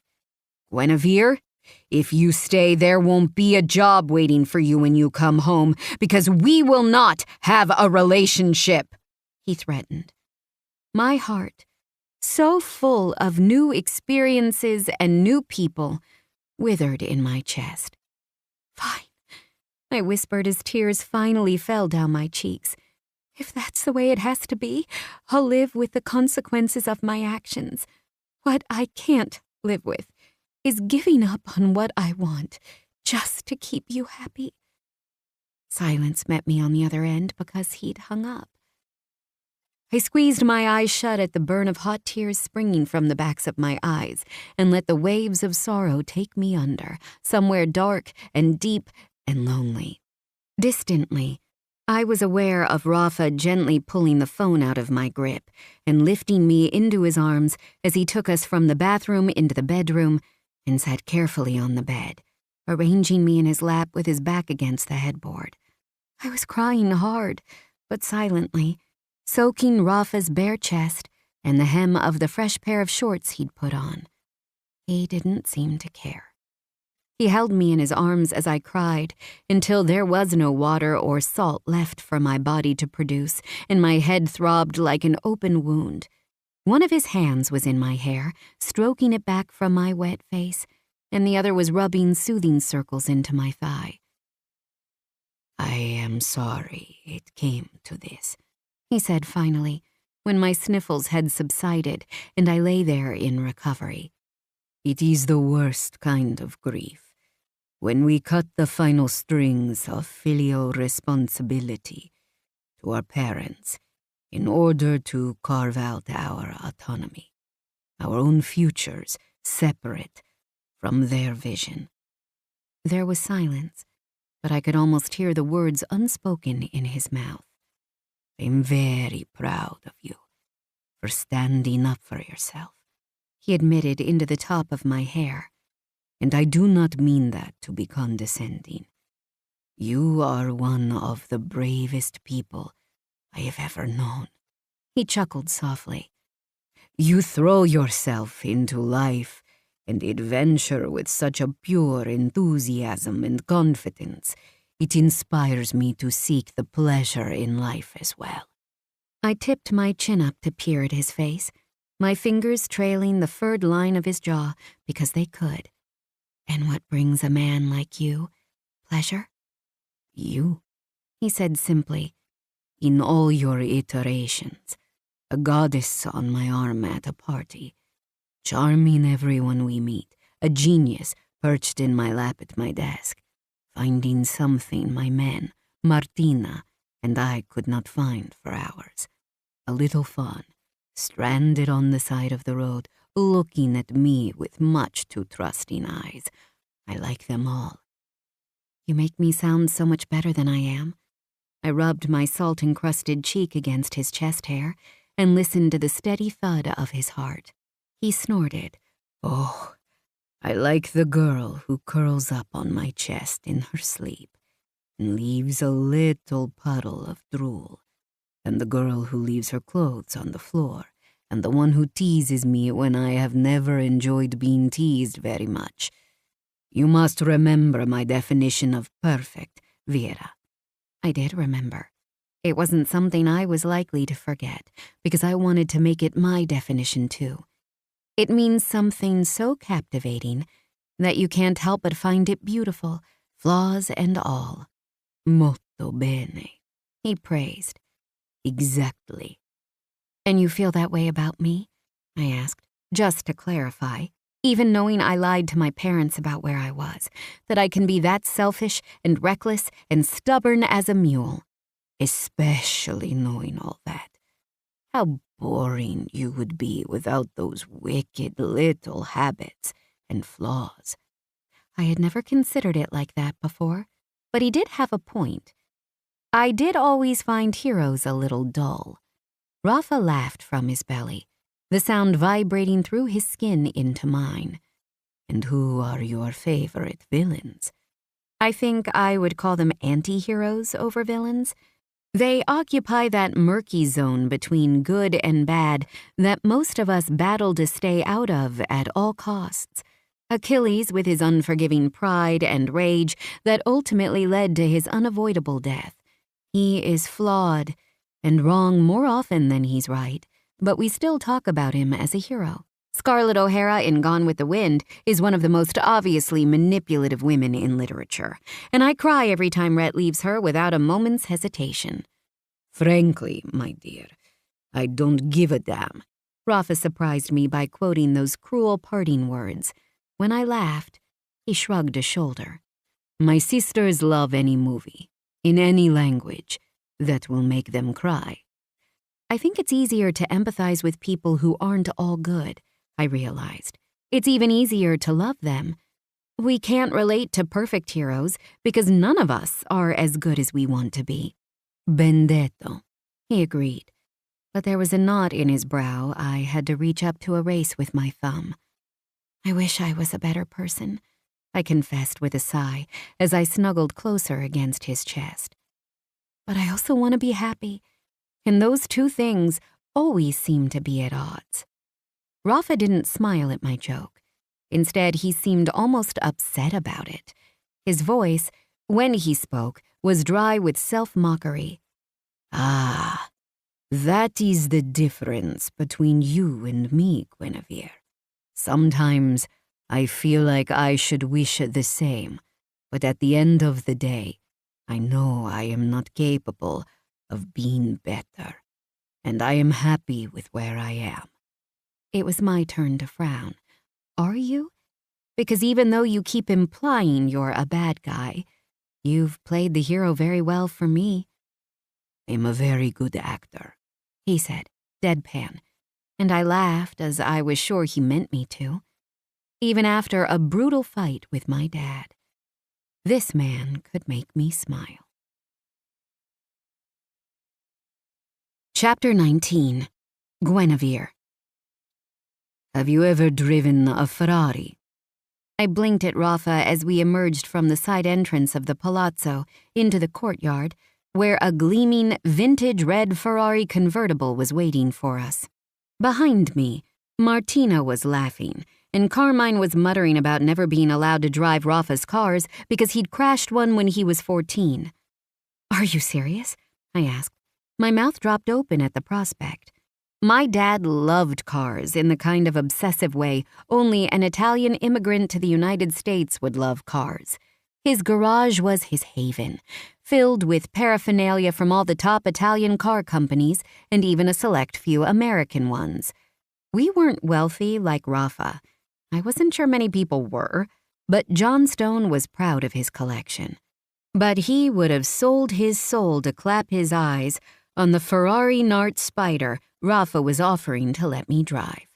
Only 10 of them were ever made, and the last one had sold for something like $30 million. Just how rich are you? I asked him, fisting my hands on my hips. Because I have to tell you, this is getting a little absurd.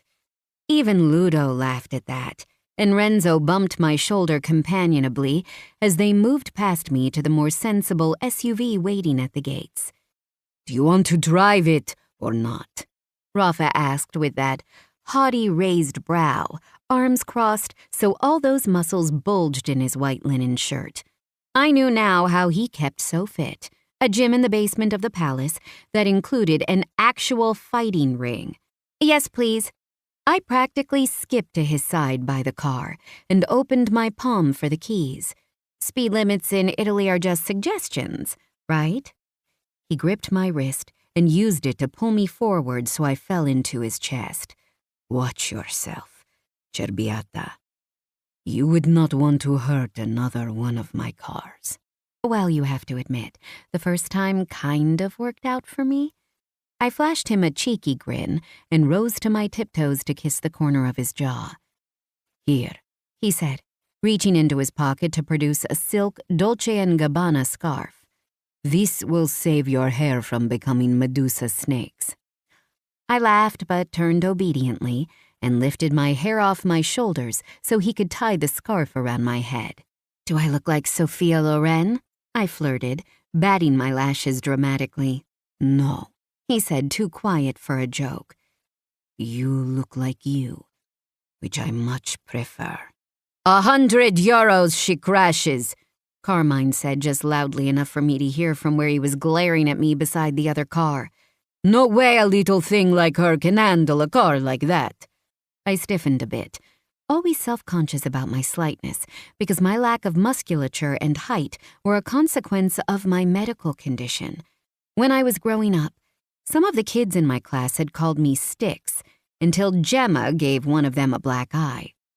€1,000 says, "We not only make it there in one piece," Rafa drawled, and I knew he was defending me in his own way. When I looked sharply up at him, he winked, handing me the keys, and then patting my ass as he crossed to the passenger seat. "But we also beat you to Livorno." "You're on," Martina declared, grabbing the keys from Renzo and pushing him out of the way before running to the driver's seat. I looked at Rafa over the hood of the low-slung convertible and watched as he slid the designer sunglasses out of his hair onto his nose. My grin reflected back at me in the lenses. "And a private bet," he added. "If you get us there first, I promise to eat your sweet figa later, until you forget every language but the sound of Rafa in your mouth." I shivered. "Andiamo! I have a race to win." We won.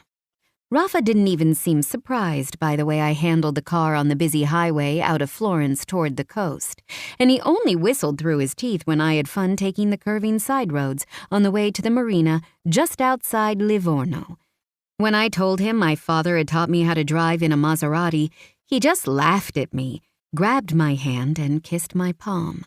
"Of course he did. The only thing that surprises me about you now, Guinevere, is that I am still surprised when you reveal yourself to be the most remarkable woman I have ever known." I added it to the list of impossibly sweet things Rafa had said to me. When Martina had pulled up at the marina, we were making out against the car. She'd honked in a way that felt like a swear word. Renzo had thrown an empty bottle of water at Rafa's head, and Carmine was still pouting. Only Ludo gave me a fist bump. Now we were on a beautiful sailboat, motoring out of the harbor into the Ligurian Sea. The water was aquamarine close to the shore, but deepened into azure beneath the boat as it cut south along the coastline. The rooftops of the passing city were red and orange, the rocky cliffs yellowed to gold by the afternoon sunshine. Everything was so bright. It felt like the imagery was seared into my corneas, but I wasn't upset by the idea. I hoped it meant that for the rest of my life, when I closed my eyes, I would conjure up this image of Livorno's cityscape, giving way to green hills descending into white sugared beaches and outcrops of rocks fit for Ariel to sing atop of. It was completely different from the pervasive cultural majesty of Florence. The sense that every cobblestone and doorway had seen millions of lives pass through before your own. This setting was wild and free, the briny slap of ocean spray across my face as I sat alone at the bow, while Rafa put the others to work behind me. The tangle of foliage that tumbled down the cliffs and the wet crash of waves into the coastline. I closed my eyes, dragged a deep breath of sea air into my lungs, and cast my face to the sky. This was, quite possibly, heaven. It could have been minutes or hours later that shade over my face roused me from my meditation. Crying had left me exhausted, but I didn't want to sleep when I could be enjoying the sound of the waves and the demanding cry of seabirds, so I had let my mind float like the boat did on the sea. Now I cracked open an eye and peered at Rafa above me. His shirt was unbuttoned, revealing the tanned expanse of his tightly muscled torso, and his hair was alive with filaments of bronze, copper, and obsidian under the glaring sun. He was grinning down at me, more carefree than I had ever seen.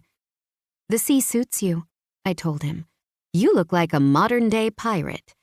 He laughed a little too hard at my quip, but I figured it was just the brightness of the day and the fact that we got to spend it together after barely any quality time since the Pitti Palace gala. I moved over a bit so he could sit beside me on the blue-cushioned daybed built into the bow of the boat beneath the swollen sails. "So you have a boat?" "I have a boat," he agreed, leaning back on his palms to tip his face into the sun the way I had. "A very large, lovely boat named Salacia," I continued. A minute Italianate shrug. "She was Neptune's consort, goddess of the sea. Only fools name their vessels after him. Anyone who has ever spent any time on the ocean knows she is and could only be a woman." I laughed at his drollness. "This is my first time on the ocean, so I'll take your word for it." "You seem very at ease for your first time," he said, and then rolled his eyes at my eyebrow wiggle and added, "First time at sea." "Lake life," I explained. "My parents have a boat, nothing like this, just a ski boat we keep on Gun Lake during the summers. It's beautiful there. In fact, before I came to Italy, it was my happy place." He hummed, eyes closed, and my breath caught at how beautiful he was, sitting on the gently rocking boat with his throat bared and his hair falling back from his tipped forehead in perfect waves. I gave in to temptation and drew the line of his Roman nose with my fingertip and then pressed it into the divot above his lips. He shocked me into laughter by snapping his teeth at me. "My happy place was Villa Romano," he said without opening his eyes, and I froze, afraid that if I moved I would scare him into stopping. He revealed so little about his life that every kernel felt like gold. "I grew up running barefoot through the acres of trees, and each orchard was its own oasis. We played nascondino, like tag, in the olive grove because it had the best hiding places, and gioco delle bile in the barn beside the vineyard. In the summer, we were constantly trying to keep up with the ripening fruit, visiting every day to fill baskets and bowls with plums, peaches, and apricots. Sometimes we would lay under the trees and gorge ourselves until we were sick." He made a face. "I did not eat apricots for 2 years after I turned 12.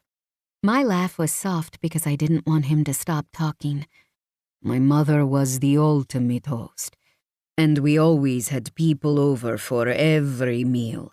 Sometimes I was sure even she did not know where they came from, but it was fun as a boy to meet strangers from all over Italy and beyond." He cracked a lid open. "Did I tell you that I speak German, Spanish, and Greek as well?" "Show off," I muttered with faux bitterness. His lids lowered and he grinned again. When he lay down, he tugged me into his side, running his fingers idly through my hair. You speak about the villa like it isn't your happy place anymore, I noted, tracing the boxed muscles of his abs to watch the way his belly contracted at the ticklish sensation.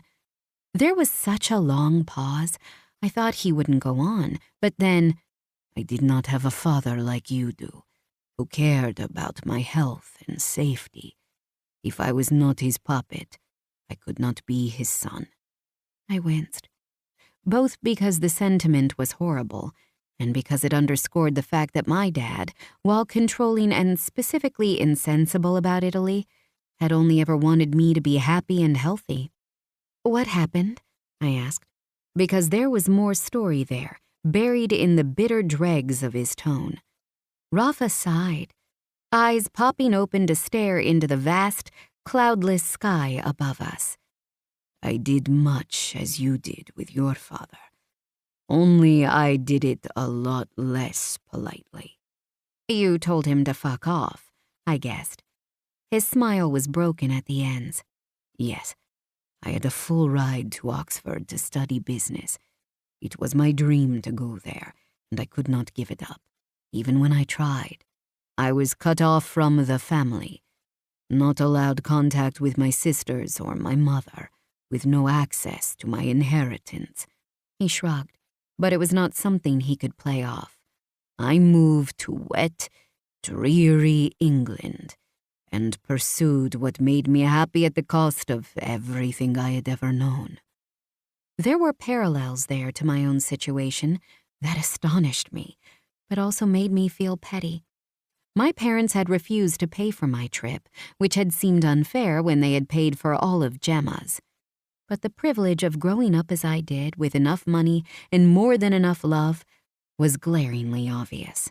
I would take my dad's hugs and pep talks before every surgery and medical appointment above any palazzo.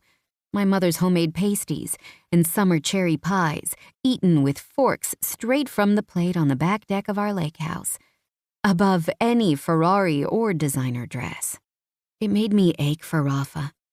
I had the absurd thought that I wanted to fuse my heart with his so that he would know, even long after I left, that he would never be alone so long as my heart still beat. How long? I asked instead. Until he died 4 years ago. I lived apart from my home for 9 years. 9 years. Oh, Rafa, I murmured, unable to stop myself from moving so I could lay my body flat against his, as if I could imprint myself on his skin. I'm so sorry. He wouldn't meet my eyes, but one hand continued to play through my hair, tangling in the wind-blown strands. Carlotta married her high school sweetheart and had 3 children. Stacci married a stranger I had never met and had 2 of her own. Delfina took over the vines I had loved to help my mother's brother tend as a boy, and my best friend, Leo, took over the business from my father. The words lay unsaid in the air after he spoke. They all moved on without me. Why did you come back? Why does anyone do anything? For love. I had missed them every day, and when I could return, I did. Something in his tone said he was holding back, a lingering bitterness I couldn't make sense of. But he had shared a massive piece of his painful history with me, and I was not going to linger over the details, not when I only had 3 weeks left to bring this man enough joy to last him for the rest of his life. Not when I could spend the last of our time together loving him enough to fill the abyss that 9 years without love must have left in his chest. And there was no doubt then. The 2 of us pressed chest to chest under the wide Italian sky on the Ligurian Sea, that I loved Rafa. The kind of all-consuming, life-ruining love that had plagued Dante and Petrarch and Botticelli, an undying love that would never be returned. It didn't matter. I told myself, as I cupped Rafa's face and dragged myself farther up his torso so I could kiss his mouth, soft, feathering brushes, like a healing touch on a wound. It didn't matter if he never wanted this gift I'd made of my heart. It would always be his. What I had told my father was true.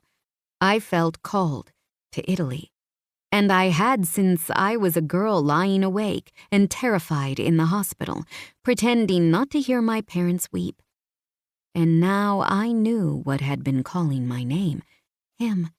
I hate that you've suffered to get to the man you are today. But the man you are? He's spectacular, I said against his mouth. And I hope you know that you have left an indelible mark on my life. It feels like everything I wanted to be was just below the surface of my skin, and no matter how hard I tried, I couldn't shed my old skin to find it. You helped me do that. You make me feel like every version of myself is a gift, when before, I thought I would never be good enough. And I might not be good in the traditional sense I always thought was so important. But maybe I am my own version of perfect, your version, flaws and all. There is no maybe about it, he told me, finally shifting his gaze to mine, eyes fierce with conviction and a yearning that made my teeth ache. I know you believe you are unlucky. Sei nata sotto una stella sfortunata, born under the wrong star. But to me, sei la stella cadente che illumina la mia vita. But to me, you are the shooting star that lights up my life. He cupped my face then, so we were a closed circuit, something I was too scared to call love, ebbing and flowing between us. Then he kissed me, a warm, open-mouthed kiss that made my toes curl.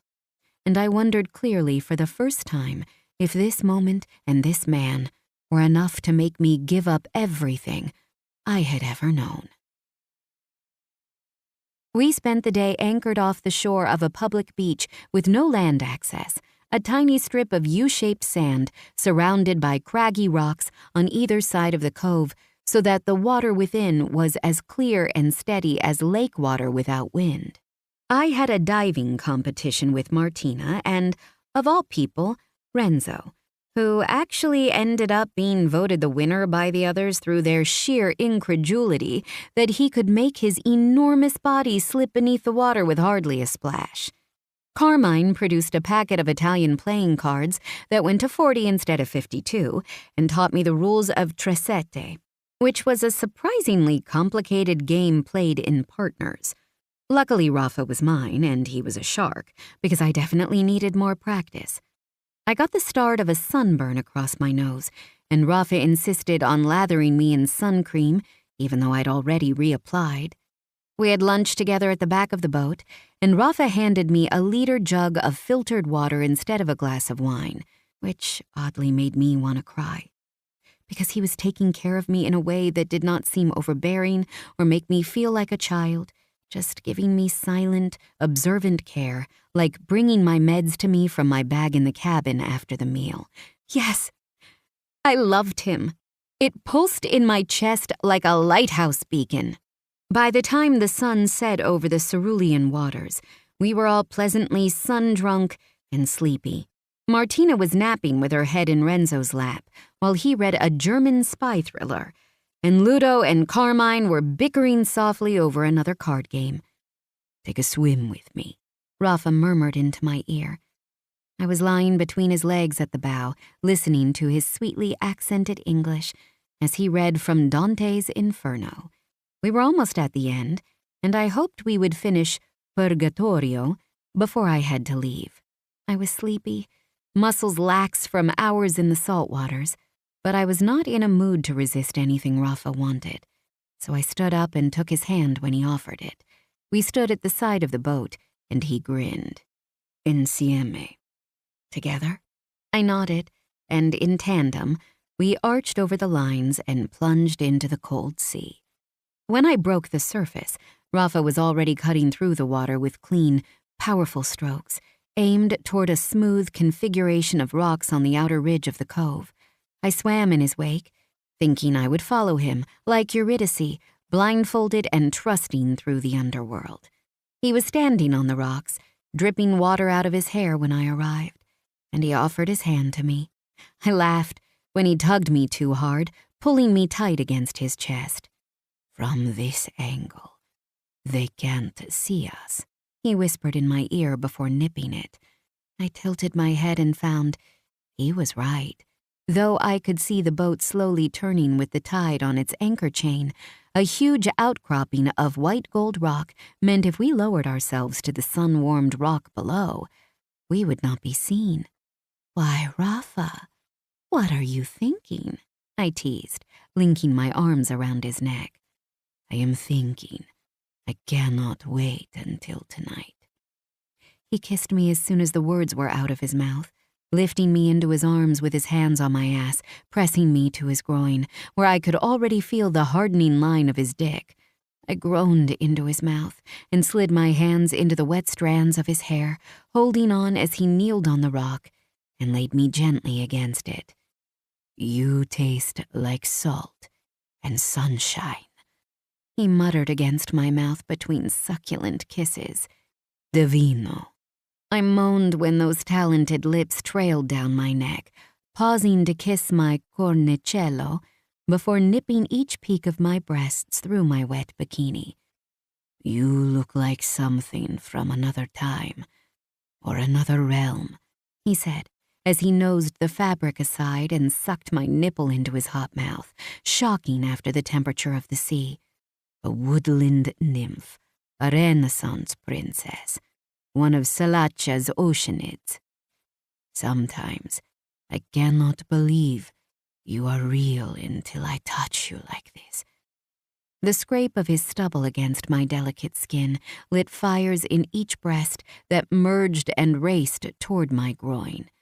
I was wetter than the ocean had left me when he moved farther down my body and undid the tie of my bottoms with his teeth. The fabric gaped, revealing my bare mound to his gaze, and the orange-pink sky. "Una fragola così bella," he praised, placing an open-mouthed kiss on my clit, and then licking me off his lips. "E altrettanto dolce." Such a beautiful pussy, and just as sweet as a strawberry. I moaned, lifting my hips to give him better access. He took control by cupping my ass and canting my pussy to his mouth as if he wanted to drink straight from the well. He feasted, just as he had promised he would if I won the race to the coast. Long, wet swipes of his tongue from the top of my clit to the furl of my ass, again and again, until I was thrashing against the rock, shamelessly begging for more. He obliged, twisting a finger into my aching pussy while he sucked at my clit. My orgasm crashed over me like an errant superwave, drenching Rafa's tongue and hand, dragging me under so that I could not see or hear the scenery, only feel the sensation of him taking me apart at the seams. The next time, he pinned my hips to the rock with one hand, cheek resting on my inner thigh, and used his other hand to expose my clit from its hood completely, his thumb strumming back and forth gently but insistently over the bundle of nerves. My entire body jittered as if I was being slowly electrocuted by pleasure, the pressure growing into something so sharp and bright, I was almost scared of it. "Please, Rafa," I cried out, unsure if I wanted him to continue until the end of time or stop immediately before my heart gave out. "Hush, piccola. You can come from me like this. Lasciati andare e inzuppa la mia mano in quella dolce crema. Let go and drench my hand in that sweet cream." The sound of his filthy words in the round vowels of his accented English and purring Italian cranked the dials so high I screamed as bolts of pleasure shot through my pussy, curling my fingers and toes until they cramped. I was as limp and pliant as kneaded dough for the next orgasm, the one I wasn't sure I could take, but Rafa insisted I needed. "I want you to feel every inch of me as I push into your cunt for the first time," he told me, ruthlessly pressing 2 fingers into the front of my pussy and rubbing at a spot that made me see stars across the pre-twilight sky. "I want you to shiver and shudder with every press. I want you shaking and ready to come the moment I am seated to the root inside you. God, Rafa, yes, I moaned, my mind lost to the currents of lust, embarrassment left behind on the banks somewhere like my discarded clothes. I need to feel you stretch me open. I've been dreaming of it for days. Please, please, please.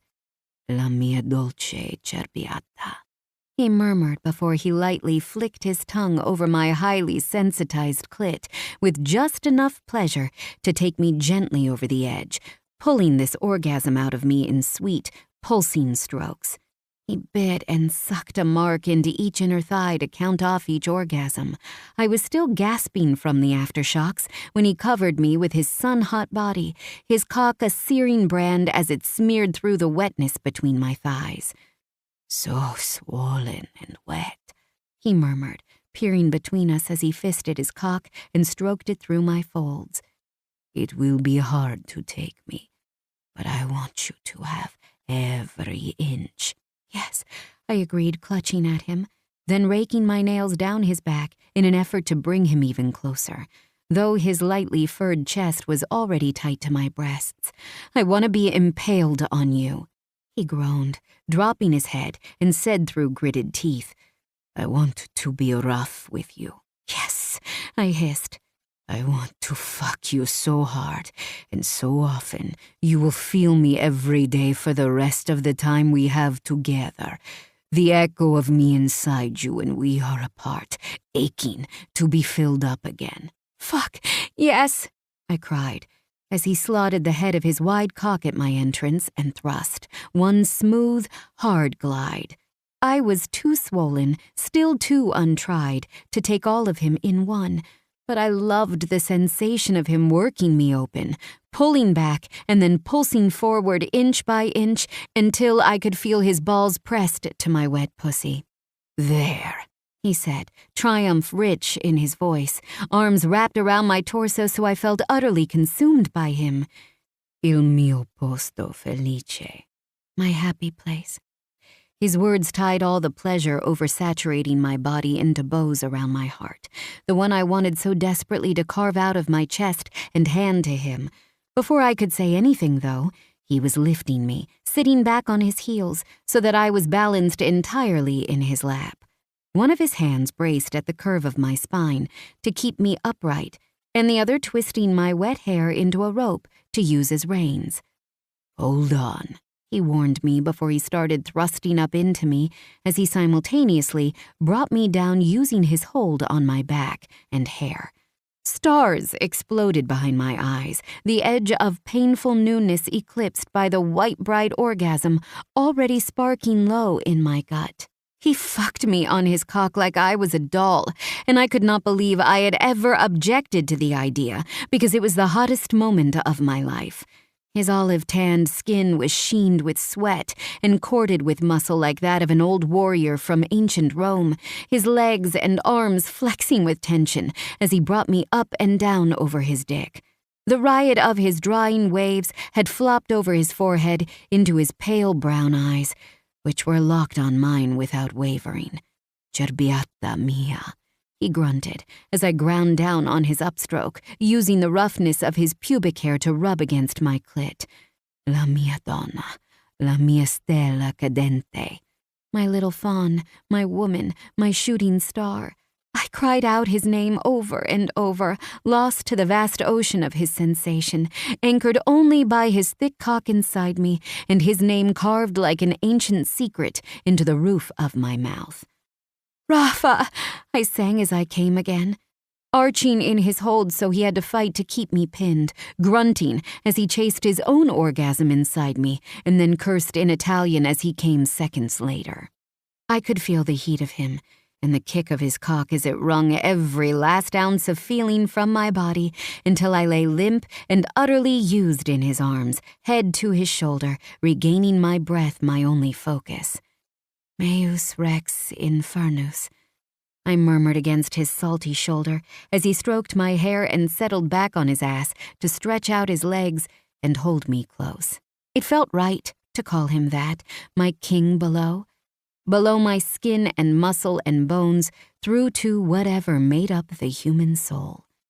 Thank you, he said in a raw voice after a long moment, for the best gift I have ever had. My laugh was breathless. I think it's me who should be thanking you. I gave you 1. You gave me 5. You gave me you, he corrected, pulling my face from his shoulder so he could kiss my sunburned nose.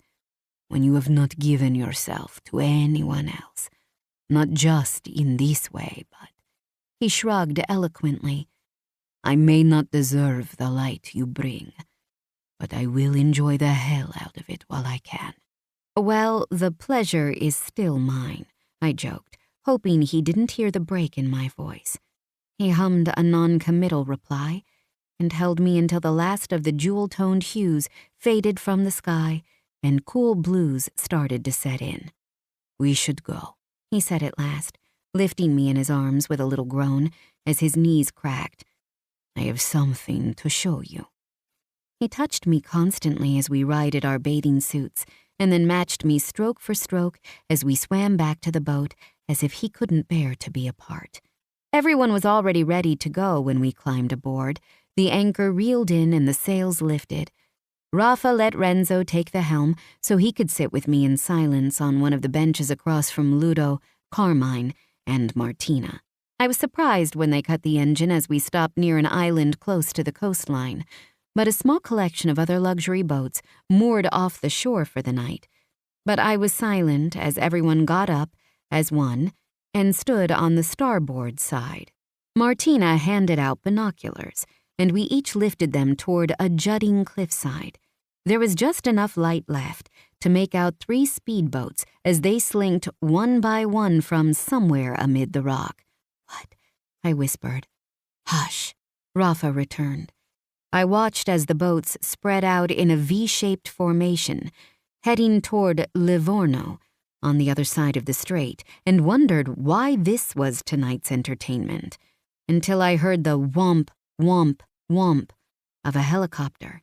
Seconds later, a spotlight snapped on over the water, highlighting the speedboats for a moment before they splintered from each other, trying to flee.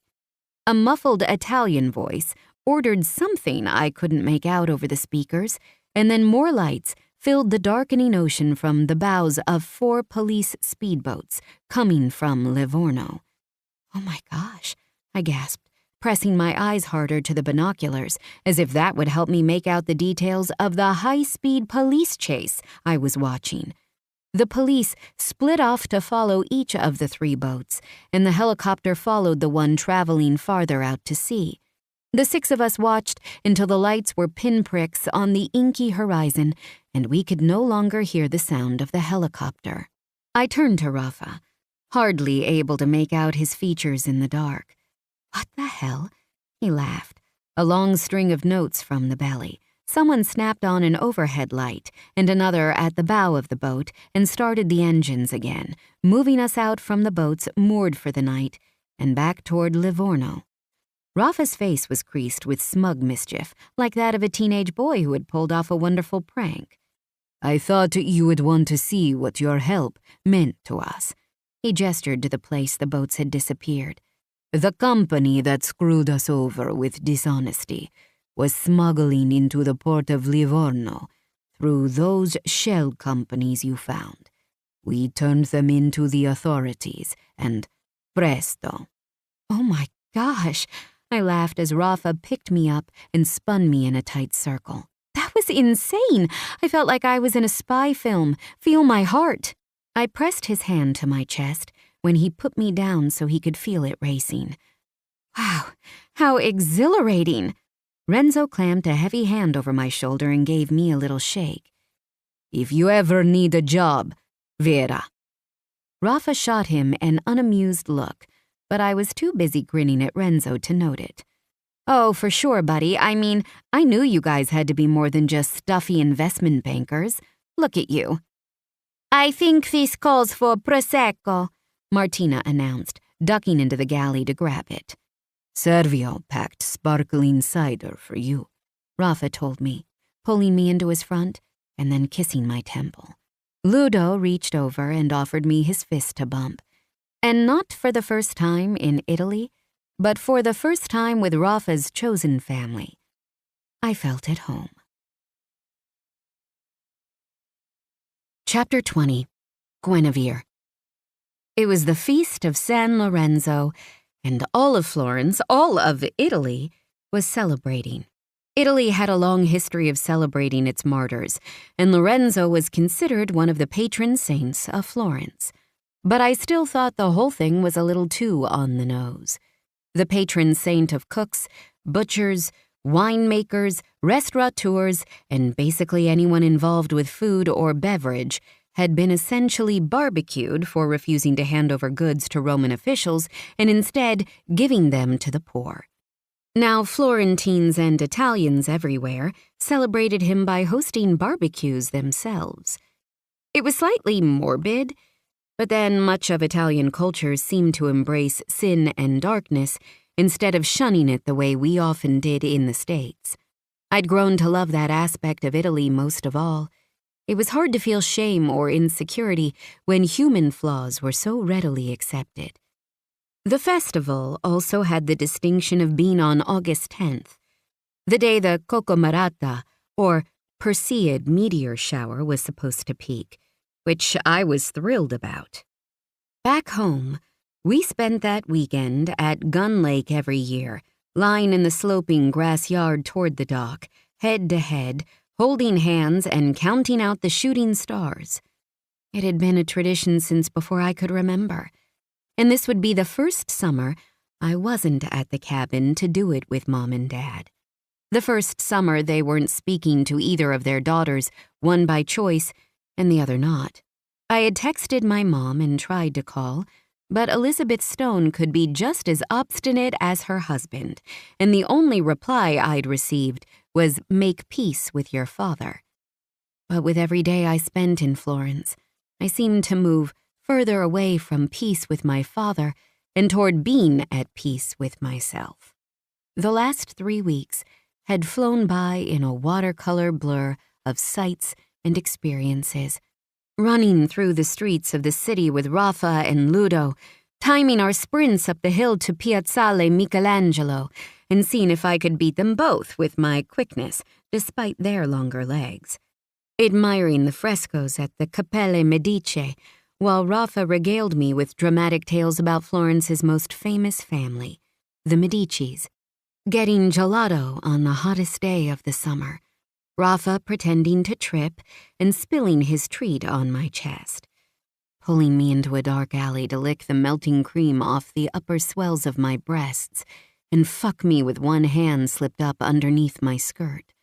We shopped at the famous Mercato Centrale, and Rafa convinced the men at a butcher shop with a sign that said, "Eat meat, it's good for your sex life," to teach me how to cut the perfect bistecca alla fiorentina for our dinner. He knew what foods I avoided for my kidney health without asking when we picked out produce, and he admitted he had done some research on my condition, so I didn't have to lay everything out for him. I kissed him so hard, he had to brace himself against a display of tomatoes, and he crushed the fruit beneath his hand. Later, cooking with him as if we'd always occupied the same kitchen, singing to an electric mix of Taylor Swift, because Rafa needed to be inducted into the fandom, Sufjan Stevens, my favorite artist, and Pavarotti, Rafa's favorite singer. When Rafa had to work, I explored alone or spent time in the library beside his offices, studying Italian and writing to Gemma about my adventures. One day, I realized I had never recovered my postcards to her from Signora Verga's apartment. But when I asked Rafa about it, he said Ludo had packed everything the police had not taken that had been left behind. It was strange, but I quickly forgot about it, throwing myself into every moment so I could pull out my memories like their own postcards, vivid and nostalgic, when I was back in Michigan. Our sex life was passionate and voracious. I woke up wanting him, already reaching for him, and went to bed tangled in his limbs, sticking to him with sweat and happy about it, because I wanted to be that close. But as the days wore on, it took on an intense, almost feral edge. One morning, I bit the junction of his neck and shoulder so savagely as I came that I broke the skin and drew blood. Rafa was far from angry. In fact, he looked smugly proud, but I wondered at how far I'd come from the shy virgin and considered, almost apprehensively, how far I had to go in falling into the dark heat of eroticism with Rafa. There was nothing we did, no way he touched me, that I did not love. The same silk scarf I'd worn driving the Ferrari now tied around my eyes as Rafa used his mouth on every inch of my skin, front to back, head to toes, for hours. The slick press of a thumb into the tight vise of my ass as he fucked me from behind, or the finger that traced the bulge of his cock in my mouth, slipping onto my tongue along with it just so Rafa could see me struggle to take more. It wasn't right to say I had a submissive streak. I was assertive about my desire. I pushed into the office one day while Rafa was on the phone speaking in German, and I dropped to my knees beneath the desk to suck him off because I'd read about it in a book once and wanted to try. I hopped up onto the kitchen counter while we were cooking, raising my skirt up to my hips to show him I wasn't wearing anything beneath, asking him to eat the whipped cream we'd made for a strawberry dessert off my skin. But there was no denying. Rafa had been right. I loved being his doll, bending and surrendering to his commands so I could receive the sweet taste of his praise and the even sweeter reward of the orgasm he made me earn. We fit in this the way we seem to fit in all things. By the time August 10th rolled in, and I was set to leave in 2 days, I almost couldn't breathe for missing him, and I hadn't even gone yet.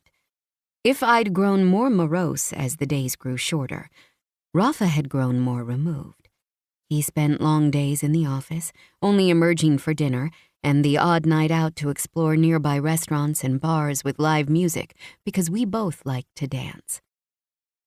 It was such a strange sensation to be so in love and so heartbroken simultaneously, to experience the fiercest joy alongside the deepest pit of despair. "Enough!" Martina snapped as we were chopping tomatoes for the caprese salad, side by side in the kitchen. We were listening to Italian pop music Martina had put on the speaker system, and we had been dancing a little around the kitchen until Sia came on and reminded me of the night Rafa and I had spent at a local club. It was strange to see a man who preferred to live in luxury and speak about Italy's historic culture indulge in something so young and current. He danced to contemporary music like an idiot, and I loved discovering something he wasn't stunning at. "You honestly reek of sadness," she declared, thrusting her knife at me a little because she was scary and vaguely threatening like that. But we had become close over the last 6 weeks, and the thought of leaving her behind brought tears to my eyes like a struck spring in soft earth. It was too much an echo of losing Gemma. I did not have many friends, and Martina, along with Renzo, Carmine, and Ludo, even Servio and Anella, had become my Italian family. Maybe if my parents were currently talking to me, the idea of leaving wouldn't have felt so much like abandonment. But it did. "Oh, tesoro," she murmured, seeing the tears in my eyes. The knife hit the cutting board with a clatter, and suddenly her arms were around me. Martina wasn't a hugger, and she didn't seem to enjoy being touched unless it was Renzo or Rafa doing it. Rafa had explained that she had trauma that made her distrustful and uncomfortable with most people, and left it at that. So the hug felt like a moment. And I took it for all it was worth, throwing my arms around her and then tipping my head into the crook of her neck. "I am going to miss you so much," I admitted wetly, clutching at her back. "I can't stop thinking about it." "I know." Her hand patted between my shoulders a little awkwardly, but she let me cling to her and sighed, relaxing into it. We will miss you too. I hope you know. I think I do. But Rafa still hadn't said the words I was waiting for. Not, I love you. As strange as it was, I didn't think we needed that. The phrase was overused in English anyway, and there were so many more beautiful ways to express it in Italian. Many ways Rafa had expressed the sentiment to me already over the last 6 weeks. Cerbiata mia, la mia donna, la mia stella cadente. My little fawn, my woman, my shooting star. And what brings a man like you pleasure? I'd asked him. You, he'd said simply, in all your iterations. You must remember my definition of perfect, Vera. Enticing, so vibrant you cannot help but find it beautiful, flaws and all. Il mio posto felice. My happy place.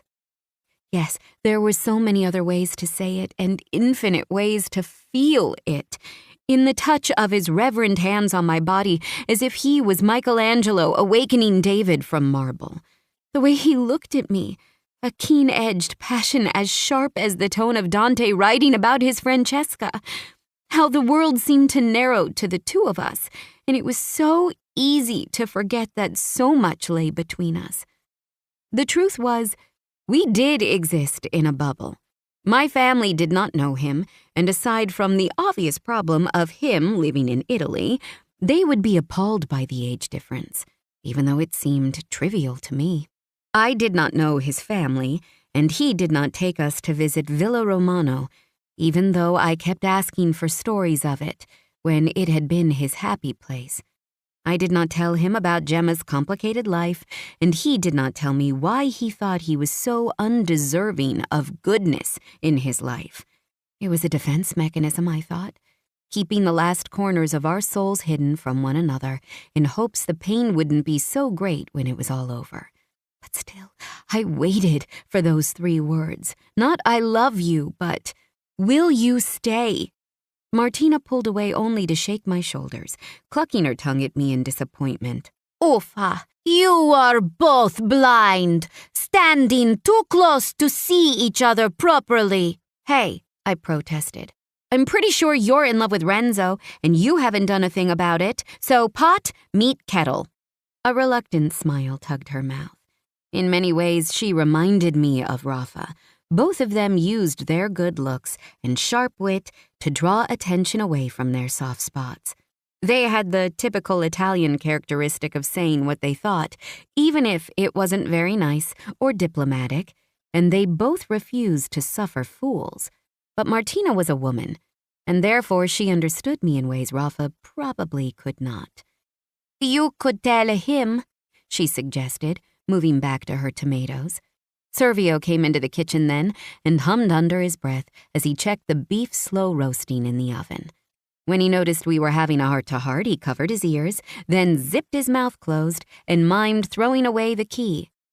I watched him for a moment as he moved to the countertop lined with watermelons we had to cut up after the tomatoes.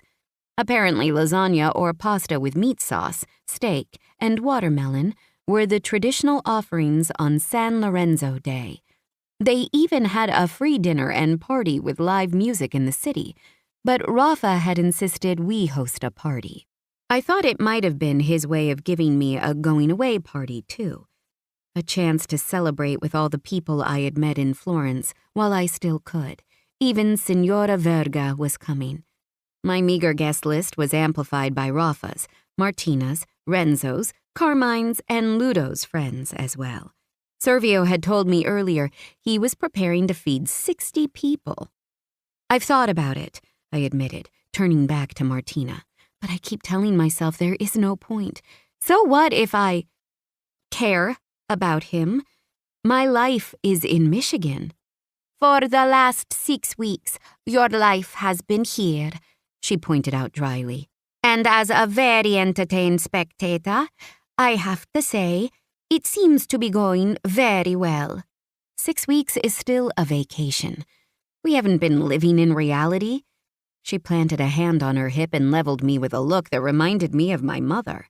"Why does it feel like you are reading these issues of cue cards?" I flushed and shrugged. "I may have made a list. I like to be organized, so sue me." "Qui non risica non rosica," she said. "She who does not risk does not get the rose." "No risk, no reward?" I snorted. "Really, Marty?" She glowered at my use of the nickname, but I thought she secretly liked it, because she hadn't told me to fuck off yet. "Fine. Do what you want. Mess up both your lives and mine by extension, because I'll have to be the one to deal with his mopey ass when you leave." Are you almost done with the salad? Carmine asked, coming into the kitchen in a vest, button-up, and trousers like he was about to walk the Versace runway and not cook in the kitchen with us. Rafa gave me permission to duck out of work and focus on what really matters. He pointed at me. Tiramisu. The key is making the lady fingers from scratch. I echoed the words he had been telling me since last week, when I'd agreed to help him make dessert for the festivities. I know. I took a peek in the pantry and they turned out really well. We had left them overnight so they could dry out, all the better to absorb the coffee and liqueur mixture. Carmine pressed a hand to his heart. My angel. Stop flirting with Cerbiata mia, Carmine. Rafa drawled as he came into the kitchen in bare feet. I gave you permission to cook with her, not try to steal her away. Next to Carmine's trussed-up finery and grooming, Rafa looked casual in his black trousers and thin knit sweater with the sleeves pushed to his elbows. His hair was still a bit mussed from the make-out break we'd taken a couple of hours ago, and I hoped he hadn't had a Zoom meeting because he also had lipstick on his throat. Ha! Like I'd ever leave you for the likes of Carmine, I scoffed, leaning back into Rafa as he pressed up behind me and planted a kiss on my bare shoulder. If you're going to be jealous, I'd worry most about Servio. The 80-year-old cook froze in the act of making 6 batches of lasagna, eyes wide. What? I said into the silence. Any woman in her right mind would consider being with Servio for his tortellini alone. Martina snorted, and Carmine made an insulted noise in the back of his throat, but Rafa laughed into my hair. Are your friends coming? He asked, kissing my neck. I squirmed. Even though I'd woken up to his mouth between my thighs while I lay on my stomach in the bed, and then come twice when he canted my hips up and fucked me into the mattress, I was still on edge with lust. Knowing I only had 2 more days to take my fill was definitely a factor. Yes, I breathed before clearing my throat. Bibi and Ramesh asked if they could bring a Guyanese dish, and I said of course. I hope that's okay. Of course. They are welcome here, and it will be interesting to have something other than the usual spread. Servio grumbled at that, but we both ignored him. I made my mom's recipe for potato salad, I told him. She makes it every summer for the 4th of July, and obviously I missed that because I was here, so I thought it might be nice to add to the celebration. I turned my head to catch Rafa looking into the distance, and I wondered if he was imagining spending the 4th of July with me in some alternate reality where we could have that kind of future. He blinked, and the moment was gone. What did you think of the Corteo Storico della Repubblica Fiorentina? Ludo Martina and I had gone to the parade in front of the Basilica of San Lorenzo that morning while Rafa worked with the others. I'd hoped he would go with me, but I knew before he made an excuse that he wouldn't. It was like he was trying to ease us apart by degrees. I wanted to shout at him that it wouldn't hurt any less to rip the bandage off slowly. It was amazing, I breathed. The historical outfits, the suits of armor, the drummers and the trumpeters. I honestly didn't know where to look. She was like a kid in a candy store, Martina teased. I was almost embarrassed by her enthusiasm. You were the first one to shout, Viva San Lorenzo, Ludo reminded her. She threw a slice of tomato at him. The atmosphere in the kitchen stilled for one vibrating moment. No, Rafa told me, stepping away from me. Carmine held up his hands to shield his fine suit. Assolutamente no. Martina and I shared a look before both reaching for the huge bowls of sliced tomatoes in front of us. Food fight! I hollered, turning to hurl a handful of tomatoes at Rafa. They landed with a splat on his back as he twisted away from me. He froze, staring in shock at the hit before lifting his gaze to mine.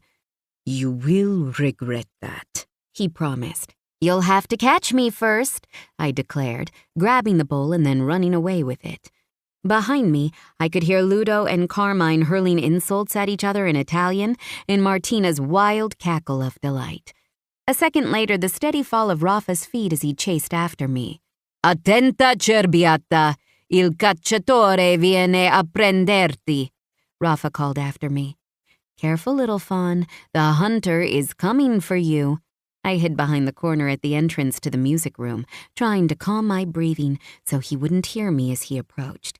He stalked into the room like the hunter he'd claimed to be, so I should have known I couldn't catch him by surprise, but I tried anyway. I jumped out, trying to lift the bowl of tomatoes over his head, but he caught me around the wrist and wrenched it down so the bowl wavered and fell between us, coating our torsos in multicolored heritage tomatoes. Rafa blinked at the mess I'd made of both of us and the terracotta tiles at our feet before sighing dramatically. I warned you, little fawn. I screeched as he ducked, the steel bowl falling with a clang to the floor. He put a shoulder to my belly and lifted me in a fireman's carry before taking off on firm strides down the corridor to our bedroom. I banged on his back. I'm needed in the kitchen, Rafa. You're needed over my knee, Vera, he corrected. Thanks to your little stunt, I now have an insatiable need to see this fine ass as red as a tomato. People will arrive soon, I argued, even though something in my belly heated at the idea of being spanked. It wasn't something we had done yet, but it was a fantasy I'd had for years, touching myself at night and imagining what some faceless, handsome older guy might do to me if I acted out. Probably a classic fantasy for a repressed good girl like me to have, but that didn't make it any less sexy. Rafa tossed the door shut behind us and dropped me gently to my feet, immediately stepping out of my reach. Hands on the door. Feet shoulder-width apart. Tilt those hips to present that beautiful ass for me, he ordered in that fire and ice voice that made shivers pour down my spine. I hesitated for only a moment because I was covered in tomato gunk. Before I did as he asked, being in that position alone was so erotic. Arranging my body to his liking, obeying his orders, even if it meant pain, because I knew always, in the end, he would make it worth it. There was a sudden slap a split second before I felt the impact sink sharp roots into my backside. He had spanked me through my skirt, but the blow still left a mild heat in its wake. How is that? He asked, running his nose down the shell of my ear. Good, I said, but my mouth was suddenly too dry, so it didn't come out right, and I had to try again. Good. Va bene. Because that was only a little taste, he muttered darkly before he grabbed the bottom of my ruined shirt and pulled. Arms. I raised them so he could rid me of the material, my damp nipples beating in the air-conditioned room. With another quick tug, my apron and skirt fell to the floor at my feet. Step out. When I did, he reached for the garments and tossed them somewhere behind us. I waited for him to touch me again, but he didn't. For a long moment that felt like minutes, I stood still, almost trembling with anticipation. A faint sound like a choked-off moan made me wonder if he was touching himself to the side of me presented like that. Heat sluiced over my skin and pooled low in my belly. Just when I was going to cave and look over my shoulder, his naked body pressed into my back, and his hand was at my sex, cupping it in one palm. Already wet, just from the anticipation of a good spanking, and standing so pretty for me. I could have come just from looking at you. painted my load on this pretty ass and left you wanting. That would have been a better punishment for my greedy girl, but alas, I am too addicted to the way you moan when you come to leave you without an orgasm. I panted as his fingers moved over my clit, dragging my wetness from my center up to the bundle of nerves. Do you want to say something to me? He asked pleasantly. Thank you, Rafa, I said instantly, because it felt natural to thank him for indulging me, spoiling me. He hummed with pleasure. Such a good, sweet girl. I wonder if you will say that when I'm done with you. His words were followed swiftly by the hit of his other hand against the underside of my ass cheek. The skin was tender, and I jumped in surprise at the sting. Count for me, he commanded, nipping at my neck as I arched it back on a moan because his other hand was still playing in the increasing wet heat of my pussy. 1. Parla in Italiano. 1. His hand disappeared from between my legs. Smack. The same place on the other cheek. My toes curled into the floor, and I pressed my hot cheek to the cool wooden door. Due. His hand was back, playing at my swelling clit, pinching it and then soothing it with circles of his thumb. I panted and canted my hips back even more. Another smack. Do not move. 3. I moaned around the number. The heat of the slaps built on itself as we continued in this rhythm, the burn-digging roots that alchemized into pleasure as they reached my pussy. Rafa continued to play with me randomly, almost bringing me off before spanking me, harder and harder, and then playing with me again. By the time I choked out, venti, I was sweating, my skin too tight for my body so I felt I would burst. I was achy all over, not just my bottom burning like banked coals, a deep fire I knew would last through the night, but also my pussy. It throbbed around an emptiness that obsessed my mind. All I could think about was the need for impact there, too. A slap, a cock, a tongue. Anything to provide the friction I needed to get off. I tried to say, but a frustrated whimper interrupted my speech as Rafa cupped my entire soaking cunt in one hand with just enough pressure to make me crazy. I need more, please. Where do you need it? He asked coolly, because somehow he always knew how to read my body. Another set to this sweet pink ass, or something here, where you really ache. A finger moved infinitesimally over my clit. I ground my teeth in order to stay still. Such a beautiful, obedient girl, he said, voice thick with desire. I think you deserve a treat, now that you've taken your punishment so well. He stepped even closer, bringing our hips together so the hot, thick line of his cock rested in the crease of my ass. The hand that wasn't cupping my pussy went to my neck, cupping it in the same way, from pulse point to pulse point, his thumb under the hinge of my jaw to push my head back into an arch. My whole body was bowed like that, quivering with tension. All I needed was one sweet, piercing arrow of pain or pleasure to trigger the release of all that tension at my core. I am going to spank your swollen fica now, he informed me in that haughty voice that made me want to crawl for him. 5 strikes, and if you come before the 5th, we will start from the beginning again and continue until you get it right, even if it takes all night, even if guests start to arrive and they can hear your lovely cries through the night.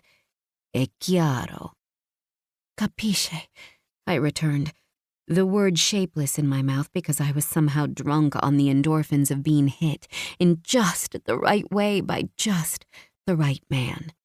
He pressed a kiss to my sweaty neck before saying, "Count them off." Slap. My body rocked to my toes as sensation rocketed through me, obliterating any notion of remaining calm. "Una!" I cried out, teeth almost chattering as I fought to keep from begging. Slap. A sharp cry punched from my throat, and my hips rocked hard back into his hand as he cupped my stinging pussy and rubbed in the ache until it turned to sweet, honeyed pleasure. Due! The word fell from my mouth to the floor, my entire focus on the hot spot between my thighs, bracketed by Rafa's big, calloused hand. You are so good for me, he praised, pushing me even higher into a space that felt like floating through a light box. So sweet, letting me slap this pussy before I fuck it. This slap was harder, fingers curling over my clit so that the pain rang through it like a great metal bell. Trey! I grunted through my teeth, my legs and arms shaking now. So close. He crooned to me. You can do it. I will be so proud of you if you can wait to come all over my palm on 5. Yes, Rafa, I breathed, locking down every muscle in my body in anticipation of the next stinging hit. It didn't help. The hit felt like fire against my wet skin, the sound of it a gunshot in the quiet room. I quaked, my legs gone to jelly, so the only things holding me up were the hand wrapped like a collar around my neck and the one curved around my cunt. Quattro! I panted against the door, rocking my forehead against the wood in an attempt to ground myself. Last one, Rafa whispered, rubbing my pussy in gentle, firm circles with his palm. You have been so stunning. Absolutely perfect. This time, if you need to, Vera, you can come for me. Thank you. I breathed a second before his hand left my swollen folds entirely, only to swing back against me with more force than before. Air exploded from my lungs, my chest compressed, every atom in my body contracted for one single, brutal moment, and then I screamed. Release? It shot through me like an arrow, shattering the tension so that it broke into pieces and scattered in my bloodstream, carrying heady sensation to every inch of my body. I was still coming when Rafa switched his hand for his cock and wiped his hand on my hip before grabbing me tight, slanting my ass higher and driving into my clutching heat. My cry was garbled. I was breathless with shock as the first orgasm nosedived into a second, this one softer, longer, rippling through me like waves in a pond. Così perfetta. Rafa growled as he fucked me, the hand around my throat shifting to my shoulder, one arm banded across my breasts so he could thrust me back into him and keep my climax-wrecked body from hitting the floor. Fatta per me. So perfect. Made for me. Per sempre. I found the will to say as he gave definition to the phrase, fucking your brains out. Forever. When he came, he whispered my name into my ear again and again, like a supplication, like his cum was an offering to some ancient pagan goddess. I added that to my list of ways Rafa Romano said, I love you, and knew in my heart that the other 3 words would come before the end of my stay. We were meant to be together, and, climax drunk, I could see no reasons why we shouldn't be. Chapter 21. Rafa. Life was better than it had been since I was a boy, too innocent and too young to understand the cruelties of the world. Only perhaps it was better now I was a man who knew just how cruel the world was and how to make myself cruel enough to defend against it. And even then, I still fell in love with a girl who was made of starlight and sunshine. That was the only way I knew how to define the feeling that overcame me whenever I was with her or thinking of her, as if a supernova was expanding in my chest. Nothing had ever felt like this before, but I had read enough poetry to recognize that these symptoms spoke of love. I had dated at Oxford and in London, beautiful, interesting women who knew nothing about my history, but there was no comparison. Even though Guinevere did not know everything about me, specifically the nature of my business and the kind of man I had to be to do it, she still knew so much more than anyone else. From the very first, it was like she had sensed the shape of my soul buried 6 feet deep in the fallow field of my chest and carefully nurtured it back to life. Her love of Italy lent itself to knowing me the way women before had not. How could anyone love me without knowing of Italy? The country that had, for better or worse, carved me slowly and irrevocably into the form I took now. No number of years in Britain could rid me of that influence, and I realized, to my surprise, I was pleased by that. I had been right at the start when I had told Guinevere she could make me fall in love with my country again. I just had not expected her to make me fall in love with them both simultaneously. Loving her was the less surprising of the two. She was everything good I admired, shaded in just enough of her own unique darkness to be three-dimensional and vibrant with complexity. But the fact she had made me fall in love with myself, shocking. It was hard to look back at the last 4 years. No, 13, including the time in England, and see how truly unhappy I had been. First cast out of my family with only infrequent, clandestine communication so that my father would not discover I was still in contact with my mother and sisters, completely without the comforts of my culture.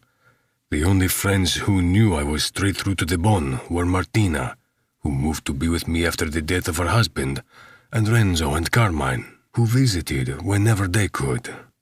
Then, when I returned to Italy, a bittersweet homecoming, because I had to pick up the dirty mantle of a man I hated in order to safeguard the Romano women from the vultures circling in the wake of all those deaths. Even as I adjusted to my new reality, it was with a resignation that tainted me through to the very marrow of my bones. Even as I grew to enjoy aspects of the work and the shadowed corners of my psyche that made me so adept at it, I could not fully rejoice in this new life because it had not been my decision to live it. Loving Guinevere, though terrifying, seemed like the first decision I had made for myself since I'd left Italy, turning my back on my past to pursue my dream of Oxford and the civilian life. I wondered what I would do to keep the dream of Vera alive too. I stood drinking a glass of wine in the corner of the kitchen, watching her. She was laughing, hand on the forearm of her old Scottish friend, Fergus, as if she needed his support to hold her up. Bibi, the beautiful black woman, flicked her on the nose and made her laugh so hard I could hear the faint strains of it over the music and the other general chatter of the San Lorenzo festivities. She had started to talk more with her hands, especially when she spoke Italian, and they fluttered through the air like pale birds. It was impossible to look away from her radiance. "You're completely gone for her," Martina observed as she sidled up beside me, leaning her hip against the counter so we were pressed together. For someone who usually avoided physical touch, she sought it with Renzo and me whenever she could. I wondered if she was a touch starved, as I hadn't realized I was before meeting Guinevere. I sighed, angling an annoyed look her way. "Don't sigh at me as if I'm some inaccurate nuisance. I am one of your best friends, and I'll have you know, filled with deep wisdom." I think you mean bullshit. Her elbow dug into my side, but I was ready for her, transferring my glass to the counter so I could pin her in a headlock. Renzo appeared, blinking at us mildly. "Oh, are we reverting back to the age of 11? Don't tease him," Martina said as she squirmed out of my loosened hold. "Can't you see he's in love?" Renzo gave her his best unimpressed stare, which was effective on almost everyone but Martina. "Don't pretend you hadn't noticed." She leveled her finger at him and then swung it into my face. None of us have ever seen you happier. I lifted my shoulder in a slight shrug, but had to hide the beginnings of a grin behind my wine glass. Oh, Rafa, she said, seeing it anyway, softening into my side. What are you going to do about it? My sip of wine turned sour in my mouth, and I had to force myself to swallow it. Was that not the €1,000,000 question? There is a tension between what I want to do and what I know is the right thing, I confessed. Renzo considered me with the full weight of his keen attention. You have not hesitated to do what you want for a very long time. It's not just about me, I snapped, then sighed. If I ask her to stay, I would have to tell her everything. She either hates me and leaves on the next plane out, or she finds a way to love me still, and I subject her to a lifetime of danger as my woman. She leaves on the plane in 2 days whether you tell her or not, Renzo prompted. And the man I know would not let anything happen to his woman, Martina decreed with her chin in the air, her eyes flashing with memories. The night she had finally told me the truth, the night her husband had ended up dead, impaled on the edge of my knife. I slid my arm around her waist and hugged her into my side. I would die for her tomorrow if it meant keeping her safe for the rest of time. Loving her like that. Can you not see how wrong it feels to ask her to stay? She would, Renzo said, looking into the informal living room where Guinevere was still with her friends. Ludo was at her shoulder too, drinking a San Pellegrino in solidarity with Vera because he was like that. Of us all, he had the best heart, so it did not surprise me that those two had struck up a quiet, lasting bond. One of my soldiers, Gustavo, whom I had known since our youth, approached Guinevere to introduce his wife, who was a history professor at the university. Guinevere's face lit up. I know, I murmured, because I could feel her love like a light on my face every time she looked at me. But she thinks I am a hero, a Prince Charming in my red Ferrari saving her on the side of the road. What if she knew I had a body and a tongue, What if she knew how many people I had killed? And how much I enjoyed it, I thought, but did not say. Martina made a sympathetic noise in the back of her throat before dropping her cheek to my shoulder, and Renzo moved to stand on my other side, close enough to bump my shoulder. Sandwiched between the two, I felt grateful that Guinevere had opened my eyes to the beauty in my life that had already existed. Thank you, I told them, for putting up with my miserable ass for all these years. I would not be here without you. If they were surprised by my uncharacteristic show of effusiveness, they did not bat an eyelid. Instead, Martina lifted her beer toward us both and waited until we raised our wine glasses before saying, Per sempre. Forever. I could toast to that and take comfort in the fact that no matter what I chose to do, I had my familia to fall back on. For what it's worth, though, boss, Renzo said, I think you should ask her to stay. She thinks you are better than you are, yes, but I think you both believe she is better than she truly is, too. She is smart, Raffaele. If she has been looking, and she has, she will have had the opportunity to draw her own conclusions. She just didn't want to. It was an interesting argument, one I hadn't considered. Guinevere was darker than she appeared. She adored the harsh crack of my voice commanding her to do things her sweet, dirty mind had only dreamed in her most depraved fantasies. Admitted that she felt safe when I broke the finger of the stronzo who had called her a whore outside Fortezza de Basso. Crowed with glee, watching as the trap she helped lay for the Grecos snapped into place around their necks in the Ligurian Sea. Oh yes, she had a dark side, and it called out to me like whispers in the night. I could even believe it was one of the reasons she was so drawn to me. But self-perception was such a tricky business, and I should know that best of all. Guinevere's parents had told her to be good and do good her entire life. They had reinforced that she was the good sister, the good daughter, so heavily that I could feel the physical tremors of joy when I called her a good girl in the bedroom. Now, good was a label she had given herself as much as anyone else had, and I was not sure anything or anyone could change the way she thought about herself, except for Guinevere. She had found fertile soil here in Florence to dig her roots into, soaking up nourishment she had been looking for all her life, tipping her head to the sun until she blossomed. Her confidence grew every day, and along with it, her sense of self. It was gorgeous to behold. There was a difference, though, between growing from what you were and changing entirely, and she would have to do that if she wanted to stay and be my woman. She would have to become the queen below to my king. They thought of her, royal and clothed in shadow by my side.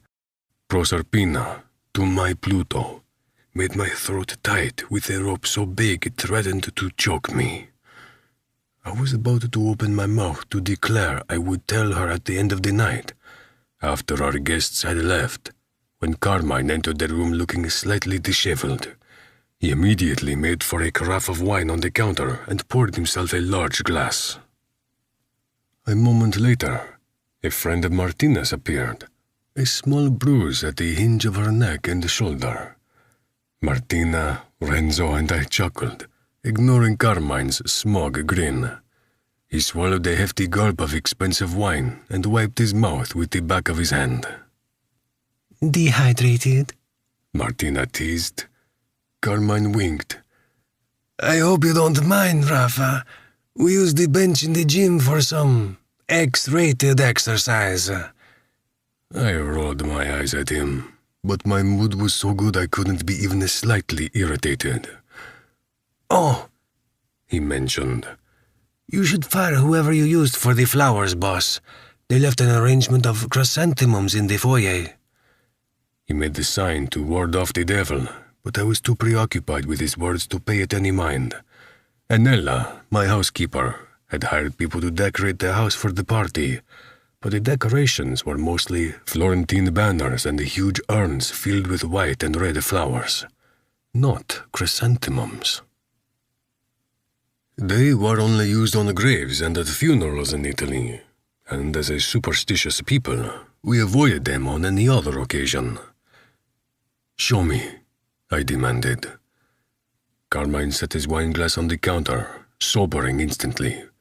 Martina and Renzo followed behind me as we moved through the first floor and down the stairs to the foyer. The flowers were in a large, low bowl on the marble table at its center. I searched the blooms and came up with a small card perched on the edge of the bowl. I did not die, yet I lost life's breath. You will not die. You will not go gently. So I will take your breath instead and watch you suffocate. San Marco. As if the quote from Dante's Divine Comedy made it so, I could not breathe. Terror was a noose cinched too tightly around my neck, all my blood rushing to my head and inducing dizziness so severe I had to press my hand on the table. Of course, there was only one choice for whom my breath could be, and she was laughing upstairs with her friends at a party. Renzo plucked the card from my hand and read it before cursing savagely and passing it off to Martina. She leaves in 2 days, Carmine soothed after reading it himself. You just have to be careful until then. I could not speak, muted by that ever-closing noose. He was going to ask her to stay, Martina murmured, her hand soft against my forearm. This is why I never could. The words almost wheezed out of me, wrung from my air-deprived lungs. She has already survived so much. I will not ask her to survive this. Whoever the fuck San Marco is, we will find them eventually, Renzo swore. We have suffered worse fools than these. The Pietras are a shell of what they once were before we broke them apart for taking Aldo. 8 Greco members are rotting, awaiting prosecution from the DIA because they dared to turn against us. We will end this poetic motherfucker's threat too. Yes, I agreed on a hiss as fury worked its fingers under the rope around my throat and pulled it loose. I let the dark joy of violence fill my blood and bring me back from the brink of panic. Il Gentiluomo was a figure spoken about in whispers in dark corners and back alleys. A man so monstrous he had become legend. For a brief moment, I forgot that monster was me, having spent too long in human skin around Guinevere. But there was no future where I was not both, and there was no future where I could live with Guinevere suffering the consequences of my choices. Talk to Anella. Get the name of the decorator or the florist and discover who the fuck sent these. I ordered as the cool mantle of numb cruelty settled back around my shoulders. Find me the man. Find me the messenger. I do not care. Just find me someone to kill for this. Renzo and Carmine both nodded before taking off back up the stairs to do my bidding. Rafa, Martina tried, voice soft, hand still on my arm, though I was numb to it. Not now. The party is over. Wrap it up without causing alarm in the next hour. I do not want anyone outside the family in this house after that. The idea of people I did not trust farther than I could throw them being in the same city, let alone under the same roof as Guinevere, filled me with primal rage. Martina hesitated for a moment before her posture changed, shoulders tightening, spine straightening to her normal military bearing. Yes, boss. Nothing touches her, I ground out. Not so much as a bee stings her in the next 48 hours before she is gone. Understood? She nodded. I want to find my woman and install her for the rest of the night within arm's reach of my side. In a way, I was glad for the rage flaming in my ribcage. It almost overwhelmed the crushing grief at my heart. Chapter 22. Guinevere. The party was a massive success. It was incredible to have our friends under one roof for the festivities, eating delicious food and talking about things I never had as a university student. Philosophy, literature, the importance of cultural celebrations like the Feast of San Lorenzo each year, and the relationship Italians had with their food. It was enriching. All of it. Rich, verdant earth to dig my roots into, so I could suck up all the nutrients of this place and these people before I had to leave, if I had to leave.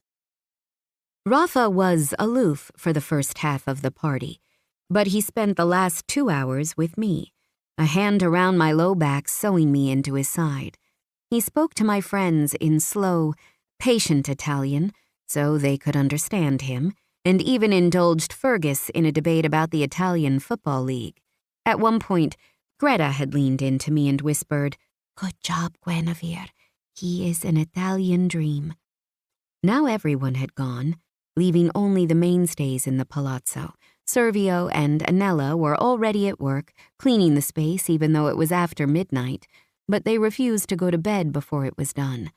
I would have liked them to join us, but it was enough to have the others. They were gathered in a loose knot in the study, speaking quietly, when I found them after setting everything up for my Perseids tradition.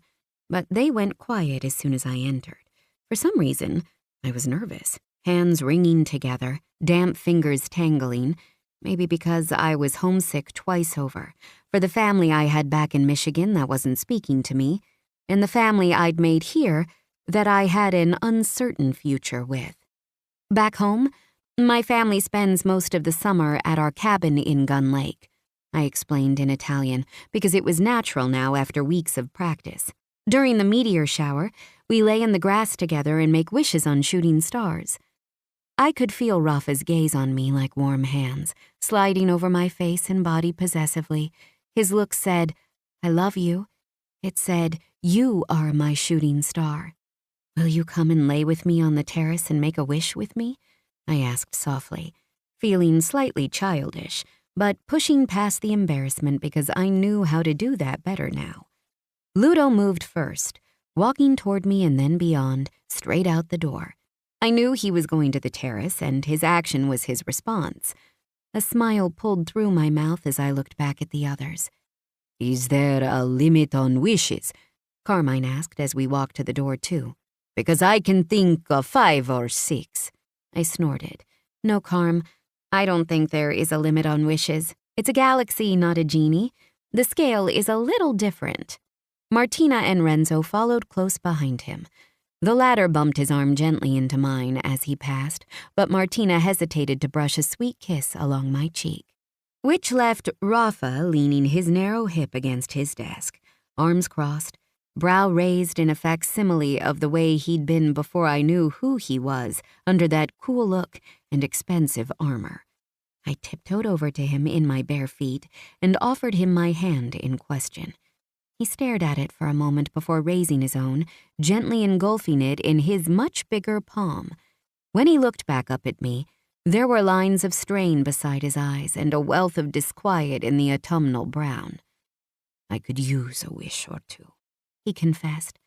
I squeezed his hand in answer and led him quietly through the house out into the big terrace off the kitchen.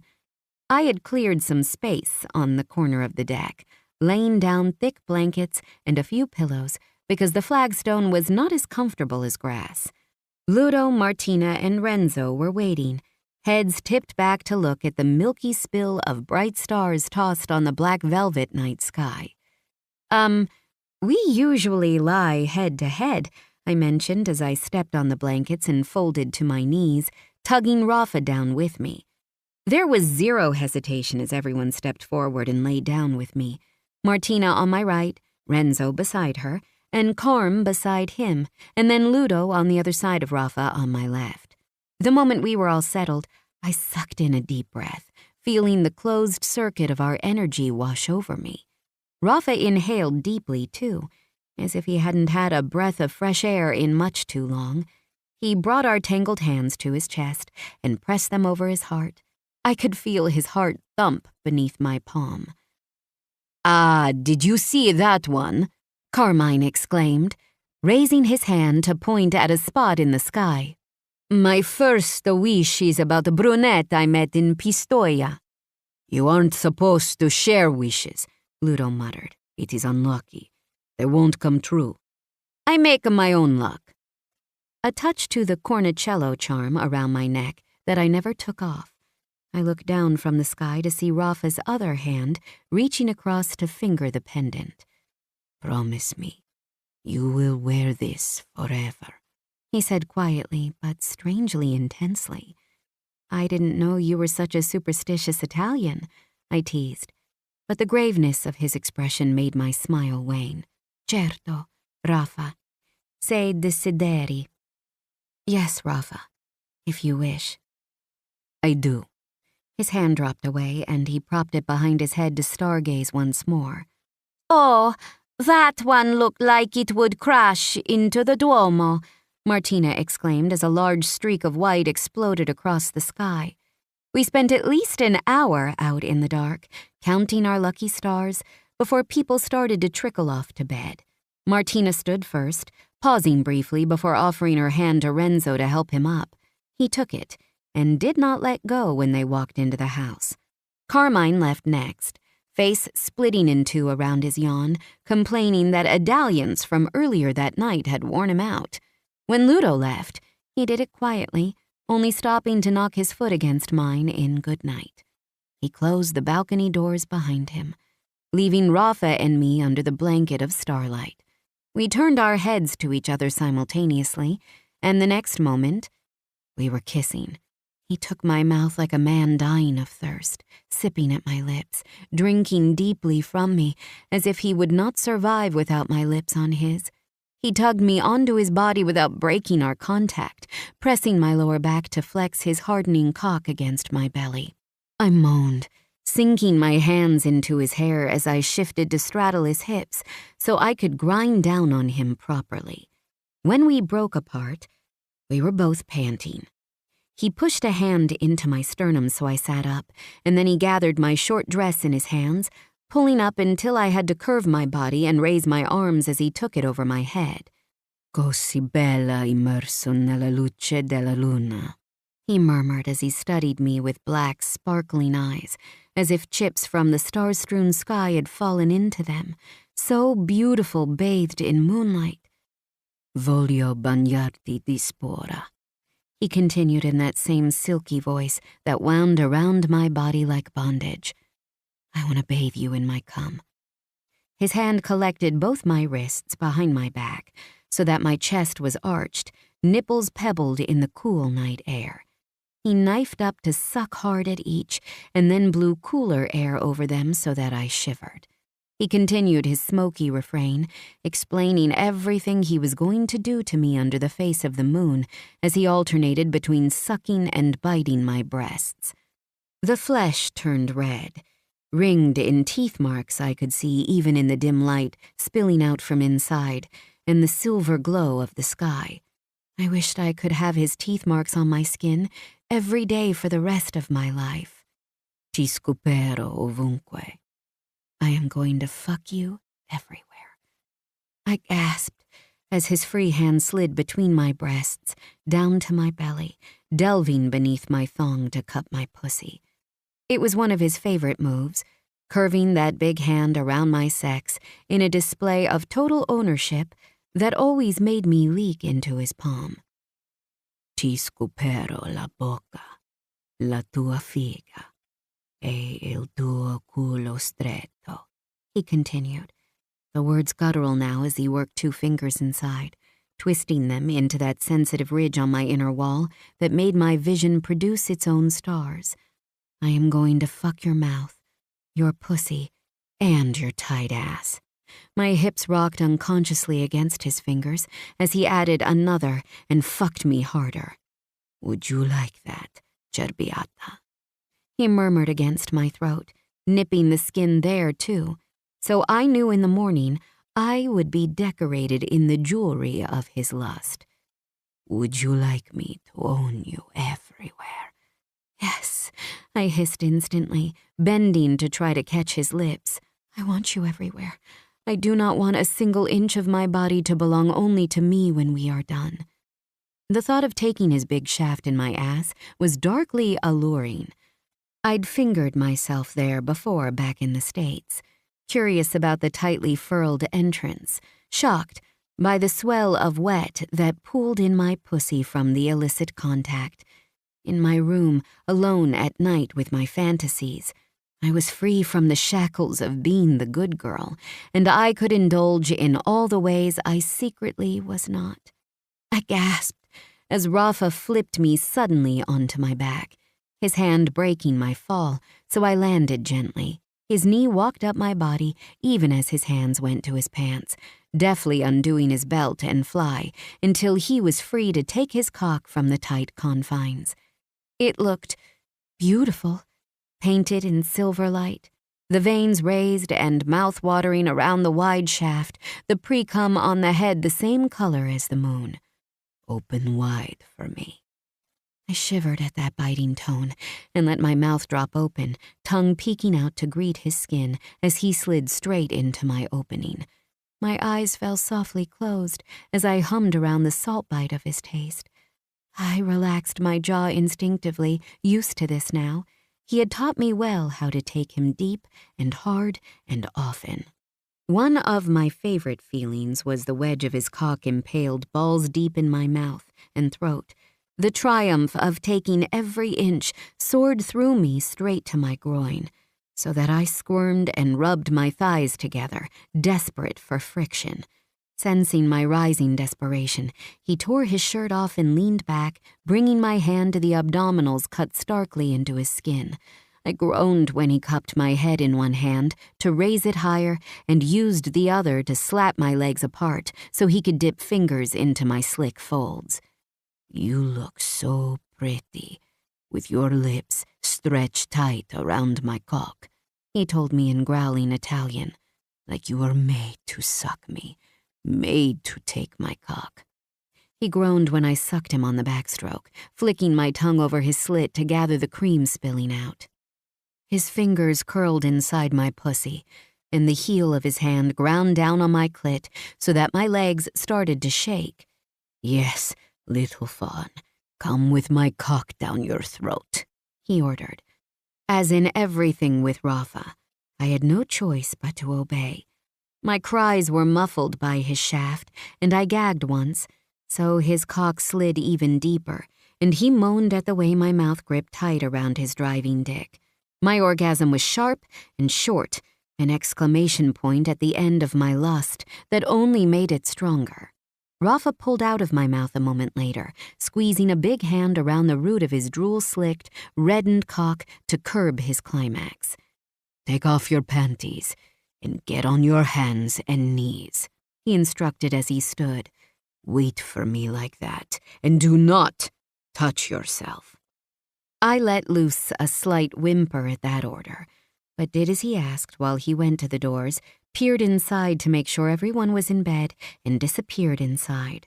When he returned, I was in position, my figa and culo framed high in the air between my spread legs. "Così carina," he praised, as he dropped to his knees on the blankets behind me, and a glass bottle landed next to me. Olive oil. I turned my head to watch as Rafa lifted the bottle, uncapped it, and poured some into his palms. He rubbed them together to warm the liquid, and then smoothed his rough, slick hands over the globes of my ass until they gleamed with a high shine under the starlight. "Que bella," he murmured, his voice almost punch-drunk with lust, taking in the sight of his oiled hands on me. I gasped, head dropping between my shoulders as the head of his cock kissed my entrance and then slid smoothly into my pussy, the way eased by his thick fingers so I could take him all in one stroke. I thrust my hips back into his, grinding down, but he only moved in deep, slow circles that shuddered desire through my hips in shocky waves. He was too preoccupied with massaging his oiled thumbs over my crinkled hole, pressing deeper and deeper on each pass until one sank inside. I jumped at the unfamiliar burn, but his other hand held me steady at my hip and hushed me with soft, nonsensical praise in Italian. "Be good for me," he intoned, and I realized I was panting, working my hips in useless palpitations because sensation was bombarding my body. I could feel it in the curling ends of my toes, at the roots of my hair and the base of my teeth. It was everywhere, around me and inside me. Rafa, Rafa, Rafa, in my mouth like the only word I knew in any language. He replaced his thumb with a finger, and then slowly worked another one inside the rim, stretching me enough to make me hiss before I sank into the burn. "I know my girl loves pleasure," he said, as he pumped those fingers into my ass, holding me still and open with his other palm, and I knew without looking that his eyes were fixed on the way he split me open on his cock in one hole and his fingers in the other. "But she loves some pain, too." I couldn't disagree. Mostly because my brain had short-circuited and my mouth had stopped working except to form the shape of his name and the occasional plea. "Do you want my cock here, mia dolce cerbiata?" He cooed to me, a third finger pressing, massaging at the tight clutch of my hole until it gave way and closed tight around the added digit. I cried out, head snapping up as my back bowed, and unexpected pleasure knifed through my pussy and ass, the edge meeting in the middle and driving deeper, so that I shook and shook and shook with climax. My teeth snapped together with the force, and all I could see behind my wrenched closed lids was the night sky imprinted in my brain, a galaxy of pinprick color.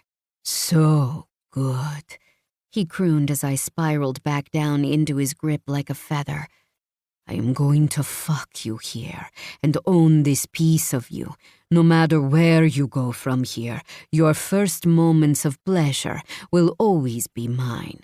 I opened my mouth in lazy protest to tell him the only place I wanted to go was to bed in his room, our room, for the rest of forever. But then his fingers were leaving me, except one hooked into my slightly stretched hole as if to hold it open for the press of his searing cock. I held every muscle so still I seemed to vibrate as he gradually stuffed my tight hole full with his steely length. I cried out softly, head limp on my neck, as his balls pressed to my soaking pussy and he was finally deep inside me. The heat and burn of him in my most forbidden place felt like a brand of ownership on the inside of my skin. It made me feel his in a way I never had before. His hands cupped the flare of my ribs and traced them to the small of my waist and up over my ass to hold my hips. "I am going to fuck you hard now, mia stella cadente," he warned me, voice threadbare with the same longing I felt coiled around my hips and soul. "Going to own you now and forever." "Yes," I gasped, tipping my hips even higher so he notched deeper and made me shiver. "Own me forever." The way he fucked me then was as savage as he promised, pulling himself slow and smooth to the hottest, tightest point of my entrance in a way that made saliva pool behind my teeth, and then snapping his hips hard to drill back into my depths, over and over, harder and harder. The hands on my oiled hips slipped under the intensity and became claws, fingertips stamping oval bruises, and nails giving me half-moon scratches that I would wear as if on a gemstone Renaissance belt. I locked my elbows so I could drive back against his thrust, falling deeper and deeper into the debauched act, lost to the all-consuming feel of the deep, earthy pleasure. And when he reached down with his cleaner hand to thrust 2 fingers into my steadily leaking, swollen cunt, I threw my head back and howled my orgasm to the moon. Seconds later, he came too, pulling out carefully before fisting his cock until he rained hot seed over both my holes. And when he came, he shouted my name to the same moon as in a pagan union, a marriage under the stars that felt more eternal than if we had signed any kind of legal document and binding code. I was his, completely, unutterably, until my dying day. After, when he cleaned me up as best he could with his discarded designer shirt, ruining it without a thought, he collected me in his arms and carried me through the dark, quiet house to his palatial bedroom. He got into bed without allowing me to leave the circle of his arms, and then settled me curled up on his torso like a kitten. I was completely exhausted, but I clung to wakefulness, waiting to hear those 3 little words I was now so certain he would ask me, "Will you stay? Will you stay? Will you stay?" I repeated them in my mind like a spell, and when he spoke at first, I thought he himself had spoken them. But no, "You are brighter than any star we saw tonight," he confessed, as he stroked my hair with one hand and my hip with another, as if he couldn't bear for any inch of me to be unloved for even a moment. "Please, promise me something." "What?" I whispered around the hope lodged in my throat. "Segui la tua stella," he murmured. "It means follow your destiny. Do not go home and let your parents dictate your life any longer just because you feel guilty about their loss of Gemma. Just because you feel You should be able to make their lives easier by being good at the cost of your dreams.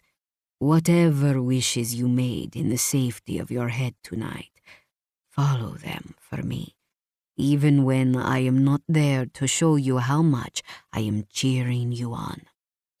I blinked at the flood of tears that attacked my ducts, trying to keep them back through sheer force of will. The only wishes I had made tonight were to stay here with Rafa forever, but it seemed he didn't have the same dream. "Your dreams mean more now to me than my own," he said quietly before kissing the top of my head. A few minutes later, his hands went limp on my body as sleep swept him and my hope for those 3 little words away forever. When I was sure he was deeply asleep, I turned my face into his chest and let myself anoint him with my tears as I whispered, "I love you, Rafa," in any language, across any distance, and I always will. Chapter 23. Guinevere. I woke up with a gasp because there was a hand over my mouth. My eyes flew open, torso knifing up only to be gently pushed back down. Rafa was leaning over me, the whites of his eyes gleaming in the dark room. "Hush," he insisted quietly, sharp urgency in every line of his coiled body as he hunched over me like a shield. "Someone is in the house." Fear tied my belly into tight knots. He removed his hand to press a finger to his lips. I nodded, heart moving to hammer in my throat so hard I thought I would vomit around it. A light was flashing on Rafa's bedside table, like a silent alarm, throwing red light into the room every few seconds. It was a security system, I realized with relief. The police were on their way. The door to the room creaked open. Rafa pushed me into the mattress, straddling my body, facing the door with a gun raised in the direction of the entrance. But it was only Ludo, his own handgun in both hands. He jerked his head at Rafa and made a hand gesture toward the hall before disappearing again. Rafa nimbly climbed off the bed and grabbed for my hand. "Hide in the closet while I go sweep the house," he ordered me softly in Italian. "Do not make a noise, and do not come out unless you recognize the voice of whoever is in the room." When I didn't say anything, gaze fixed to the dark metal of the gun in his other hand, he shook me slightly by the shoulder. "Guinevere," he snapped quietly, and raised the gun to point the barrel at his eyes as if he wasn't even aware he had a loaded gun between his fingers. "Eyes here. Do you understand me?" I nodded, but when he tried to move away, I clutched harder at his hand. Rafa's features softened slightly as he looked down at my nails digging into his skin. He pulled me into his arms and pressed a long kiss to my temple. "You will be safe, little fawn. Do you trust me?" I was nodding before he had finished asking the question. "I'm not scared for me. I'm scared about you going out there. Please, stay in here with me. Let Ludo and Martina handle it. They were in the army." Rafa's smile was a thin slice of white in the dark. "Do not worry about me, Vera. Whoever has broken into my home should be much more afraid of me than I am of him. Now, do as I say. Hide." I rose to my tiptoes to press a hurried kiss to the side of his mouth, and then turned to run across the wood floors to Rafa's walk-in closet, the door closest to the windows overlooking the inner courtyard. There were slats in the wood so I could see out if I pressed my face to the door. I didn't hear Rafa leave, but I knew when he did because fear gripped tighter at my throat. My heart raced so hard I thought it would give out, and I felt dizzy from the strain. Long minutes passed, and nothing. I was almost relaxing slightly when I heard the creak of the old wood door opening again to the bedroom. My heart stopped, slamming into an impenetrable wall of fear, because I knew somehow that it was not Rafa, or Martina, or Renzo, or Ludo, or Carm. Somewhere deep in the palace, there were a shout and the concussive bang of a gunshot indoors. Through the slats in the door, I saw a shadow detach itself from the wall and freeze in the middle of the room at the sounds from the second floor. My hand slowly went to my mouth as if I could press my too loud, panicked breath back into my body. A second later, the dark form moved again. Crossing to the bed, I watched as it seemed to check the sheets and then cross to the bathroom diagonally across the room from where I hid. Thumps echoed throughout the palace. The shape of a man reappeared almost instantly, walking faster now, coming straight for me. I swallowed my scream and threw myself backward, my bare toes silent on the carpet. My back hit the end of the closet, 10 feet from the slatted door. I pressed my spine hard to the wood as if it could absorb me and keep me safe. But it couldn't. A moment later, the door swung out on quiet hinges, and a tall, lean body filled the gap. I was trapped. Fear clogged every pore so completely, I could not even scream. Every scary movie I had ever seen where the heroine didn't call for help suddenly made sense. I was frozen in terror and faced with a man who stepped forward just slightly, so the moonlight fell through the slats onto a face wearing a Venetian mask, and the dark metal of a gun raised to point at me. Mi dispiace, ma te sei il suo respiro e lui deve morire, came the muffled words from the man who clearly intended to kill me. I am sorry, but you are his breath, and he needs to die. Oh my God. Time slowed to a molasses drip, while thoughts flew through my head like shooting stars. My parents back home, aching from betrayal, not knowing they would ache so much more when I never came home at all, lost to the evil Italy they had warned me about. Rafa somewhere in the house, without knowledge that I loved him with every single thing inside me. The life I could have lived if I'd only been brave enough to take a risk when I could have. All of it gone in the single press of a finger around a trigger. The masked man took 3 big steps forward and aimed the long barrel of the gun at my forehead. I couldn't close my eyes or look away. I wouldn't be a coward in this final moment before the end came. So I was watching him as the bang screamed through the tiny closet, deafening me momentarily, making me flinch. My face seemed to break open, sharp pinpricks of pain punching into my skin, moving hot and wet across my forehead, my cheeks, and chest.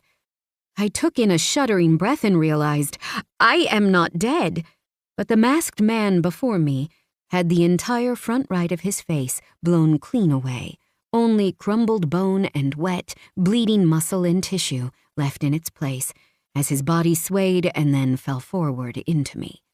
I scuttled to the side, avoiding his collapse, pressing myself into the corner of a row of suits.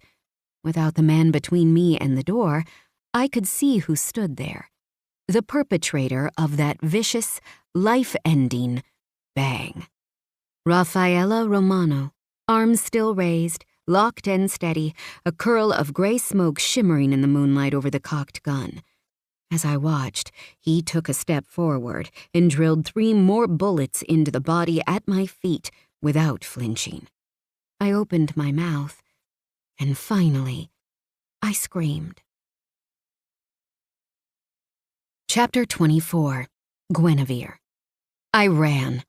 The basic human response to a terrifying situation is fight or flight, and I knew, even in my stupefied horror, that there was no way I could ever fight Rafa. So I leapt over the body, like the fawn Rafa had accused me of being, and darted past him before he could even lower the gun. The gun! There were people I could go to inside the house. Martina was my first thought, ex-military and badass. But logic ripped the thought into pieces. Everyone in this house was unequivocally his. So loyal to him, they could not be trusted to help me even under the best circumstances. And these weren't that. Because that same level of loyalty that made them a family meant only one thing. They knew. They knew Rafa was a monster masquerading as a man. They knew. I was still screaming. The sound echoed off the high ceilings of the house as I raced through the first floor and stampeded down the stairs in my bare feet, slipping slightly on the marble because they were slick with blood. Blood. By the time I made it to the bottom, I was going so fast, I could not have stopped if I'd tried. Voices were starting to sound behind me, but I couldn't focus on those. I had to keep my eyes trained on the doors at the end of the huge foyer, and when I reached them, I threw myself against the heavy wood while I twisted the knob, forcing it open faster than the old ornate hinges wanted to move. They screeched painfully, but I was still screaming, so I didn't notice. Cool night air hit my face, shaking some clarity back between my ears. The police, that was where I needed to go, to the police station. I couldn't think beyond that to what I would say, what I would do, once more caught without a phone or ID in a little nightgown the same maple brown shade as Rafa's eyes. The cold eyes of a killer that I had stared into countless times, believing they were the windows to the soul of a man I loved. I ran. Turning on my heel on the pavers, I sprinted toward the Arno. The sun was just a faint glow on the horizon, so I wasn't sure if the police station would be open. But I remembered where Rafa had taken me to make my statement in Santa Croce. There were a few people in the streets, a small group of drunk youths around my age who laughed when I passed in my silk nightie at a sprint. An older man, his dog peeing against a graffitied wall.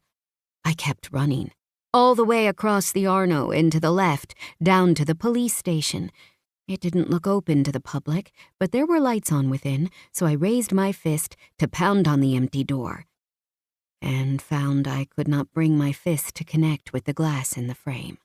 I stood there, swaying slightly, as I sucked in deep, long inhales, and the lack of motion, the time to breathe, cooled the hot rush of panic in my blood until I was as inert as volcanic rock.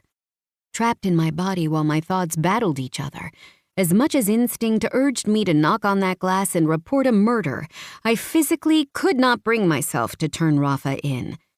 It was more than the simple fact that, in however brutal a way, he had saved my life. It was every moment that had led to this one, every moment where I had believed the very best of him, his touch on my shoulder when he was retying that red dress, his mouth on my breasts through the wine-soaked gown, and the feel of him inside me under the starlit night only a handful of hours before this. The way he'd made me fall in love not only with this country and him, but also with myself, exactly how I was.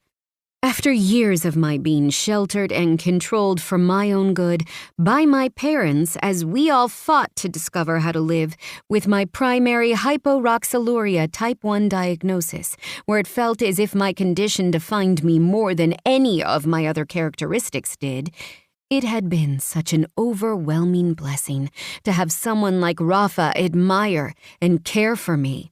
He had made me feel safe and strong, smart and captivating, worthy of the kind of love I had only ever read about in epic poems. I sobbed right there in the street, catching it in one hand like I'd thrown up my sickly, bleeding heart. Rafa was not the kind of hero from those poems, and clearly I was too silly and naive to be any kind of heroine. Because seeing Rafa kill that man so coldly had locked a pattern into place I had been too blinded by rose-tinted love to ignore. The broken skin on his knuckles when we danced in the restaurant, the way he'd threatened Wyatt at the winery, the 2 different companies trying to steal from his investments, and the calm, eerily cold way he'd reacted and then exacted retribution, at least against the latter. I shuddered to think what he might have done to the people at Zhang Lu Imports, but part of me knew he hadn't just turned them into the police. Even the scene where he'd confronted and broken the finger of the driver who had called me a whore took on a new light. What once had almost aroused me now seemed to be one scenario in a pattern of violent behaviors. Raffaello Romano was not the man of my dreams. He was the stuff of nightmares. A dangerous criminal who was so inured to violence, sabotage, and death that he didn't blink an eye at taking justice into his own hands. With Zhang Lu, with the shipping company, with a driver who had called me a whore, and finally, with a man who had broken in tonight and ended up with 4 bullets through his body on the floor of the closet. That man was no random thief. He was there with a gun searching for something. No, someone. Rafa had enough enemies to rival James Bond. It was too surreal to comprehend, but the only thing that continued to rise to the surface of my murky thoughts was this. You do not know Raffaello Romano. He is not the man you thought he was. You are a silly girl in love with a dream you projected onto a man who was probably laughing at your naivete this entire time. Shame and heartbreak and horror soured my gut, so that this time when I sobbed, I gagged, bile having surged up my throat. Posso aiutarla? Can I help you? An officer in the standard blue uniform stood at the door, a cell phone held to his ear. He peered at me through the murky glass and then unlocked and opened the door. My fist fell to my side listlessly as panic followed swiftly on the heels of the bile at the back of my tongue. I did not want to speak to the police. Even if I didn't know Rafa, even if I'd loved a Mirage, there was no way I could turn him in. Not after everything that had happened. My heart simply wouldn't allow it. No, I mean, yes, I amended, holding up my hands as I backed away slowly. I'm fine. Thank you. When he only frowned and stepped forward, I repeated myself in Italian, adding, Really, I'm just great. I got a little lost, but I know my way home now. The officer glowered at me, murmuring something too low and fast into the phone in Italian for me to discern before he hung up and stuffed it in his pocket. When he moved forward this time, I wasn't expecting his swiftness, and he caught my wrist with a painful grip. You are covered in blood, he informed me, as if I wasn't aware. And truly, in the chaos of it all, I had forgotten. Now that he mentioned it, I could feel the dried gore tightening my skin, making it itch. When I gave in to the impulse, my fingers came away flaked in dried blood. Come with me, he said, tugging me inextricably into the station. Alarm cracked through my cool resolve, lava hot once more and flooding my entire nervous system. No, I almost shouted, trying to wrench my arm out of his hold without any progression. No, I do not have to go inside. There is nothing. I just hurt myself. I would like to hear why you are covered in blood and bone, the officer demanded as he opened the door and hauled me inside the cold reception area. I shivered violently, but it had nothing to do with the air conditioning. You can tell me why a young tourist arrives at the police, but does not want help, he continued with narrowed eyes, before taking my arm again and leading me through a mostly empty bullpen to a side room with a metal door. I wouldn't want to waste your time. I tried again, my heart beating so loudly I couldn't focus, vision swimming. Oh my God, I thought. I was going to get Rafa arrested when all I wanted to do was just get away. I'm an American. I have rights, and you can't just... The metal door banged shut in my face, and there was a rusty whoosh as he slid a lock into place. When I tested the handle, I was not surprised to find it locked. Fuck, I murmured, curling my arms around myself, blood flaking off my arms as I did, and falling like macabre confetti to my feet. What have I done? Half an hour later, I was in a private room in the station, wrapped in a shiny emergency blanket with a lukewarm paper cup filled with thick espresso.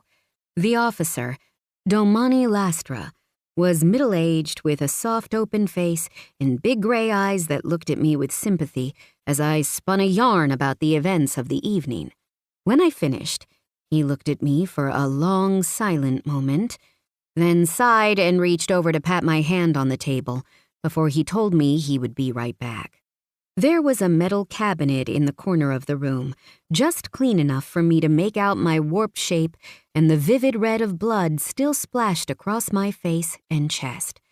I shuddered as I thought about red being Rafa's favorite color. Revulsion rolled through me, and I gagged into my hand, breathing hard so I wouldn't throw up on the table. Blood was gross enough to have all over me. I didn't want to add vomit. I closed my eyes when the nausea passed and focused on fighting the tears that burned in the back of my nose. I would not cry over Rafa. I refused to soften myself toward the man who had been my first and only lover. The least of his crimes was lying to me blatantly, intentionally, for the last 6 weeks, so why did it hurt more than any of the others? I felt more alone than I ever had before, when just hours ago I had thought I'd finally found a home where I could thrive, with people who understood and loved me. Who I had thought I understood enough to love in return. So then, why hadn't I told Lastra explicitly that Rafa had killed the intruder? Why, when the time came, had my mouth opened and silence spilled out? I knew his name more intimately than I knew my own. My mouth had formed those consonants and vowels when I was moved to tears, to pleasure, to laughter. It would even now, I knew, be the last thought stuck in my head if I ever suffered from dementia. So, why could I not speak it?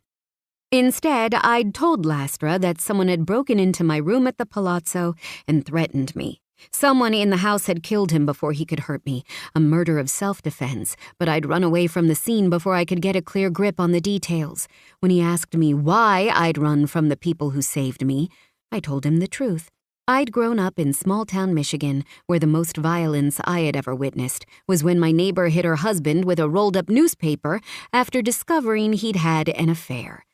Running had been a survival instinct I had no experience to curb within myself. The point was, I told Lastra, there had been a murder.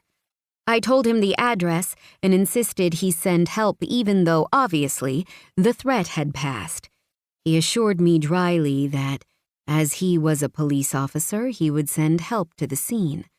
I wondered if Rafa and the others were okay. I tried again not to cry. Shock was setting in, quaking under my skin like shifting tectonic plates, redefining who I was and what I knew for the second time in 6 weeks. Because if this was all a lie, then who was this new Guinevere Stone? There was a brief knock on the door, Lastra's deep baritone asking in Italian if he could come in. I called out my agreement, curling the crinkly blanket tighter around my shoulders, as if it could shield me from the events of the night. Lastra opened the door and stepped into the room, but he did not close it behind him.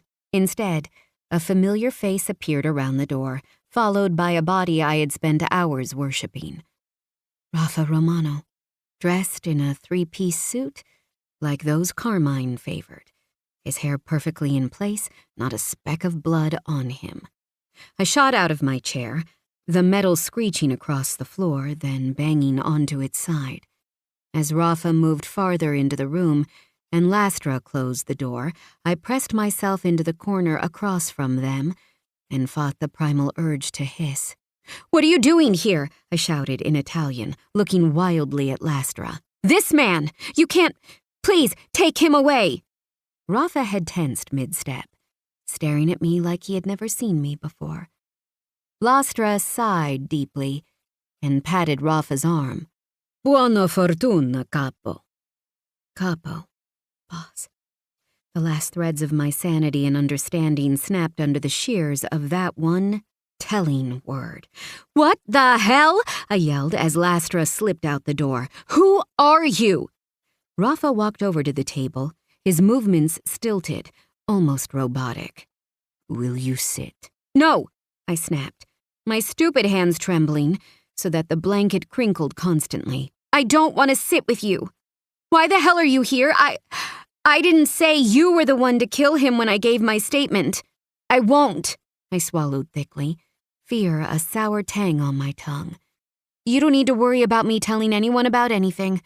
I wouldn't ever turn you in, even now." "Guinevere." His head slumped forward on his neck, his voice ragged around the sound of my name. "Dio mio.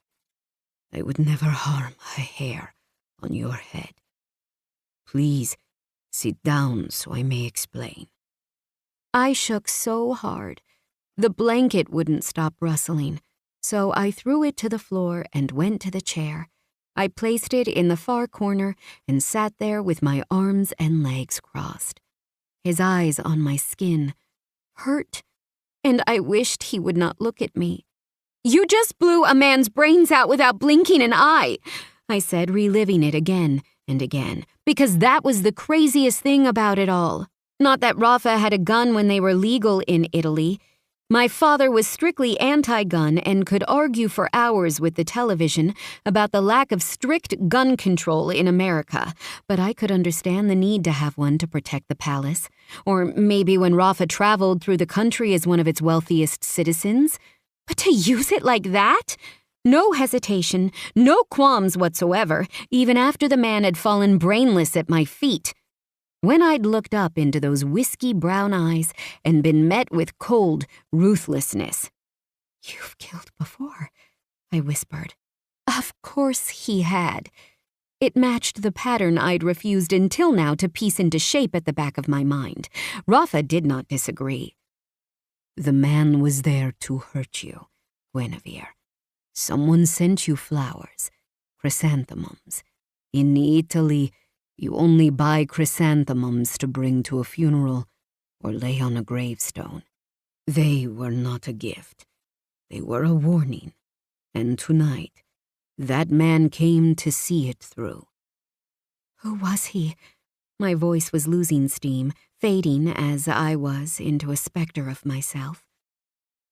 I was cold, quaking, and utterly alone.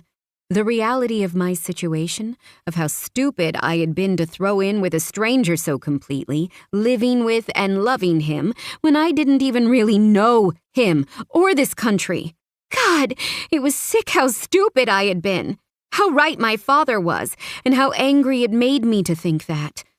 Rafa huffed a frustrated breath and ran both hands through his hair. "I do not know yet.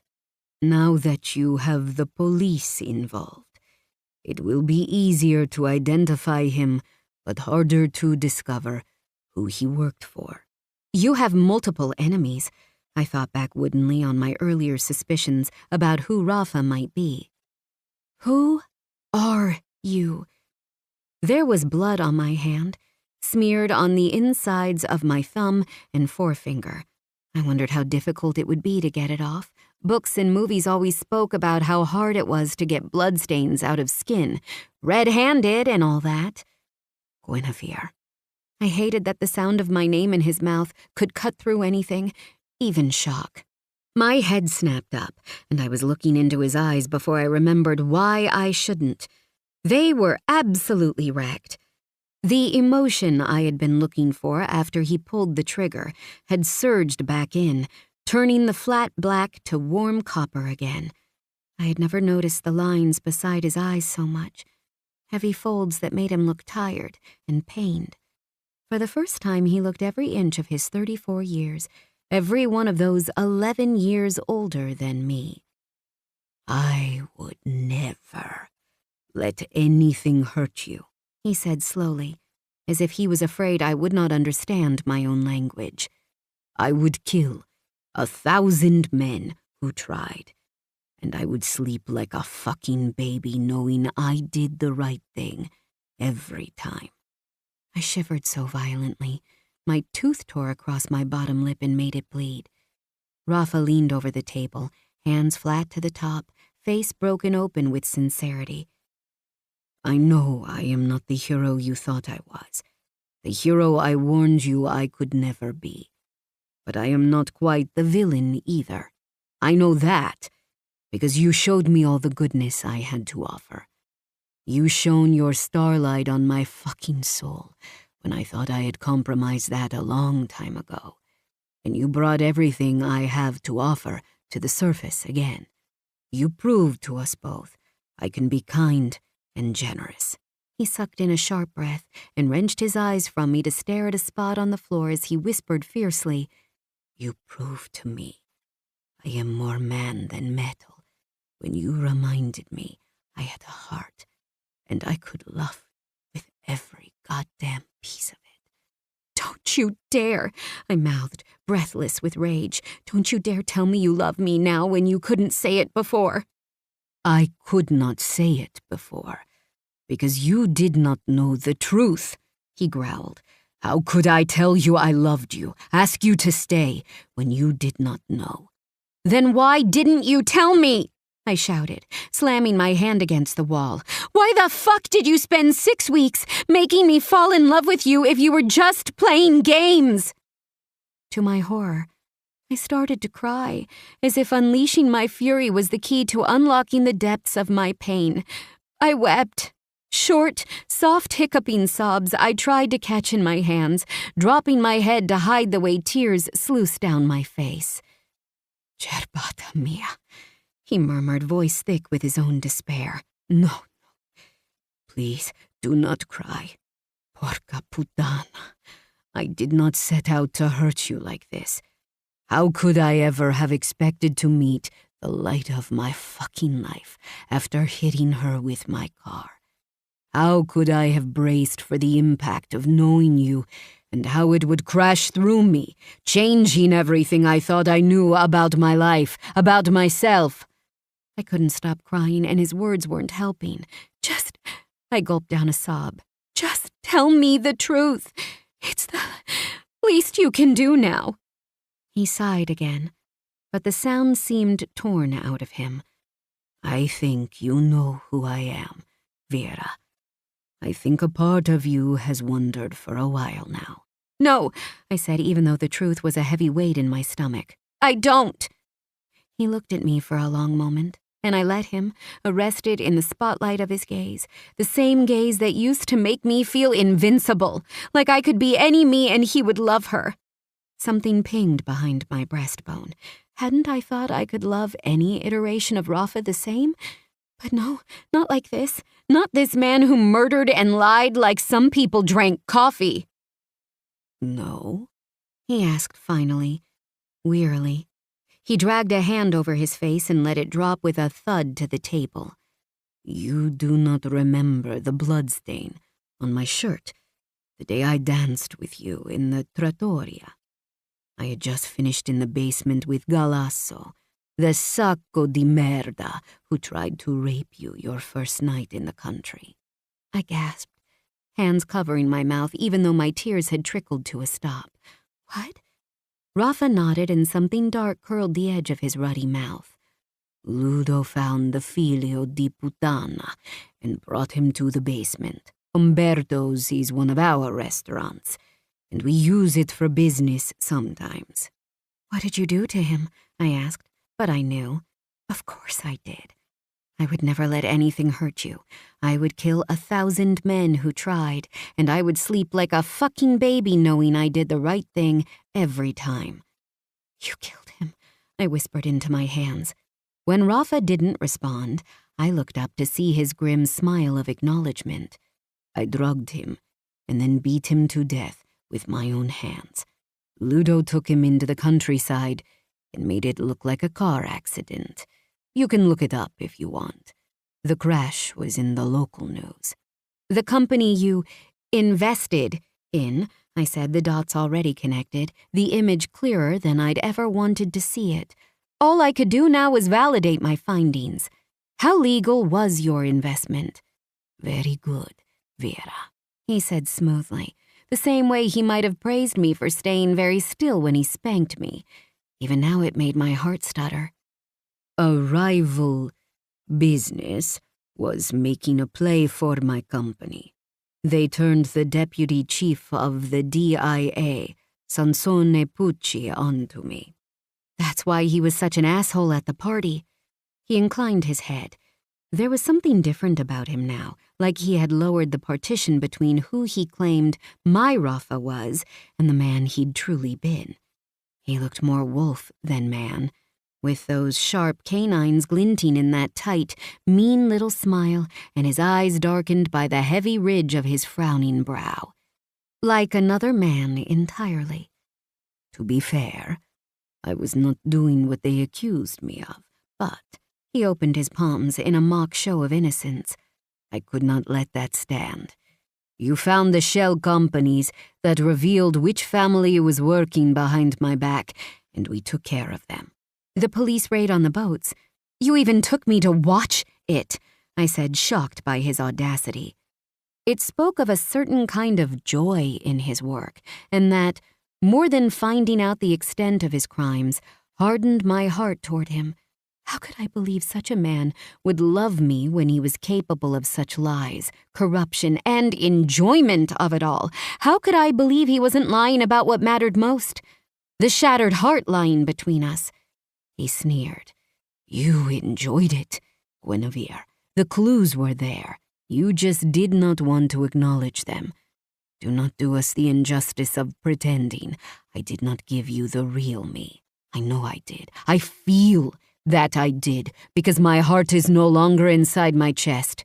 You took it when you ran, and I will not get it back unless you come back with me. He stood up abruptly and crossed to me on swift legs, only gentling slightly when I recoiled. Dropping into a crouch, so we were eye level, he slowly lifted a hand to show me he meant no harm and laid it, whisper soft, against my chest. Can you feel it beating against your own? He asked in a threadbare voice. I know I do not deserve a second chance, but I am not too proud to tell you. I will spend the rest of my life working to earn it. Let me ask you to stay. Stay now that you know, and get to know the real me, the man you once aptly called Rex Infernus. Stay forever. Because I promise, Guinevere, no one will ever love you as much as I do. You're a mafioso, I said into the pause, determined to have it all out between us. With each piece of the puzzle slotting into place, it felt as if I'd erected a shield between myself and him. I was numb beneath it, growing colder and colder. It was much better than the lava-hot rage and pain of before. Am I right? His sigh was answer enough. You lie, steal, cheat, assault, scam, and murder for a living. The words cut coming up, causing wounds I knew would leave permanent scars. How can I ever love a man like that? Rafa flinched as if I'd hit him with the full weight of my body, face turning away from me, cheeks flushing scarlet. He sucked in a quavering breath and nodded slowly. He did not realize it was a genuine plea for help. That if he could only convince me and teach me, the way he had taught me so many other things, perhaps I could find a way to rewire my brain, to make sense of his darkness, and the dream of us wouldn't have to die. What an impossible hope. One more to add to my silly, girlish heart. Right, he whispered to himself in Italian. Of course. I curled tighter in on myself, hating how hard it was to see him in such pain when he was the cause of my own. He stood suddenly and turned on his heel to walk toward the door. A pause, his shoulders tense and unmoving before he twisted back to look at me. An implacable expression was fixed to his face. It made him look like a total stranger. I will have Martina pack your things for you, he said in a perfect monotone. If you can just text her where you will be, she will get them to you before you leave tomorrow. Okay? I swallowed hard around the words that clawed their way up my throat. Why did you do this to us? To me? Knowing all this? I still don't think it's enough to kill the love that's overgrown inside me. We stared at each other for a long time, and I pretended I wasn't cataloging everything one last time. Even though he'd become the villain, he had still left a massive impression in my life and my soul, and now I would have to learn to live around it.